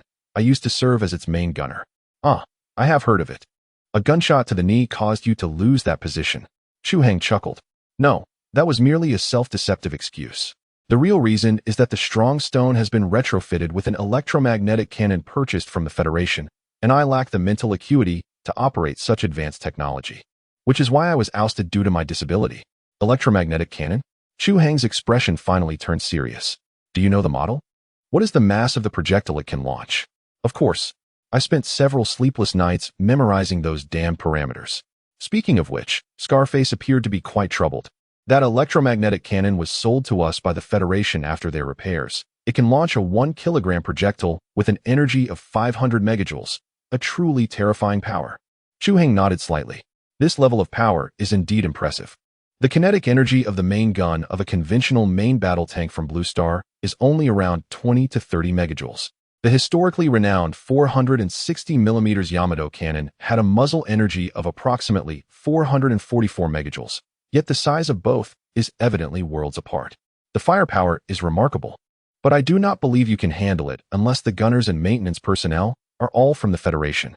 Scarface smiled wryly and nodded. Whenever we seek after-sales service from them, they always claim it is due to our operational errors, then insist we purchase the repair parts ourselves. Not to mention the labor costs. How familiar does this strategy sound? I suspect the three brothers from Blue Star have quite a lot to say about this. In any case, this cannon is precious. It has been used primarily as a deterrent since its acquisition and has hardly been fired. I am quite skeptical whether it can even be activated now. However, that is merely self-comfort. If it truly fires, we would all be turned to ashes. Chu Hang nodded. Thank you for the information. Now, please draw the structural diagram of the strong stone, and once you are finished, you will be done with your part. What do you intend to do? Do you even realize the consequences? The scarred-faced man was somewhat exasperated. What would be the consequences? The opposing side must also be able to fire back. I shall not grant them the opportunity. In the command room of the strong stone, the captain stood up abruptly, his eyes gleaming with determination. We have discovered a man-made structure at the foothills of Region 217. It is a valley fortress. I suspect that the den of those vermin lies there. Excellent, the captain exclaimed, forcefully patting his subordinate on the shoulder. The subordinate winced from the impact, but quickly praised. Your wisdom is unparalleled, Captain. Very well, relay my orders. The main force shall advance towards the target fortress, preparing siege weapons and conventional artillery. We shall spend the night in the rodent's lair. Should we prepare the wrath of Strongstone? The captain's face darkened instantly as he swatted his subordinate away. You dim-witted fool. To suggest using the wrath of Strongstone against a rat's den? How could such a thought cross your mind? You must surely be a spy sent by the Federation. No, I am not. The subordinate hurriedly bowed and pleaded for mercy. The captain glared at him with his crimson eyes for a moment before snorting disdainfully. Begone. I wish to enjoy a sumptuous meal. Your presence is nauseating. The command room fell silent swiftly, leaving only the captain and a table laden with bloody raw meat. A vast war convoy surged up the mountain. Due to the terrain, the light tanks formed into long lines, winding their way along the serpentine path. Look, they are ascending the mountain. With such a multitude of vehicles, it seems there must be at least several hundred individuals present. This is indeed a veritable reservoir of valor points. The defenders, witnessing the enemy swarm up the mountain like ants, began to whisper amongst themselves. Captain, how shall we engage them? The one tasked with the defense was an experienced player, well-versed in the art of fortification. As the enemy drew nearer, he declared, the captain has equipped us with RPGs. Each of us will have one shot. If you miss, do not blame me. Understood. If I miss, I shall simply embrace a bomb and leap into the fray. Laughter ensued. Do you think that colossal behemoth at the foot of the mountain will attempt to ascend? How could it possibly do so? There is no path sturdy enough to support such a heavy chassis. If it manages to climb, I shall live stream myself eating excrement. My friend, you may commence at any moment. No sooner had the words left his mouth than the players witnessed the massive shadow revving its engines. Its 8 gigantic tires crushing the rubble beneath, audaciously making its way up the mountain path. Good heavens! What manner of suspension system is this? Regardless of the circumstances, trouble was imminent. Let us hope the captain has a strategy in place. All members prepared their weapons and ammunition, bracing for battle. Half an hour later, the enemy drew ever closer. The bassist atop the strong stone was already in high spirits, accompanied by 8 robust men fervently beating war drums. The rhythm advancing like dark clouds encroaching upon a city. Chu Hang's voice resonated through the command channel. Defensive forces, follow the explosion signal and prepare to fire. The sound of bullets being chambered echoed within the fortress, followed by a resounding series of explosions. Set beside the mountain road, the IEDs were detonated in succession, toppling light armored vehicles one after another, yet the following vehicles pressed on relentlessly. Fire. The sound of gunfire reverberated. Only heavy machine guns? How come they lack artillery? The centurion, gnawing on a bloody thigh, listened intently to the sounds of battle. All sons of war charged forward. Our advantage is substantial. Chapter 59. Before the players are annihilated, no one can seize the fortress walls. Open fire to suppress them. At the stronghold of the Limestone Clan, artillery transport vehicles unfolded beside the strong stone, raising large-caliber howitzers, no less than 150 millimeters in caliber. At the centurion's command, a throng of warriors howled as they loaded shells into the cannons, then yanked the firing cords with fervor. Ha ha ha! Tremble before us. Let the immortal old Joe harvest your souls. Boom, boom, boom. The cannon fire roared as several large-caliber shells rained down near the fortifications, with only one striking the wall directly, leaving merely a charred mark on the steel armor. Ha ha ha, such feeble power, merely a tickle for me. Hey, loosen my leg before uttering such words. TSK, TSK, TSK. It appears fierce, yet the precision is utterly negligent. Are they attempting to scare us to death? Whoever you are, hurry and translate. In response to the first wave of bombardment, the players within the fortress unleashed ruthless taunts at the enemy, while the captive Insav held a teleprompter, tasked with challenging the adversaries outside through an electric loudspeaker. The sycophants of Immortan Joe, have you not savored his putrid footskin today? Feeble. Ugh, who penned that line? Repugnant, yet captivating. It serves to fashion a minion imbued with derision, enrapturing the adversary and anchoring their focus upon the forefront of battle. The veteran players' convoy furtively absconded from the valley via the mine's rear entrance at the onset of hostilities, their whereabouts unknown. Meanwhile, in the command center of the Strongstone, these vermin dare profane Immortan Joe. Continue the bombardment. I shall wring their necks and imbibe from their skulls. The centurion bellowed in vehement rage, evidently far more loyal than Scarface. The war boys, invigorated, ceaselessly replenished the cannon's maws with ordnance.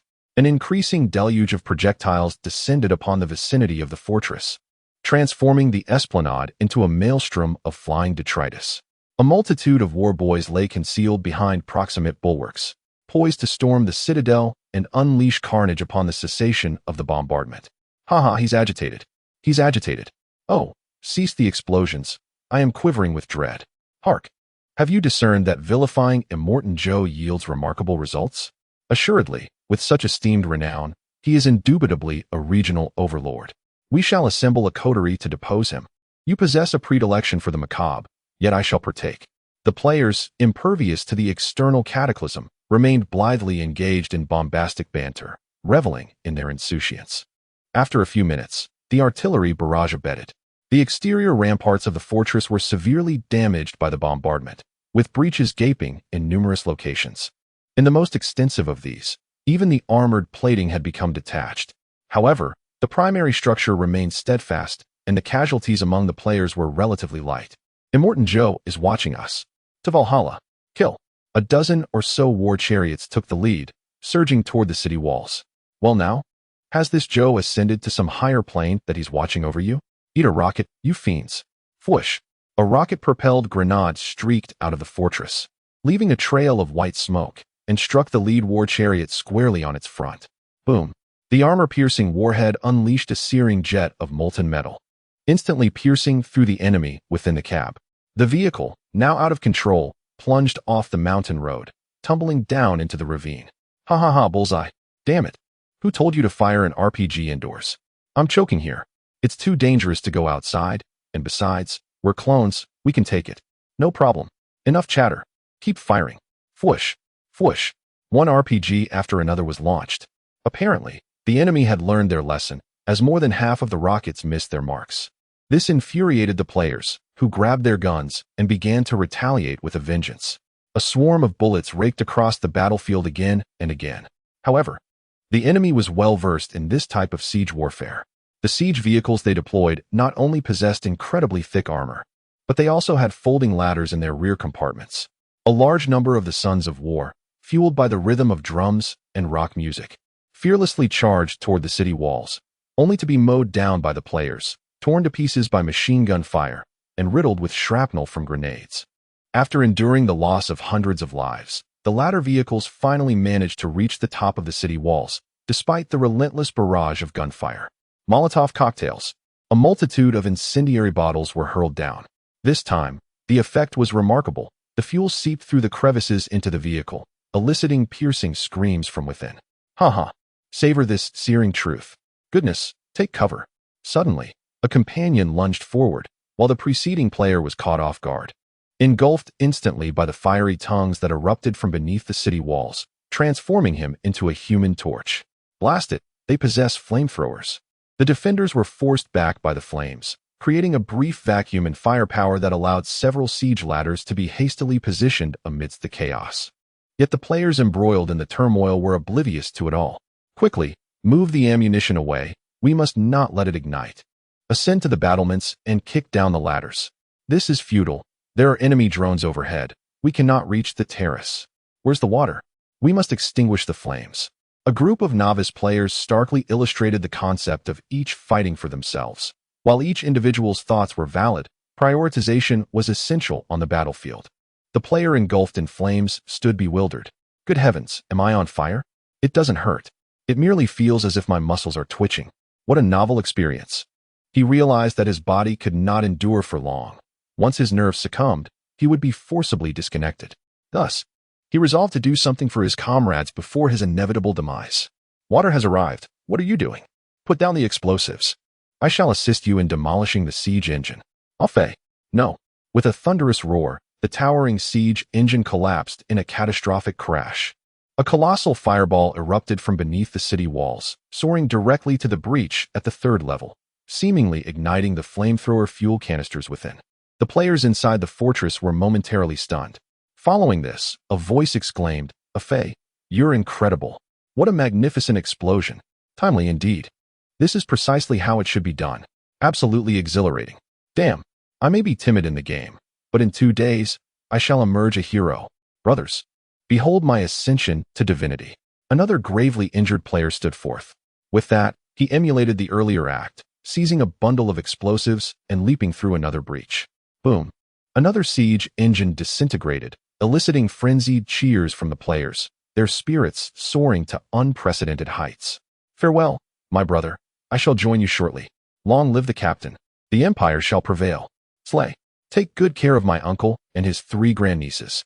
Annihilate them all. Chapter 60. You disturb the players. It seems the recruits have finally found their footing. At the observation post atop the mountain, Chu Hang shared a glance with Price as they surveyed the battlefield. A faint smile gracing his lips. He was acutely aware that the wall had nearly fallen moments ago. This was precisely his intention. Time was of the essence. Without applying pressure to the newcomers, how could they swiftly evolve? A steady group, indeed. Captain, when shall we strike? Now. Chu Hang pointed towards the enemy's main position several kilometers away. The opposition had committed hundreds to the siege, rendering long-range artillery ineffective, as rolling boulders would entomb the troops below. Thus, you may fire at will, severing the wings of the strong stone and creating opportunities for the assault team. Understood. Price's eyes gleamed with renewed vigor, his dormant killer instinct and battle lust now surging. Oh, and have Ghost eliminate that bassist first. He's far too raucous. Very well. I'll inform him at once. Price chuckled, clearly not an aficionado of the Wasteland tribe's musical inclinations. Ghost, the captain finds that fellow in the red attire excessively noisy. Understood. Arrangements will be made forthwith. Ghost, masked with a skull visage, lay prone, his sand-colored RX-9 anti-material rifle positioned before him. An expensive electro-optical targeting system was mounted on the weapon, enabling him to discern targets as distant as 3 kilometers with clarity. Ghost chambered an armor-piercing round. Bang! The bassist was still engaged in his rap-infused performance when, in an instant, half of his body detonated into a sanguine mist. The remaining section of his corpse was sent spiraling outward, impacting directly upon the command center's window. At that moment, the chieftain was in the midst of a tirade, incensed by the setbacks at the front lines. Suddenly, with a resounding thud, half a cadaver was plastered against the observation window before him, obscuring his view with crimson gore. And the cacophony of rock music ceased abruptly. The chieftain's face contorted into a visage of pure rage. This was an unadulterated act of provocation. They dare slay my musician. Very well, they have succeeded in enraging me. As he spoke, the muscles beneath his skin began to distend, veins and sinews writhing like earthworms. And an inexhaustible tide of bloodlust surged into his eyes. Chieftain, you must regain your composure. Continuing in this manner will lead to your berserk state. His subordinate, hearing the commotion within, was acutely aware of the unfolding situation. They surged in with remarkable speed, recklessly throwing themselves onto the commander, restraining him, while one among them hastily administered a sedative. Gradually, the commander regained some semblance of calm. His subordinates displayed expressions of relief, as had they been a moment slower. The unhinged commander would have undoubtedly torn apart every living creature before him. This incident lent credence to his moniker, the Mad Beast. His most notable feat was the solitary annihilation of an entire enemy clan encampment, where over 200 souls fell victim to his wrath. Yet he remained unscathed despite sustaining multiple gunshot wounds. In certain respects, his physical attributes during his rage surpassed even those of super mutants. Now, the Mad Beast finally regained a fragment of rationality, panting heavily as he commanded, "Initiate the wrath of the strong stone immediately. Crush these wretched insects." "Yes, my lord." They responded eagerly. "I assure you that the enemy will descend into the depths of hell to repent for their actions under the onslaught of the wrath of the strong stone. Our valiant sons of war shall soon breach the enemy's camp, bringing you victory and glory. It is imperative." With a sense of relief, his subordinates set about executing the activation procedure. Just then, a sudden whistling of artillery shells echoed from above. Everyone in the command room turned to gaze outside, witnessing a cascade of meteoric fire raining down, precisely targeting their artillery positions. How is this possible? How could the enemy possess such a scale of rocket artillery? One could argue that the intelligence was flawed. Rather, it was evident they had no intelligence at all. Their understanding of Chu Hang's forces was merely rooted in their subjective conjectures. Disperse the convoy immediately, but it was already too late. Rockets streaked down from the heavens, and brilliant flames engulfed the entire position in an instant. Artillery carriers were overturned one after another by the explosions, and columns of smoke and debris soared hundreds of meters into the air. The artillery barrage was devastating. They have now tasted the bitterness of being bombed. Dignity exists only on the edge of a sword. Truth lies only within the range of artillery. Open fire. The valley fortress had been infiltrated by the relentless sons of war. The players' fighting spirit was no less than their opponents, and they stubbornly defended the line amidst the enemy's expressions of shock and anger, repeatedly contesting control of the city walls with the landing enemies, which later escalated into a fierce melee. At that moment, the rockets roared. The Limestone Clan's artillery position suffered a devastating blow, and the players' morale was greatly boosted. Taking advantage of the enemy's panic, they sounded the horn for a counterattack. Kill. Drive the enemy off the walls. Victory belongs to the Empire. Sound the charge and fix bayonets. I am extremely excited. I will fight 10 of them. Some players, without melee weapons, grabbed whatever they could find, shouting bizarre slogans, and pounced on the enemy. The defeat was like a landslide. With the fate of the chieftain unknown, the remaining sons of war's fighting spirit instantly waned, and they began to retreat down the mountain in a panic. Do not let them escape. Avenge the fallen brothers. Earn more battle merits for the fallen brothers. Price and his team also joined the fray at the opportune moment.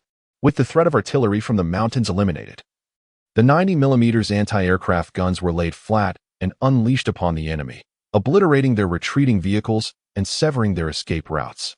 Mortars fired in rapid succession, transforming the hillside into a veritable hell, shrapnel flying and corpses strewn across the ground.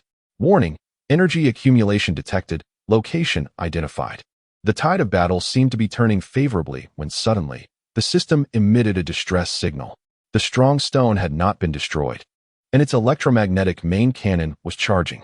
Chu Hang stood atop the mountain, gazing down at the colossal beast below, his expression tranquil. "Xiao, where are you?" A crackle of static filled the channel, followed by Xiao Hei's exuberant voice. "Ha ha ha. Captain, we haven't arrived too late, have we?" Chu Hang scoffed coldly. Xiao Hei quickly cleared his throat, adopting a serious tone. "Reporting to the captain, the assault team of 30 has reached the attack position, awaiting your command. Fire the EMP shells immediately to incapacitate the enemy's main cannon. Then, leave no survivors." "Understood." Xiao Hei's voice soared with enthusiasm. "Brothers, did you hear that? The captain commands us to leave no one alive. Kill. For our fallen brothers. Floor the throttle. For our esteemed captain. To protect the smile of little dried fish. For Chef Lee's rice bowl. For all the beauty in the world. Draw swords." Chapter 61. Infiltration failure. Prepare for a strong assault. "Damn it. Why hasn't the main cannon fired yet?" The sergeant, drenched in sweat, explained, "Sir, we have suffered an EMP attack. We need a moment to restore the electronic systems." Yet, observing his flustered demeanor, it was evident that he possessed little confidence in rectifying these malfunctions. "A group of inept fools. You have but 5 minutes, otherwise, I shall feed you all to my hounds." However, he yearned to elucidate to the Centurion the complexities of the EMP. Even the Federation could not rectify such issues in a mere 5 minutes. Yet, upon witnessing the gradually reddening pupils of his counterpart, he resolutely swallowed his words. "No problem." His subordinates hastily retreated. The Centurion, agitated, paced within the command room, acknowledging that he had underestimated the adversary. To enhance the accuracy of their artillery, he had ordered the convoy to ascend the mountain path, ultimately cramming them all onto a modest hillside, thereby providing the enemy with an opportunity for a rocket attack. Yet, this was merely an issue of intelligence. He conceded the formidable strength of the enemy's rocket artillery, but once his strong stone's fury was reactivated, armed with technological prowess. How would they respond? Humph, everything will improve then. The adversary shall crumble before the might of the strong stone like mere chickens and dogs. What is that? The Centurion suddenly discerned 2 shadowy figures lurking outside, taking cover behind the rocks and the remnants of destruction, stealthily approaching the strong stone. Although they were equipped with silencers, the sound of gunfire could not escape his enhanced, inhuman perception. In terms of sensory awareness alone, he was no less capable than Chu Hang. Despicable ambushers. He had been momentarily blinded by rage, and only now did he recall a pressing question. From whence was the EMP launched? Clearly, these bumbling assailants were responsible for the damage inflicted upon his artillery. Since you dare to appear before me, allow my pets to entertain you. The chieftain revealed a ferocious grin. Outside the strong stone. "Say, big head, why must we infiltrate? Wouldn't a direct assault be more expedient?" Kickscrew grumbled in a hushed tone as he crawled forward, lamenting, "I've already scratched my newly acquired firearm." "You oaf," Big Head retorted, rolling his eyes and gesturing towards the towering strong stone. "That behemoth is merely incapacitated, not obliterated. A frontal assault would be suicidal. We possess but a handful of vehicles. Where would we procure replacements if they were destroyed? Furthermore, do you not aspire to seize this war machine? Surely, its capture would yield greater accolades than its mere destruction." "Very well," Kickscrew conceded, pursing his lips. As for Black Pop, that fellow, under the guise of being a sniper, had absconded to some obscure nook. "Hush, there are 2 living souls ahead. Let us dispatch them forthwith." Big Head abruptly halted, a mere few meters distant. 2 sons of war emerged from the wreckage of an overturned chariot, oblivious to their presence. "I shall engage the one on the left. 3, 2, 1, fire." Thud, thud. The RX-18, equipped with a silencer, discharged subsonic BLK rounds, the muted reports barely audible amidst the din of battle. Simultaneously, the 2 adversaries collapsed. Astonishing. This weapon is truly exceptional. The duo marveled at the efficacy of their new firearms. Having progressed from the most rudimentary of iron pipe rifles, they were eminently qualified to assess the merits of a weapon. The RX-18, unequivocally, was worth every penny. The final 50 meters, I can already discern the vehicle's entrance. Let's storm in and eliminate any adversaries we encounter. That would constitute a flawless infiltration, perhaps negating the necessity for Three Lights' assistance. I implore you, refrain from jinxing us. Damn it. He wished he could silence Big Head. The last time, at the 191st market, his pronouncements had brought misfortune. This time, he would place no faith in his words. The duo advanced stealthily for several meters. Abruptly, an unforeseen event transpired. Good heavens, what is that? A dark silhouette catapulted from the strong stone vessel, swiftly lunging toward Big Head and his comrade. Blast it all, I cautioned you against tempting fate. With his superior dynamic vision, he discerned that it was a hound of disproportionate size, seemingly a chimeric aberration resulting from mild mutation, yet equipped with formidable fangs and claws. Infiltration compromised. Prepare for a direct assault. Big Head announced over the comms, before adopting a prone position and unleashing a hail of gunfire. With remarkable agility, the beast bounded between cover, evading the barrage. Seizing an opportune moment, it pounced upon him while their weapons were momentarily inactive. Forsaking his rifle, he drew his sidearm, bracing it against his chest. At the instant the hound lunged, he sidestepped and raised his pistol, pressing the muzzle against the creature's abdomen and unleashing a torrent of fire. Rapid, staccato reports echoed as crimson mist erupted from the mutated hound's flank. It tumbled to the ground, retreating in disarray. Big Head, having reloaded, hastened to provide support. The creature's velocity was astonishing. He had anticipated his demise, yet he had somehow managed to counterattack. Impressive. Your technique is commendable. Humph. Did you truly believe my gun kata training was in vain? I find myself without a suitable weapon. Otherwise, had I executed a sliding tackle just now, your earlier shots would have surely alerted all our foes. Chi Kushio swiftly reloaded his weapon, pondering how our position had been compromised. Do not linger here. Let us advance. The two immediately sprinted towards the strong stone, the ladder leading to the vehicle's entrance clearly within sight. To the left. They both fired to the left, forcing back the attacking hounds, and then Chi Kushio leapt forward, ascending the external ladder of the strong stone first. You go ahead, I will provide cover. Chi Kushio climbed swiftly, while the two below fired repeatedly to thwart any hounds attempting to ambush them. At that moment, a commotion erupted from within the vehicle. Chi Kushio, positioned on the ladder, glanced up and saw a son of war peering from the door. Their eyes met, and the dark muzzle of a gun was pressed against Chi Kushio's forehead. Wait. Panic engulfed Chi Kushio as he sought to prevent the adversary from pulling the trigger. Bang! The sound of gunfire erupted. Blood splattered across Chi Kushio's face, and he watched in astonishment as the enemy's head was struck, causing the assailant to tumble heavily from the doorway. What? I'm not dead? A laugh escaped him. You owe me a life. Suddenly, a voice crackled through the channel. It was Xiao He. Chi Kushio then recalled that their side had a half-hearted sniper. His expression darkened. Where the hell have you been? Why didn't you assist us in dealing with the hounds? Xiao He quickly shifted the topic. Cough, cough. Let's focus on the battle first. San Guang and the others are pinned down by the strong stone stronghold. You need to help them break through. He would never concede that the beast had been moving too swiftly for him to acquire a proper target. Engaging living targets to meet key performance indicators was his only recourse. The contemptible man clambered into the stronghold, muttering under his breath. Soon, the sounds of gunfire echoed from within. After a brief interval of 30 seconds, he reappeared, beckoning to the two. Ascend, I shall provide cover. The two hastily ascended the ladder. The mutated hound lingered beneath for a time before vanishing into the shadows under the vehicle. Phew, safe at last. Quickly, let us eliminate the gunners on the vehicle. Just then, Xiao He's alarmed cry echoed through the comms. Beware. Behind you. Chapter 62. I await reinforcements. What do you await? Behind them? Chi Kushio reacted first. Damn it. Thud. Chi Kushio involuntarily spat out a mouthful of blood. It wasn't particularly painful, but the blow had robbed him of his breath, causing his vision to blur. Rat-tat-tat. The RX-18 on the vehicle opened fire, only to cease abruptly. A heavy thud resonated nearby. Turning his head, he saw the two had also been violently knocked down. Bang! Bang! The distant roar of a sniper rifle reverberated, followed by Xiao He's urgent voice in the comms. Damn it, it's the boss. My bullets cannot penetrate him. Retreat at once. Boss. Chi Kushio glanced up, nearly bulging his eyes out of their sockets. Damn, where did this hulk come from? Before them materialized a towering figure, easily exceeding 2.5 meters in height. A veritable behemoth of rippling muscle.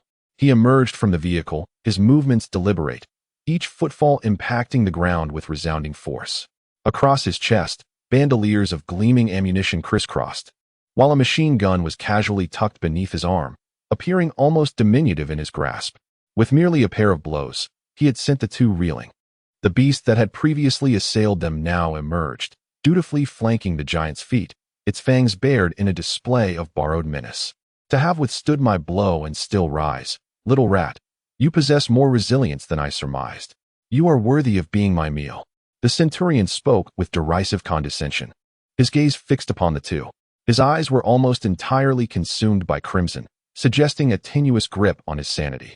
Escape was futile, the boss's attributes completely overwhelmed them, and his machine gun was not to be trifled with.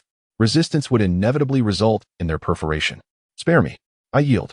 With a gesture of resignation, threw down his firearm, raising his hands in a gesture of surrender. His comrade, emulating his actions, similarly relinquished any semblance of resistance. Indeed, rats are rats. You are accustomed to succumbing to brute force, and will never ascend to the ranks of mighty warriors such as myself. Now, divulge the identity of your leader, who granted you the audacity to assault the esteemed Greystone Clan. The centurion advanced, seizing one of them with a single hand. It was your mother who sent me. She bid me inform you that I am the estranged father you have never known. I should have discharged you directly into a chamber pot, lest you have grown into such a form that even your own mother would fail to recognize. What did you say? The centurion was unable to comprehend, yet the captive persisted in his utterances. It was evident that this was his first foray into humanity, lacking the experience to emulate the deportment of others. One might surmise that an anomaly crowned his neck, a creature unrecorded in the annals of the classic of mountains and seas. Had he sequestered himself during the ascent of humankind? In the name of all that is unholy, what drivel are you spouting? The centurion's dwindling patience had finally evaporated. Despite the prisoner's obsequious demeanor, he sensed an undercurrent of mockery. Thus, he exerted pressure on the captive's neck, eliciting a sharp crack as the prisoner's face flushed crimson. At that instant, a high-caliber armor-piercing projectile cleaved through the air, impacting the centurion's arm and detonating it into a macabre spray of gore, followed by the sonic boom of its passage. The projectile originated from the mountain's crest. The captive tumbled to the ground, scrambling behind nearby cover. He bellowed, "Fool! I await reinforcements." "What do you await?" With that, he produced a grenade and hurled it towards the centurion, exclaiming, "Devour this." The grenade traced an elegant arc, only to be intercepted by a sinewy hand, which crushed it into a harmless fizzle. By the gods, how resilient is this adversary? The centurion, though deprived of a limb, exhibited astonishing alacrity, intercepting the grenade with uncanny precision. "I shall obliterate you." The centurion roared, brandishing his remaining arm and unleashing a torrent of gunfire upon the captive sanctuary. A barrage of bullet holes perforated the barricade, prompting Ash to scramble for cover, cursing vehemently. "Damn it, couldn't you guys have been any slower? Ha, we're here, we're here." The voices of Li Sanquang and his team echoed through the comms, followed by a cacophony of gunfire. The main force of players had finally arrived. "You dare bully my brother? Only I'm allowed to bully my brother. Roar, let's take down the boss. Ash, keep the boss's aggro on you. Monster, take my old son's righteous RPG." In a matter of seconds, the towering figure of the centurion was consumed by the concentrated fire. Ash, witnessing this, finally breathed a sigh of relief. However, at that moment, the persistent hunting dog materialized behind the barricade, pouncing on him. "Help! Help! Where are my teammates? Someone help me." Ash desperately held the hound's jaws apart. Its strength was less than anticipated, likely due to prior injuries. Man and beast were soon locked in a fierce struggle. Moments later, a gunshot rang out. Big Head had arrived, blasting the creature's head apart with his shotgun, and pulled Ash, now covered in canine blood, to his feet. "Huff! We're both drawing aggro. Why am I the only one getting mauled?" Ash wheezed, glaring at Big Head. "Where were you when I was getting pummeled?" Big Head grinned, brandishing his shotgun. "I went to pick up a gun." Ash was rendered speechless. What a battle! But the outcome was acceptable. Killing the boss made it all worthwhile. Roar! Everyone turned in astonishment towards the source of the sound. Amidst the dust and debris kicked up by the RPG, a colossal monstrosity, towering over 3 meters, emerged. The transformation was astonishing, as if the chieftain had been injected with a G-virus. The The chieftain had utterly shed his human form, metamorphosing into a grotesque creature reminiscent of those subjected to the G-virus in Resident Evil. It remained a mystery what had befallen him. This was far beyond a mere rampage. The excessive damage had triggered a complete mutation. With a guttural roar, the monster bellowed a distorted kill and brandished its mutated claws, tearing apart the wreckage of a car as it lunged towards Kikexyu. A wave of terror washed over Kikexyu, who scrambled away in a frantic retreat. Finally cornered, Kikexyu slumped to the ground, paralyzed with fear as the monster's claw descended. Just as all seemed lost, a golden beam of light pierced through the sky, cleaving the monster in two. Through the fallen corpse, Kikexyu beheld Chu Hang calmly sheathing his sword. The silver liquid still glistening on his attire indicated his timely descent from the mountaintop. Kikexyu lunged forward, embracing Chu Hang's leg. "Captain," he sobbed. "Why did you take so long?" Chapter 63. Bountiful spoils go. "Incinerate that corpse thoroughly," Chu Hang commanded, his face grim as he shook off Kikexyu and pointed to the remains at their feet. How could he lower his head to take a look? Good heavens! What is this? He nearly retched his breakfast in disgust. The entire corpse of the boss was scorched to a charred husk by a lightsaber, yet at this moment, an abundance of flesh buds were extending, attempting to reconnect the two halves of the body. This grotesque vitality sent shivers down his spine. He had injected some kind of biological agent from the Federation, but it was evidently only a half-finished product, transforming him into a monster. Chu Hang placed the blame squarely on the Federation, although there was no concrete evidence. Observing Donald and his companions frequently delving into the lairs of alien species indicated that these outsiders harbored ulterior motives, and thus it was not unjust to suspect them. Chi Kushio wholeheartedly agreed and hastily summoned Datu to incinerate the perilous corpse. Chu Hang casually drew an RX-18, and with a graceful leap, he boarded the strong stone. The sound of gunfire echoed for a brief moment before falling silent, and by the time the players boarded the vehicle, the ground was already strewn with the bodies of the war children. For technicians huddled in a corner, their heads cradled in their arms, gazing in terror at the merciless Chu Hang. After issuing a brief command to the players, Chu Hang stepped into the command room of the Centurion. After a thorough inspection, he effortlessly discovered over 300 energy coins, several excellent firearms, and a set of operational orders. The signature read, "Undying Old Joe." The figure who orchestrated behind the scenes of the Grey Rock Clan, the Hall of Heroes, was but a figment of his imagination. The 5th District, Chu Hang's interest was immediately piqued. It was hard to believe that Donald, a mere merchant, would lead an expedition close to the border, provoking a nest of formidable mutated sand falcons. Aside from blindly stumbling upon Stardust, there must certainly be other motives at play. According to the memories inherited from the original owner, the 5th District is a crucial military division within the 10th Star Ring. Although most of its bases and research institutes have been ravaged by the flames of war, they still possess tremendous potential for excavation. Moreover, Chu Hang has inherited a top-secret intelligence. The 5th District conceals a clandestine dock, which may very well harbor advanced warships produced by the esteemed Chushing Heavy Industries. It is noteworthy that, as the premier military enterprise of the Chushing Empire, Chushing Heavy Industries held unparalleled power 5 centuries ago, commanding respect across the galaxy. In contemporary times, any warship manufactured by Chushing Heavy Industries, even the standard models, could fetch exorbitant prices in the interstellar market, becoming a rare and coveted commodity. Chu Hang is uncertain whether the Federation has acquired relevant intelligence. If they truly intend to unearth the grave of the Chushing Empire, Chu Hang, as the legitimate heir of the empire, cannot acquiesce. Furthermore, by his intuition, he senses that the Federation harbors ulterior motives regarding the Zerg species active in the 5th District. Given the technological prowess of the Grey Rock Clan, it is nearly impossible for them to produce a mutation like the Centurion. Could it be that the immortal Old Joe is a grand shaman? Ridiculous. More likely, the Federation is using them as mere guinea pigs. Chu Hang would wager that the recent failure of the Grey Rock Clan may compel the Federation to act, with Donald potentially re-emerging to probe whether he could serve their interests to achieve some ulterior objective. A cold smile crept across Chu Hang's face. "Ah, old Tang, should you dare to come, do not blame me for being impolite."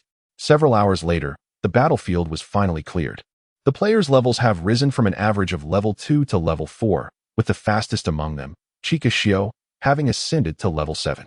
It appears that confronting the boss alone proves to be quite effective, as his talent, balanced power, did not hinder his progress significantly in the early stages. Although it was somewhat taxing, Chu Hang also leveraged this opportunity to reach level 7 directly. Upon reaching level 10, a qualitative transformation in attributes will occur. Unlike the other players, he is highly likely to awaken, becoming a noble mage.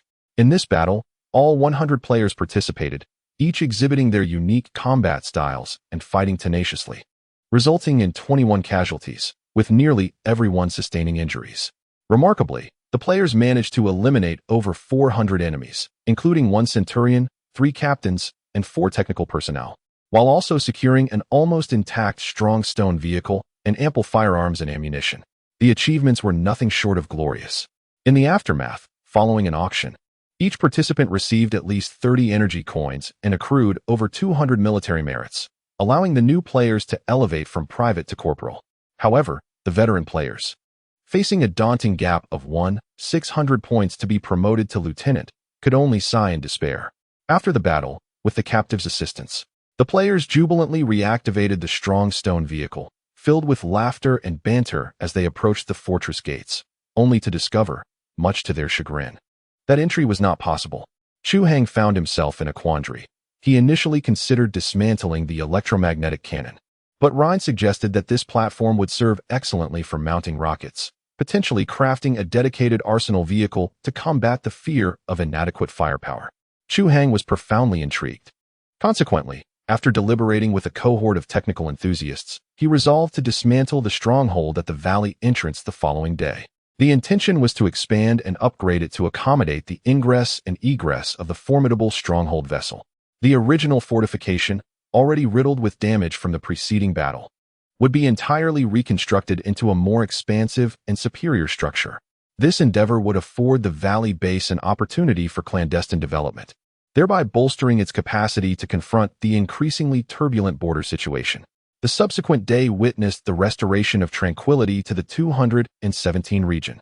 However, the bustling construction site at the valley entrance introduced a novel vitality to the desolate landscape. Meanwhile, aboard the stronghold, Chu Hang was inspecting his electromagnetic cannon. 4 captured technicians trailed behind him, apprehensively responding to his inquiries. "How many more of these advanced cannons do you possess?" he queried. "Reporting, sir. We procured 2 additional units from the Federation. The most potent and well-maintained of these is mounted on the Phoenix, the personal vehicle of Immortan Joe. Another cannon, identical to this one, is installed on the Mad Sands, the flagship of the second raiding party." Interrogation revealed that the Grey Rock clan comprised 3 principal raiding detachments.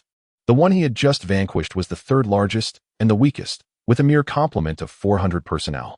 The other 2 consisted of Immortan Joe's elite guard, stationed at the main base, and the primary raiding force, currently engaged in external pillaging. Consequently, the 3rd detachment, typically tasked with maintaining territorial security, had been dispatched to quell the uprising in the 217 region. Chu Hang nodded subtly, then interjected, "You mentioned that only 2 were purchased. Does that imply the existence of others acquired through different means?" Chapter 64. Intel from a sunken vessel. The interrogated technician's expression faltered, eventually dissolving into a wry smile. "My lord, as you've likely discerned, the 4 of us are distinct from the zealots of the Grey Rock clan. We are descendants of the Doomsday survivors." Intrigued, Noah scrutinized them. "You possess that peculiar composure characteristic of civilized sleepers?" The 4 nodded in unison. "Indeed, we hail from over 4 centuries past, sustained by cryogenic slumber until our capture by the Grey Rock clan, who coerced us into their service. Survivors are categorized into 2 distinct groups, war survivors and doomsday survivors. Noah's original host was a war survivor, having vividly experienced the cataclysm despite the amnesia. Doomsday survivors, conversely, are the progeny of war survivors, spared from the apocalyptic conflict. They were compelled to enter suspended animation due to the post-war conditions, with the hope of a more habitable future. This is one reason Noah was inclined to spare the 4. Another is their comprehensive scientific education, a rare commodity in the wastelands. "Continue," Noah urged. "Very well. Our hibernation chamber was aboard a sunken vessel, more precisely, a virtually intact interstellar frigate. This frigate lies buried beneath the Grey Rock clan stronghold, a coveted relic that Immortan Joe has long coveted. The electromagnetic cannon I mentioned refers to the one mounted on the frigate. If it can be restored, It will undoubtedly surpass the replicas and refurbished versions of the Federation. Chu Hang's eyes brightened at this revelation. A nearly intact pre-war spacecraft. No wonder old Joe has been so secretive about it. This is a treasure coveted by all. Even if the Federals may not find it appealing for their main naval forces, the resource-constrained advance team would certainly be interested. From previous casual conversations, it seemed that Donald hinted their advance team was ensnared by the automated defense system of the 10-star ring, unable to safely depart the atmosphere. A ship that can be repaired presents them with an opportunity. If this is indeed the case, we cannot allow the Federation to benefit from it. Please elaborate on the condition of the sunken vessel. Chu Hang inquired in a grave tone, his subtle aura of menace causing unease among the four. Fabricating lies would be easily discerned. The vessel in question is an anti-aircraft model interstellar frigate, measuring 120 meters in length and weighing approximately 8,000 tons. It is equipped with a 1-kilogram class electromagnetic cannon for 12G class electromagnetic close-in weapon systems, 48 anti-air missile launch silos, and various auxiliary equipment.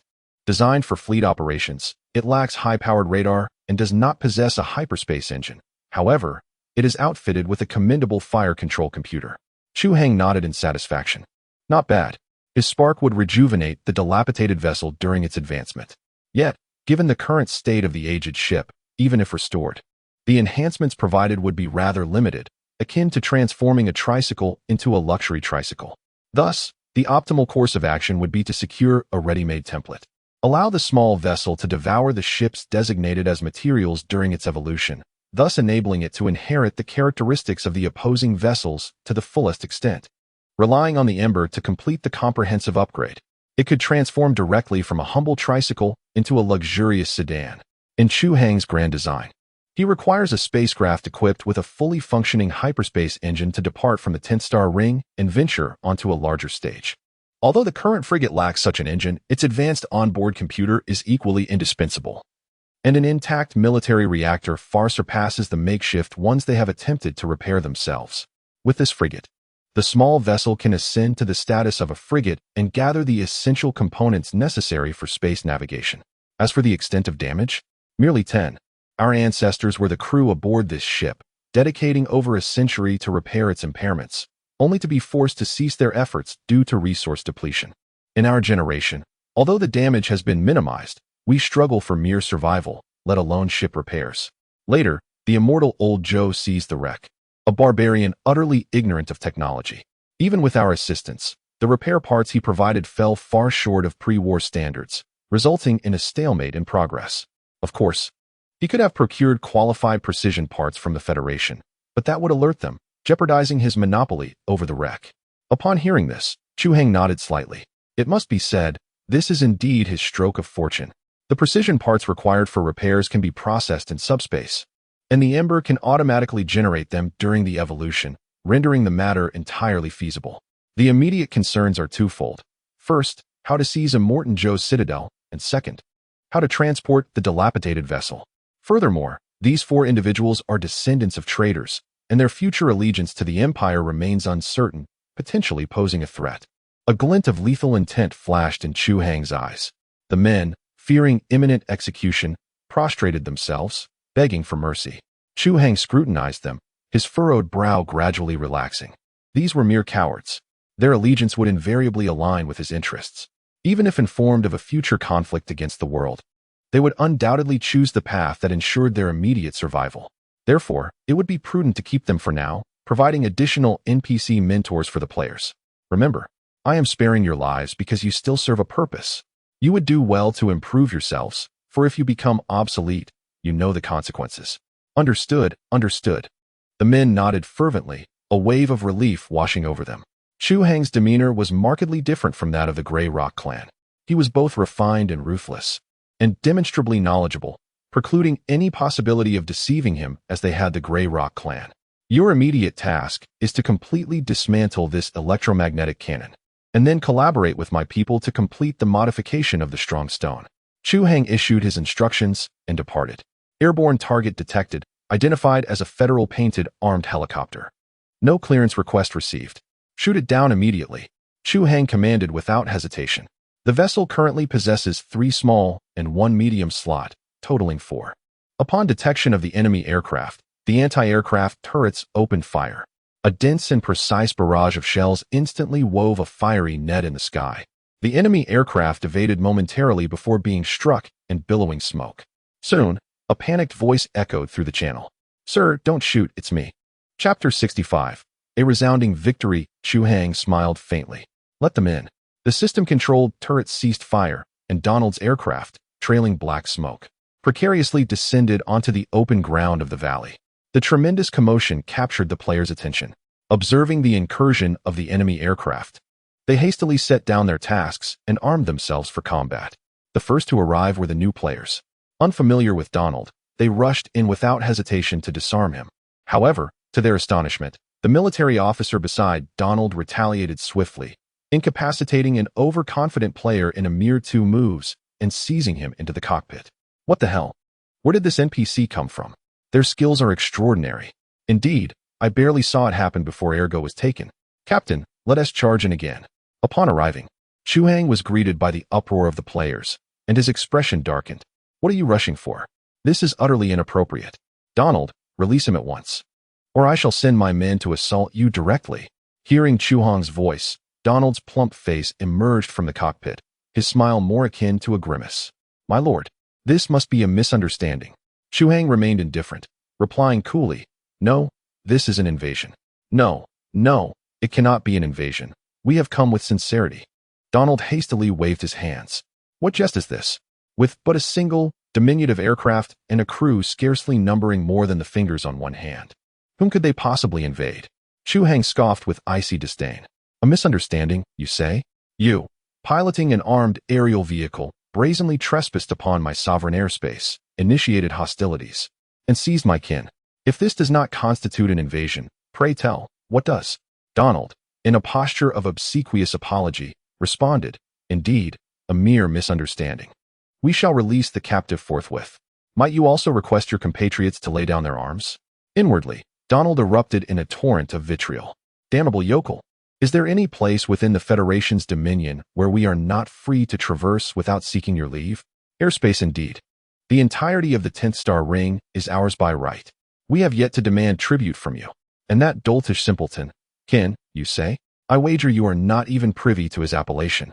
Donald, seething inwardly, personally escorted the captured players into the open.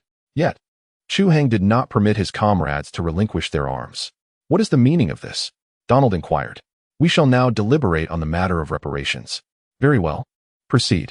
Your unauthorized incursion into my territory has severely disrupted the quotidian affairs of my populace, resulting in a pecuniary loss of 200 energy credits. In defense against your invasion, the ZX-30 expended 100 high-explosive rounds, each valued at 2 energy credits, totaling 200 energy credits. Furthermore, the unscheduled landing of your aircraft here incurs a fee for site occupancy, ecological damage, and routine maintenance, amounting to 100 energy credits."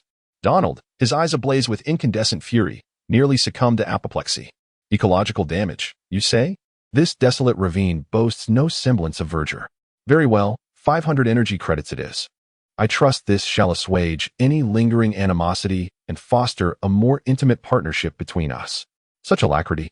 It seems your ambitions are considerable," Chu Hang remarked, his eyes narrowing slightly as he shook the man's hand with a smile. "By the way, my companion here was rather startled by one of your officers. He requires a formal apology and compensation of 10 energy credits for the emotional distress caused." "Indeed, no problem at all," the officer promptly responded, producing 10 energy credits and presenting them to Chu Hang. "I am more than willing to atone for my earlier offense to your friend. My name is Tom, and I have long admired the Lord's reputation. I wonder if I might have the opportunity to spar with you, my lord." Chu Hang perceived the undisguised eagerness and veiled probing in the man's eyes, remaining non-committal in his thoughts. Just a genetically modified human. Once the players reach level 10, anyone can easily defeat you. Perhaps another time.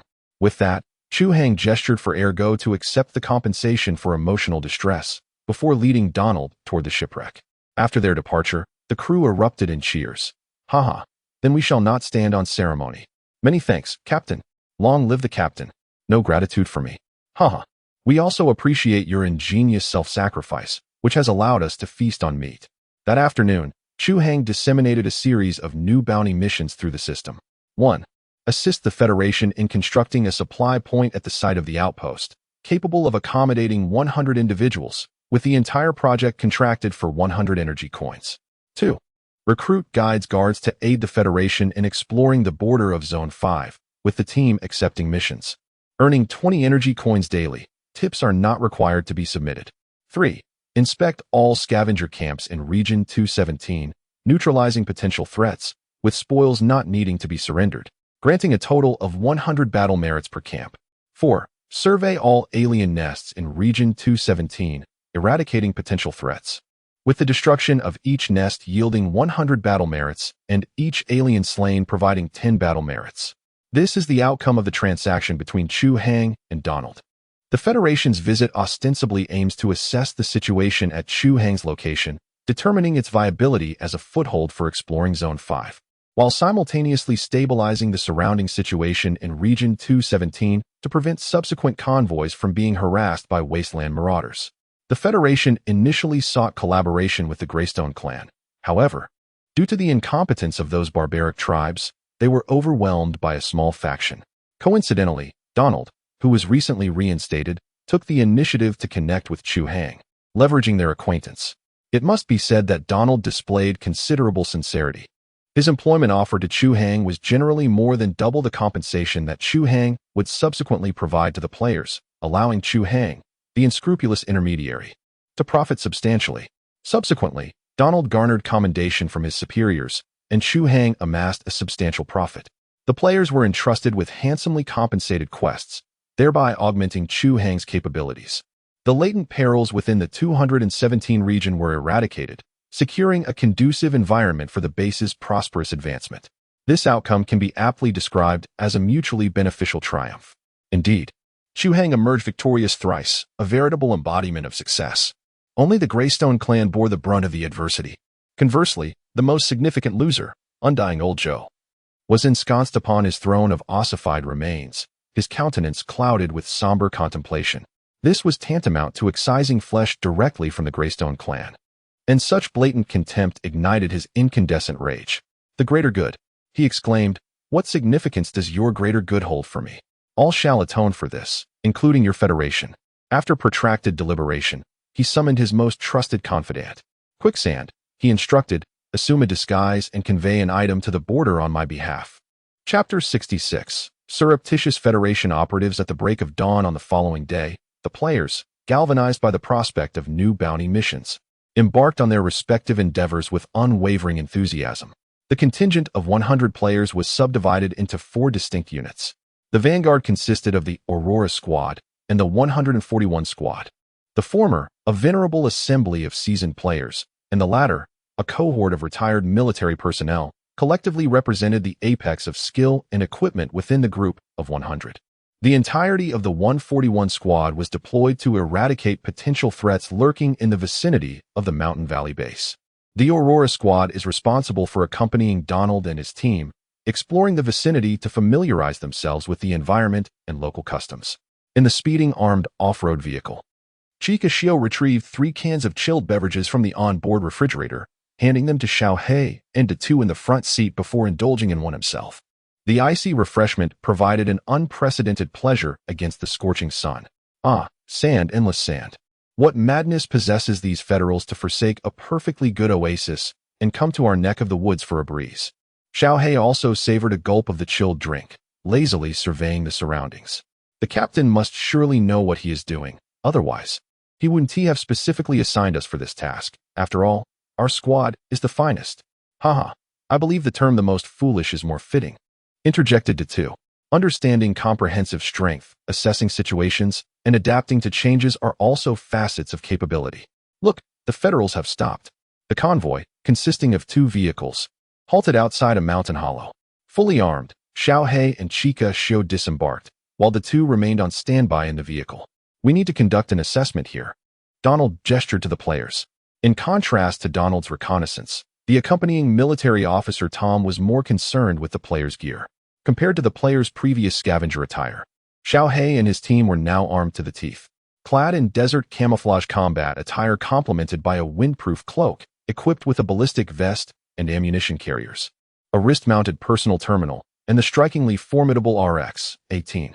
Even more astonishing was the fact that each of these individuals bore two primary weapons, a mid to long-range RX-18 and a mid to short-range RX-19, exemplifying an extravagance that was hard to fathom. Had it not been for the absence of mechanical exoskeletons, this array of equipment would have been even more opulent than that of his subordinates. Additionally, he sensed a subtle yet palpable threat emanating from these individuals, leaving him utterly perplexed. Could they possibly be genetically modified beings? Yet they appeared unremarkable, aside from the Federation. Who else could possess such long-lost genetic technology? Tom, feeling a pang of jealousy, ascended the mountain with Donald. The players remained behind to guard the vehicles, as their adversaries were keen to keep them from uncovering too many secrets. Little Black, however, seemed unconcerned, engaging in quiet conversation with Chikashio. This was the third mountain hollow they had explored that day, and it seemed they had an affinity for such terrain, meticulously surveying each discovery. What exactly were they investigating? Were they in search of treasure?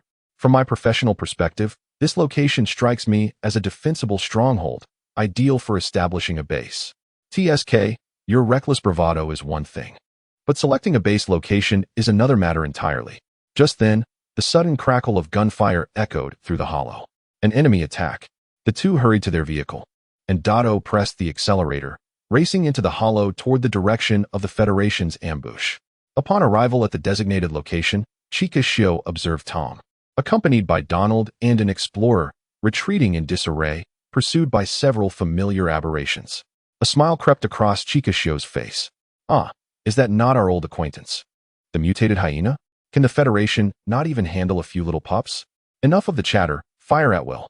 The simultaneous roar of the vehicle-mounted machine gun and the RX-18 echoed through the air, as a barrage of armor-piercing rounds effortlessly penetrated the exoskeleton of the mutated hyenas, providing much-needed relief to the Federation personnel. As both parties regrouped, Donald, with a look of urgency, implored, "Hurry. One of our men has been dragged into the nest. You must rescue him." The trio of Chu Hang exchanged glances, then turned their gaze toward the unscathed Tom, their meaning unmistakable. "Why don't you go yourself?" "I must ensure Donald's safety," Tom replied irritably. "Moreover, we lack sufficient equipment." The three of Chu Hang couldn't help but chuckle inwardly. The Federation was evidently making excuses for their cowardice. What lack of equipment? Aside from not possessing heavy machine guns, their light weaponry was ample, and they were clad in mechanical exoskeletons. Were they truly afraid that they could not withstand a single claw of the aberrations? Clearly, these Federation gentlemen were accustomed to a life of comfort and privilege, delegating tasks to others while refusing to venture into the perilous lairs of the aberrations themselves. Rescuing someone is feasible, but it will require additional compensation, Chikashio said with a grin, extending his hand. The security contract only covered protection. There was no provision for rescue missions, particularly from the lair of aberrations. Donald readily agreed. 100 energy coins for a life saved, a fair exchange indeed. Chikashio and Chu Hang accepted this private arrangement with satisfaction. A set of equipment left the Federal agents utterly astonished. Do you typically venture out with such an array of gear? This is exceedingly professional. Chu Hang and Chikashio set off promptly, while the two remained behind, utilizing hacking devices to remotely control a spider robot for support. With the reconnaissance provided by these diminutive machines, complemented by ample firepower and formidable physical prowess, the two stealthily evaded detection and swiftly located the abducted Federal agent, rescuing him from the clutches of an alien menace. Half an hour later, upon witnessing the duo's injuries, Donald and his companions gasped in disbelief. Such grave wounds, and yet they displayed not the slightest flicker of discomfort. Truly, they were valiant warriors. Their fortitude was astonishingly formidable. Donald expressed his profound gratitude and settled the payment, then enthusiastically grasped Chu Hang's hand. "Would you be interested in developing your talents within our Federation? We are in dire need of warriors like you. The salary is negotiable, and you will receive comprehensive benefits." With a smile, Chu Hang politely declined. Donald, feeling a tinge of regret, attempted to persuade him a bit longer before the group commenced their journey home. On Chu Hang's vehicle, the two inquired, "How is it going?" Now behind the wheel was Chu Hang, while the two, clutching a handheld computer, was rapidly engaged in some operation. "Hey, done." After a moment, the two excitedly snapped his fingers. "Well done. I sense we've reeled in a big catch." Chapter 67. Preparing for Battle. Upon their return, the Federal agents drove their vehicle directly into a sunken ship warehouse, incurring a daily rental fee of 100 energy coins for the vehicle, the warehouse, and utilities. Donald expressed his deep concern, fervently hoping that the outpost at the foot of the mountain would be swiftly renovated so that he could relocate his team to his own territory. Chu Hang interjected, "What do you mean by your territory? Everything beneath my very eyes belongs to me." When found by the trio, Chu Hang was diligently repairing the engine system of a dilapidated little boat. Donald had previously come to pry for information, but upon discovering it was merely a half-destroyed skiff, he lost interest. "Dreaming of repairing a spaceship, are we?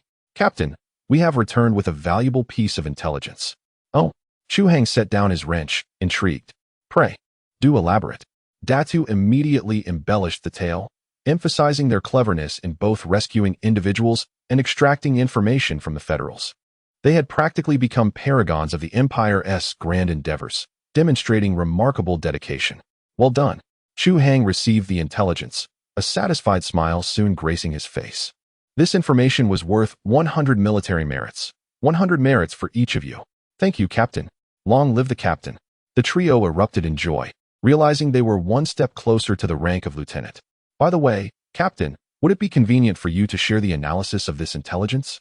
The three, having received their merits, lingered on. Chu Hang pondered for a moment before slowly responding. "Given that you are all officers of the Empire, I may indeed disclose some results of the intelligence analysis." The trio's eyes lit up, for they had triggered a hidden plot. Indeed, it had to be due to their rank of second lieutenant. Had it been Datu asking, the captain would certainly have remained tight-lipped. "We shall keep it strictly confidential. We'll share it in the group chat once we return, hee." Knowing full well the proclivities of his companions, yet unconcerned so long as the Federation remained ignorant, Chu Hang inquired, "The data you've furnished encompasses a wealth of geological, topographical, and climatic information, with a particularly discerning emphasis on electromagnetic conditions. Could it be that the Federation is scouting locations for a base?" Great Head exclaimed in astonishment, while Kikakesho, with a smug air, playfully slapped Little Black, retorting, "See? I told you it was a base." Chu Hang offered a subtle smile. "Indeed, a base, but not of the ordinary kind. Do you not find that each potential site in the intelligence resembles a harbor? Are you suggesting?" Chu Hang's countenance turned grave, his eyes gleaming with an ominous light. "The Federation is selecting naval ports for their terrestrial warships.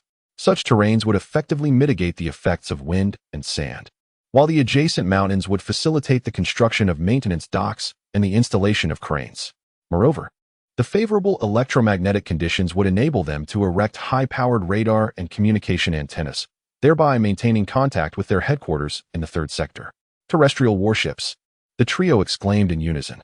"That damned developer is at it again, conjuring up terrestrial warships. Good heavens, this isn't merely a matter of modeling, texturing, and interior design. The thing must deeply interact with the environment. Once it's set in motion, the bugs will be rife, driving the programmers to madness. If they actually implement it, I'll sing their praises to the heavens. This expansion pack is far too generous." Ditto. As the players departed with enthusiasm, Chu Hang poured himself a cup of coffee and sank into contemplation. It seemed the Federation's plan to explore the fifth sector was now a certainty. Initially, one might have presumed a steady and methodical approach. However, the sudden dispatch of a transport vessel raises concerns, particularly given that Donald was appointed in haste and assembled his team in a similarly hurried manner. What urgency drives their actions? Moreover, the composition of the Federation's advance team has always been shrouded in secrecy. Do they possess spacecraft capable of flight? If so, why not traverse directly rather than deploying less agile land vessels? Furthermore, what is the Federation's true stance towards these local powers?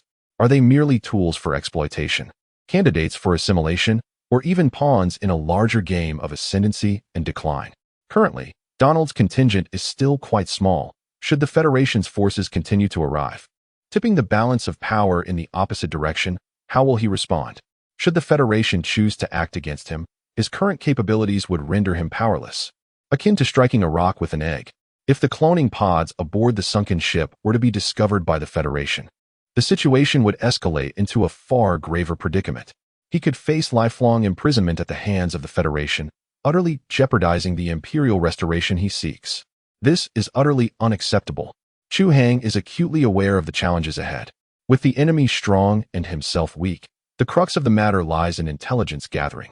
He must extract the Federation's true intentions from Donald.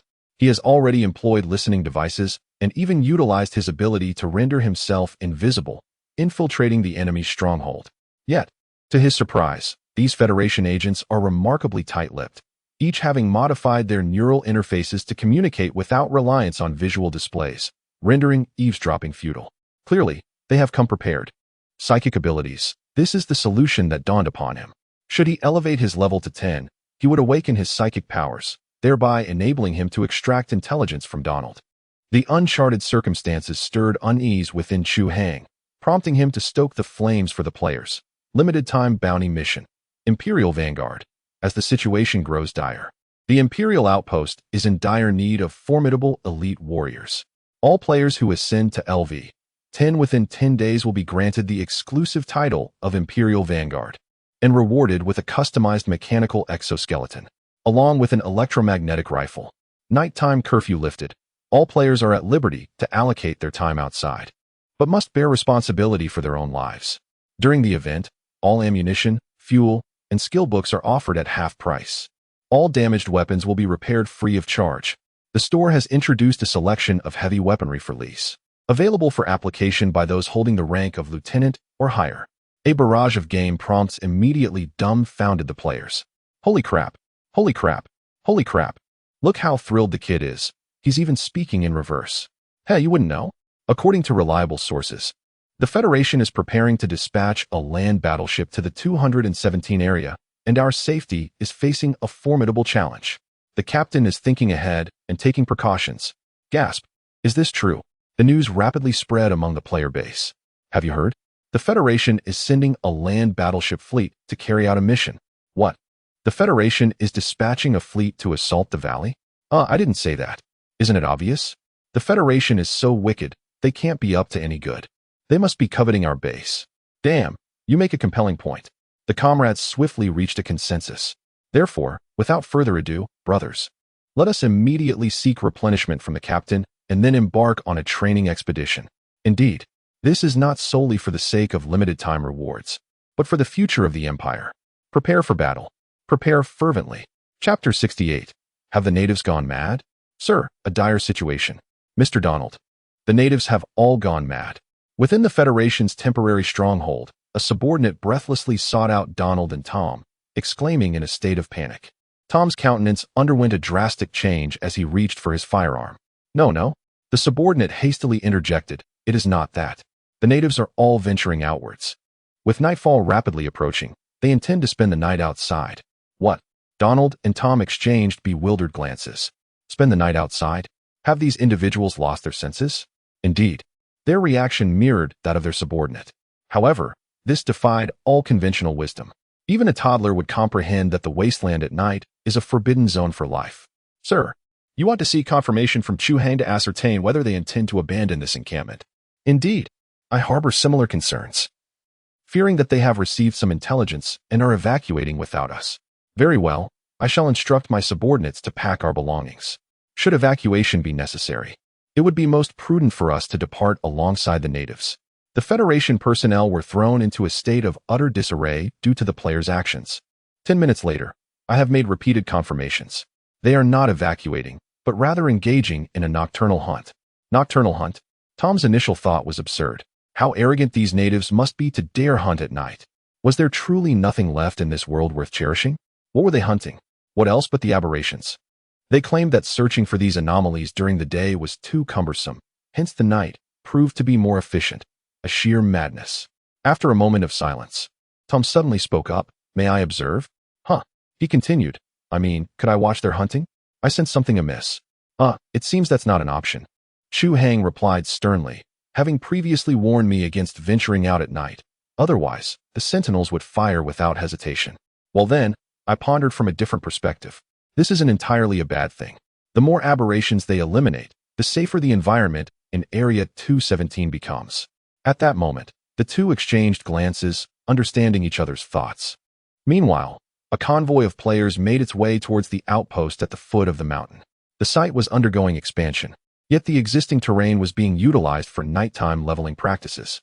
Chu Hang had also arrived, concerned about the players recklessly engaging in dangerous activities, as excessive casualties would be counterproductive. Thus, nighttime hunting transformed into an organized leveling event. Before nightfall, Chu Hang and the players enjoyed heartfelt bento boxes prepared by Chef Lee. The containers were nearly the size of a small basin, almost overwhelming the group. As Chef Lee remarked, if you don't eat enough, how will you have the strength to level up? Quite reasonable indeed. After a hearty meal, the players began to establish a defensive position utilizing the terrain of the outpost, setting up fire points and high-lumen searchlights. The outpost ahead was soon illuminated as bright as day. Little Fishgon piloted the SCV, standing at the edge of the drawbridge with an explosive shield, resembling a guardian deity, prepared for any eventuality. The small outpost was crowded with all 100 players. Chu Hang treated everyone equally. The players would be divided into 4 groups to take turns, ensuring that each had an opportunity to level up. Meanwhile, at home, Chu Hang had dispatched 4 defender robots to encircle the Federation stronghold. Was this confinement? No, indeed. It was to ensure the safety of their Federation friends. After all, they were paid for the service, and it would be unacceptable for the clients to get harmed. As the time drew near, Chu Hang shouted a call to prepare, then separated the Stardust fused with his lightsaber. Dazzling starlight instantly enveloped the entire battlefield. All eyes turned towards Chu Hang's palm, captivated by the sight. Look, that is the legendary Stardust. It is truly breathtaking. I have never seen anything so beautiful. Goodness, is there some psychological suggestion in this game? Why would a grown man like me be enchanted by such glittering things? I desire it so much. Even a piece of merchandise would suffice. I want to embed it in my wife's ring. Chu Hang had grown accustomed to such reactions. No being could resist the allure of Stardust. After a brief pause, he stored the Stardust away, fearing that lingering too long might attract something formidable. Amidst the raging sandstorm, strange figures began to emerge, drawn to the radiance of the Stardust. Although the light dissipated midway, the brilliance of the outpost was undeniably ostentatious, akin to a nightclub revelry at night, making it nearly impossible to go unnoticed by the aberrations. The confrontation was imminent. Rather than initiating the attack, Chu Hang assumed the dual roles of commander and instructor. He directed the players in strategically deploying their firepower and selecting appropriate tactics, while simultaneously guiding them in refining their tactical maneuvers and imparting combat expertise. The vast theoretical foundation provided by the Fireseed archive enabled him to articulate various data points with remarkable clarity. Integrating real-world case studies with his own experiences, his insights often proved profoundly enlightening for the players. However, there were exceptions. The veteran players were less receptive to his instruction. Are we really going to learn these rather peculiar techniques that the captain is teaching? One of them wondered. Perhaps not. Our skills have been honed through genuine combat. This is just a game. After all, let's not take it too seriously. But the realism of this game is almost indistinguishable from reality, another countered. Sergeant, you decide. We'll follow your lead. The veterans deferred the decision to Price, who pondered for a moment before finally declaring, learn. The game offers ample opportunity for trial and error. There's no harm in trying. Thus, the veterans adjusted their mindset and began experimenting with the techniques Chu Hang had imparted. The results were surprisingly gratifying. Wow, it seems to be genuinely effective. One exclaimed. Indeed, it feels very scientific, somehow enhancing our operational efficiency. This game is simply incredible. Another marveled. They've developed an entire suite of practical techniques from scratch. The amount of capital invested must be staggering, and I've never heard of such a tactical genius in our circles. I'm doomed. After learning these new techniques, I never want to revert to the old ones. Confound it, me neither. As a seasoned veteran, Price was profoundly astounded. How could such novel and effective combat techniques, capable of subduing his proud troops and making his own scalp tingle, emerge from such an obscure game? For the first time, he questioned the nature of the gaming world. Little did he know that these techniques, whether employed against similar entities or alien races, were supported by a wealth of practical data. They were scientific, systematic, uniquely tailored to the physique of Starforged humans, and optimized to leverage the player's inherent attributes, invaluable knowledge that numerous cosmic powers had sought for centuries, to no avail. Yet, Chu Hang was now freely imparting this knowledge to the players with such ease. The more Price learned, the more astonished he became. After a long hesitation, he turned to Chu Hang and inquired, "May I address you as instructor from now on?" His words sent ripples of shock through the other veterans. As the title of instructor was not bestowed lightly, It signified profound respect and recognition. Chu Hang smiled gently and replied, "You may." Chapter 69. I shall grant you rebirth. All right, the second group will take over the defense line, and the first group will come down to learn calisthenics, Chu Hang announced. Soon, the exhausted members of the first group were relieved by the second wave of players. Though exhilarated, they felt as though their bodies were on the verge of collapse. Upon hearing that they were to learn calisthenics, a chorus of groans erupted. "I'm so tired. I just want to lie down." "Yeah, what's the point of calisthenics? The last time I did them was in elementary school, and it was purely performative. This must be some stunt by the developers, trying to make us look like fools." The players were, on the whole, unenthusiastic. The stars twinkled with curiosity as they inquired of Captain Chu Hang. "Captain, I have practiced yoga. Can this exercise also enhance our physique?" Chu Hang nodded affirmatively. "Indeed. This is a military exercise developed by the Star Forging Empire, a unique training regimen within the Imperial Army. It not only alleviates fatigue, but also effectively improves physical fitness, enhances coordination, and accelerates genetic development." Before he could finish his sentence, the players, who had previously appeared as lifeless as fish, surrounded him eagerly. "Captain, let us begin at once," exclaimed one. Yes, yes. I adore exercising. A day without it leaves me feeling utterly discontent. The attributes matter not. I simply wish to honor the captain's goodwill." Chu Hang found their practicality amusing. He retrieved a holographic projector from subspace and mounted it on the wall, swiftly conjuring a virtual instructor before the eager crowd. Form ranks and follow his lead. Upon realizing that it was not Captain Chu Hang himself who would be instructing them, the players emitted a chorus of disappointed boos, particularly the two female rascals, Sugar Frosting and Starry Sky, whose eyes brimmed with regret. Chu Hang chuckled inwardly. Did they expect him to demonstrate personally? What a farce. Some of the movements in this military exercise were rather embarrassing, compromising the captain's dignity, a scenario he would never entertain. Before long, the air was filled with the players' exclamations of discomfort. "Oh dear, this is unbearable," one lamented. "Who on earth designed these movements? They are utterly inhumane." Another added, "How humiliating. Hey, you can't stare at my starry sky. Heh, let us all watch together." Someone chimed in. "You must admit, this is quite something." The aftermath of the activities seemed quite invigorating, leaving a sensation of lightness, perhaps psychosomatic. Witnessing the players reaping the rewards and diligently intensifying their training, Chu Hang felt a surge of gratification. The outpost's nights were fleeting, marked by the alternation of gunfire and starlight. The following day, as the artificial sun's radiance illuminated the wastelands of the 4th District, a jubilant cry erupted from the weary players. "Ha! I've reached level 8. Damn, that was fast. Did you steal all the kills?" "Steal kills? I call it precise reaping. A pack of smokes, a sniper rifle, a single night, a miracle," Little Black boasted, shaking his leg with glee, now the highest level player on the server. Chu Hang approached the group, filled with contentment. "Well done, everyone. Behold the miracle you've wrought. The Empire is in your debt." He gestured towards the wilderness outside the outpost. Facing the nascent sunrise, the players beheld a battlefield strewn with corpses. Countless alien cadavers were piled high beneath the cliff, filling the several-meter drop into an incline. It was difficult to imagine that these once fearsome monsters now lay prostrate at the players' feet, evoking a sense of conquest. Damn, we're truly formidable. Did we really slay all of these in one night? Good heavens, I didn't have time to contemplate during the battle. Indeed, the aliens came in wave after wave, nearly collapsing our lines on several occasions. Thankfully, the captain took to the field himself. I shall never forget his golden sword light. As the conversation unfolded, some players suddenly found themselves choked with emotion. Indeed, after years of aimless wandering, I had nearly forgotten this sensation. My heartfelt gratitude goes to the Stardust development team. And to Captain. Long live the Captain. Victory to the Empire. Long live the Captain. Victory to the Empire. It was unclear who initiated it, but players united in a resounding chorus, expressing their fervor and excitement.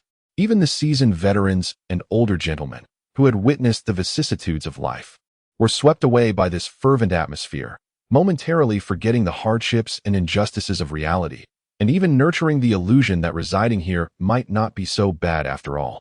In this moment, every individual present felt a profound sense of belonging to this collective. Under the captain's guidance, they believed they could conquer all adversities. Following this night, the sense of cohesion and belonging surged within the players' hearts. Observing the spirited faces around him, Chu Hang too was deeply moved. It was your support and trust that empowered me to triumph. With this thought, Chu Hang declared with conviction, "Honor belongs to all the warriors of the Empire. Follow me, and I shall lead you to conquer the cosmos, granting you a new lease on life. Long live the captain." The players' cheers soared to the heavens. At that moment, everyone regarded this as merely the melodramatic lines of an NPC, not giving it much thought, and merely indulging in the revelry. Yet, Chu Hang held a different conviction. He was sincere.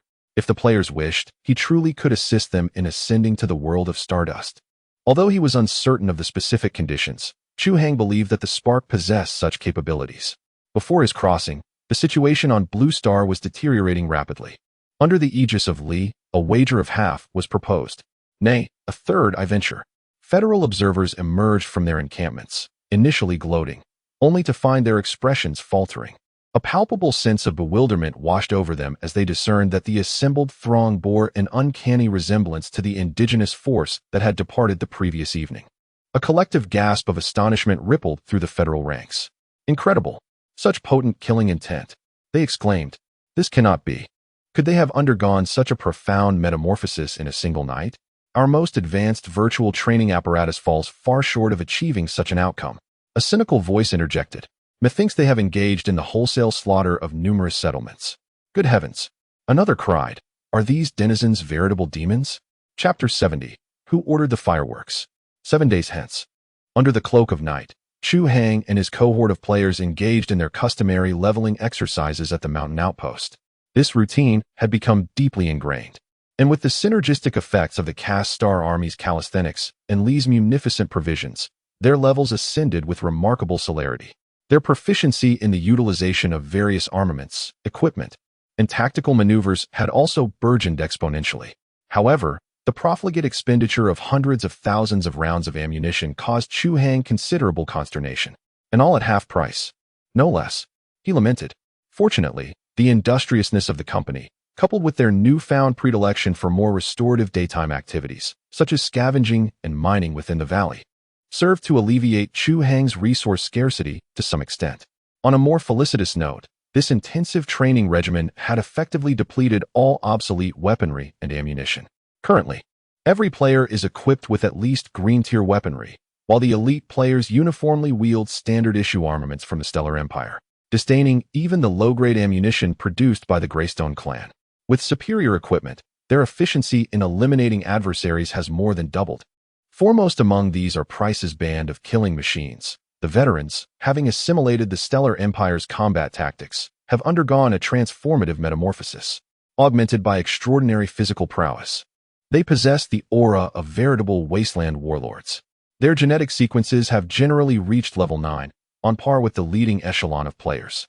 Tonight was poised to unfold as usual, but this time, the Stardust attracted a formidable entity. Hell, what is that silhouette? Ugh, it resembles a giant worm. A worm. My ass, that's a sandworm. Damn, aren't sandworms confined to the deserts of the 5th district? What's it doing here? Never mind what it is. Open fire and eliminate it. The players immediately engaged the sandworm, which was over 10 meters in length. While the players felt immense pressure, they were far from collapsing, finding it to be ideal for leveling up. Observing that the players had stabilized the battle line, Chu Hang refrained from immediately intervening, instead pondering the creature's origins. Although the 4th district experiences significant wind and sand, its primary terrain is the Gobi Desert, with a hard geological structure unsuitable for sandworm activity. This particular sandworm had evidently strayed quite far. However, unbeknownst to Chu Hang, just hours prior, a group of uninvited guests had arrived at the border between the 4th and 5th districts. Dividing the two sectors was a colossal alloy barricade, a vestige of a conflict from half a millennium prior. This towering edifice was revered as a divine marvel by the inhabitants of the wasteland. Simultaneously, it served as the sole bulwark against the ingress of the 5th sector's insectoids into the 4th sector. On this very night, an anomalous conveyance stealthily approached the base of the wall. Meticulously camouflaged, the vehicle bore the semblance of a colossal, weathered boulder. Its substantial heft ensured its resistance to the tempestuous winds of the night. Progressing intermittently, it would halt and feign dormancy whenever aberrant creatures drew near, beguiling the less than astute insectoids. Employing this stratagem, it would suspend its advance during the day, resuming its clandestine peregrinations under the cover of darkness. Without detection by any human faction, it had, over several days, managed to reach the foot of the isolation barrier. Within the disguised vehicle, a cramped and dimly lit space accommodated several sons of war. The air, thick with the mingled odors of perspiration and lubricant, was nonetheless endured willingly as they tenaciously maintained the vehicle's operation. At the center of the compartment stood a gaunt, middle-aged man. His piercing gaze, directed through a periscope in the roof, surveyed the surroundings. Upon sighting the ebony behemoth of the wall, he erupted in fervent relief, exclaiming, "Chieftain, by Valhalla, my mission is accomplished." With that, he turned and unsealed a massive metal crate at his feet, revealing a tactical capsule toy pulsating with a crimson glow. This was one of Old Joe's prized possessions, unearthed from a sunken vessel beneath the main camp. The existence of this capsule toy was a secret known only to his confidants. No one else suspected it would appear beneath the quarantine wall at the border. His intentions were self-evident. So, the Federation desired to proceed to Sector 5 without him. The rebels in Region 217 sought to defy him. Those two contemptible individuals were conspiring. Very well, he would accommodate them. Since he could not possess Region 217, he would personally obliterate it, collapse the quarantine wall, unleash the insect swarms of Sector 5, and exterminate all life in Region 217.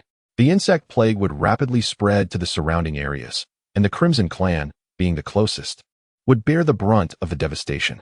Consequently, his Greystone Clan would become the dominant force in the border region.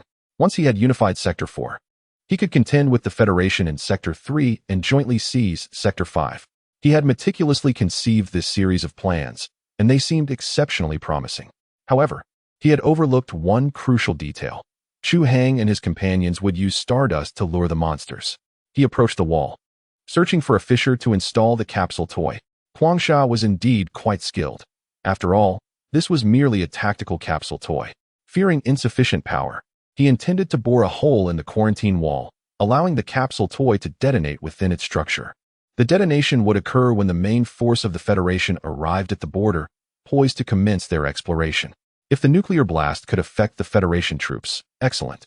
Even if it didn't, the insect swarms would catch the Federation off guard. This was a plan he and Old Xiao had devised long ago. Shortly thereafter, his subordinates brought joyous news. They had discovered a seemingly deep fissure, saving them considerable time drilling. "Shall we commence our operation forthwith, or await the sunrise, sir?" Quicksand pondered momentarily. "Let's proceed without delay. We've encountered no aberrations along our journey, suggesting this locale is secure." Unbeknownst to them, the absence of aberrations was solely attributable to their diversion towards Chu Hang's conspicuous signal. Battling against the tempestuous sands, they promptly initiated the drilling procedure. Expediting the deployment of the tactical capsules would facilitate their swift departure from this area. Contrary to their expectations, their actions stirred the sandworms lurking beyond the containment wall. This brood of sandworms, incessantly provoked by Chu Hang's beacon, unleashed their pent-up fury upon the barrier. The war-ravaged containment wall, dilapidated with age, succumbed to the sandworms' relentless assault, creating a fissure. Exacerbated by the deliberate excavation of the Greystone Clan, the breach expanded exponentially. Subsequently, a juvenile sandworm surged forth, its primary objective being Chu Hang's location. However, it seized the opportunity to devour the readily available prey, mercilessly consuming the Sons of War, who offered negligible resistance. In the end, Quicksand desperately activated the tactical capsule. A 1-hour countdown commenced. Having indulged in a few delectable morsels, the sandworm, in high spirits, veered towards Chu Hang's position. An hour later, the players, with a collective sigh of relief, gazed upon the fallen sandworm carcass. Yet, before they could recuperate, they were left aghast by the spectacle unfolding in the distance. Good heavens! Who ignited that pyrotechnic display? Chapter 71. Diversionary Tactics in the Nocturnal Abyss. A colossal crimson sun abruptly ascended from the frontier, nearly blinding the players. Good gracious! Why has my vision suddenly been extinguished? Doubt not, you have been rendered sightless. Foolish child, remember not to gaze upon the nuclear explosion next time, all right? What? Why is there a nuclear explosion?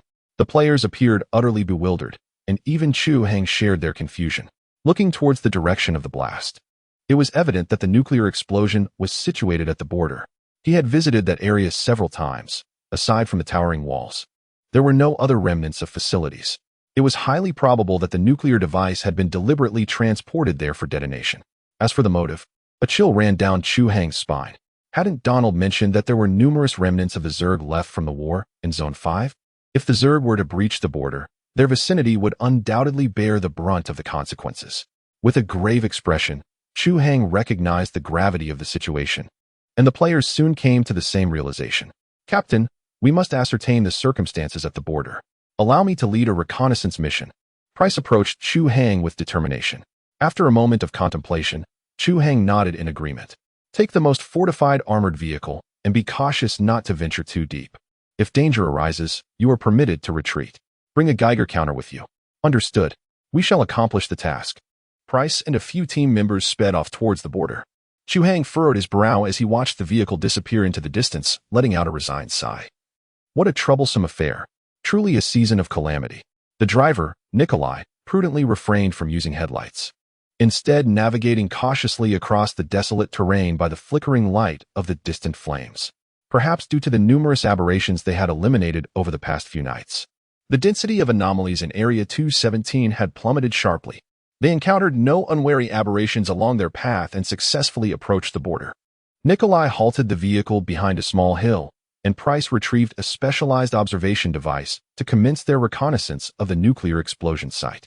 Price suddenly barked a command. The other team members immediately seized their weapons, entering a state of readiness for combat, while the machine gun mounted on the roof began to hum ominously. Through the scope, the soldiers observed the searing heat waves, and amidst the dark red remnants of the barricade, a grotesque figure emerged abruptly, standing approximately 2 meters tall. This creature was entirely encased in a brown exoskeleton. Its body was shaped like an inverted triangle, adorned with 6 elongated, sharp, Z-shaped limbs, 4 of which anchored it to the ground, while the upper 2 resembled scythes, menacingly slicing through the air. Its mandibles, located in the middle of its body, were equipped with a pair of hook-like giant pincers that resembled hydraulic clamps, capable of severing any metal. It climbed over the ruins, undeterred by the intense heat generated by the nuclear explosion, and let out a piercing screech towards the 4th district. The shrill buzzing reached the ears of the soldiers, sending a chill down their spines. Undoubtedly, this was a creature of the insectoid species. Price spoke in a low tone. He had thought that the extraterrestrial beings were sufficiently repulsive, but he had not anticipated the existence of such a loathsome and terrifying life form as the insectoids. His instincts warned him that this entity would soon become a formidable adversary for humanity. He pondered whether the game's parameters might be excessively outrageous. Captain, what shall we do? Price contemplated for a moment. Ghost, the wind is fierce outside. Can you take a shot at it? Absolutely. Ghost replied confidently, shouldering the RX-9 heavy sniper rifle and extending himself out of the vehicle. The fierce winds and sandstorm instantly poured into the interior. Ghost, do not overestimate yourself. In this wretched environment, even the best marksman would struggle to hit it. Perhaps I should advance and give it a burst instead? The corpulent Soap, manipulating the Gatling gun, jested, Gun King? Humph, I am a deity of firearms. In the team's comms, Ghost's raspy voice echoed, accompanied by a muffled gunshot. Blast, a direct hit. Spectacular shot, Ghost. Through the scope, the previously vainglorious insectoid suddenly erupted in a torrent of gore, half of its exoskeleton obliterated by the armor-piercing round. Fragments of bone and pulverized flesh were scattered afar, and it convulsed briefly before collapsing inert. Is that all? These insectoids are hardly formidable, Soap scoffed, somewhat disillusioned by the insectoid's prowess. He neglected to consider that the RX-9, coupled with 12mm armor-piercing rounds, possessed a destructive force comparable to an electromagnetic rifle, rendering it exceptionally effective against the creatures. However, how many denizens of the wasteland could afford an RX-9? The majority were relegated to using crude pipe rifles, which were often incapable of even penetrating the insectoid's defenses. Hold. Something is amiss. Price, who had been vigilantly observing the border, suddenly exclaimed. In the area where the initial insectoid had fallen, a second materialized, followed by a third. The insectoids proliferated, ultimately filling the entire breach. Subsequently, a colossal ant, exceeding 10 meters in length, emerged from behind these insectoids. Its stag beetle-like mandibles crackled with electricity, and in the ensuing moment, it ignited the fluid it ejected, instantly vaporizing a substantial section of the barricade. By Jove, there are so many. There must be at least 1,000. I comprehend the rationale, but what is that gargantuan ant, a flamethrower tank insectoid? Regrettably, the valley base is not yet prepared. We cannot allow these insects to directly assault the base. We must divert them. Where to? The individuals exchanged glances, responding in unison. The Crimson Flame Clan. Huh. You are truly wicked, but I approve. The Crimson Flame Clan and the Greyrock Clan are birds of a feather. That band of mutants is even more savage, frequently committing murder to satiate their hunger. Humph, is that not ideal? Let them consume the insects. It would be a service to the people. After a brief consultation, they resolved to proceed accordingly. The chariot engine roared to life, and the rotary machine gun strafed the swarm of insects, immediately tearing the vanguard into shreds. This action stirred up a hornet's nest. Countless insects shrieked as they surged down the collapsed walls, making a beeline for the chariot. The terrifying momentum caused one's scalp to prickle. Damn it, evade! Evade! The insects have gone mad. Without a second thought, Nikolai spun around, accelerated, and floored the accelerator, hurtling toward the Greyrock Clan. A large swarm of insects pursued the chariot, carving a wide arc across the wasteland, surging toward the direction diametrically opposed to Sector 217. Meanwhile, as it was still night, the 4 Defender robots remained steadfastly safeguarding the security of the Federation garrison. However, Donald and the others had clearly been awakened by the commotion of the nuclear explosion. They emerged but dared not venture out, and were currently within the garrison, anxiously shouting. The renovated Valley Fortress had been completed, and Chu Hang arranged for the players to take up defensive positions before locating Donald. Lord you. Chu Hang directly waved his hand, interrupting him. Where are the main forces of your Federation? Urge them to hasten their pace immediately, or be prepared to have your remains collected. Chapter 72. Taking precautions. Donald, though harboring some ill omens, had not anticipated such dire circumstances. Was Chu Hang perhaps exaggerating the gravity of the situation? My lord, he implored, please enlighten me as to the events that have transpired. I shall assess the situation myself. Assess, you say? Chu Hang scoffed, retorting, someone has detonated a nuclear device on the border. What? Donald and Tom sprang to their feet, their faces etched with disbelief. How could this be? Such regulated weaponry is solely in the possession of our Federation. Have you ever witnessed a genuine nuclear explosion? Are you certain you haven't mistaken some other explosive for a nuclear bomb? Tom cast a dubious glare at Chu Hang. Alarmist. Tom exclaimed. A rustic such as Chu Hang would likely exaggerate even a moderately sized explosion into a nuclear blast. Whether it was a nuclear detonation or not is inconsequential. Chu Hang retorted. The magnitude of the explosion speaks for itself. In any case, it is highly probable that the border barrier has been breached. How do you intend to respond? Donald and Tom's complexions turned grim. Though loath to admit it, the intense tremors generated by the recent explosion had begun to unsettle them. Could the barrier truly have been compromised? Damn it, the Federation has already invested far too much in the 217 region, Donald exclaimed, excluding the daily caravans that travel here. The initial expenditures, including the investment in the foothill outposts, the exploration and material preparations for the terrestrial battleship port, and the cost of hiring Chu Hang, the local operative, have already exceeded 5,000 energy credits. With the potential fall of the 217 region, not only would the Federation's exploration initiatives face substantial delays, but his own prospects would also be irrevocably jeopardized. The Vigorians could discover the 10th star ring at any moment, and the Federation no longer has the luxury of time to orchestrate a new pioneering endeavor. They must locate Base Zero before the Vigorians arrive. Donald grew anxious. He swiftly exchanged a glance with Tom before addressing Chu Hang. My lord, please forgive our presumption, but we have complete faith in your judgment. Therefore, might you possess any stratagem? Would it be feasible to dispatch individuals to survey the border? Chu Hang's countenance darkened. Oh, you wish to send my people to their deaths at the border? Donald waved his hands dismissively. To their deaths is an overstatement. No one knows if the Zerg even exist. Perhaps this reconnaissance will be as simple as a jaunt. Naturally, I am willing to provide compensation for any potential risks. I believe 100 energy credits would be an appropriate sum. 500. Chu Hang immediately demanded an exorbitant amount. Predictably, Donald quickly acquiesced. Of course, my people are professionals. Thus, the rewards for Price and his team were secured. Even in the event of total casualties, there would be ample energy credits for recompense. System, display the mothership's repair progress. The dilapidated vessel's structure immediately materialized before him. The entire mothership was spindle-shaped, resembling a golden seed. Currently, the abdomen and tail of the seed were largely covered in red, indicating areas that had yet to be repaired. The areas with the most red were concentrated in the engine compartment. That was the section of the mothership that had been directly struck, its damage exceeding Chu Hang's repair capabilities.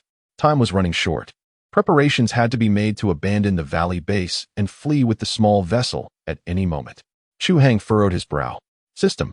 There is an available medium slot on board. If I were to install an intact ship engine in that slot, would it enable the mothership to regain operational capacity?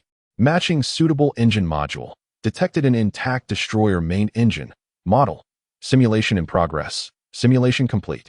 Result. The mothership can ascend, but will fall 6 minutes and 18 seconds after engine ignition due to pipeline overload, with an 81 chance of fire and a 33 chance of disintegration. Upon hearing this outcome, Chu Hang felt a pang of frustration. The intact destroyer engine had been painstakingly salvaged from a wreck, its condition nearly pristine and meeting the installation criteria. However, as the engine was intended for a destroyer, the excessive energy flow would actually be detrimental to the mothership, which was merely a small craft, and could lead to the destruction of the existing energy conduits. In other words, even if installed, it would merely tether the small vessel to a powerful engine, the risks of which might result in another crash or even total disintegration. Install. It must be done. Even if it leads to a crash, it is preferable to being cornered by the enemy. After much contemplation, Chu Hang finally resolved to proceed. System.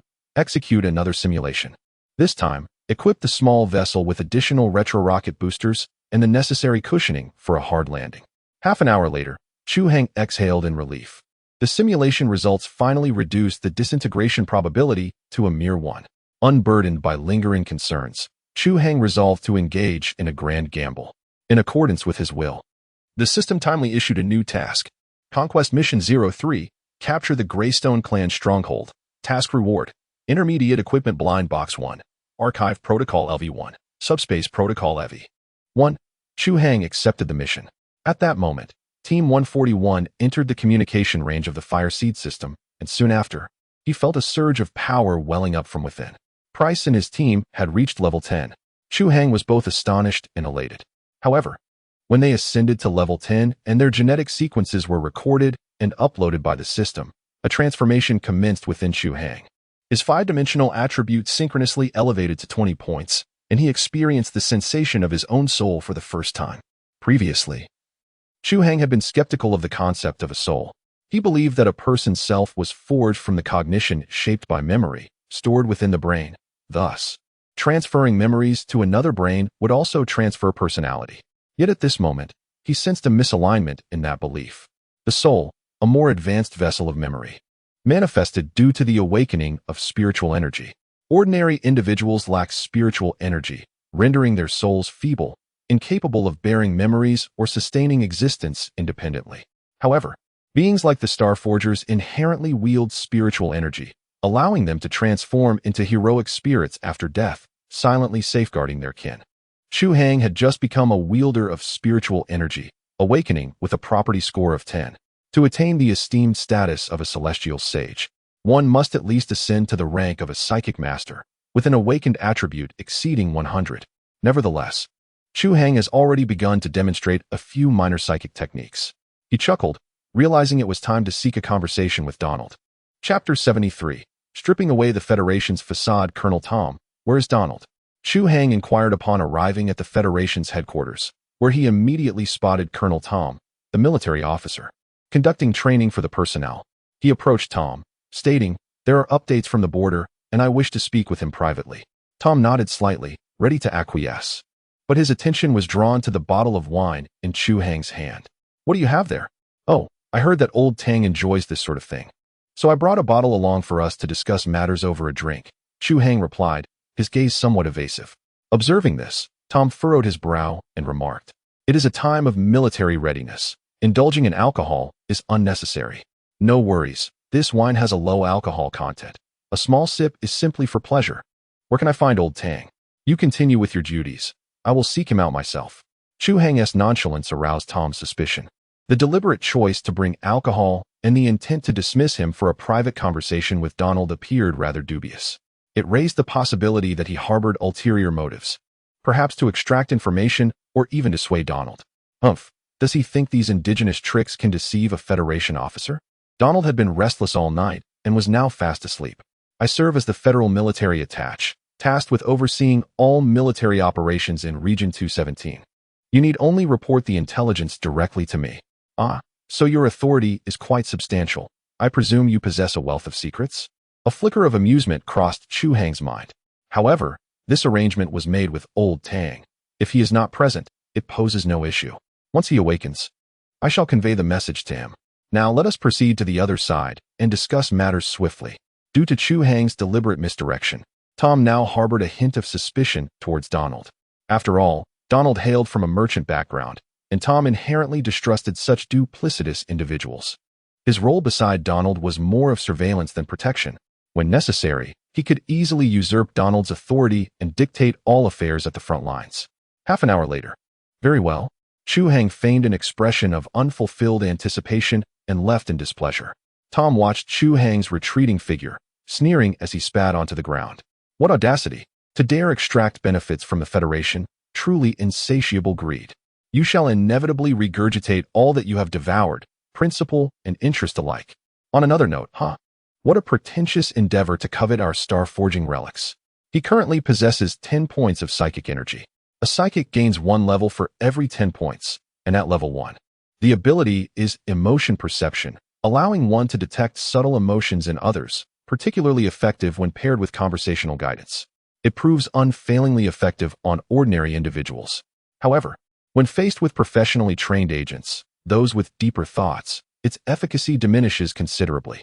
It is precisely for this reason that Chu Hang chose the straightforward officer Tom as his target for intelligence extraction. Despite Tom's considerable efforts, he believed he had thwarted Chu Hang's scheme, unaware that he had been the target all along. Ultimately, Chu Hang successfully gleaned the desired information from him. The most crucial points were: 1. The Federation's objective lies deep within the star-casting ruins of Zone 5. 2. The perceived threat by the Federation is not the insectoid species, but rather time itself. Their adversaries are en route, and anything that might impede their progress will be deemed a threat. 3. The bulk of the Federation's forces are already on the move, expected to arrive in 10 days. They urgently require a transit base to store supplies transported from Zone 3, establish communication relays, and perform repairs on land vessels. The emergence of insect swarms at the border undoubtedly hinders the construction of this transit base. 4.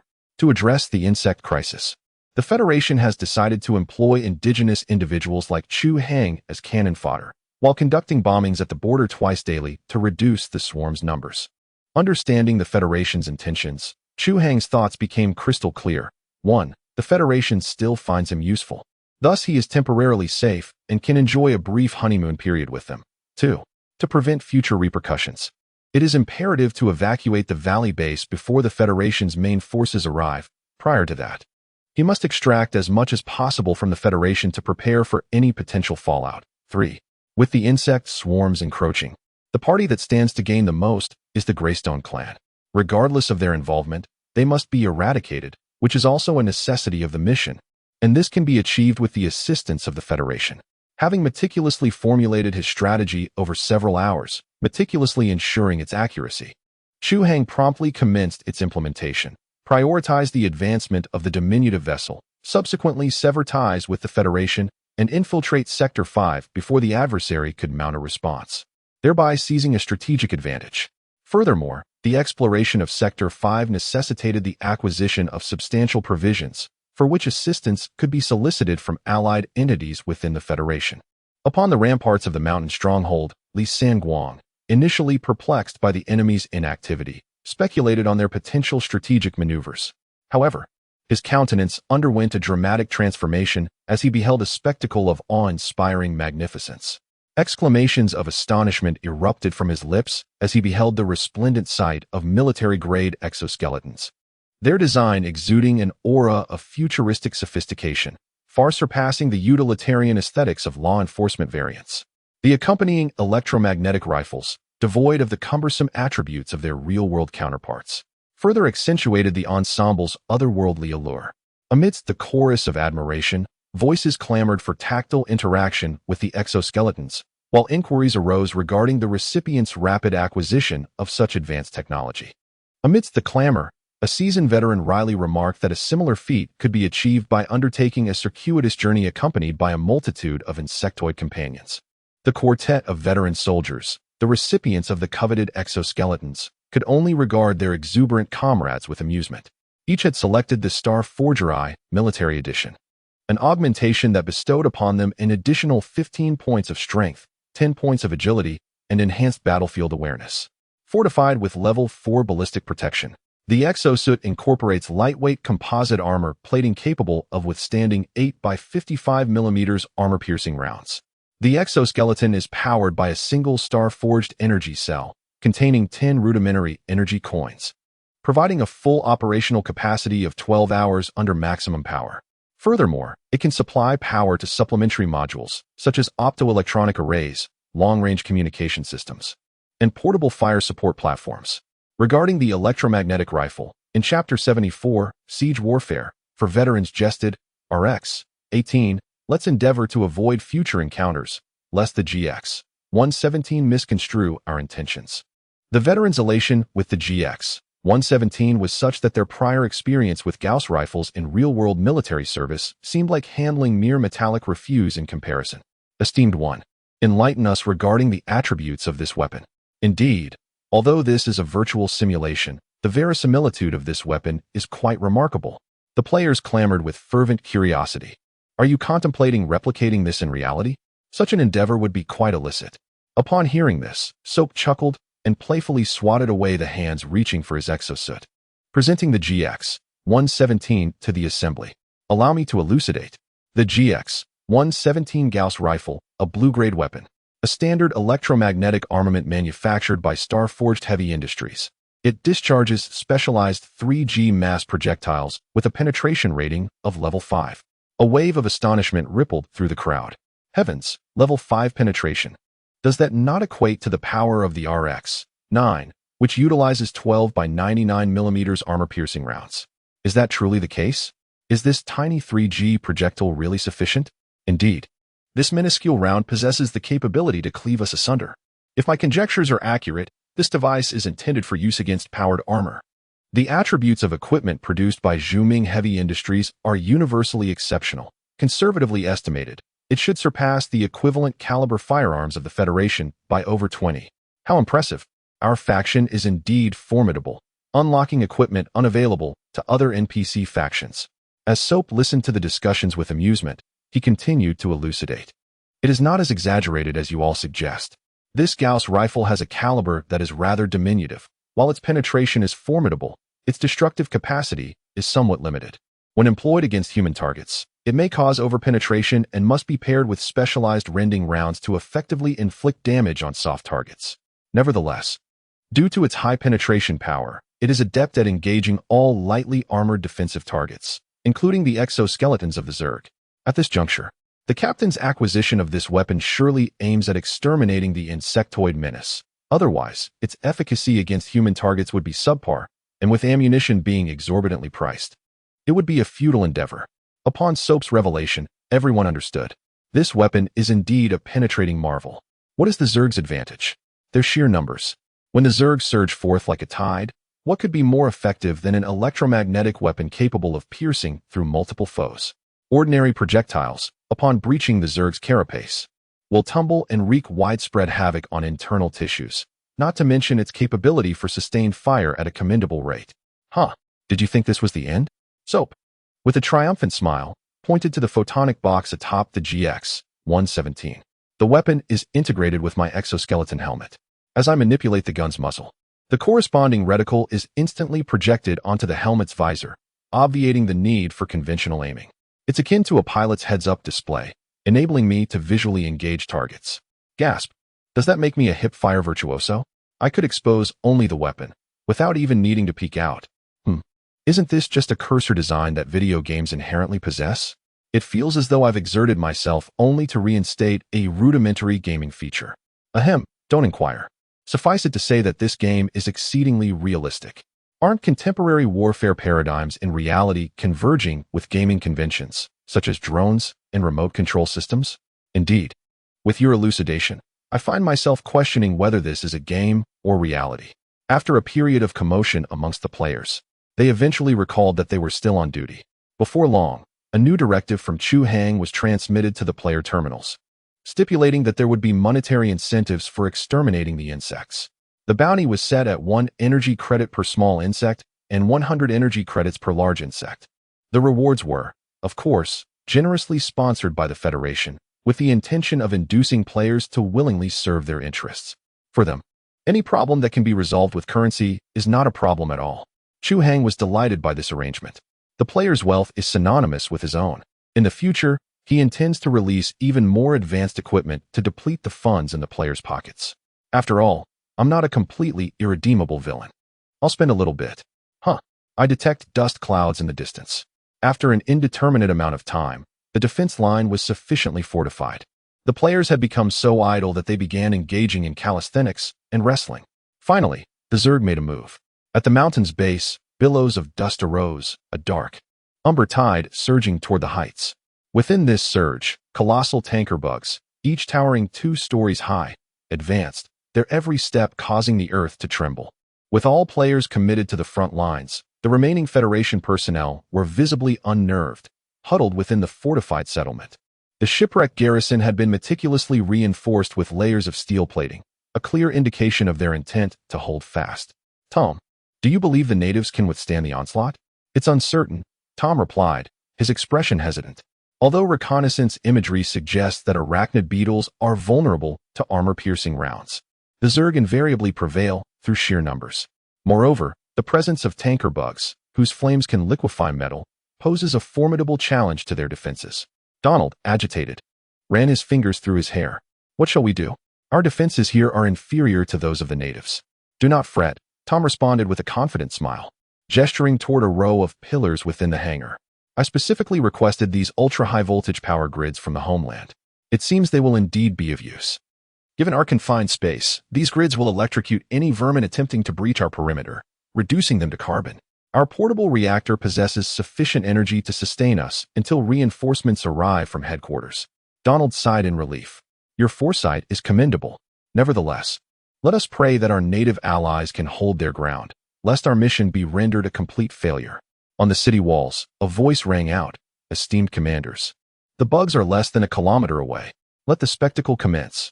Contrary to the Federation's expectations, the players were, at that moment, amused by the veteran player's performance. Their countenances relaxed. Price and his companions stood abreast on the city wall, kneeling as they aimed their weapons at the encroaching swarm. Fire! Price commanded, and a deafening, unique fusillade erupted. Good heavens, what a cacophony! One exclaimed. It's excessively loud. Aren't those supposed to be electromagnetic rifles? Such ignorance is appalling, another retorted. An electromagnetic rifle isn't a laser. The projectiles still need to exceed the sound barrier. Enough chatter. Observe the insects. Chapter 75. Barrage and retrenchment. A dense barrage hurtled through the atmosphere. Each bullet, traveling at several times the speed of sound, impacted the swarm. Its kinetic force instantly felling numerous creatures. The deformed projectiles ricocheted within the horde, expending their energy as they carved through kilograms of flesh, shattered limbs, and bone fragments. Despite their resilience, the insects could only writhe on the ground before being trampled by their kin.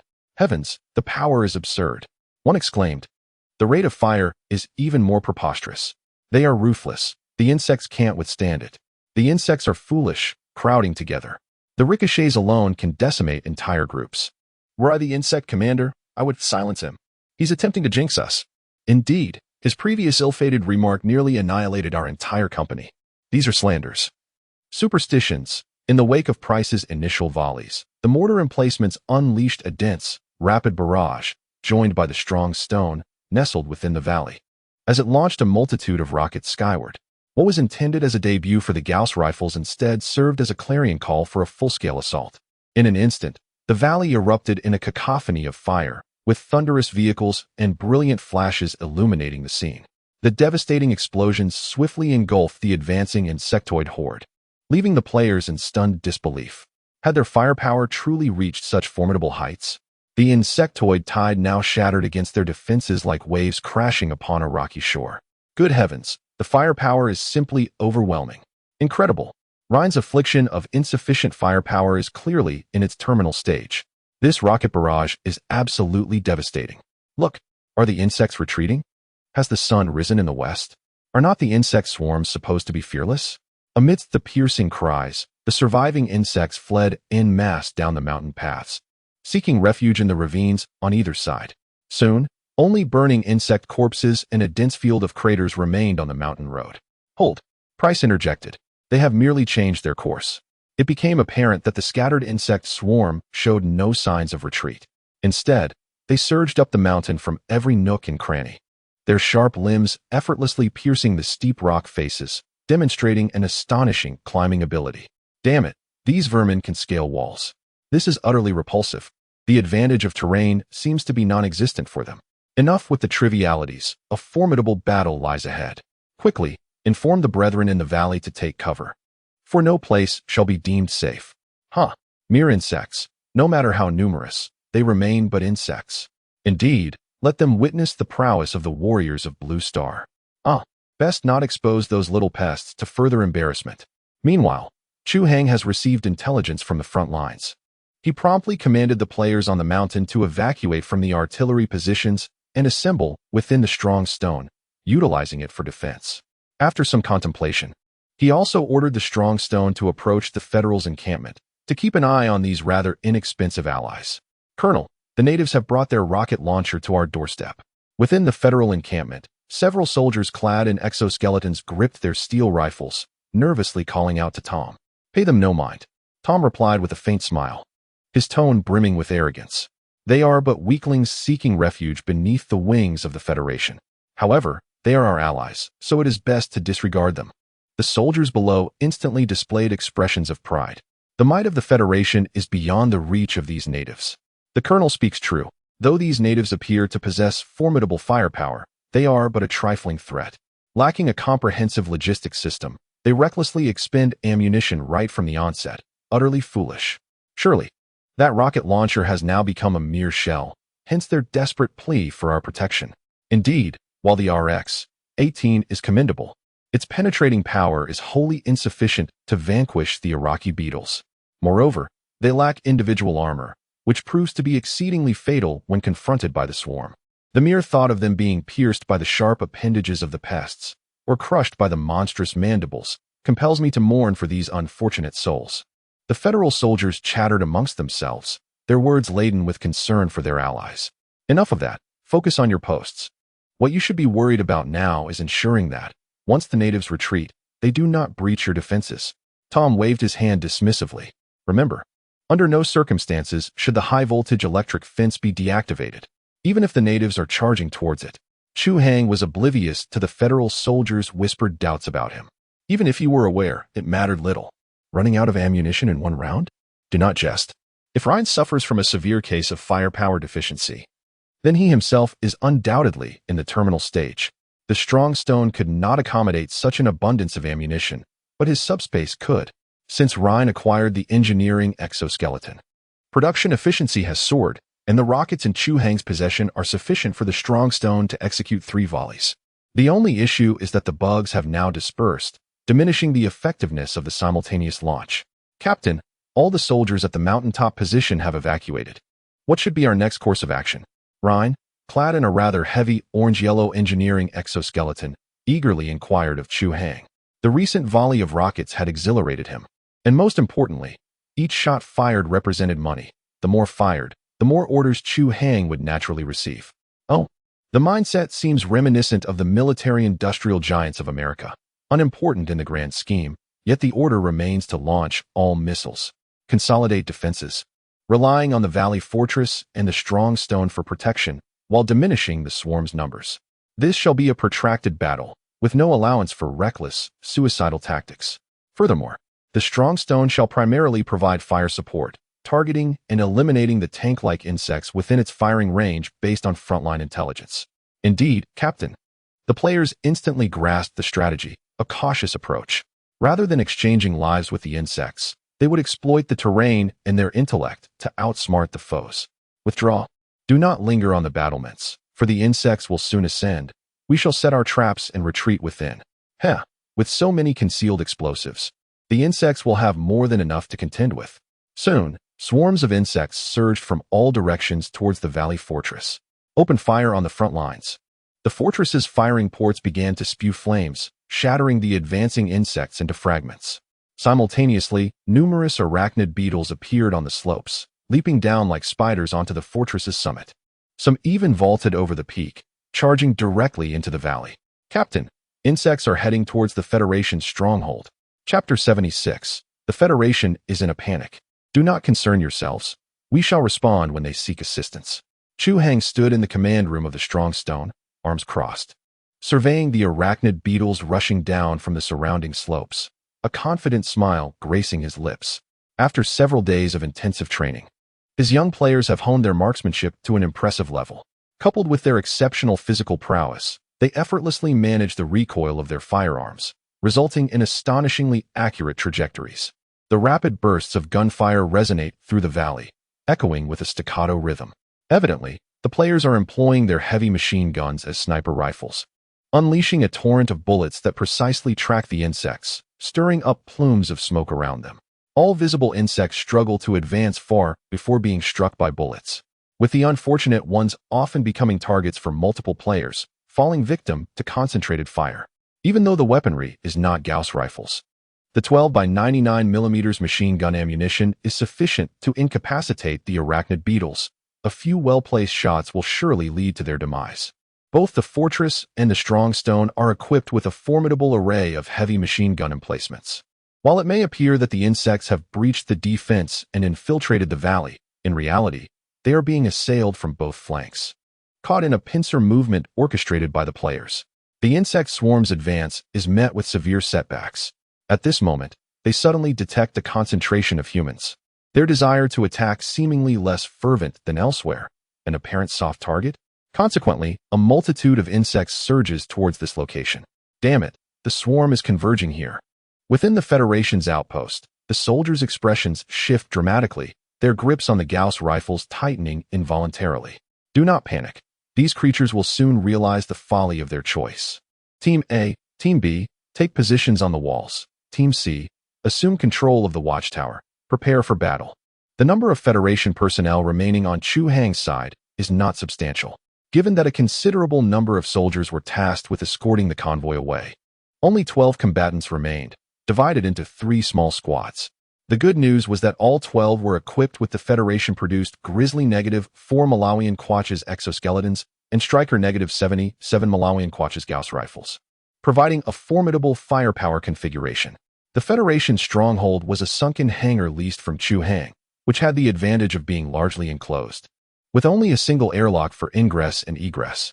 However, the downside was that this airlock's door could not fully close, leaving a slight opening, as it was originally designed for the passage of aircraft.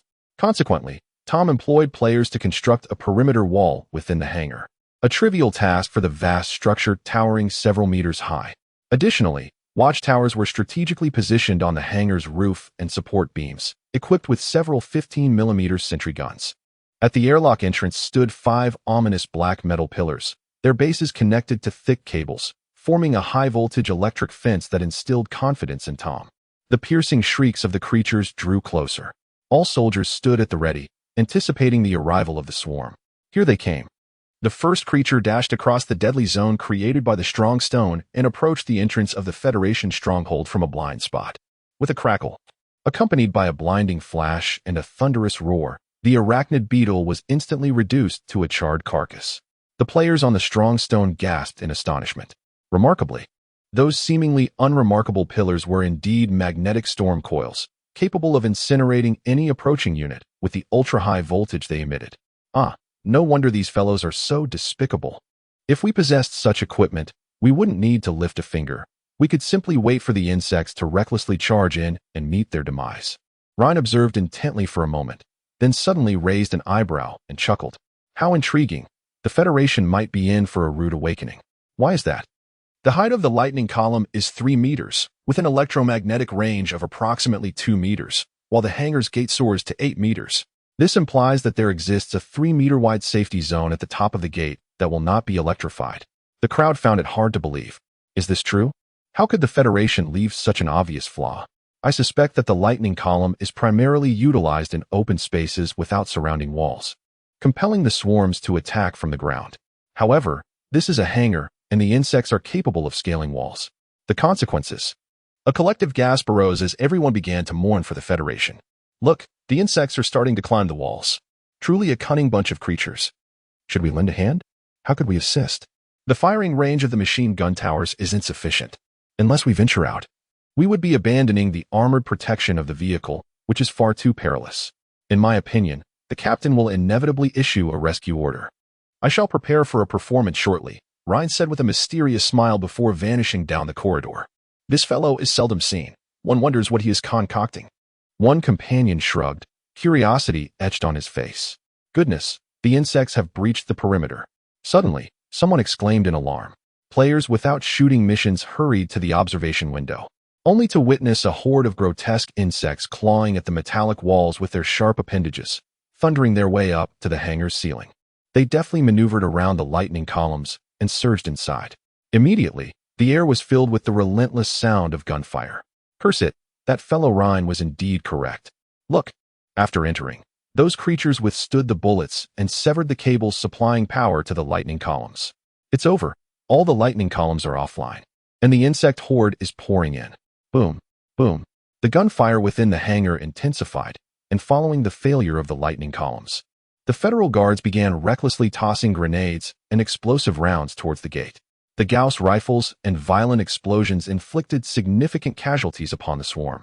Yet, emboldened by the prospect of victory, more insects charged forward, undeterred by the fierce fire from the strong stone.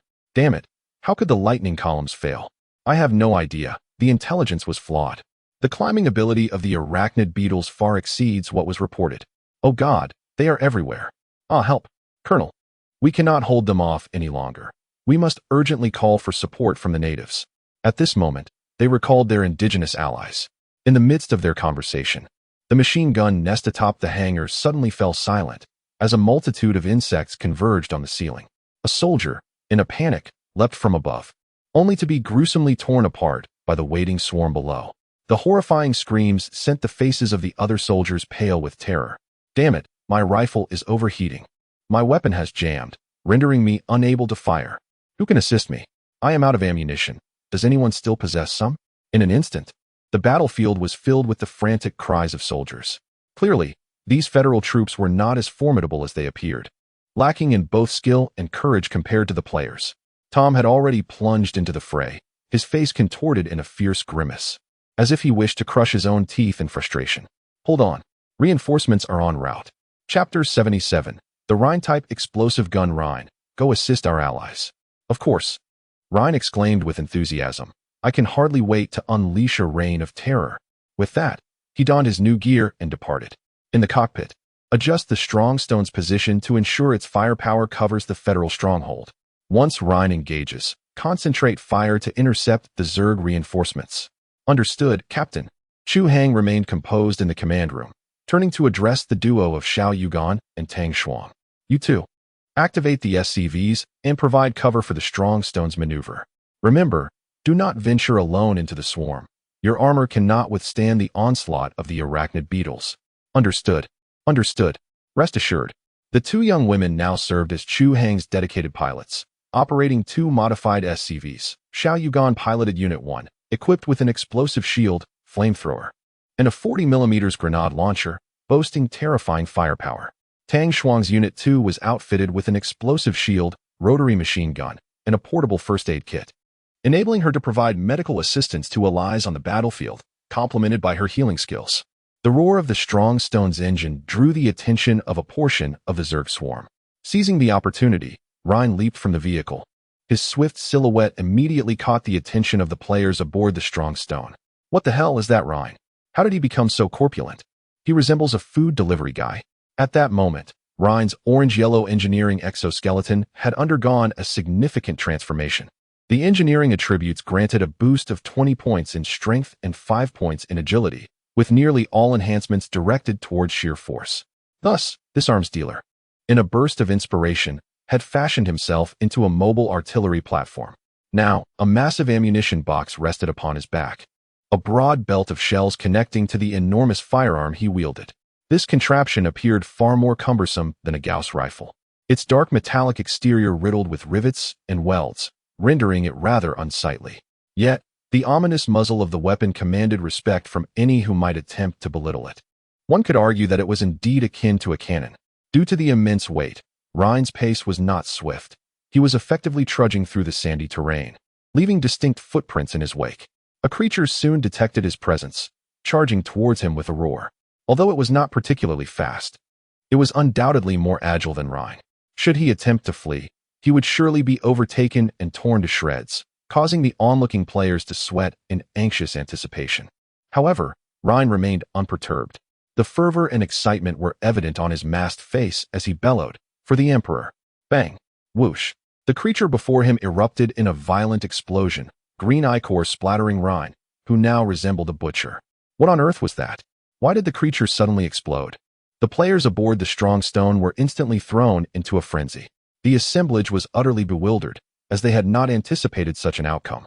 Even a Gauss rifle, renowned for its destructive capabilities, would only inflict a few bloody punctures upon the insects. This was in stark contrast to the explosive spectacle unfolding before them, as if each creature had been internally detonated. "Ha ha ha, you insignificant wretches! Are you intimidated by my exquisite armament?" blared Rhine's triumphant voice across the player channel. "Heavens! What manner of weapon are you wielding? It's devastating. Indeed, it obliterates the insects outright, rendering the Gauss rifle rather unappealing. Confess forthwith. More importantly, procure one for me. You scoundrel! Hold a moment." Before the echoes of his words could dissipate, Rhine unleashed a barrage of gunfire. Each shot was unerring, resulting in the instantaneous obliteration of any insect unfortunate enough to venture too close. Incredible. Magnificent. The accolades of the players in the channel filled Rhine with elation. After swiftly dispatching the encroaching insects, he resumed his advance toward the federal encampment. Ahem, where was I? You have yet to commence your explanation. Ah, yes, this firearm. This, my friends, is the Rheinmetall's latest magnum opus, the explosive projectile rifle. A collective gasp reverberated among the players. Heavens, could it be the mythical? Elaborate upon the explosive projectile. Ha ha. As you can witness, this weapon boasts a formidable 20mm caliber. It launches specialized rocket-assisted projectiles, which undergo secondary acceleration upon exiting the barrel, amassing sufficient kinetic energy to penetrate the insect's armor. Rhine paused once more, discharging several rounds. The projectiles were packed with reactive explosives. The resulting detonations upon impact created the spectacular explosive effects you witnessed. In essence, this device is the bane of insects, eliminating them with ease. I've christened it the Rhine-style explosive rifle. A wave of admiration rippled through the crowd. Rhine, you're incredible. You've truly outdone yourself. The moniker of explosive genius is well-deserved. Reserve a set for me. I concur. I'm eager to commence the extermination of insects. Excellent. Excellent. May the currency flow into my coffers. Rhine was elated by the praise, but a dissenting voice suddenly emerged. This contraption appears rather cumbersome. It would be unmanageable without an exoskeleton. A moment of realization dawned upon the assembly. Indeed. Observe the sizable crate. The caliber of these rounds is substantial. A standard magazine could scarcely accommodate a few, necessitating the use of an ammunition box to ensure sustained firepower. Disperse. It's intended for those with exoskeletons. I suspected Rhine could not possibly conceive of equipment superior to that offered in the captain's store. Ahem, such a statement is unwarranted. The effects appear to be quite impressive. Upon hearing this, Rhine breathed a sigh of relief. Fortunately, his meticulously planned weapons exhibition was not a complete failure. Numerous individuals expressed interest, suggesting a promising future for orders. Within the federal outpost, Tom and his regiment had retreated to the shipwreck corridor. The hangar was overrun with insects, rendering it uninhabitable. Their only recourse was to fortify the corridor entrance and await reinforcements. "Colonel, reinforcements have arrived." The keen-eyed soldier spotted Rhine, and his eyes instantly sparkled with hope. How many reinforcements had come? Alas, it appeared to be just one. At the moment when the Federals were engulfed in existential doubt, Rhine had already stormed into the hangar, gun in hand. A miniature radar stood atop the ammunition box slung across his back. A bug attempted to leap down from the ceiling for an ambush, but before it could touch the ground, it was obliterated by a single shot. This spectacle left the Federals in a state of shock. Sometime later, the bug's screeches had vanished from the hangar, replaced only by the sound of heavy footsteps and a figure that resembled a demonic deity. "I have come to lend my support. Are there any survivors?" They emerged from the corridor, with Tom leading the charge toward Ryan. His first words were not of gratitude. "Your gun. Bring me 10 sets. Chapter 78, Grateful to Allies. You saved my life 10 sets. Upon hearing this, Ryan's heart swelled with joy. The Federals were remarkably straightforward. It was no wonder the captain had deemed them easy prey. Unfortunately, while Ryan understood the universal language, the Federals could not comprehend his words. The language barrier rendered him unable to negotiate the deal himself, leaving it to the intermediary. Chu Hang. Reflecting on this, the captain proved to be quite cunning. Nevertheless, it mattered little. Engaging in personal business with the Federals might lead to being swindled, but utilizing the official channels of the esteemed captain offered much greater security and would also enhance the captain's favor. With this thought in mind, Ryan chose to disregard Tom. However, in Tom's eyes, Ryan's silence was perceived as arrogance, disdain, and a silent contempt for them. Not long ago, he had vowed to assist their indigenous allies. Yet his boast was swiftly refuted, causing him acute embarrassment. He hastily attempted to rationalize, stating, "Indeed, the evolutionary pace of the arachnid insects has been unexpectedly rapid. They previously lacked such formidable climbing prowess. Had we possessed this crucial intelligence beforehand, we could have defended this location independently." Ryan, concealing his skepticism beneath his mask, merely rolled his eyes. Without uttering a word, he gestured for all surviving members of the Federation to accompany him in departure. "You would have us leave?" The surviving soldiers' expressions shifted immediately. "Were you not dispatched to aid in our defense? We have existing fortifications here. Why would we abandon them? Indeed, our Federation encampment contains a wealth of valuable assets. You should remain here to safeguard them. Can you bear the responsibility for any resulting losses to the Federation's property?" Ryan listened to their remonstrations with growing disdain. He began to comprehend why the captain held such antipathy towards the Federation's people. They were a cohort of arrogant, self-centered individuals, presuming that others were inherently obligated to them. "Very well, I shall not indulge you." He mused that the captain's directive was merely to rescue them. With this in mind, Ryan strode away as he had arrived. "Where are you going? You scoundrel! You cannot abandon us, or I shall lodge a complaint against you with your lord." Ryan, as if deaf to their cries, had already advanced several meters. "These barbarians. Colonel, what shall we do?" Tom's expression mirrored the grim demeanor of his soldiers. He sensed that the esteemed Federals were being disdained. Yet, in the current predicament, they were forced to rely on others for shelter. Suppressing his anger, he gritted his teeth and commanded, "We follow him." Observing the discontent among his subordinates, he added through the team's communication, "Let us prioritize the mission. Once the main force arrives, we shall settle accounts with these natives." "Understood, Colonel." Tom led the remaining soldiers, accompanied by a group of scouts spearheaded by Donald, who hurriedly followed Ryan, causing the formation to become unwieldy. Ryan furrowed his brow and quickly contacted Chu Hang. The massive vessel, the Strong Stone, soon powered up and maneuvered to assist them, while 2 SCVs flanked the Federal contingent, providing escort. Tom and his comrades' expressions softened somewhat. These natives are somewhat reliable. Mediocre, at best. Yet, it's a waste to see the SCVs modified in such a manner. Indeed, to utilize the SCVs as weapons is a lamentable squandering of such engineering prowess.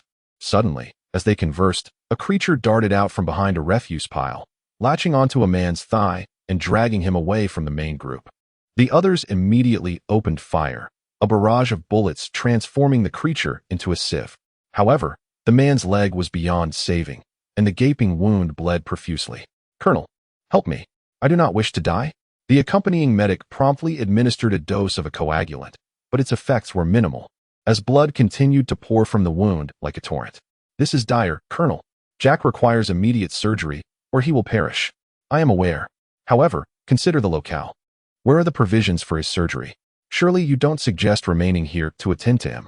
The medic's complexion paled instantly. Yet, at that moment, a delicate yet assertive voice resonated from within one of the SCVs. "Bring him in, quickly." Before the echo of her words could dissipate, an SCV halted before the group. Subsequently, the rear of the SCV opened, revealing a coffin-like aperture, with an array of folded transparent tubes and intricate mechanical arms lining its sides. The medic's eyes gleamed with renewed hope. A portable medical pod. Colonel, quickly. There's still hope for Jack. Relief washed over Tom's face as he hastily directed his men to place Jack inside the medical pod. The hatch sealed shut immediately. Sugar, provide cover. Understood. Sugar promptly set the SCV to autopilot, then swiveled her seat, facing the control panel behind her. From there, she could remotely operate the medical pod, performing emergency surgery on the injured within. The retreat was not particularly lengthy, but the complex terrain and numerous insects made it arduous. It took nearly 5 minutes for both parties to successfully converge. All the surviving Federation soldiers boarded the stronghold, where the Federation medics anxiously awaited their wounded comrade. Jack, how do you feel? Jack, the wounded soldier, was carried onto the vehicle on a stretcher, still in a daze, overwhelmed by the brush with death he had just experienced. He weakly replied, "Awful, but I suppose I'll survive." "Who saved me?" "I'm not sure, but it was apparently a woman. I hadn't realized there were any women here." "May I inquire about something?" "I must express my gratitude to her in person." "I certainly will." The medic nodded, then smiled wryly at himself. How absurd it is. I once thought these natives were squandering resources, yet I never anticipated their ingenuity in modifying the SCV so profoundly. It is nothing short of brilliant. How did they conceive the idea of affixing a medical bay to the SCV's back? What is even more astonishing is that they can remotely control surgeries from the cockpit. The medic grew increasingly animated, insisting, "I must meet the individual responsible for this SCV modification." However, no one aboard the Strong Stone paid him any heed. The players whispered among themselves for a moment before redirecting their attention to the unfolding battle. At that moment, the Strong Stone suddenly shook violently, causing the Federation personnel to panic, urgently asking, "What is happening? Is it a tank bug? Be cautious of the ground. The tank bug may emerge from below." The surrounding players regarded them with bemusement, muttering in Blue Star dialect, "Isn't it just another round of rocket bombardment? Look at them, they're terrified. Surely, these folks have left their wits outside. Tank bugs may burrow underground, but have they ever encountered one that can tunnel through mountains? Do they truly believe it to be a giant pangolin? Enough of mocking our allies. The captain has just obliterated the last tank bug, and the swarm is on the verge of collapse. It is time for us to counterattack. Let us go. I shall take on 10. Chapter 79. The Federation has departed. Ha ha ha, we have won. The battle was exhilarating. How fares my comrades? Our squad eliminated 23 foes, yet regrettably, we ran out of ammunition. Otherwise, we could have vanquished even more. Humph, the Zerg are hardly formidable. I exerted merely 70% of my strength and swiftly dispatched 10 of those wretched creatures. TSK, TSK, TSK. You should have witnessed my recent 3-point jump shot, a masterful feat as I hurled a grenade directly into the gaping maw of a tank bug. Behold, that headless one over there is a true spectacle. Our esteemed comrade single-handedly felled a colossal bug, reaping a bountiful reward of 100 energy coins. Enough talk. I shall treat everyone. Let us indulge in a buffet at Lige's. Outside the valley fortress, the ground lay strewn with the remnants of fallen insects.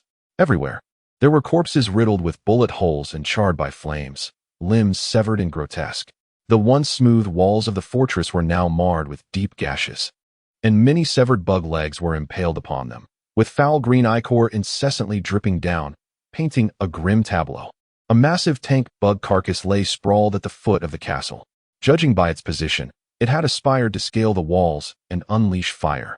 One of its forelimbs already grasping the ledge, yet its head had been obliterated, resulting in its untimely demise.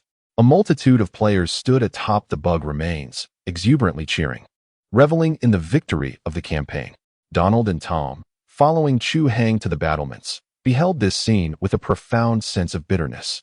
This was the very populace they had long derided as primitive. Despite wielding outdated equipment and facing a horde of thousands, they emerged victorious, suffering minimal losses. In stark contrast, their own forces, equipped with the Federation's advanced technology, faced scarcely 100 bugs, yet were utterly routed, ultimately retreating in disarray to their allies for salvation. A profound sense of embarrassment surged from the depths of his heart. Were the Federal soldiers truly so feeble? Or was it that these indigenous individuals were exceptionally formidable? A peculiar glint flickered in Tom's eyes as he entirely retracted his arrogance, beginning to assess the players before him with a more objective lens. Firstly, It was evident that they were not professional soldiers. Their postures were haphazard, devoid of any semblance of discipline. They acted as they pleased, resembling bandits in their mannerisms. Yet, paradoxically, these individuals exhibited remarkable combat prowess. Not only did they demonstrate seamless coordination, but their individual tactical skills were also of the highest caliber. Their morale remained perpetually elevated, and they exhibited an unwavering fearlessness towards death. Should self-sacrifice be required to alleviate a perilous situation, they would undertake it without a moment's hesitation. Their fervor was almost comparable to that of the brainwashed zealots of the Limestone Clan. Truly, they were a peculiar bunch. Yet, it was a relief that this formidable cadre of combatants was allied with the Federation. Their strength could be harnessed for the Federation's benefit. A federal soldier remarked, "Cough, Chief, did you not say that in the future we would unload the donkey after the grind?" Tom replied, "First, we shall take them as our dogs. If that fails, then we may consider unloading the donkey." Standing beside Tom, Chu Hang could keenly perceive his emotions, understanding well that this individual harbored ulterior motives, prompting a quiet smirk within him. "Rest assured, my friend, I shall not allow you to bear the disgrace of unloading the donkey after the grind, for it is I who shall strike first." In his mind, Chu Hang deftly maneuvered through the system, and the players below promptly lowered their heads. "Captain has issued a new mission. Good heavens, are we to become a slave-capturing squad?" "Do not speak so harshly. We are clearly a rescue team. Without us, they would undoubtedly be devoured by the tide of insects." "All right. As the paramount leader of the 217th District, it falls upon my shoulders to care for my subordinates." "Indeed, but my purpose is to rescue the fair NPC damsels." As these words were uttered, the whirring of propellers echoed from the horizon. Several dark specks traversed the sky, lingering in the distance before drawing nearer. Oh, the reinforcements from the Federation, arriving with impeccable timing. It seems they've learned their lesson, refraining from recklessly entering the airspace above the valley. Indeed, the captain's prowess with aircraft is undeniable. The Federation's helicopters circled once before landing in the clearing before the fortress, recently cleared by the players. War machines lined the roads, inadvertently forming an honor guard. 3 heavy transport helicopters disgorged over 30 Federation soldiers clad in grisly exoskeletons, their steel rifles gleaming as they marched towards the fortress. Humph. The Federation's arrogance remains unchanged. As the principal antagonist, a certain degree of prestige is expected. However, with our captain deliberately positioned atop the city walls, even the most formidable adversaries must crane their necks in supplication. A delightful sensation. Our captain is undoubtedly a schemer through and through.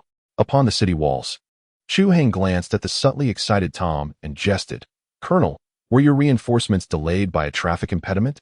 "Ahem, the journey was lengthy. Such delays are unavoidable." Tom's face flushed with embarrassment. Now that the insect tide had receded and our personnel had arrived, I believe it is time to commence the construction of the transit base. I kindly request Lord Chu to send me a contingent of workers, as well as transportation vehicles."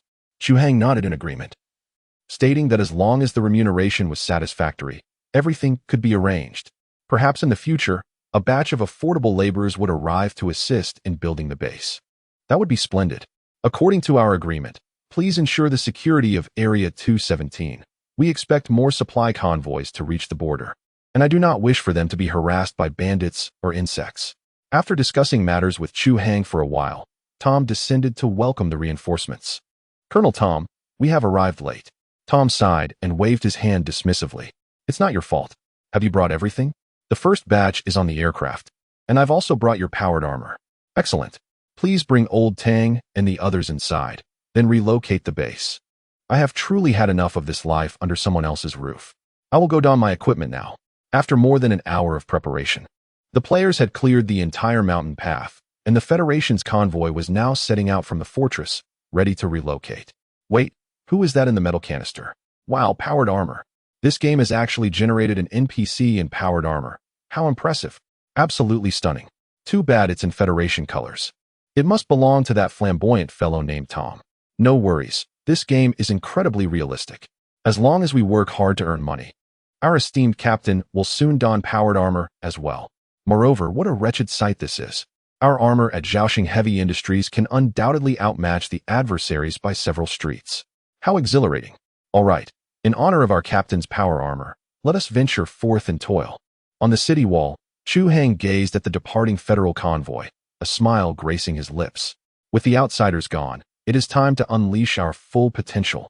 Thanks to Happy Yasu for the generous contribution of 500 starting coins, and heartfelt gratitude to players like Murong Sishue and Listening to Fish Speak OO for their rewards and monthly votes. Your support is immensely appreciated. Chapter 80.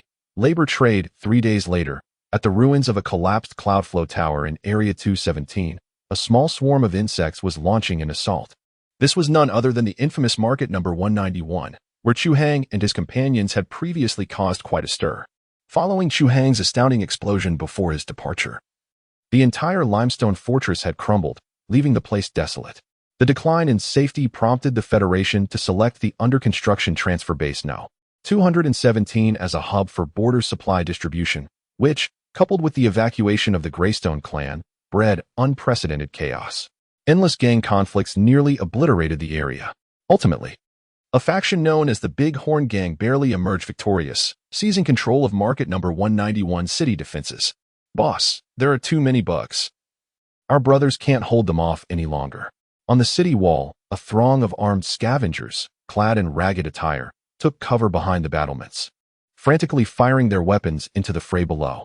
However, due to their widespread armament with merely iron-barreled rifles, the rampaging arachnid beetles encountered no significant impediment and were scaling the city walls in a precarious heap. The gang members defending the city wore expressions of terror. One attempted to flee, only to be publicly executed by the gang leader, which narrowly averted the complete collapse of the faltering defense line. The leader seized a subordinate by the collar, demanding, "Have all the munitions from the warehouse been retrieved? Damn it, this is no time for hoarding. Are you saving them for our burial?" The subordinate replied, "Chief, there are truly none left. Since the departure of the Limestone Clan, the city has lacked a source of ammunition. Coupled with the subsequent gang infighting, our remaining munitions were already scarce. The brothers have now resorted to hurling Molotov cocktails." The leader's countenance darkened considerably.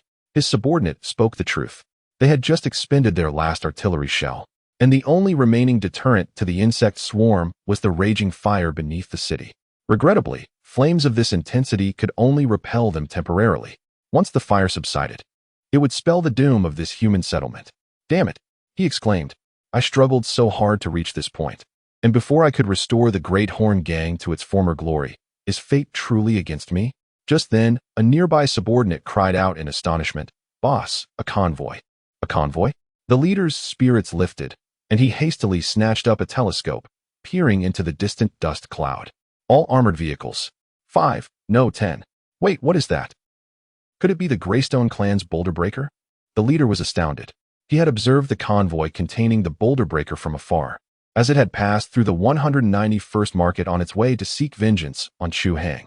However, rumors had circulated that this very convoy had been utterly annihilated in the depths of the wasteland. How could they reappear here now? He was torn between elation and disappointment. Yet, as he grappled with his conflicting emotions, the opposing force brazenly opened fire. A barrage of rockets, each leaving a long, fiery contrail, ascended skyward, etching smoky columns against the horizon before plunging directly toward their position. "You son of a..." the chieftain managed to utter before yanking his subordinates down from the city walls. Immediately afterward, an inferno erupted behind them, consuming the gang members atop the walls, as well as the Arachi beetles below, reducing them all to ashes. Aboard the stronghold. "Haha, a double hit with one shot, delightful," Ron exclaimed, swaggering in the former Centurion's seat. He had personally overseen the modification of this rocket launcher, and with Chu Hang absent, he had readily assumed the role of commander. Indulging in the experience, the trio of Xiao He stood beside him, their eyes filled with envy. Each of them was clad in military-grade exoskeletons, with smaller versions of the Rhine-style burst rifle strapped to their backs. "Hey, try not to obliterate everything. If you blow them all to smithereens, who are we supposed to eliminate?" "Exactly. Just because the captain lent you the stronghold doesn't mean you can go on a rampage. You'll have to pay for it if you break it." All right. I suppose I've blown up enough. It's your turn now." Rhine shrugged, a hint of regret in his voice. Since his stunning debut during the last defensive battle, his Rhine-style burst rifle had earned Chu Hang's approval, who had even assisted in optimizing it, making the entire rig more lightweight and durable, allowing it to be carried even with military exoskeletons. The improved explosive launcher has become a sensation among players, and it has been exported to the Federation. Players are able to acquire it at an internal price of 30 energy coins per set, while the Federation purchases it at a price for allies, which is 100 energy coins per set. Ultimately, the pricing authority rests with Chu Hang. The technological complexity of this device is not particularly high. The Federation simply lacked the time to establish a dedicated production line for it. Thus, they can only procure it from Chu Hang for the time being. Tom, having been thoroughly disillusioned by the unreliability of the Federation's standard weapons, recalls the troublesome Gauss rifles that frequently jammed, overheated, and were cumbersome to maintain.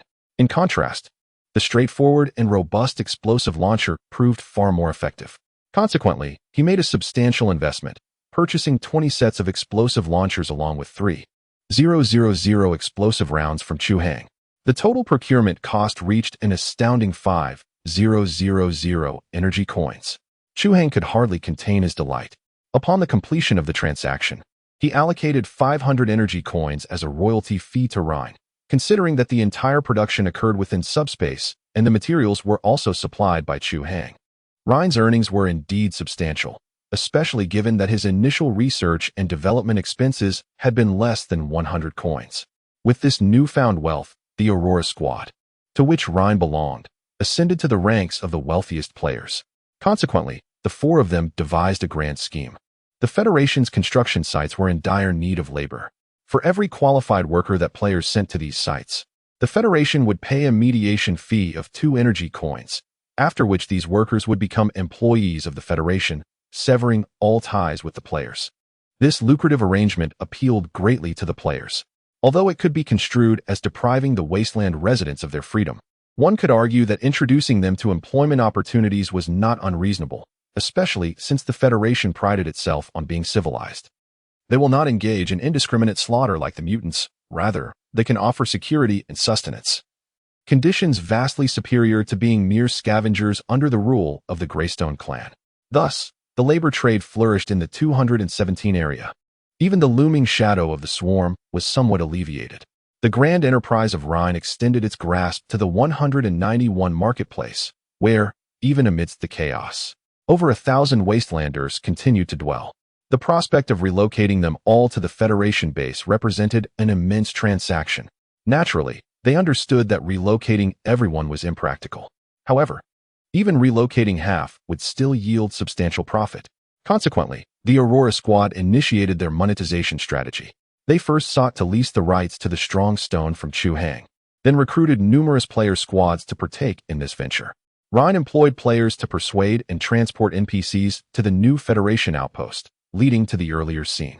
As for why a section of the city wall was demolished, it's obvious. If one does not sever the aspirations of those wastelanders, would they willingly depart their settlement? Now that the wall has collapsed, the swarm could return at any moment. Whether they wanted to or not, they had to leave. Observing the player convoy racing towards the 191 marketplace, Rhine shook his head with a sigh. Alas, I truly am a villain. Chapter 81. 2 madmen. The leader of the Bighorn gang clumsily emerged from the ruins of the city wall. Before his eyes lay a desolate ruin of crumbling walls, where remnants of both humans and insects were scattered amidst the debris. A noxious blend of smoke, the stench of decay, charred remains, and a hint of flesh wafted through the air, nearly inducing nausea. His entire crew had perished. The leader of the Great Horn gang glared furiously at the distant convoy, cursing vehemently, "Damn bastards, taking advantage of our battle with the insect race to launch a sneak attack. You heartless butchers, the shame of humanity. The Great Horn God shall punish you." The Great Horn God was their faith. Much like the Limestone Clan worshipped the undying Old Joe and the Scarlet Flame Clan revered the Flame Titan. To survive in this wasteland, one must have a spiritual anchor. "Boss, you're still alive. How wonderful." Suddenly, the leader's subordinate choked back tears, reminding him that he had saved one of his men when he jumped the wall. "How many of us are left?" The subordinate looked around in despair, his voice breaking. "None, all gone. The entire Great Horn gang has only us 2 left." The leader's face turned ashen. Had he not forbidden his men from retreating, they would not have suffered total annihilation. "Do you have a flare gun?" he asked.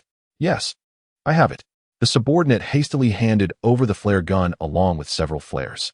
The leader's expression twisted with rage as he fired every flare into the sky, collapsing to the ground in exhaustion.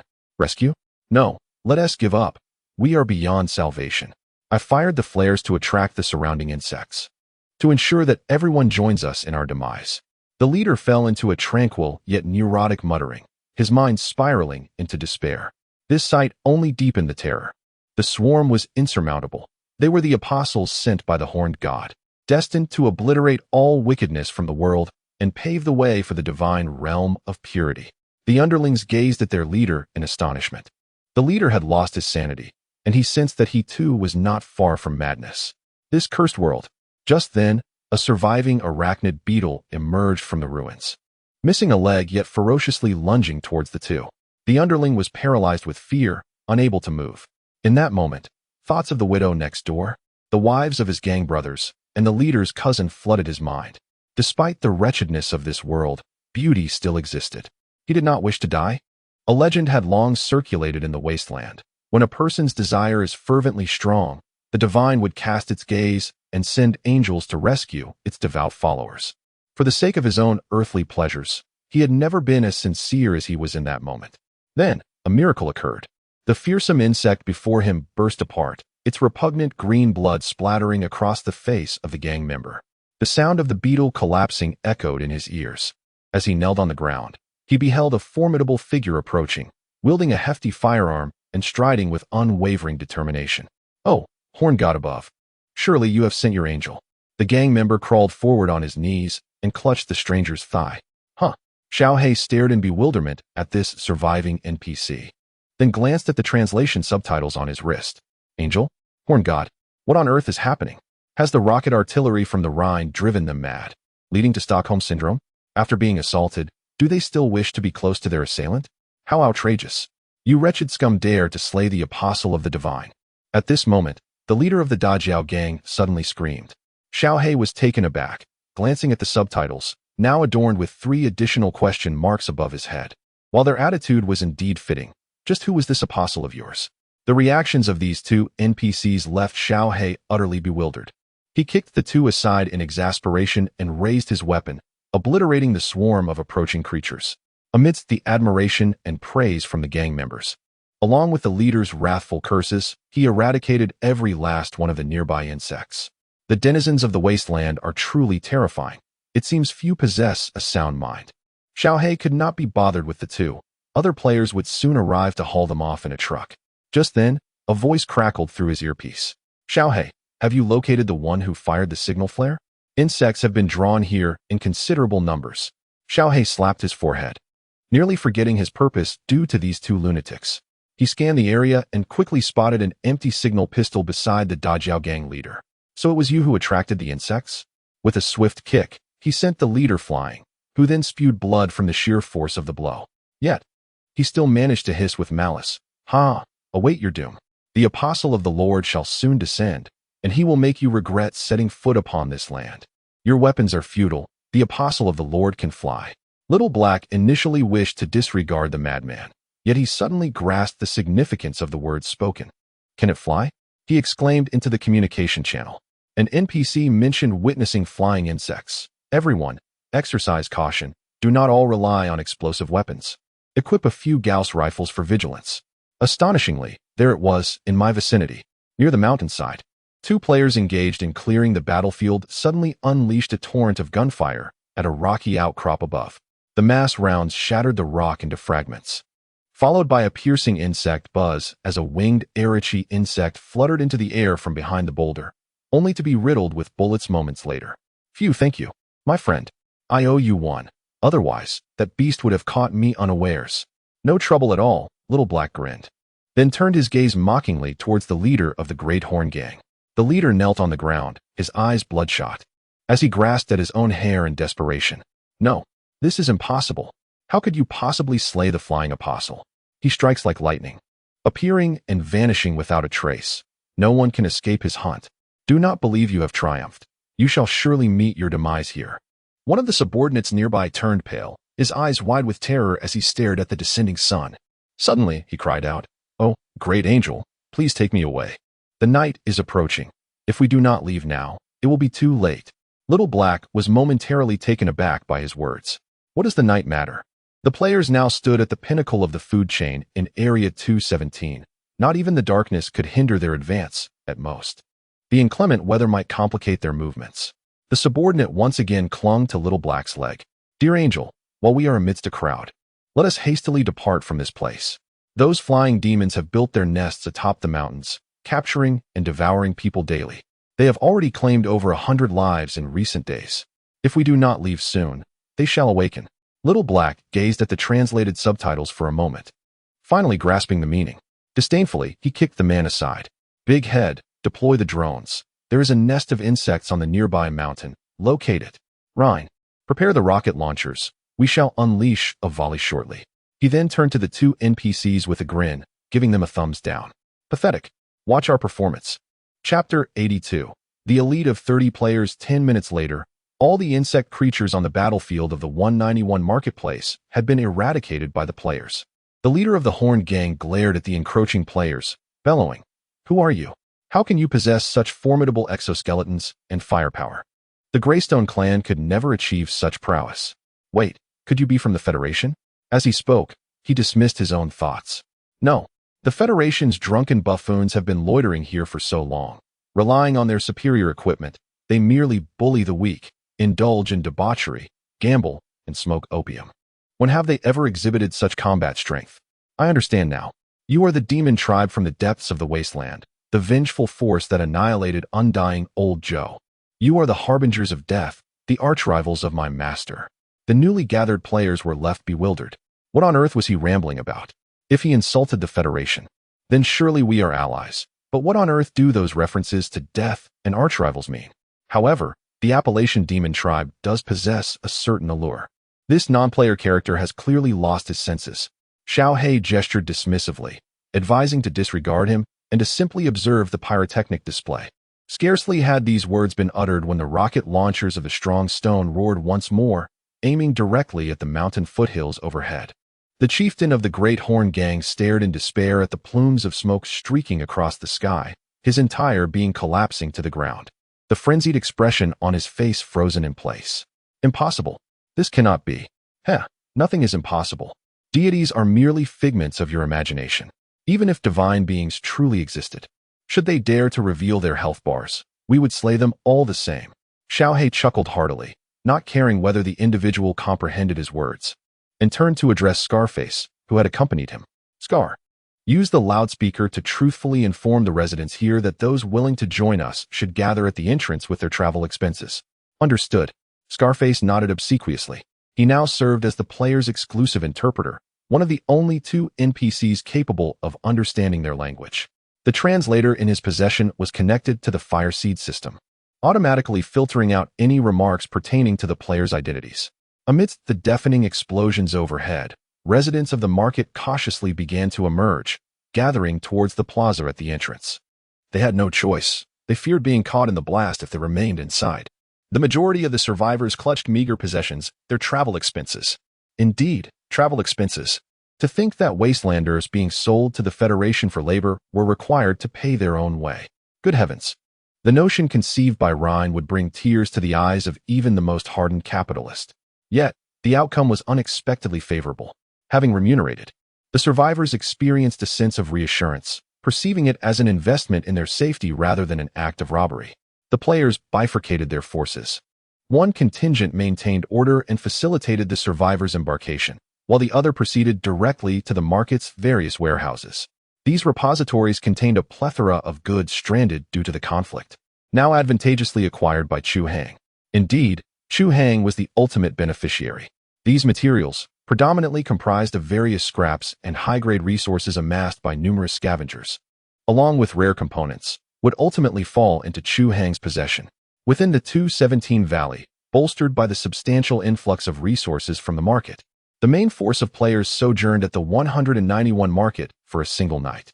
Before their departure, Rhine specifically inquired of Chu Hang whether he desired to retain some individuals as laborers. However, Chu Hang deemed the number excessive and unsustainable, opting instead to sell them all, yielding a profit of over 1,000 energy coins, significantly enriching Rhine and his companions. In the forenoon, the 30 principal players stood in impeccable formation. each adorned with mechanical exoskeletons of varying models and equipped with Gauss rifles or bolters. Verily, owing to the advent of the insectoid swarm, all 30 had ascended to level 10 within the event's duration, earning the exclusive title of Imperial Vanguard. Along with Chu Hang's promised full set of mechanical exoskeletons and Gauss rifles. Upon reaching level 10, the players unlocked their advanced attributes, namely Spirit and Perception. The Spirit attribute enhances the responsiveness and connection limit of neural operating devices. Individuals like the two, who are adept at hacking, can command a greater number of drones with enhanced precision as their mental acuity increases. Furthermore, they possess the capability to augment themselves with cybernetic enhancements, such as neurally controlled prosthetic limbs. Perceptive ability enhances a player's capacity to gather environmental information, heightening their sense of impending danger and battlefield intuition. Seasoned veterans, such as Price and his cohort, have cultivated their perception through extensive combat experience. Upon reaching level 10, their perception becomes remarkably acute, enabling them to detect distant gun muzzles pointed in their direction. While other players unlock perception later in the game, albeit to a lesser extent, it grants them heightened awareness, proving invaluable in adapting to unforeseen circumstances. These are the elite players that Chu Hang has painstakingly cultivated. To equip them with these 30 sets of blue equipment, Chu Hang has depleted a significant portion of the intermediate and advanced resources required to upgrade the Fire Seed, which is the primary reason he needs the resources from the 191 market. Currently, these 30 elite players are divided into 3 squads: the Aurora Squad, led by Rhine, the Grim Reaper Squad, led by Li Songguang, and the 141 Squad, led by Price. Each squad has a distinct preference. The Aurora Squad excels at exploration and wealth acquisition, making them the wealthiest and most lavishly equipped of the 3. The Grim Reaper Squad specializes in monster grinding and scavenging, making them the most diligent and possessing the highest average level. The 141 Squad is adept at reconnaissance and special operations, making them the most combat proficient and Chu Hang's sharpest instrument. Most astonishingly, the average cumulative attribute score across these 30 individuals reaches an impressive 50 points, while incomparable to Chu Hang, whose 6 dimensions total a staggering 110 points. They are more than capable of overwhelming the other aspirants in the wasteland. Only the mutants of the Crimson Flame clan can rival their physique.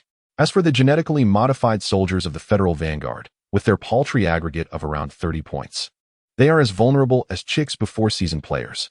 Chu Hang is confident that these 30 elite players alone could rout a federal force triple their size, or a war child contingent tenfold, without sustaining significant losses. This is the foundation upon which he will build. This is the bedrock of his confidence in dominating the wasteland. Chu Hang donned his officer's uniform, standing before the players with his hands clasped behind his back, a picture of martial authority, his heart swelling with emotion. Warriors, are you prepared to fight for the Empire? Aye, Captain. Chapter 83, Hidden Agendas. Sector 4, Central Mountains of Region 183, houses a mountain fortress sprawling over 10 hectares. Perched on a precipice with a 100-meter drop, the stronghold, predominantly shale gray, is surrounded by steep terrain and fortified bunkers, making it a formidable bastion. This is the main base of the Greyrock clan, Greyrock Fortress. The fortress contains extensive barracks and military factories, used for training war children and manufacturing a vast arsenal of inferior weapons and ammunition, along with a select number of high-quality items for their own use. At this moment, in the fortress's main hall, Old Man Joe sits upon his expansive throne, cloaked in shadow and an oppressive atmosphere. Are you suggesting that the area around 217 not only remains unscathed but has, in fact, become a sanctuary for nearby survivors? The Federation's plan for a transit base has not only succeeded but has fortuitously gathered thousands of inexpensive laborers? Indeed, my lord. The atmosphere in the hall grew increasingly grave, leaving only the exchange of dialogue between master and servant. Is it possible to uncover the perpetrators? I am well aware of the number of troops that pass through here daily. Even with the support of bombers, they cannot simultaneously defend and consolidate survivors. Huh. The Demon Tribe. The undying Old Joe let out a couple of cold laughs, plunging the hall into silence once more. After a considerable pause, he slowly began to speak. I underestimated these traitors. I did not anticipate that these vermin could withstand the onslaught of the swarm. The Federation has indeed stumbled upon good fortune. Encountering such formidable allies was a misjudgment on my part. The confidant below was taken aback. The haughty, undying king had, astonishingly, acknowledged his own error. What a remarkable humility! The world knows only of the undying king's valor and envies his immortal form, yet none comprehend his grand vision and profound intellect. Should outsiders perceive the sovereign merely as a hot-headed brute, then he shall demonstrate, through the blood of these misguided souls, the extent of their folly. With this thought, the confidant's face was alight with fervor. The demon tribe must be annihilated. Their existence poses a threat to the stability of the entire 4th District. This time, I shall not grant them another chance. The undying old Joe did not disappoint his subordinate. Rising from his throne, his colossal frame towering at 3 meters, he spoke confidently under the adoring gaze of his confidant. The Federation refers to us as indigenous people, yet they themselves are mere nouveau riche, thriving on the spoils of war. Are they not hypocrites? These insidious individuals voraciously seize the legacy of the Starforged, while guarding against other remnants as if fearing that someone might snatch away their ill-gotten gains. This avarice and suspicion render them particularly susceptible to manipulation. How, then, shall we exploit them? He inquired at the opportune moment. By leveraging their envy and fear. The undying old Joe emerged from the shadows, his imposing figure shimmering with a metallic sheen. The cybernetic components of his body were remarkably advanced. The demon tribe, shrouded in mystery, would undoubtedly invoke trepidation among the Federation. In the past, the Federation could not afford to sever ties with the demon tribe, but now they have firmly established their foothold along the border, amassing a considerable workforce and resources, and their apprehension of the demon tribe has surpassed their need for them. If we propose to seek vengeance against the demon tribe, promising that our fees would be a mere fraction of what the demon tribe demands, I believe the Federation would welcome this proposition with open arms. A glimmer of insight sparked in the eyes of his confidant. My king, your wisdom is unparalleled. Allow me to handle this matter. I assure you that the demon tribe shall receive no reinforcements. Not enough, replied the undying old Joe with a sinister grin. The Federation bombards the swarms of insects along the border daily, significantly diminishing their numbers, enabling the demon tribe to operate with ease. If, on the day we obliterate the demon clan, the bombings cease, what then for the demon clan? Ah, splendid. Truly ingenious. My confidant applauded, convinced that after the swarm's onslaught, the demon tribe's very existence would be in question, potentially obviating our need for intervention. Insufficient. Undying Joe demurred. The Federation comprises petty individuals. I harbor no expectations of their fidelity to their word. Thus, you must venture to the Crimson Flame clan. Grievously afflicted by the insect plague, they would undoubtedly be keen to ascertain the perpetrator who directed the swarm their way. Are you suggesting we instigate internecine conflict? Transcending mere conflict. You shall also disclose to them that within the Federation encampment, a veritable cache of over 1,000 blood sustenance individuals congregates. The administration there is chaotic, security lacks. A nocturnal raid could yield hundreds of succulent rations. The mutants are so ravenous that they have begun to eat insects. They will certainly be tempted. Once they succeed, the Federation will become a frightened bird, without the mind to interfere with our settlement of the demon tribe. Hee. Perfect. At this juncture, the confidant was utterly prostrate in admiration. His liege was of unparalleled brilliance, a veritable strategist without peer. With this sequence of machinations, the demon tribes possessed no recourse for reversal, their demise being the sole inevitability. Once the Federation departs, the 217th District shall remain the domain of the Greystone Clan. And with fortune, the Federation might even eliminate the Crimson Flame Clan, establishing the Greystone Clan as the sovereign entity of the entire border region. Master, I shall depart, resolute in fulfilling your expectations.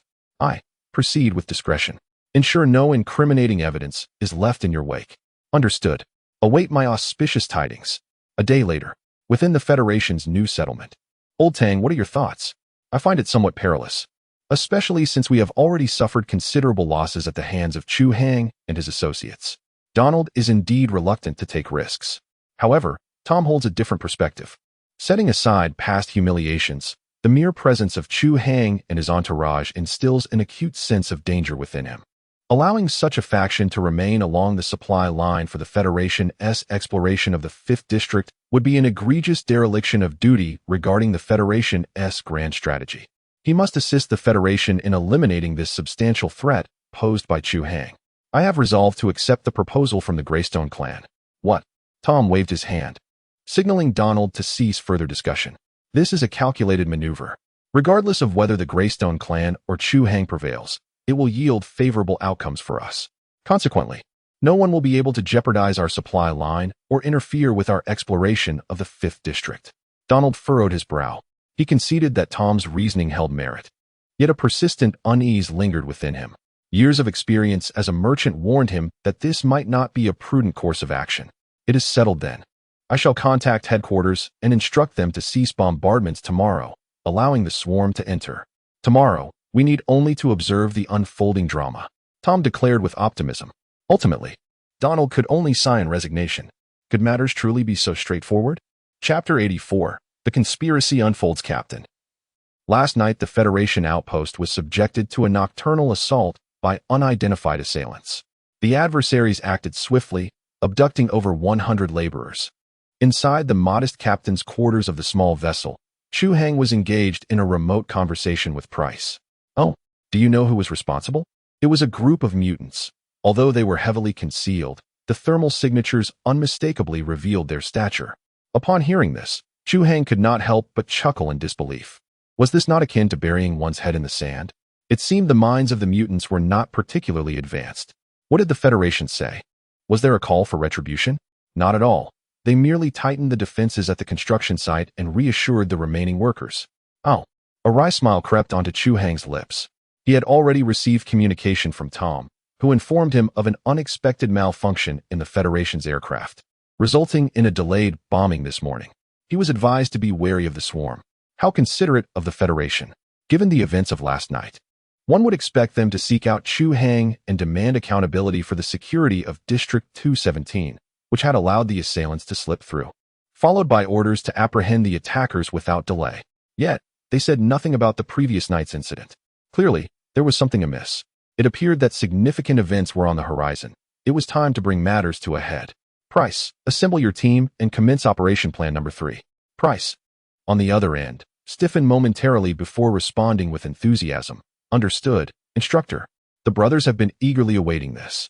Chu Hang nodded and subsequently contacted Rhine and Li Songguang, issuing orders Number 1 and Number 2 respectively.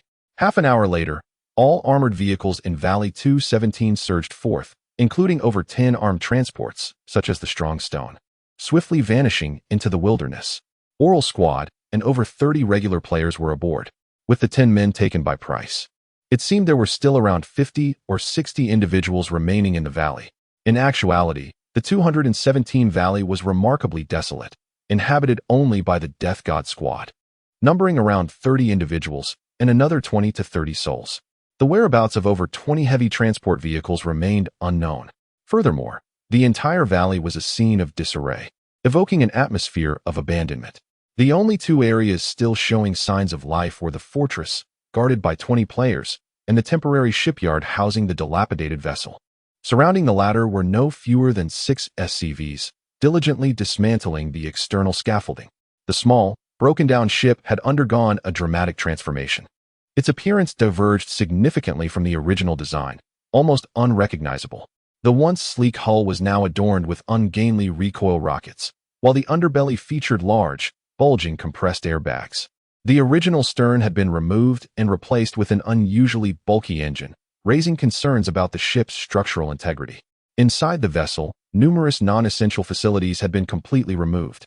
The mess hall, equipment rooms, life support systems, and other amenities were all dismantled to make room for player incubation pods. Precisely 100 of these pods were installed, each containing an unactivated player clone. In game terms, this preparation could be summarized as, all players have one life for this story campaign. This was what Chu Hang had been preparing while the players were out earning money. Everything was in readiness. Half an hour later, at the Strong Stone Convoy Command Center. Big Head, have you located the target? It's a large one, so it shouldn't be difficult to find. After an extensive search, it became evident that this wretched location was rife with considerable interference. Merely preventing the drone from crashing was proving to be quite the hassle. Suddenly, a spark of realization illuminated the atmosphere. 2 colossal battle vehicles, larger than the Strong Stone, came into view, their affiliation with the Grey Rock Clan unmistakably emblazoned upon them. Let me take a look, exclaimed the trio of Xiaohei, Rhine, and Qi Kuxiu as they gathered around to scrutinize the convoy displayed on the screen. Goodness, they are mobilizing in full force. It was truly unexpected that even the personal guard of the immortal Old Joe had been dispatched, accompanied by his vehicle, the Phoenix, and the flagship of the 2nd Brigade, the Sandstorm. These were formidable machines equipped with electromagnetic cannons. What fortune it is that they are converging in one area. This will undoubtedly facilitate matters for both Old Pooh and the captain. Just the thought of our impending actions stirs an exhilarating fervor within me. Who could argue otherwise? I feel as though I could take on 30 opponents right now. Keep boasting, retorted Datu, as he continued his search. The captain had mentioned that there might be more guests than just them. At the 217 Valley Fortress, the captain's voice resonated. The swarm has reached the base of the mountain. With no federal bombardment, these pests have amassed at least 2,000 to 3,000. It matters not. Rhine and the others will divert the swarm, came the calm response from Chu Hang. Simultaneously, within a valley several kilometers away, dozens of large off-road battle vehicles were stationed. The chariot's ornamentation exuded a savagery surpassing even that of the Greyrock clan, adorned with cranial trophies and rust-eaten iron plates daubed with sanguine totems, creating an overwhelming aura of untamed barbarity. They all originated from the Crimson Flame clan. Within the chariots, those detestable blood-eaters have diverted the insect swarm. Ugh, it is them. They were the ones who led the insects to our abode last time. Futile struggle. They have even deployed their most formidable strongstone, undoubtedly leaving their home defenses vulnerable. We shall directly assault the valley. Very well, tear through their defenses and devour everyone within the valley, accompanied by the roar of engines. The Crimson Flame clan's mutants drove their chariots, advancing menacingly towards the valley base, unaware that their every move was being observed by a drone suspended overhead. Rhine. The mutants have taken the bait. The Strongstone was currently speeding across the wasteland, flanked by other chariots, with thousands of ferocious insectoids trailing behind. The player's convoy, leading the insects, had circled the wasteland extensively, and estimating that the mutants were nearing the mountainside, they veered towards the Greyrock clan's main force concealed within the hollow. Phoenix, Command Center. Immortal Joe himself had taken command, his colossal figure standing before the observation window, gazing upon the valley fortress's defense, a cold smile playing upon his lips. Did they truly believe that repeating the same trick would work? The swarm of insects this time was unprecedented in size, far beyond what a few vehicles could divert, thus necessitating the deployment of the Strongstone, a target large enough to draw their attention. However, in doing so, regardless of whether the bait could ultimately escape unscathed, the vulnerability of their home would surely spell their doom. I need not lift a finger. The mutants shall exact their revenge on your behalf. Immortal Old Joe reveled in his triumph, yet the sudden exclamations from his subordinates caused his expression to darken. My lord, they have brought the swarm to our doorstep. Chapter 85. Jumping the Gang. Jumping the Gang. What did you say? Immortal Old Joe, in disbelief, seized his subordinate by the throat. The man's towering 2-meter stature felt diminutive in his grasp. Do they wish to engage in direct confrontation? Have they lost their minds? Cough, cough, my lord. They intend to perish together. We must open fire preemptively. We cannot allow them to disrupt our formation. Immortal Old Joe snorted coldly, releasing his subordinate. Then let us grant them their wish. Charge the main cannon of the Sandstorm and send them to hell. Understood. The massive convoy of Greystone vehicles began to mobilize. They had to relocate from the valley to the expansive wasteland before the swarm was drawn in, to fully unleash the firepower and maneuverability of their war machines. However, boom, boom, a series of explosions erupted suddenly along the convoy's path. My lord, the exit has been mined. What nonsense is this? What are the sentinels for? How could they possibly lay mines right under your noses? His subordinate fell silent, equally perplexed. Meanwhile, aboard the Strongstone, a hearty laugh erupted. Ha ha ha, big head. You truly have outdone yourself. The drone swarm mimicking landmines. How did you conceive of such an idea? Do not underestimate me, you scoundrel, Big Head replied, brimming with pride. Until now, it had been these fellows performing, and finally, he had his moment to shine. The drones were not rotary wing aircraft, but rather camouflaged spider robots equipped with explosives. These diminutive contraptions masqueraded as rocks, ubiquitous in the wasteland, and followed pre-programmed routes, inching their way to strategic locations near the target's path, triggering upon the enemy's approach. Given the minimal need for agile maneuverability, akin to remote-controlled bomb cars, the two could readily assemble a multitude of them himself. As a veteran player with expertise in electronics and engineering, these devices were a cinch for him.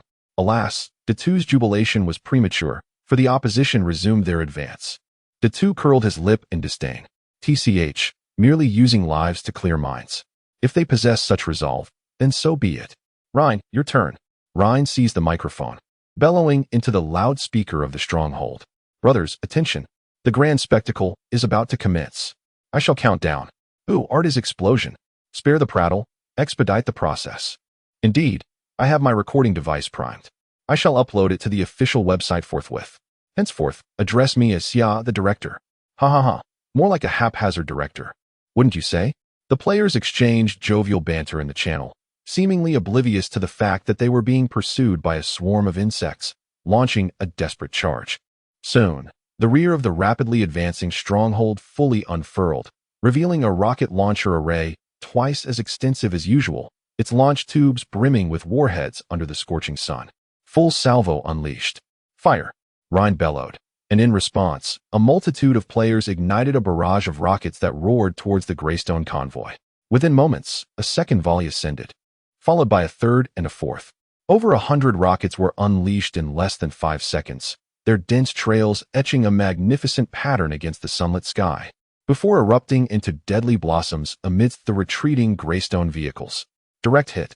Ha ha ha. Let the searing truth of these flames consume all. More. I haven't had my fill. Damn.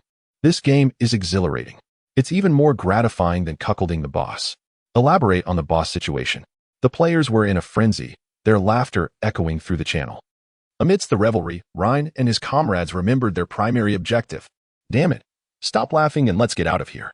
We must flee immediately before the counterattack commences. After setting the strong stone to autopilot, the four scattered, leaping from the vehicle and being caught by other players' war machines. Much obliged, brother. Rhine was hauled into the back of an off-road vehicle, donning a ballistic vest reinforced with steel plates, a bandolier brimming with shotgun shells and grenades, and hefting a 20mm shotgun. He grinned, accepting the offered armaments. Then, with a wave of his hand towards the remaining vehicles containing Xiaohe, Datu, and others, the group understood the signal and gently tapped the roofs of their respective off-road vehicles. The convoy swiftly dispersed, leaving the powerful strong stone behind.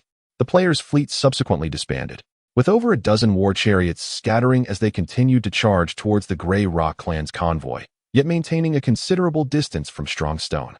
In the next moment, a brilliant flash of fire erupted from the dust in the valley, followed by a deafening sonic boom as a mass projectile struck Strong Stone directly, resulting in the catastrophic explosion of the now empty war chariot. Boom. The main structure of Strong Stone shattered, debris flying in all directions. Wow, we were lucky to escape quickly. Is this the electromagnetic cannon? It's incredibly powerful. Hey, we're the ones getting hit here. What does it matter? It was merely a target for them to vent their frustrations. We can enjoy the spectacle like a fireworks show. This statement held truth. If Strong Stone hadn't taken the hit, it would have been us. Rhine chuckled heartily, raising his shotgun high and shouting, "Charge! Let us show the enemy our might. Roar! Jump in! Hurrah! For the Empire! For the little dried fish!" The players' war chariots surged into the smoke of the explosion. The Grey Rock Clan's vehicles had just navigated through a minefield when they were bombarded by hundreds of rockets, plunging them into utter chaos, unable to discern friend from foe. The Wild Sand vehicle also took a hit from a rocket.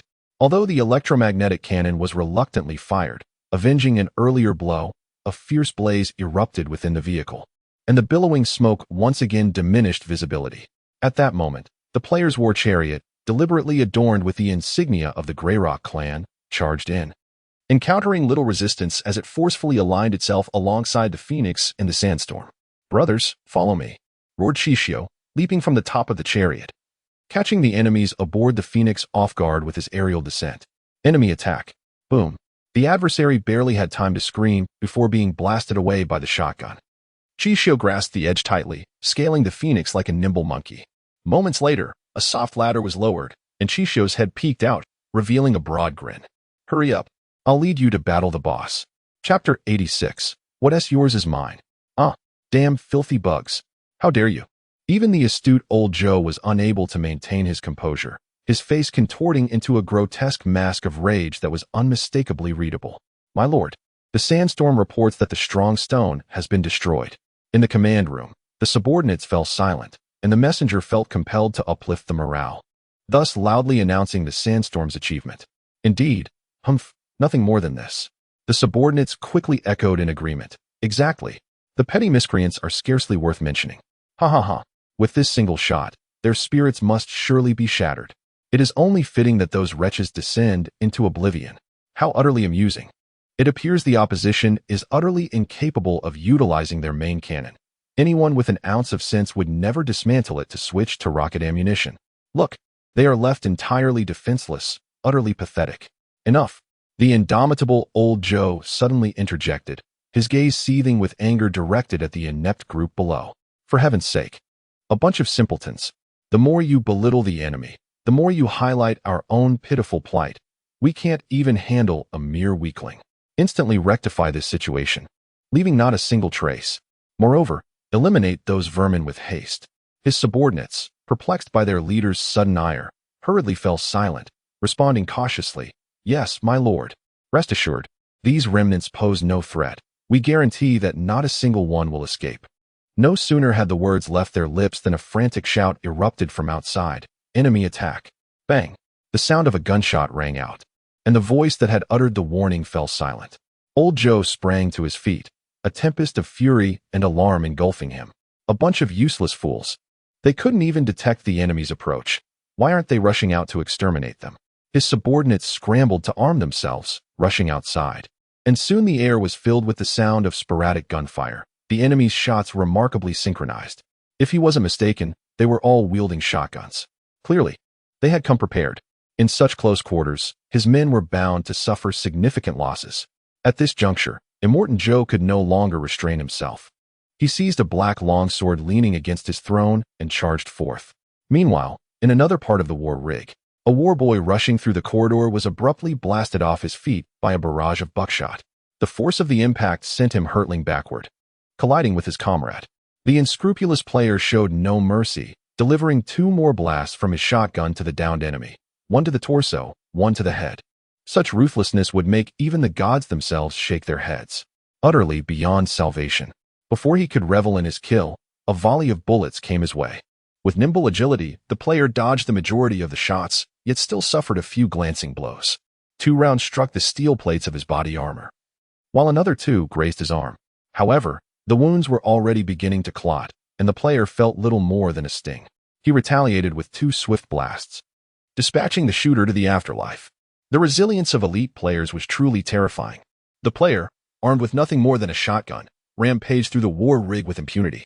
His exploits rivaled those of an unscrupulous warrior from Call of Duty. With the player leading the charge, his comrades advanced with ease. Some even ventured into the war rig's engine room, where they mercilessly slaughtered the unarmed crew.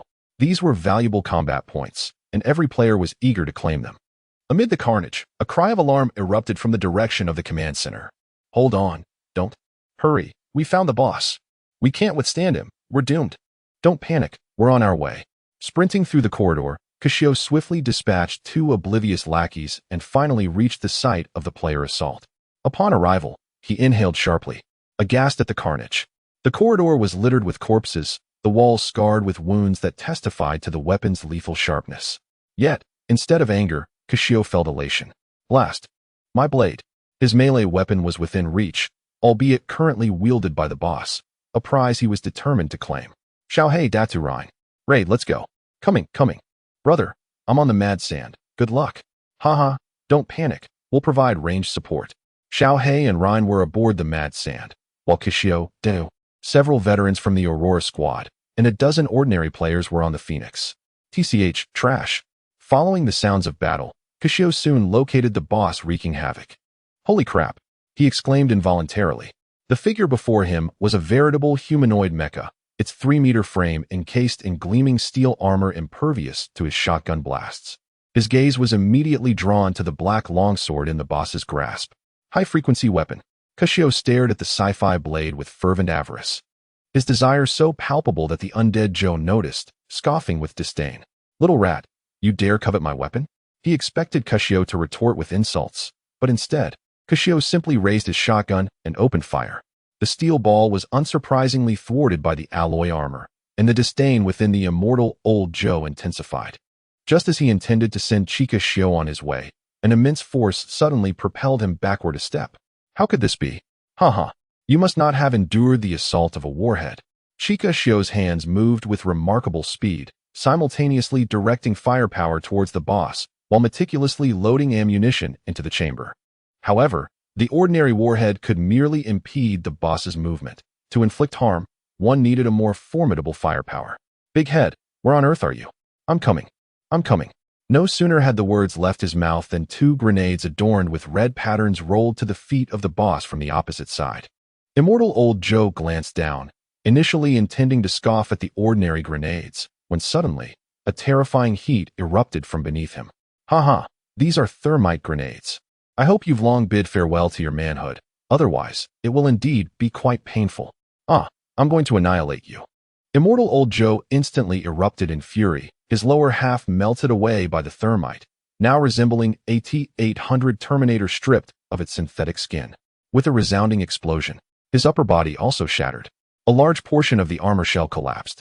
With a powerful push of his metallic legs against the deck, he launched himself forward like a cannonball, brandishing his long knife and charging towards Chikushio with a speed that had more than doubled. Chapter 87. Your calculations are exceedingly loud. Come on, confirm the boss's location. He's right behind me. He's about to slice my backside. Certainly. All right. Make a left turn ahead and head towards the starboard side. Without hesitation, Chikushio sprinted down the corridor of the Phoenix, pursued relentlessly by the transformed, undying old Joe. Within mere seconds, they reached the outer deck. Get down. Trusting his teammates implicitly, Chikushio immediately dropped to the ground. In the next moment, the shrill whistle of a bullet whizzed past his head, followed by the sound of bullets striking metal and the enraged roar of the boss. Chikushio glanced upwards and discovered that Xiaohei was providing cover with the machine gun from the sandstorm. The fire aboard the sandstorm had spiraled out of control, suggesting that the enemies inside were nearing their demise. Now is your chance. Get out of there, came Ryan's urgent voice. Chikushio noticed nothing else but a turret swiveling in their direction, causing his hairs to stand on end as he rolled towards the edge with utmost haste. No way, are you serious? Boom. A shell detonated on the deck of the Phoenix, and Chikushio clung desperately to the railing, narrowly avoiding being thrown off by the shockwave. Wow, that cannon is something else. Did you hit it? Did you blow it up? Ryan and Xiaohei's voices echoed through the channel, yet Chikushio found himself too preoccupied to respond. Damn it, my knife. If it's damaged, the captain should be able to fix it, right? He scrambled back onto the deck, and as the smoke was swept away by the fierce wind, he anxiously glanced towards the epicenter of the explosion. No one. Surely it must have hit. Did the explosion send him flying? Just as the three were engulfed in uncertainty, a deafening sound belonging to the electromagnetic cannon erupted beneath Chikushio's feet. What on earth is happening? To my astonishment, I discovered that the turret where Ryan and the others were located had been struck directly by the main cannon of the Phoenix, its immense power tearing apart half of the vessel. Ryan, Little Black, are you still alive? Damn it. All the enemies in the vehicle are dead. Who fired the main cannon? Just as I was engulfed in confusion, a voice suddenly emerged from the channel. Axel, I've spotted the boss. He is severely injured in the control room. It was he who fired the cannon. Block him. I'm on my way. Axel's spirits lifted, and with a fierce determination, he charged toward the control room. Before he arrived, he heard the sound of intense gunfire, the distinctive roar of a rotary machine gun unleashing a barrage. Clearly, it wasn't in Big Head's possession, which left only the boss as the culprit. Sure enough, upon arrival, Axel saw Big Head crouching at the doorway with a shotgun, while the boss was lurking in the control room, relentlessly spraying bullets at the only entrance. Anyone who dared to enter would be riddled with holes. Here I come, Big Head exclaimed with a grin, noticing Axel's equally disheveled state. This guy is hiding inside, and once he come out, I'm at a loss here. Hackin', do I look like I brought the equipment? Axel replied awkwardly. What about the thermite grenades? Use them all. Those things are exorbitantly priced at the store. And with my lieutenant rank, I can only purchase 2. Big Head rolled his eyes. So, what shall we do then? We can only wait it out. Soon enough. It won't be us in a hurry. You remain vigilant here while I search for something useful within the control room, mere walls away. My children, gather around me. The enemy has been vanquished. Surround them. Tear them apart. Do not allow them to desecrate our sacred war chariot. All valiant sons of warfare shall enter the hall of valor. At this moment, the immortal old Joe appeared somewhat disheveled. Though he had not been directly killed in the explosion, he was nonetheless injured by the shockwave.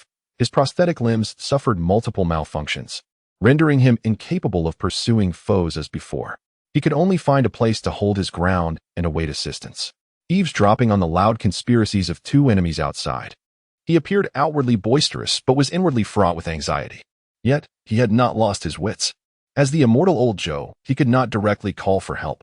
Rather, he needed to grandly deceive his subordinates into rallying to his aid.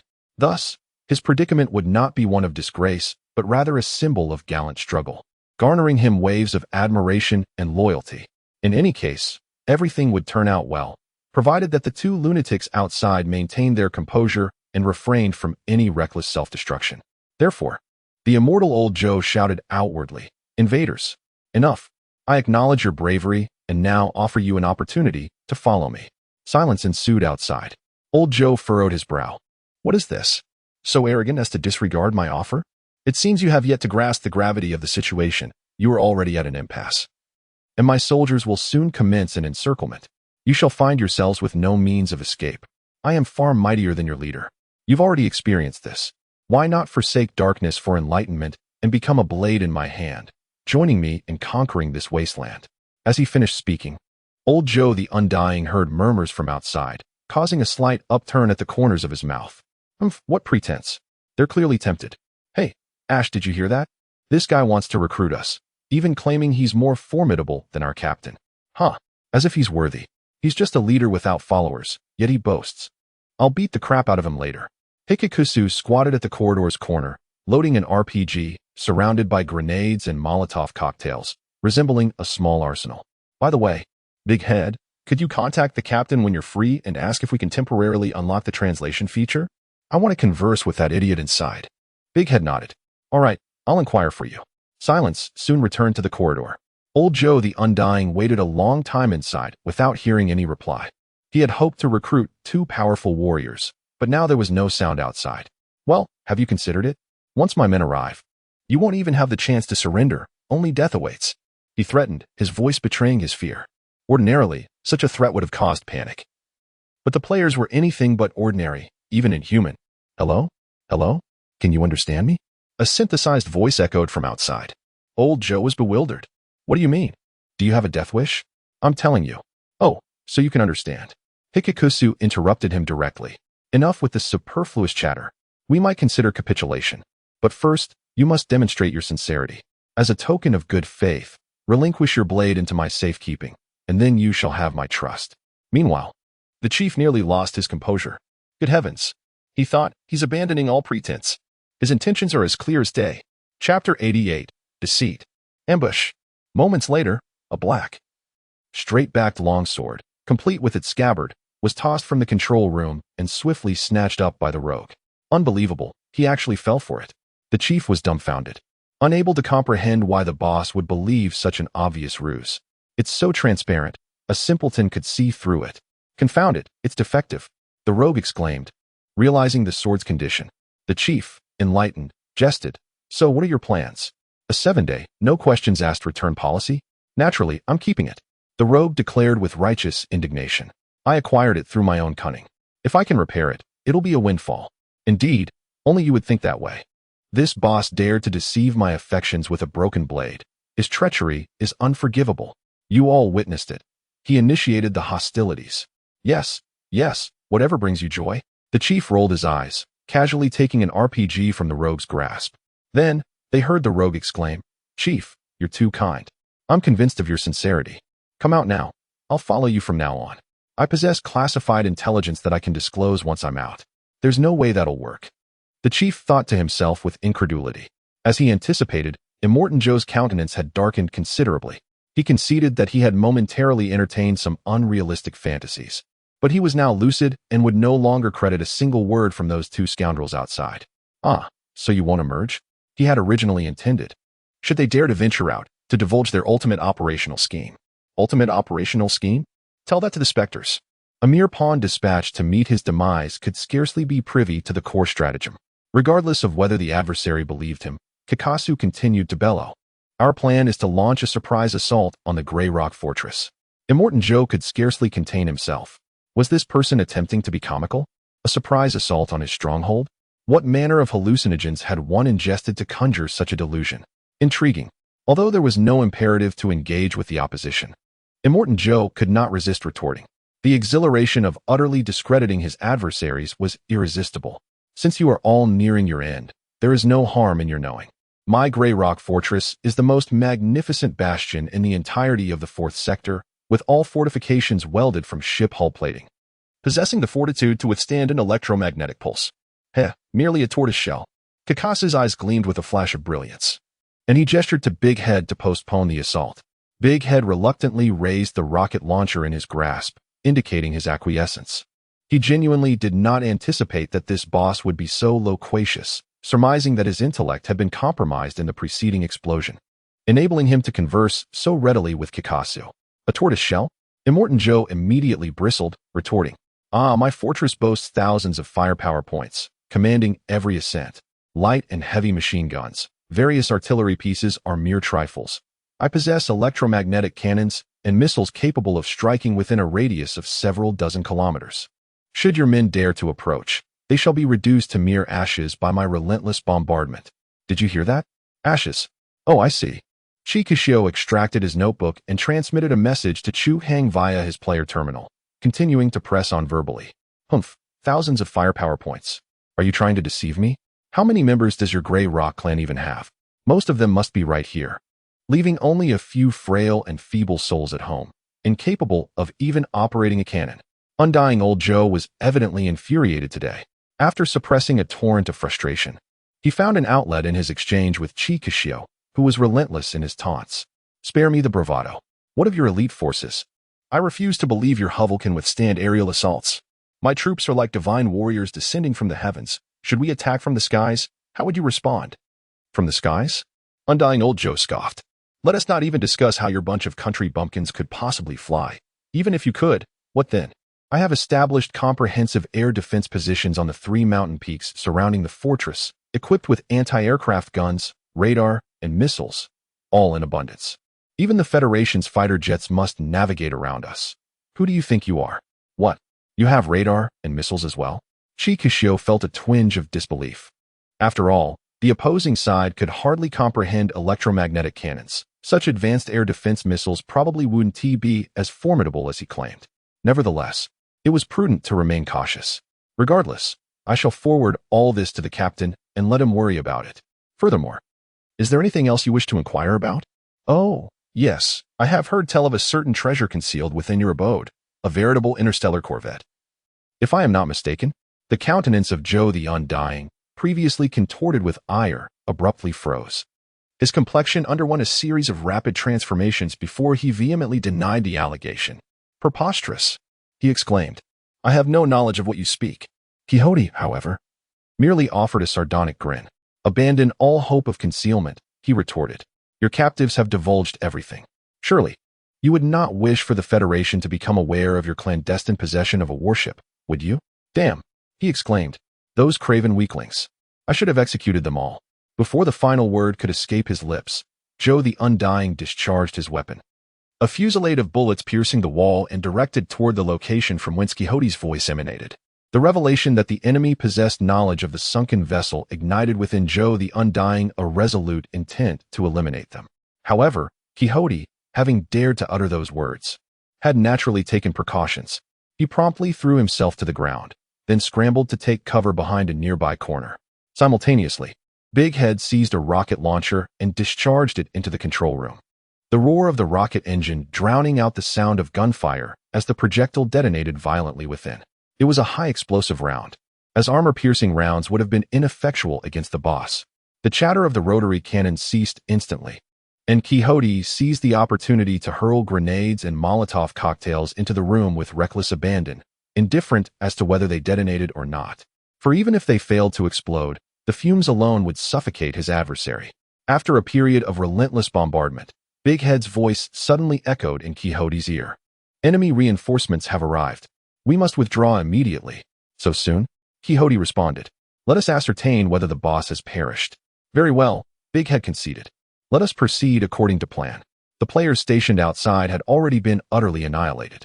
Escaping is an impossibility. However, one can study the boss and find a suitable location to mount a defense. The two swiftly gathered the equipment strewn across the ground and hurried towards the lowest level of the Phoenix, where the vehicle's power source resided. Should it be damaged or disabled, the encroaching swarm would devour the entire vehicle in mere moments, making it the most advantageous position for defense. Once they departed, the War Sons were left aghast at the scene before them. In their frantic search, they eventually spotted the undead old Joe clinging to the window ledge. His body reduced to a mere half. I shall obliterate you all. No one can stop me, I assure you. Chapter 89. Midfield. Reality when old Joe was rescued. He was left with only his upper half. His remaining torso was riddled with scorch marks, and it appeared that his original visage had been entirely incinerated, revealing a terrifying metallic face beneath. Yet, without a doubt, he was still alive. The brutal scene filled the War Sons with trepidation. What formidable foe could force their master into such a dire predicament? Old Joe was carried away by his subordinates. Even in his diminished state, this iron mass required no fewer than 6 War Sons to lift him, albeit with great difficulty. Meanwhile, Chica Xiao and Big Head successfully concealed themselves in the engine room at the lowest level. The cramped chamber was saturated with noise and the pungent scent of machine oil. Big Head, armed with a bag full of explosives, meticulously placed them in every corner of the engine compartment, while Chica Xiao stood guard at the door, ready to prevent any enemy incursions. Soon, the air was filled with the sound of approaching footsteps and shouts. They had been discovered. Bang! Chica Xiao fired first. The newly arrived son of war, yet unacquainted with his shotgun's potency, was immediately blasted backward. His adversaries lined up in the narrow corridor, practically offering themselves as targets. Indeed, he mused, the combat logic of this AI leaves much to be desired. To charge a shotgun position in such terrain, his gloating was cut short as a riot shield materialized at the corridor's end. Very well, he conceded, the AI's combat logic is indeed capable of evolving. But let's see how it fares against this. He disengaged a grenade's safety with his teeth, cradling it for a few moments before hurling it toward the shield-bearing foe. His throwing power was formidable. The enemy barely registered his motion before the grenade soared above their ranks. The airburst grenade detonated, obliterating the entire corridor of adversaries. Bravo! He exclaimed with exaggerated praise. After an extended lull, with no further enemies presenting themselves as targets, he leaned languidly against the doorframe. Big Head tossed him a bottle of water. How are you holding up? You've been engaged in intense combat since the beginning. Exhilarating, he replied, draining the bottle in rapid gulps. Fatigue, you say? Not at all. This body is proving more resilient than I anticipated. I believe I even leveled up a moment ago. I'm brimming with energy. I was referring to your mental state, the stability of the neural link, things of that nature, Big Head clarified. He pondered for a moment, then shook his head. Neither. I'm in a state of utter exhilaration, devoid of any fatigue. I even sense a heightened connection with this body, as if we've become one. Perhaps the Imperial Army's calisthenics have improved your coordination? Big Head speculated, nodding in agreement. I share the identical sentiment, perceiving this realm as my primary existence. I've even begun to regard my real-world persona with a degree of disdain. Wouldn't you concur that we've reached the twilight of our digital addiction? Indubitably. However, considering the multitude who yearn to experience Stardust and remain unable, we ought not to feign discontent. My sole apprehension lies in the hyperrealism of this game world, and whether we might one day find ourselves ensnared within it, or perhaps willingly confined. Quick Xiao sighed and clapped Big Head on the shoulder. I comprehend your perplexity. Unlike myself, who is unencumbered by earthly ties, your roots lie in the other world. You're already leveraging the hacking acumen acquired here to generate income and supplement your family's needs, aren't you? Big Head nodded. Hold. Quick Xiao swiftly covered Big Head's mouth.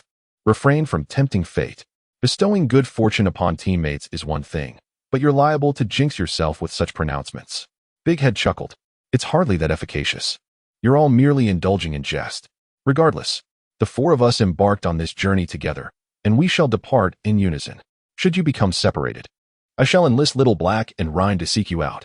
Do not contemplate absconding on your own. Understood. Thank you. A sense of relief washed over Big Head's countenance. His circumstances in the real world were, to put it mildly, dire. His foray into Stardust was motivated not only by the prospect of financial gain, but also as an escape from reality. Back on Blue Star, ever since the disintegration of the United States of America presidential election and the dissolution of the Federation, incessant warfare has plagued the globe. Contamination and extreme climate have ravaged the planet, compelling humanity to abandon vast swathes of contaminated regions and concentrate 70% of the population within colossal megacities. Ironically, while Stardust depicts a wasteland, is our reality not a wasteland as well?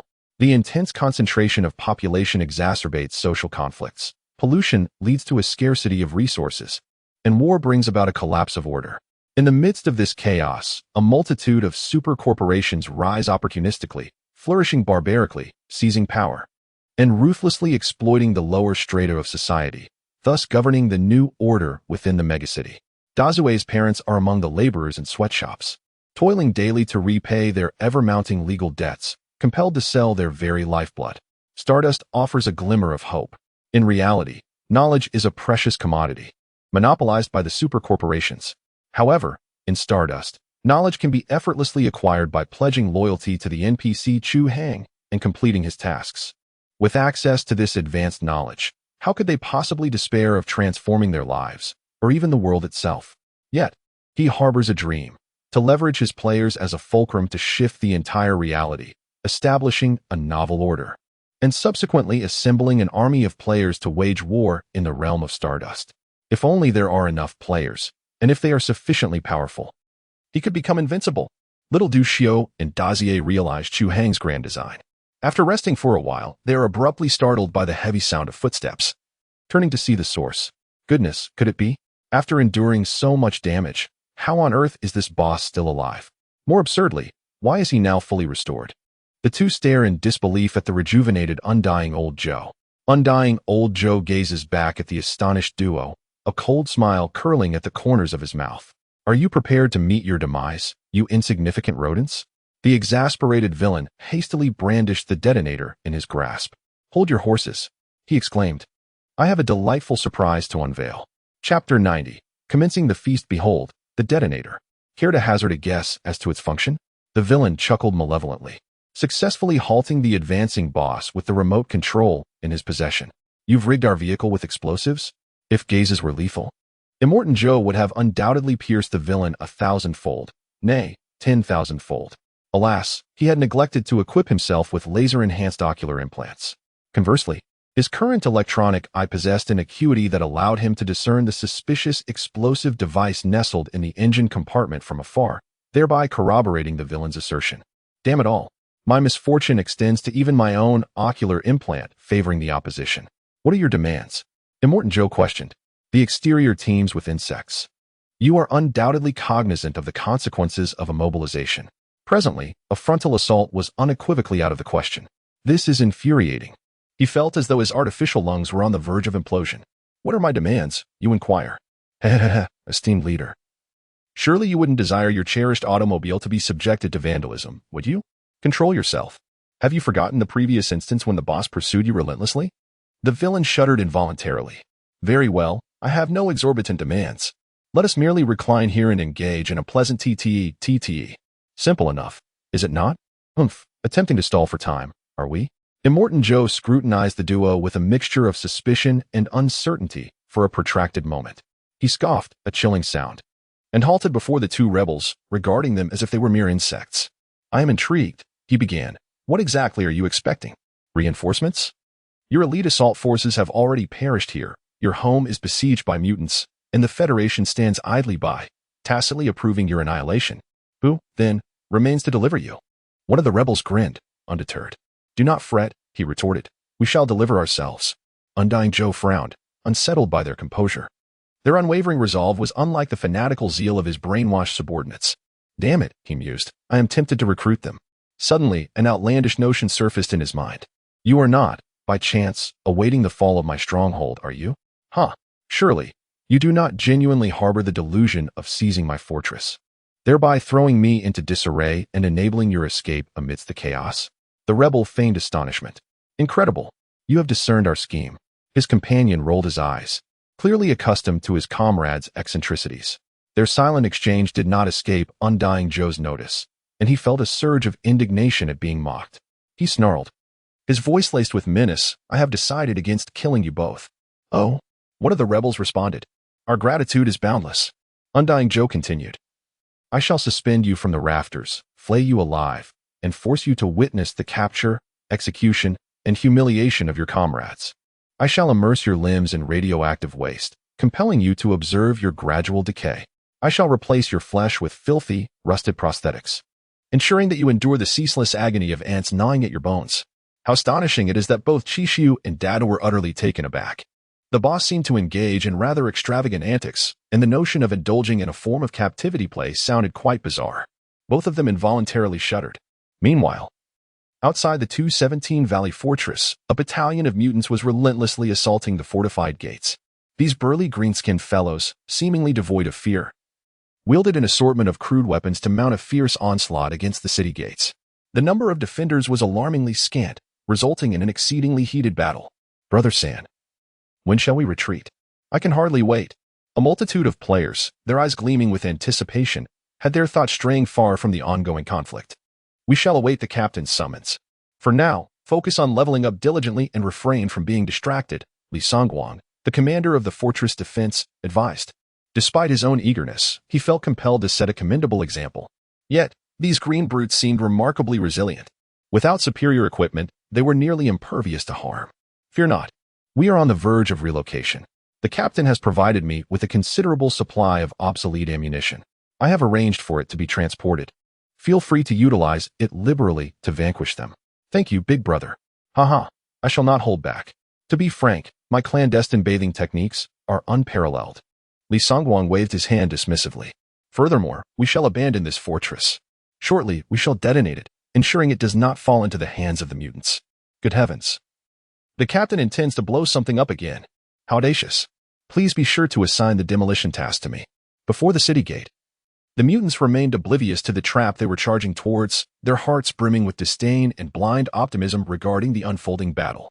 Little mice, roar. Hurry and scratch my itch with your tiny hoses. Two, you truly are not picky, just be cautious not to taint the food with peculiar flavors. Laughter echoed as they marveled at the grandeur of the fortress, bemused by the sparse number of defenders. What a waste. Why not let us reside here? Indeed, this territory of blood and flesh is quite splendid, easily defensible and impervious to pests. Why not relocate here? I've heard there are crimson flame mines nearby. Does it truly matter where we extract them? Exactly. The neighboring federation is weak and feeble. After we seize their resources, they won't dare utter a sound. If we move here, we shall feast on blood and flesh daily. Before they had even captured the fortress, they began to fantasize about a prosperous future. Little did they know, the players were not taking the battle seriously. The green-skinned creatures wielded weapons of inferior quality, primarily of white grade, and their bodies bore little wealth. The players had little interest in them. Thus, Li Songguang and his comrades refrained from utilizing their Gauss rifles, seizing the opportunity instead to clear their inventories, practice their marksmanship, and accumulate experience. Essentially, they were merely indulging the green-skinned ones in play.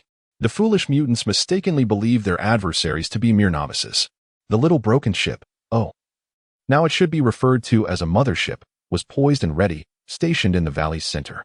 Chu Hang stood at the airlock, awaiting the system's final self-check. Self-check progress 100, activation permitted. A glimmer of determination sparkled in Chu Hang's eyes, immediately waving at several nearby SCVs. He contacted Li Songguang and his team on the front line, preparing for withdrawal. Upon receiving the message, Li Songguang atop the city wall felt a surge of determination.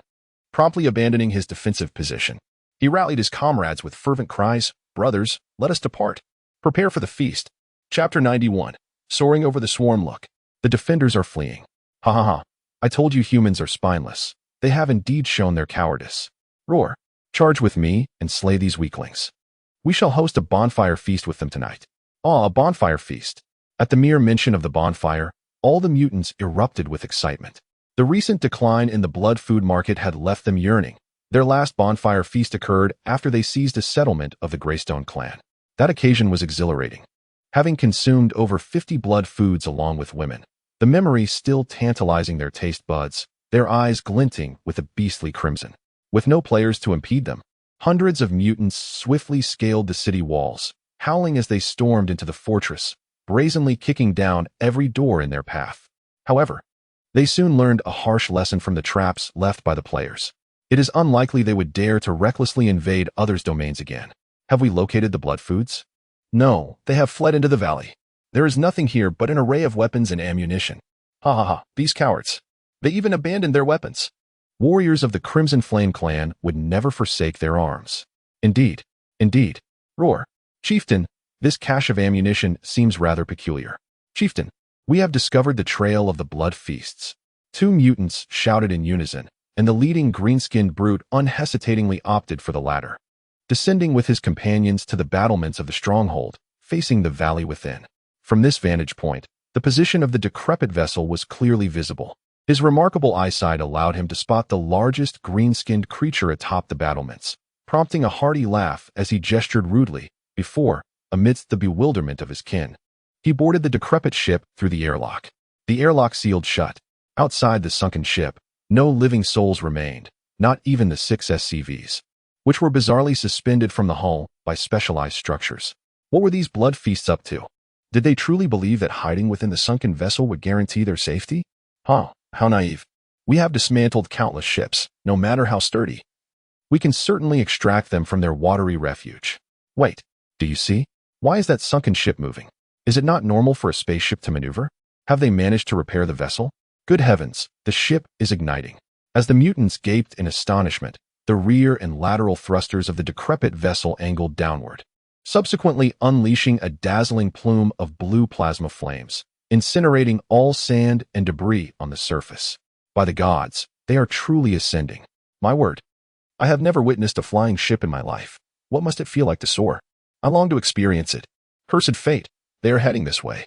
We must retreat. It is far too large, and it can fly. We stand no chance of victory. Quickly, let us seek refuge within the castle. The greenskins bellowed in disarray. Due to the sundering of civilization, they were only cognizant of the existence of the vessel, yet remained ignorant of its capabilities. The mere sight of a colossal, encroaching shadow was sufficient to saturate their primitive minds with awe and trepidation. Fear not, the chieftain exhorted, endeavoring to stem the tide of panic in this critical juncture. You are all warriors of the clan.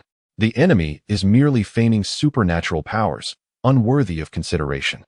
As long as a resounding gunshot reverberated from above, the green-skinned chieftain's upper torso erupted instantaneously, splattering the adjacent mutants with repulsive gore. At this juncture, their craving for flesh had entirely dissipated. Their sole desire was to flee into the fortress and seek refuge from the behemoth overhead.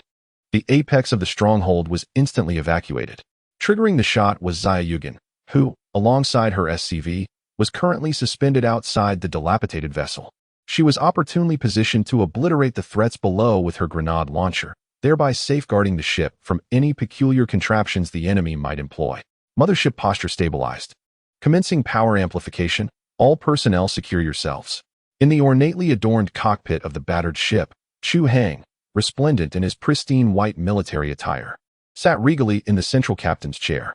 Before him was a helm that had ascended from the floor, which he was employing to manipulate the mothership's flight attitude. Occupying the original helmsman's seat was Fanxing Diandian, radiating an air of dignified elegance.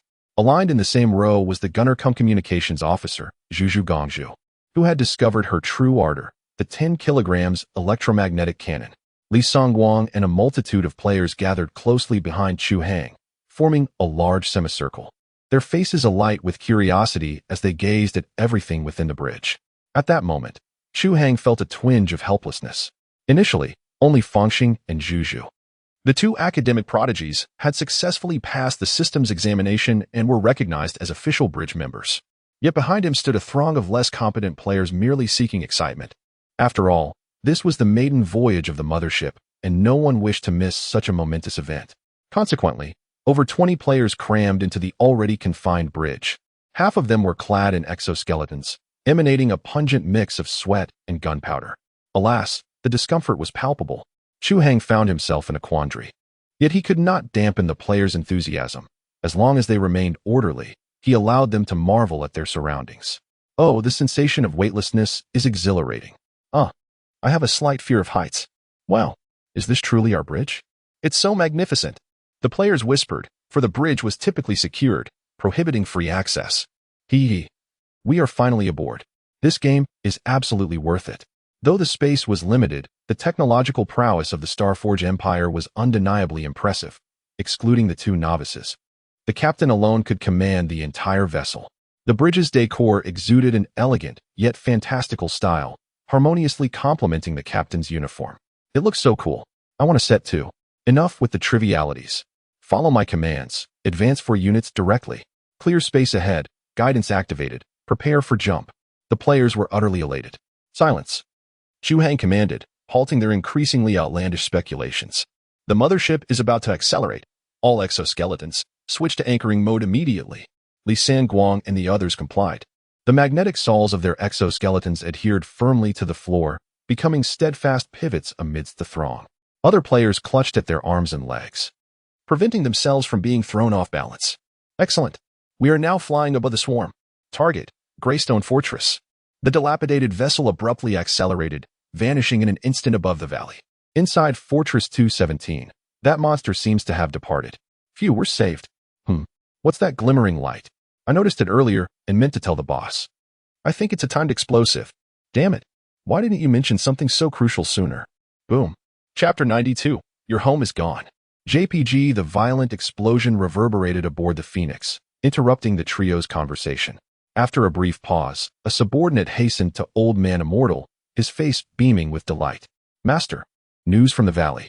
Old Man Immortal's lips curled into a smile, anticipating favorable tidings from the subordinate's expression.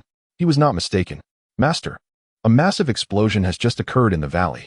Judging by the scale of the smoke plume, the force was sufficient to obliterate the entire fortress. A gleeful grin spread across Old Man Immortal's face. Ha ha ha, truly the finest news I've heard all day. A magnificent detonation. This blast will certainly shatter the hopes of certain individuals, wouldn't you agree, little mouse? He eagerly turned his gaze towards Chikashio, hoping to witness a look of despair on his face. However, Chikashio's demeanor left him utterly disappointed. Had it truly exploded? At that moment, Chikashio did not appear disheartened. On the contrary, his expression was brimming with surprise and anticipation. What a splendid explosion! Chikashio suddenly slapped his thigh, startling the immortal old Xiao and his subordinates. This man must be insane. Why is he so jubilant when his own home has been destroyed? Little brat, give it up. You need not pretend anymore. I know you are internally crumbling, terrified and frightened. You could simply cry it out, and we would have a good laugh. Chikashio blinked his eyes and suddenly covered his face in simulated distress. Oh yes, yes, yes, I am truly in agony. I am so scared. What will I do without my home? But immediately after, he lowered his hands to reveal a radiant smile. Did I cry? I was only pretending. Old Xiao was incensed to the point of fury. I refuse to stoop to your level. You are nothing but a coward whose mind has twisted from fear. Unable to confront reality, Chikashio chuckled and shrugged his shoulders. As long as you are happy, that's all that matters. His demeanor was so infuriating that old Xiao felt an overwhelming urge to eliminate this insolent wretch before him. Just then, hurried footsteps echoed from the corridor behind them. My lord, what now? Speak quickly. Another subordinate rushed in, panting, his voice laced with disbelief. My lord, the observation post has just reported that a spaceship has emerged from the dense smoke in the valley. It is hurtling towards us at an alarming speed. What did you say? Immortal Old Joe's expression was remarkably vivid. His rational mind informed him that his subordinates were speaking nonsense. Yet he was immediately reminded of Chikashio's prior comments, leaving him in disbelief as he turned to gaze at that insufferable fellow. You actually possess a spaceship, and you have managed to repair it. Chikashio wore a nonchalant demeanor, casually digging at his ear, raising his right hand in a gesture of feigned deafness. Huh? What spaceship? What repair? Immortal Old Joe gritted his teeth in frustration. Your denial is futile. The Federation will soon learn of this, and with their petty nature, your demise will swiftly follow. Well, it seems we are in the same predicament then. Chikashio implied that Immortal Old Joe must also be concealing a spaceship, and if the Federation came calling, they would not be spared either. Immortal Old Joe ground his metallic teeth in exasperation. This insufferable person was truly infuriating. When would he be able to rid himself of him? Suddenly, a thought struck him. Quickly, where is your spaceship headed? Oh, I already told you, there is no spaceship. It is merely a model. What we launched was a harmless model aircraft. Do you honestly think anyone would believe your absurd claims? Immortal Old Joe seized Chica Shio by the collar, lifting him off the ground, which caused both to raise their remote controls in alarm. Fine, fine. I previously mentioned that we are headed to your stronghold. Immortal Old Joe was momentarily stunned, his grip on Chica Shio loosening unconsciously. As soon as Chica Shio touched the ground, he swiftly retreated several paces, continuing his provocative banter. Some individuals are merely cowards, distorted by their fear, unable to confront reality. These were the words spoken by the undying Old Joe. Ah, I shall end your existence. The undying Old Joe erupted in fury, ready to strike. Yet he was swiftly restrained by two of his subordinates. Ultimately, he was dragged away by them. A multitude of war children surged into the engine room, encircling the two. While they remained remarkably composed, reminiscent of Li Yunlong bound with explosives, they witnessed a spacecraft trailing a long flame streak, diving down from above. He desired to bring it down with the main cannon, but alas, the elevation angle of the main cannon aboard the undying bird was insufficient. He could only watch helplessly as the ship soared over the swarm of insects, hurtling towards his home.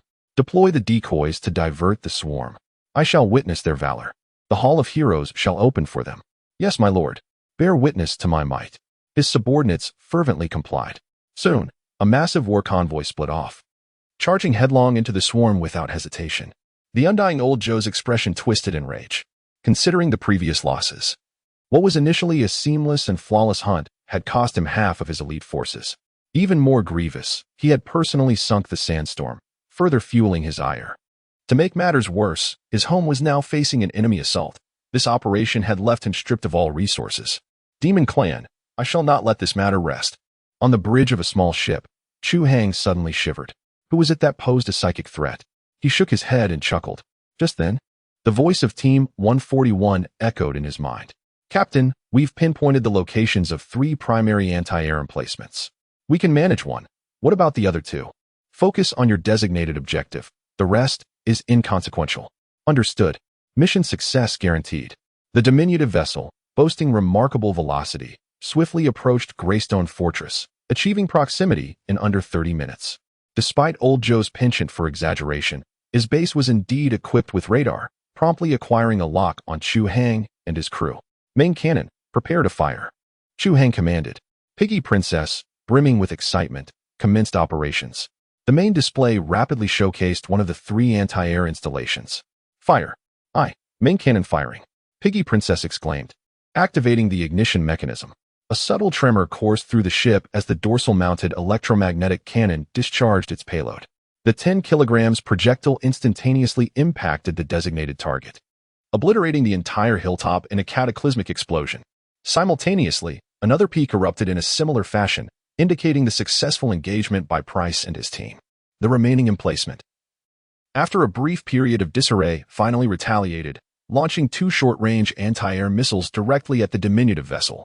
All defensive units, prepare for interception.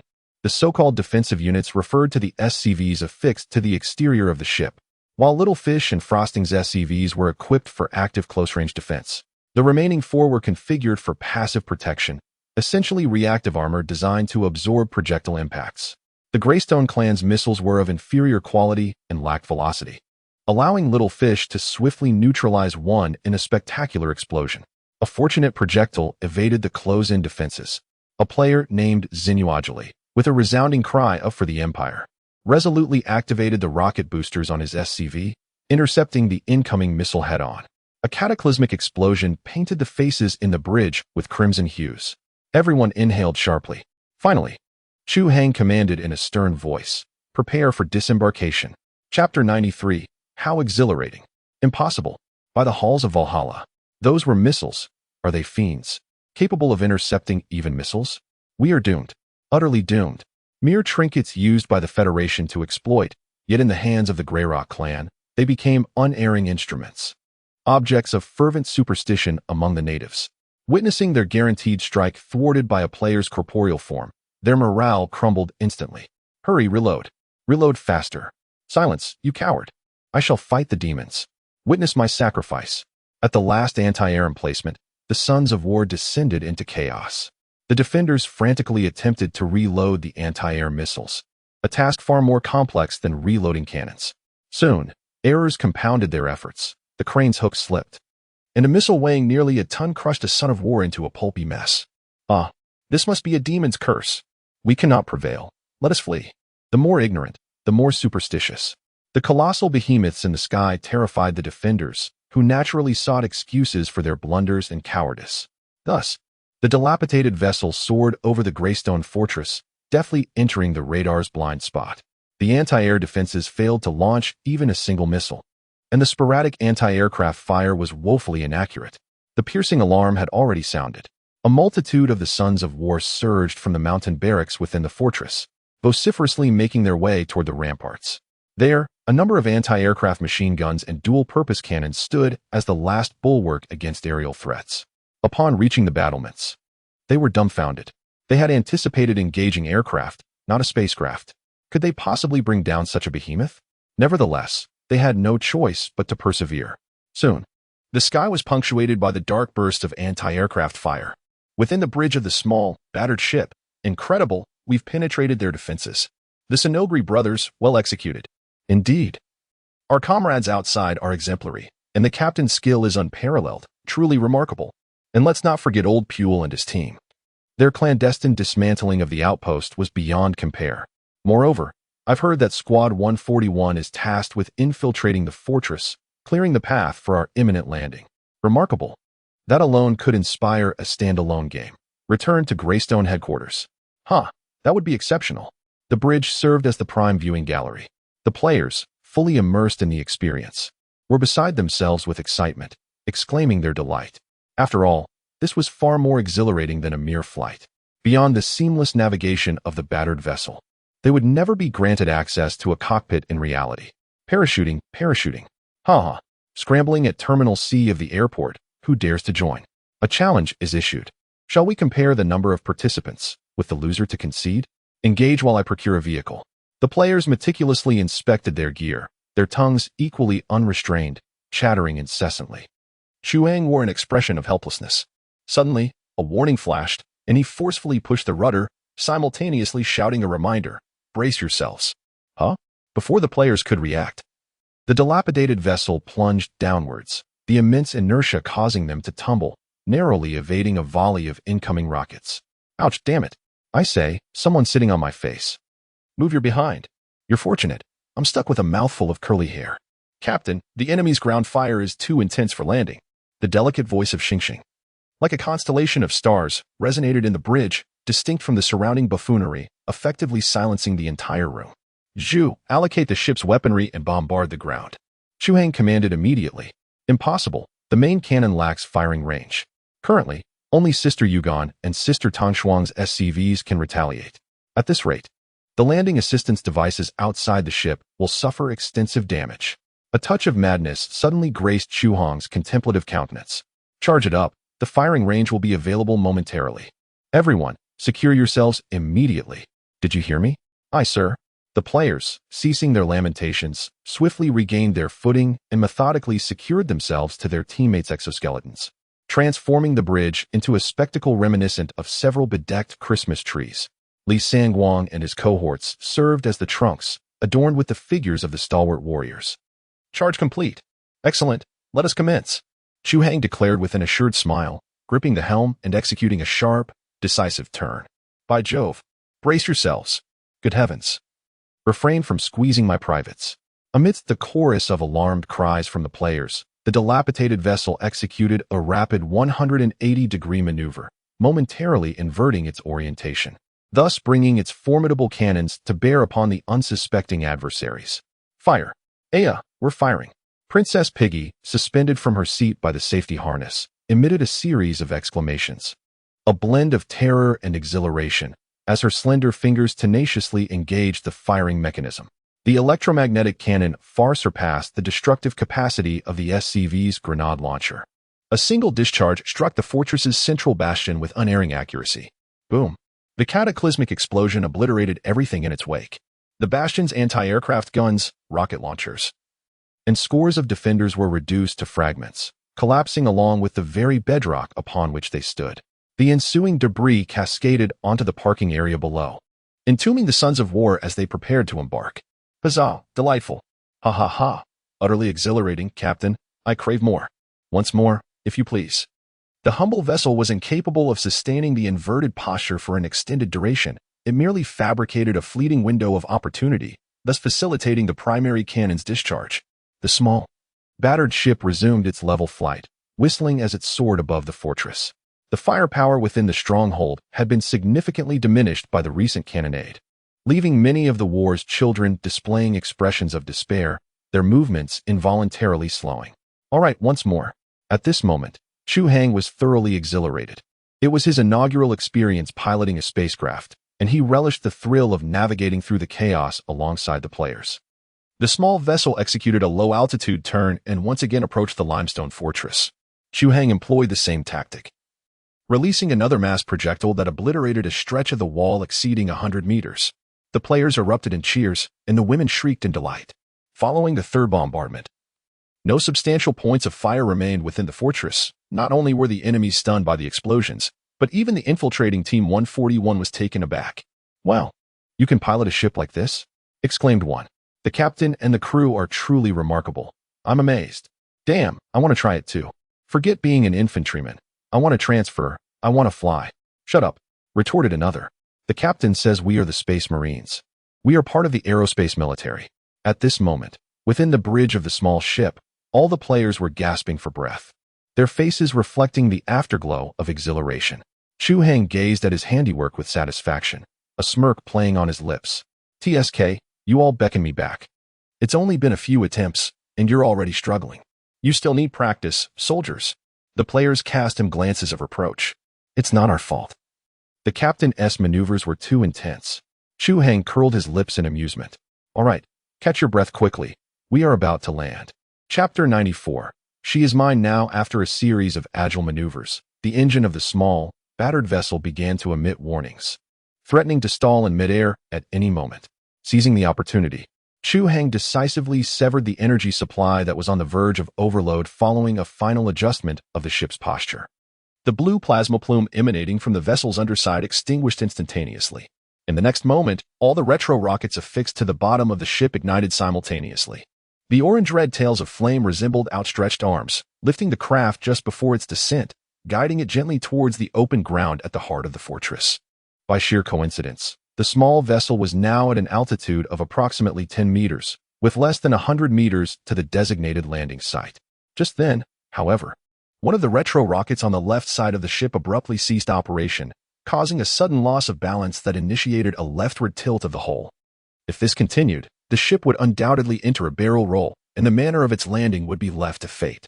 The expressions of the players inside the ship shifted dramatically. "Ah, we're going to capsize. Everyone, move to the starboard side to stabilize the center of gravity." Like Christmas trees, they swiftly rose to their feet, straining towards the right side of the vessel. Chu Hang was immensely pleased with their efforts. Regardless of whether their combined weight was sufficient, they had made an earnest attempt, which was the hallmark of a true crew member's spirit. Yet, their efforts alone were insufficient. There was still his contribution to consider. Jettison the weight on the port side. With a resounding clang, something fell from the left side of the vessel, abruptly halting its tilt. Without a moment's hesitation, Chu Hang had once again taken action against the SCVs hanging from the exterior of the ship. These SCVs are not merely external reactive armor. They also serve as external counterweights, specifically designed to handle such situations. In the event of a hull breach, they can even facilitate emergency repairs to the exterior. The vessel's stability is crucial. Altitude, 8 meters, 5 meters, 3 meters. Jettison all retro-thrust rockets. Stardust, with unwavering focus, gazed intently at the holographic panel and pressed the button firmly. Discard all external units and deploy all landing airbags. Vibrant, multicolored packages beneath the ship instantaneously expanded, forming a substantial cushion. In the next moment, the ship made contact with the ground. The hull tilted as it skidded across the soft earth, the immense impact causing the bottom airbags to burst in an instant, and the freshly repaired hull caved in once more. The colossal craft continued its forward momentum, carving a trench over 100 meters long into the ground, before crashing headlong into a structure, finally coming to a halt. In a heartbeat, the entire landing site was engulfed in dust and chaos. Fortunately, there was not a single flame in sight. Despite the ungraceful maneuver, the landing was remarkably safe. A secure landing. The damage to the hull remains within manageable limits, with no safety hazards detected. Stardust exerted every ounce of strength to announce this outcome. The players in the bridge, despite their bruised and battered appearances, erupted into laughter. Even the unfortunate soul at the bottom of the pile joined in. We did it. Goodness. That was exhilarating. I nearly thought we were heading for a crash. Haha. So this is what SCVs are for. Using them as counterweights is quite ingenious. The captain is incredible. Stardust, you're amazing too. Bravo, comrades. A commendable feat, indeed, in rescuing the mothership. However, could you kindly remove yourself from my person? Though disheveled. The crew exuded elation, buoyed by the profound sense of accomplishment and camaraderie derived from their collective triumph. All right, boomed Chu Hang, rising from the captain's chair and clapping his hands together. We've just received word from Squad 141 that they've successfully infiltrated Fortress 3 and seized control of the target wreck. However, they are currently besieged by a substantial garrison. I hereby order all personnel to immediately mobilize and provide unwavering support to Squad 141. Let us reclaim our vessel. The players, galvanized by this declaration, roared their assent. The preceding events were merely a prelude. Their true purpose lay in securing the wreck. An objective they would not relinquish under any circumstances. Death Squad, follow me, bellowed Li Sangguang, snatching up a Gauss rifle and spearheading the charge. The elite members of the Death Squad, emitting a cacophony of war cries, surged forth in his wake, their small number amplified into the semblance of a vast army. Ha ha ha. Old PR, we're on our way. Perseverance triumphs. Let's go. Hold fast, brothers. We're coming to deliver a devastating blow to the enemy. The veterans of Squad 141, upon hearing the boisterous pronouncements echoing through the comms, could not help but chuckle in amusement, despite the fact that they were clearly pressuring the enemy. The narrative suggests they are on the verge of total annihilation. Nevertheless, the cacophony of excitement is undeniably joyous, almost as if it has alleviated their PTSD. Just as Li Sangguang and his companions reached the airlock, they unexpectedly collided with Xiao He and his group, who were approaching from the opposite direction. These individuals had just resurrected from the incubation pod, fully equipped with their combat gear prepared outside the capsule. The moment Chu Hang landed, he granted them resurrection privileges, prompting them to quickly don their armor and rush to join the fray. In their haste, some players even neglected to wear coats, opting to don their exoskeletons while clad only in shorts. Leading the pack, Ryan appeared somewhat bulky, having affixed armor plates to himself and wielding a 6mm rotary machine gun. Hey, did someone start a raid without us? Haha, you guys woke up late and missed the dramatic emergency landing. Come on. It's not like the captain allowed access to the incubation pod. He said there was no room for us on the ship. What nonsense. If this ship were in Asan's hands, it could easily accommodate an enhanced squad. Enough chatter. Shall we compete later? Bring it on. Who was afraid of you? I have 2 lives. Curse it. What about your face? As expected, the moment Li Sangguang and his group exited the airlock, they faced a barrage of incoming fire without even attempting to evade, resembling a pack of unrestrained wild dogs charging into the enemy ranks. I will lead the charge. Brothers, cover your heads. Don't get hit by stray bullets. Ha ha ha ha. Charge. Quack, quack, quack. Hurrah. For our motherland. Hot ha. Utterly vulnerable. Perish, all of you. Damn, these lunatics. Deploy a smokescreen on the battlefield immediately. Let us refrain from risking our lives and provide fire support from the rear. Huzzah, I have triumphed. The enemy is far too feeble. The enemy lines have been breached. Plant our imperial banner. Victory to the Empire. Chapter 95. The Forgotten Duo hold the line. Hold the line. Ugh. Within the confines of the Greystone Fortress, the air was thick with smoke, and the cacophony of gunfire and the shouts of both factions echoed incessantly. In less than half an hour, the fortress garrison had already been relegated to a position of utter disadvantage, swiftly overwhelmed and routed by the relentless onslaught of the players. By the saints, how is it that they all possess exoskeletons and Gauss rifles? Are they the cherished progeny of the Federation? Nonsense. Even the Federation is not as formidable as they are.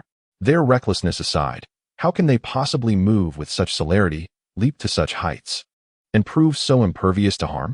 It feels as though I am contending with the Zerg. Even as he spoke, 2 more defenders were felled by mass projectiles, their hastily welded helmets proving utterly useless against the penetrating force. It is futile. The enemy's marksmanship is too precise. Any exposure is met with instant death. Remaining concealed is equally fatal. The projectiles of these scoundrels can penetrate walls. Damn it, the enemy's firepower is overwhelming. We cannot hold. Retreat. Retreat to the next line of defense. Chief, this is the final line of defense. The Sovereign's palace lies just beyond. We must not allow the enemy to desecrate it. It is impossible. The opposing side is entirely composed of undead sent by the demons. I distinctly remember slaying one, only for it to reappear before me, seemingly unscathed. Before the Son of War could finish his words, a bullet shattered his skull, leaving him lifeless. In stark contrast, the players on our side were reveling in the chaos, exclaiming with glee, "Huh, another one down. I have racked up 23 kills." They boasted. Pathetic. While I may have only 18 kills, I have dispatched 3 centurions and 1 captain. They roared in triumph. Brothers, I just led a team to secure an ammunition cache. Come quickly to claim your RPGs. Plenty to go around. Hey, how many lives do you have left? Only 2. I just had a mishap in the gutter, but I have avenged myself. Hurry, rush B. Let us sandwich them. Ghosts, ghosts. Do you see that fire point ahead? Shoot him down. Shoot him down. Little fish. Come quickly. The enemy has locked the door. Use your grenade to help us breach the lower route. Chu Hang did not engage in the assault. Instead, he stood with his hands clasped behind him on the bridge, surveying the battlefield through a virtual sand table. Currently, there were 98 players amassed outside, with 28 of them equipped with exoskeletons and Gauss rifles. Coupled with their exceptional physical prowess, they were a formidable force. Although their defenses were somewhat lacking, their astonishing mobility rendered the enemy utterly bewildered. They executed complex maneuvers, skillfully flanking, scaling walls, and sliding into shots with an ease that was almost a dance. When had the typically fierce Sons of War ever encountered such adversaries? Even if they were more ruthless, could they truly compete with players who possessed 2 lives? Moreover, Undying Old Joe has taken away a considerable number of elite troops, leaving the remaining defenders utterly overwhelmed by the enemy's superior equipment, tactical prowess, physical attributes, courage, and combat acumen. They were helpless in the face of such overwhelming force. To their horror, they also realized a troubling fact. Why was the enemy so intimately familiar with the layout of their fortress? Unbeknownst to them, Team 141 had meticulously prepared a wealth of intelligence for this battle. The culmination of these factors resulted in the enemy crumbling upon contact, allowing the players to revel in the exhilarating experience of mowing down foes with ease. An hour later, the entirety of Greystone Fortress fell. The tattered banner of the Empire was hoisted upon the battlements, and all players stood atop the ruins of the fortress, jubilantly celebrating this unprecedented victory. At an opportune moment, Chu Hang appeared, standing atop a small vessel to deliver a triumphant speech. Hooray! I adore exclusive rewards. Huzzah! The captain is magnificent. The Empire shall prevail. Wow, how cool! Chu Hang, with a beaming smile, surveyed the crowd, suddenly struck by the realization that he had forgotten something. What could it be? Never mind, it is of little consequence. At this very moment aboard the Phoenix, Datu and Chi Kushio continued to confront the Sons of War, who were exhausted from holding their weapons aloft, while the 2 adversaries leisurely indulged in food and drink, seemingly dismissive of their presence. Enjoy your meal. Consider it your last supper. The commanding officer on site scoffed, feeling utterly helpless against such eccentricity. I wonder why there has been no word from the captain. Have we won or lost? I am growing anxious. Why the urgency? Greyrock Fortress is quite a distance, beyond the communication range of our wristbands.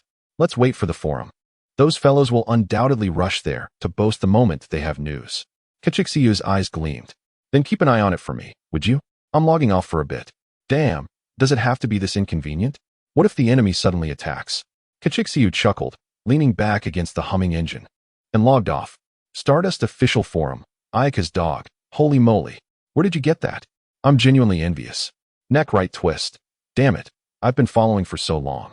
Why haven't I received test qualifications yet? 555 Blacka downstairs. Hee. Everyone, don't worry. We have successfully seized the enemy ship. The captain said that the mothership will be refreshed tomorrow. At that time, the number of players will definitely increase. Greywind's wife. Damn it. You guys secretly advanced the plot again. Most importantly, you didn't take me on the ship. Kachixiu. Holy crap, what did I miss? Stunned. JPG Reinhardt. Huh? I haven't seen you and Big Head all day. Where did you go? Li Songguang. Holy crap. Blacka downstairs. Astonishing. How did you 2 survive? Sugar Slime. Wow. You 2 were captured by the boss and, done over and over again 100 times? Kachixiu. Damn it, don't underestimate us. We thoroughly dominated the boss. A certain captain who was peeking at the screen. TSK, I knew I forgot something. Turns out these two jesters are still out in the wild. After contemplation, he disseminated a minor Easter egg quest to the indefatigable players and then disregarded them as more pressing matters beckoned. A fervent gaze emanated from Chu Hang as he beheld the colossal entity prostrate within the cavern. The hour had arrived for the humble vessel to undergo a fiery rebirth. Chapter 96. The Quintessential Reward. A mothership advancement blueprint before him lay a vast cavern, hewn by human hands. Illumination was abundant, and scaffolding enveloped the sunken vessel. Cranes were affixed to the cavern's apex, and substantial cables extended toward an autonomous reactor. All indications suggested that Old Joe had invested considerable resources into this endeavor, aspiring to transform it into a veritable clandestine dockyard. Even the ancillary supply depot was replete with maintenance materials and fuel rods. Such a munificent gift was enough to elicit joyous dreams from Chu Hang. It was akin to returning home to find one's abode ransacked, one's spouse and coffers absconded with by brigands. Such a predicament would drive anyone to the brink of madness. System. Initiate the scan of the sunken vessel and ascertain a fusion strategy. Scanning initiated. A spark advancement blueprint is being generated. Please await. Having delegated the task to the system, Chu Hang availed himself of the interlude to claim the mission rewards, for which he had long yearned. Supremacy Mission 03. Seize the Greyrock Clan stronghold. Completed. Mission rewards. Mid-tier equipment mystery box 1. Repository Protocol LV. 1. Subspace Protocol LV. 1. Claim all. Repository Protocol LV. 4. Unlocked. Subspace Protocol LV 5. Unlocked. Chu Hang glanced over the upgraded protocol. The 5th level subspace protocol significantly expanded the subspace capacity, reaching 1,000 cubic meters. It also unlocked a second precision production line, or rather a 3D printing line, allowing for simultaneous production of 2 projects, effectively doubling efficiency. The 4th level library protocol unlocked portions of the Empire's technological tree, elevating the technology level to D grade, corresponding to the development stage of the late intelligent era. The technological tree of the star-forging empire is divided into SSSG, encompassing a total of 10 tiers, each tier further classified into 19 levels from low to high. For instance, the 1st level library initially unlocked manufacturing projects of G-grade technology, and only upon reaching the 4th level did it unlock the corresponding D-grade technology. Progressing further, C-grade technology signifies the early interstellar era. Once the subspace processing capability advances to the intermediate level, Chu Hang will be able to independently manufacture interstellar fighters and mid to low tier spacecraft. The Defender robot he once salvaged was a creation of C5 grade. His purple rare lightsaber boasts a technology level of B7, and the primary nanocolonization suit he wears has reached A2 level, specifically issued to high-ranking officers of the star-forging empire. It is worth noting that his nanocolonization suit was an exquisite find from a basic blind box. Now, a middle-tier blind box awaits his opening. What surprises might it hold? Let the draw begin. Chu Hang rubbed his hands together, eagerly watching the glowing spheres pass before him. Blue, blue, purple, green, purple, gold. With merely a fleeting glance, the array of enticing rewards left him salivating. A myriad of energy weapons, imposing mechs, sleek fighter jets, various sizes of shipborne weaponry modules, and an inconspicuous orb of golden liquid. The intermediate nano-colonization device. Alas, it slipped past him. As Chu Hang regrettably observed the golden light representing the intermediate nano-colonization device glide away, undoubtedly one of the most coveted rewards within the intermediate mystery box. Finally, a purple orb descended before Chu Hang. Purple. Quite splendid. Moments later, after meticulously reviewing the item he had drawn, a satisfied smile blossomed on his face. Beginner deflection shield. Type. Force field shield. Shipborne. Manufacturer. Casting Star Heavy Industries. Quality. Purple. Technical level. C9. Energy level. Level 3. Protection effect. Complete deflection at wide angles at vertical angles. At least 50 kinetic energy reduction. Shield capacity. 3000 SBD. Chu Hang had drawn a high-quality shield module. Manufactured by Casting Star Heavy Industries. It stands as the pinnacle among all Class C equipment. Being a proprietary product, it not only perfectly fits the Fire Seed battleship, but also does not occupy the special equipment slot of the Fire Seed.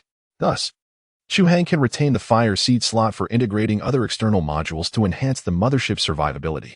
This shield demands an energy requirement of level 3. Level 13 falls within the purview of fusion energy, posing no impediment for Chu Hang.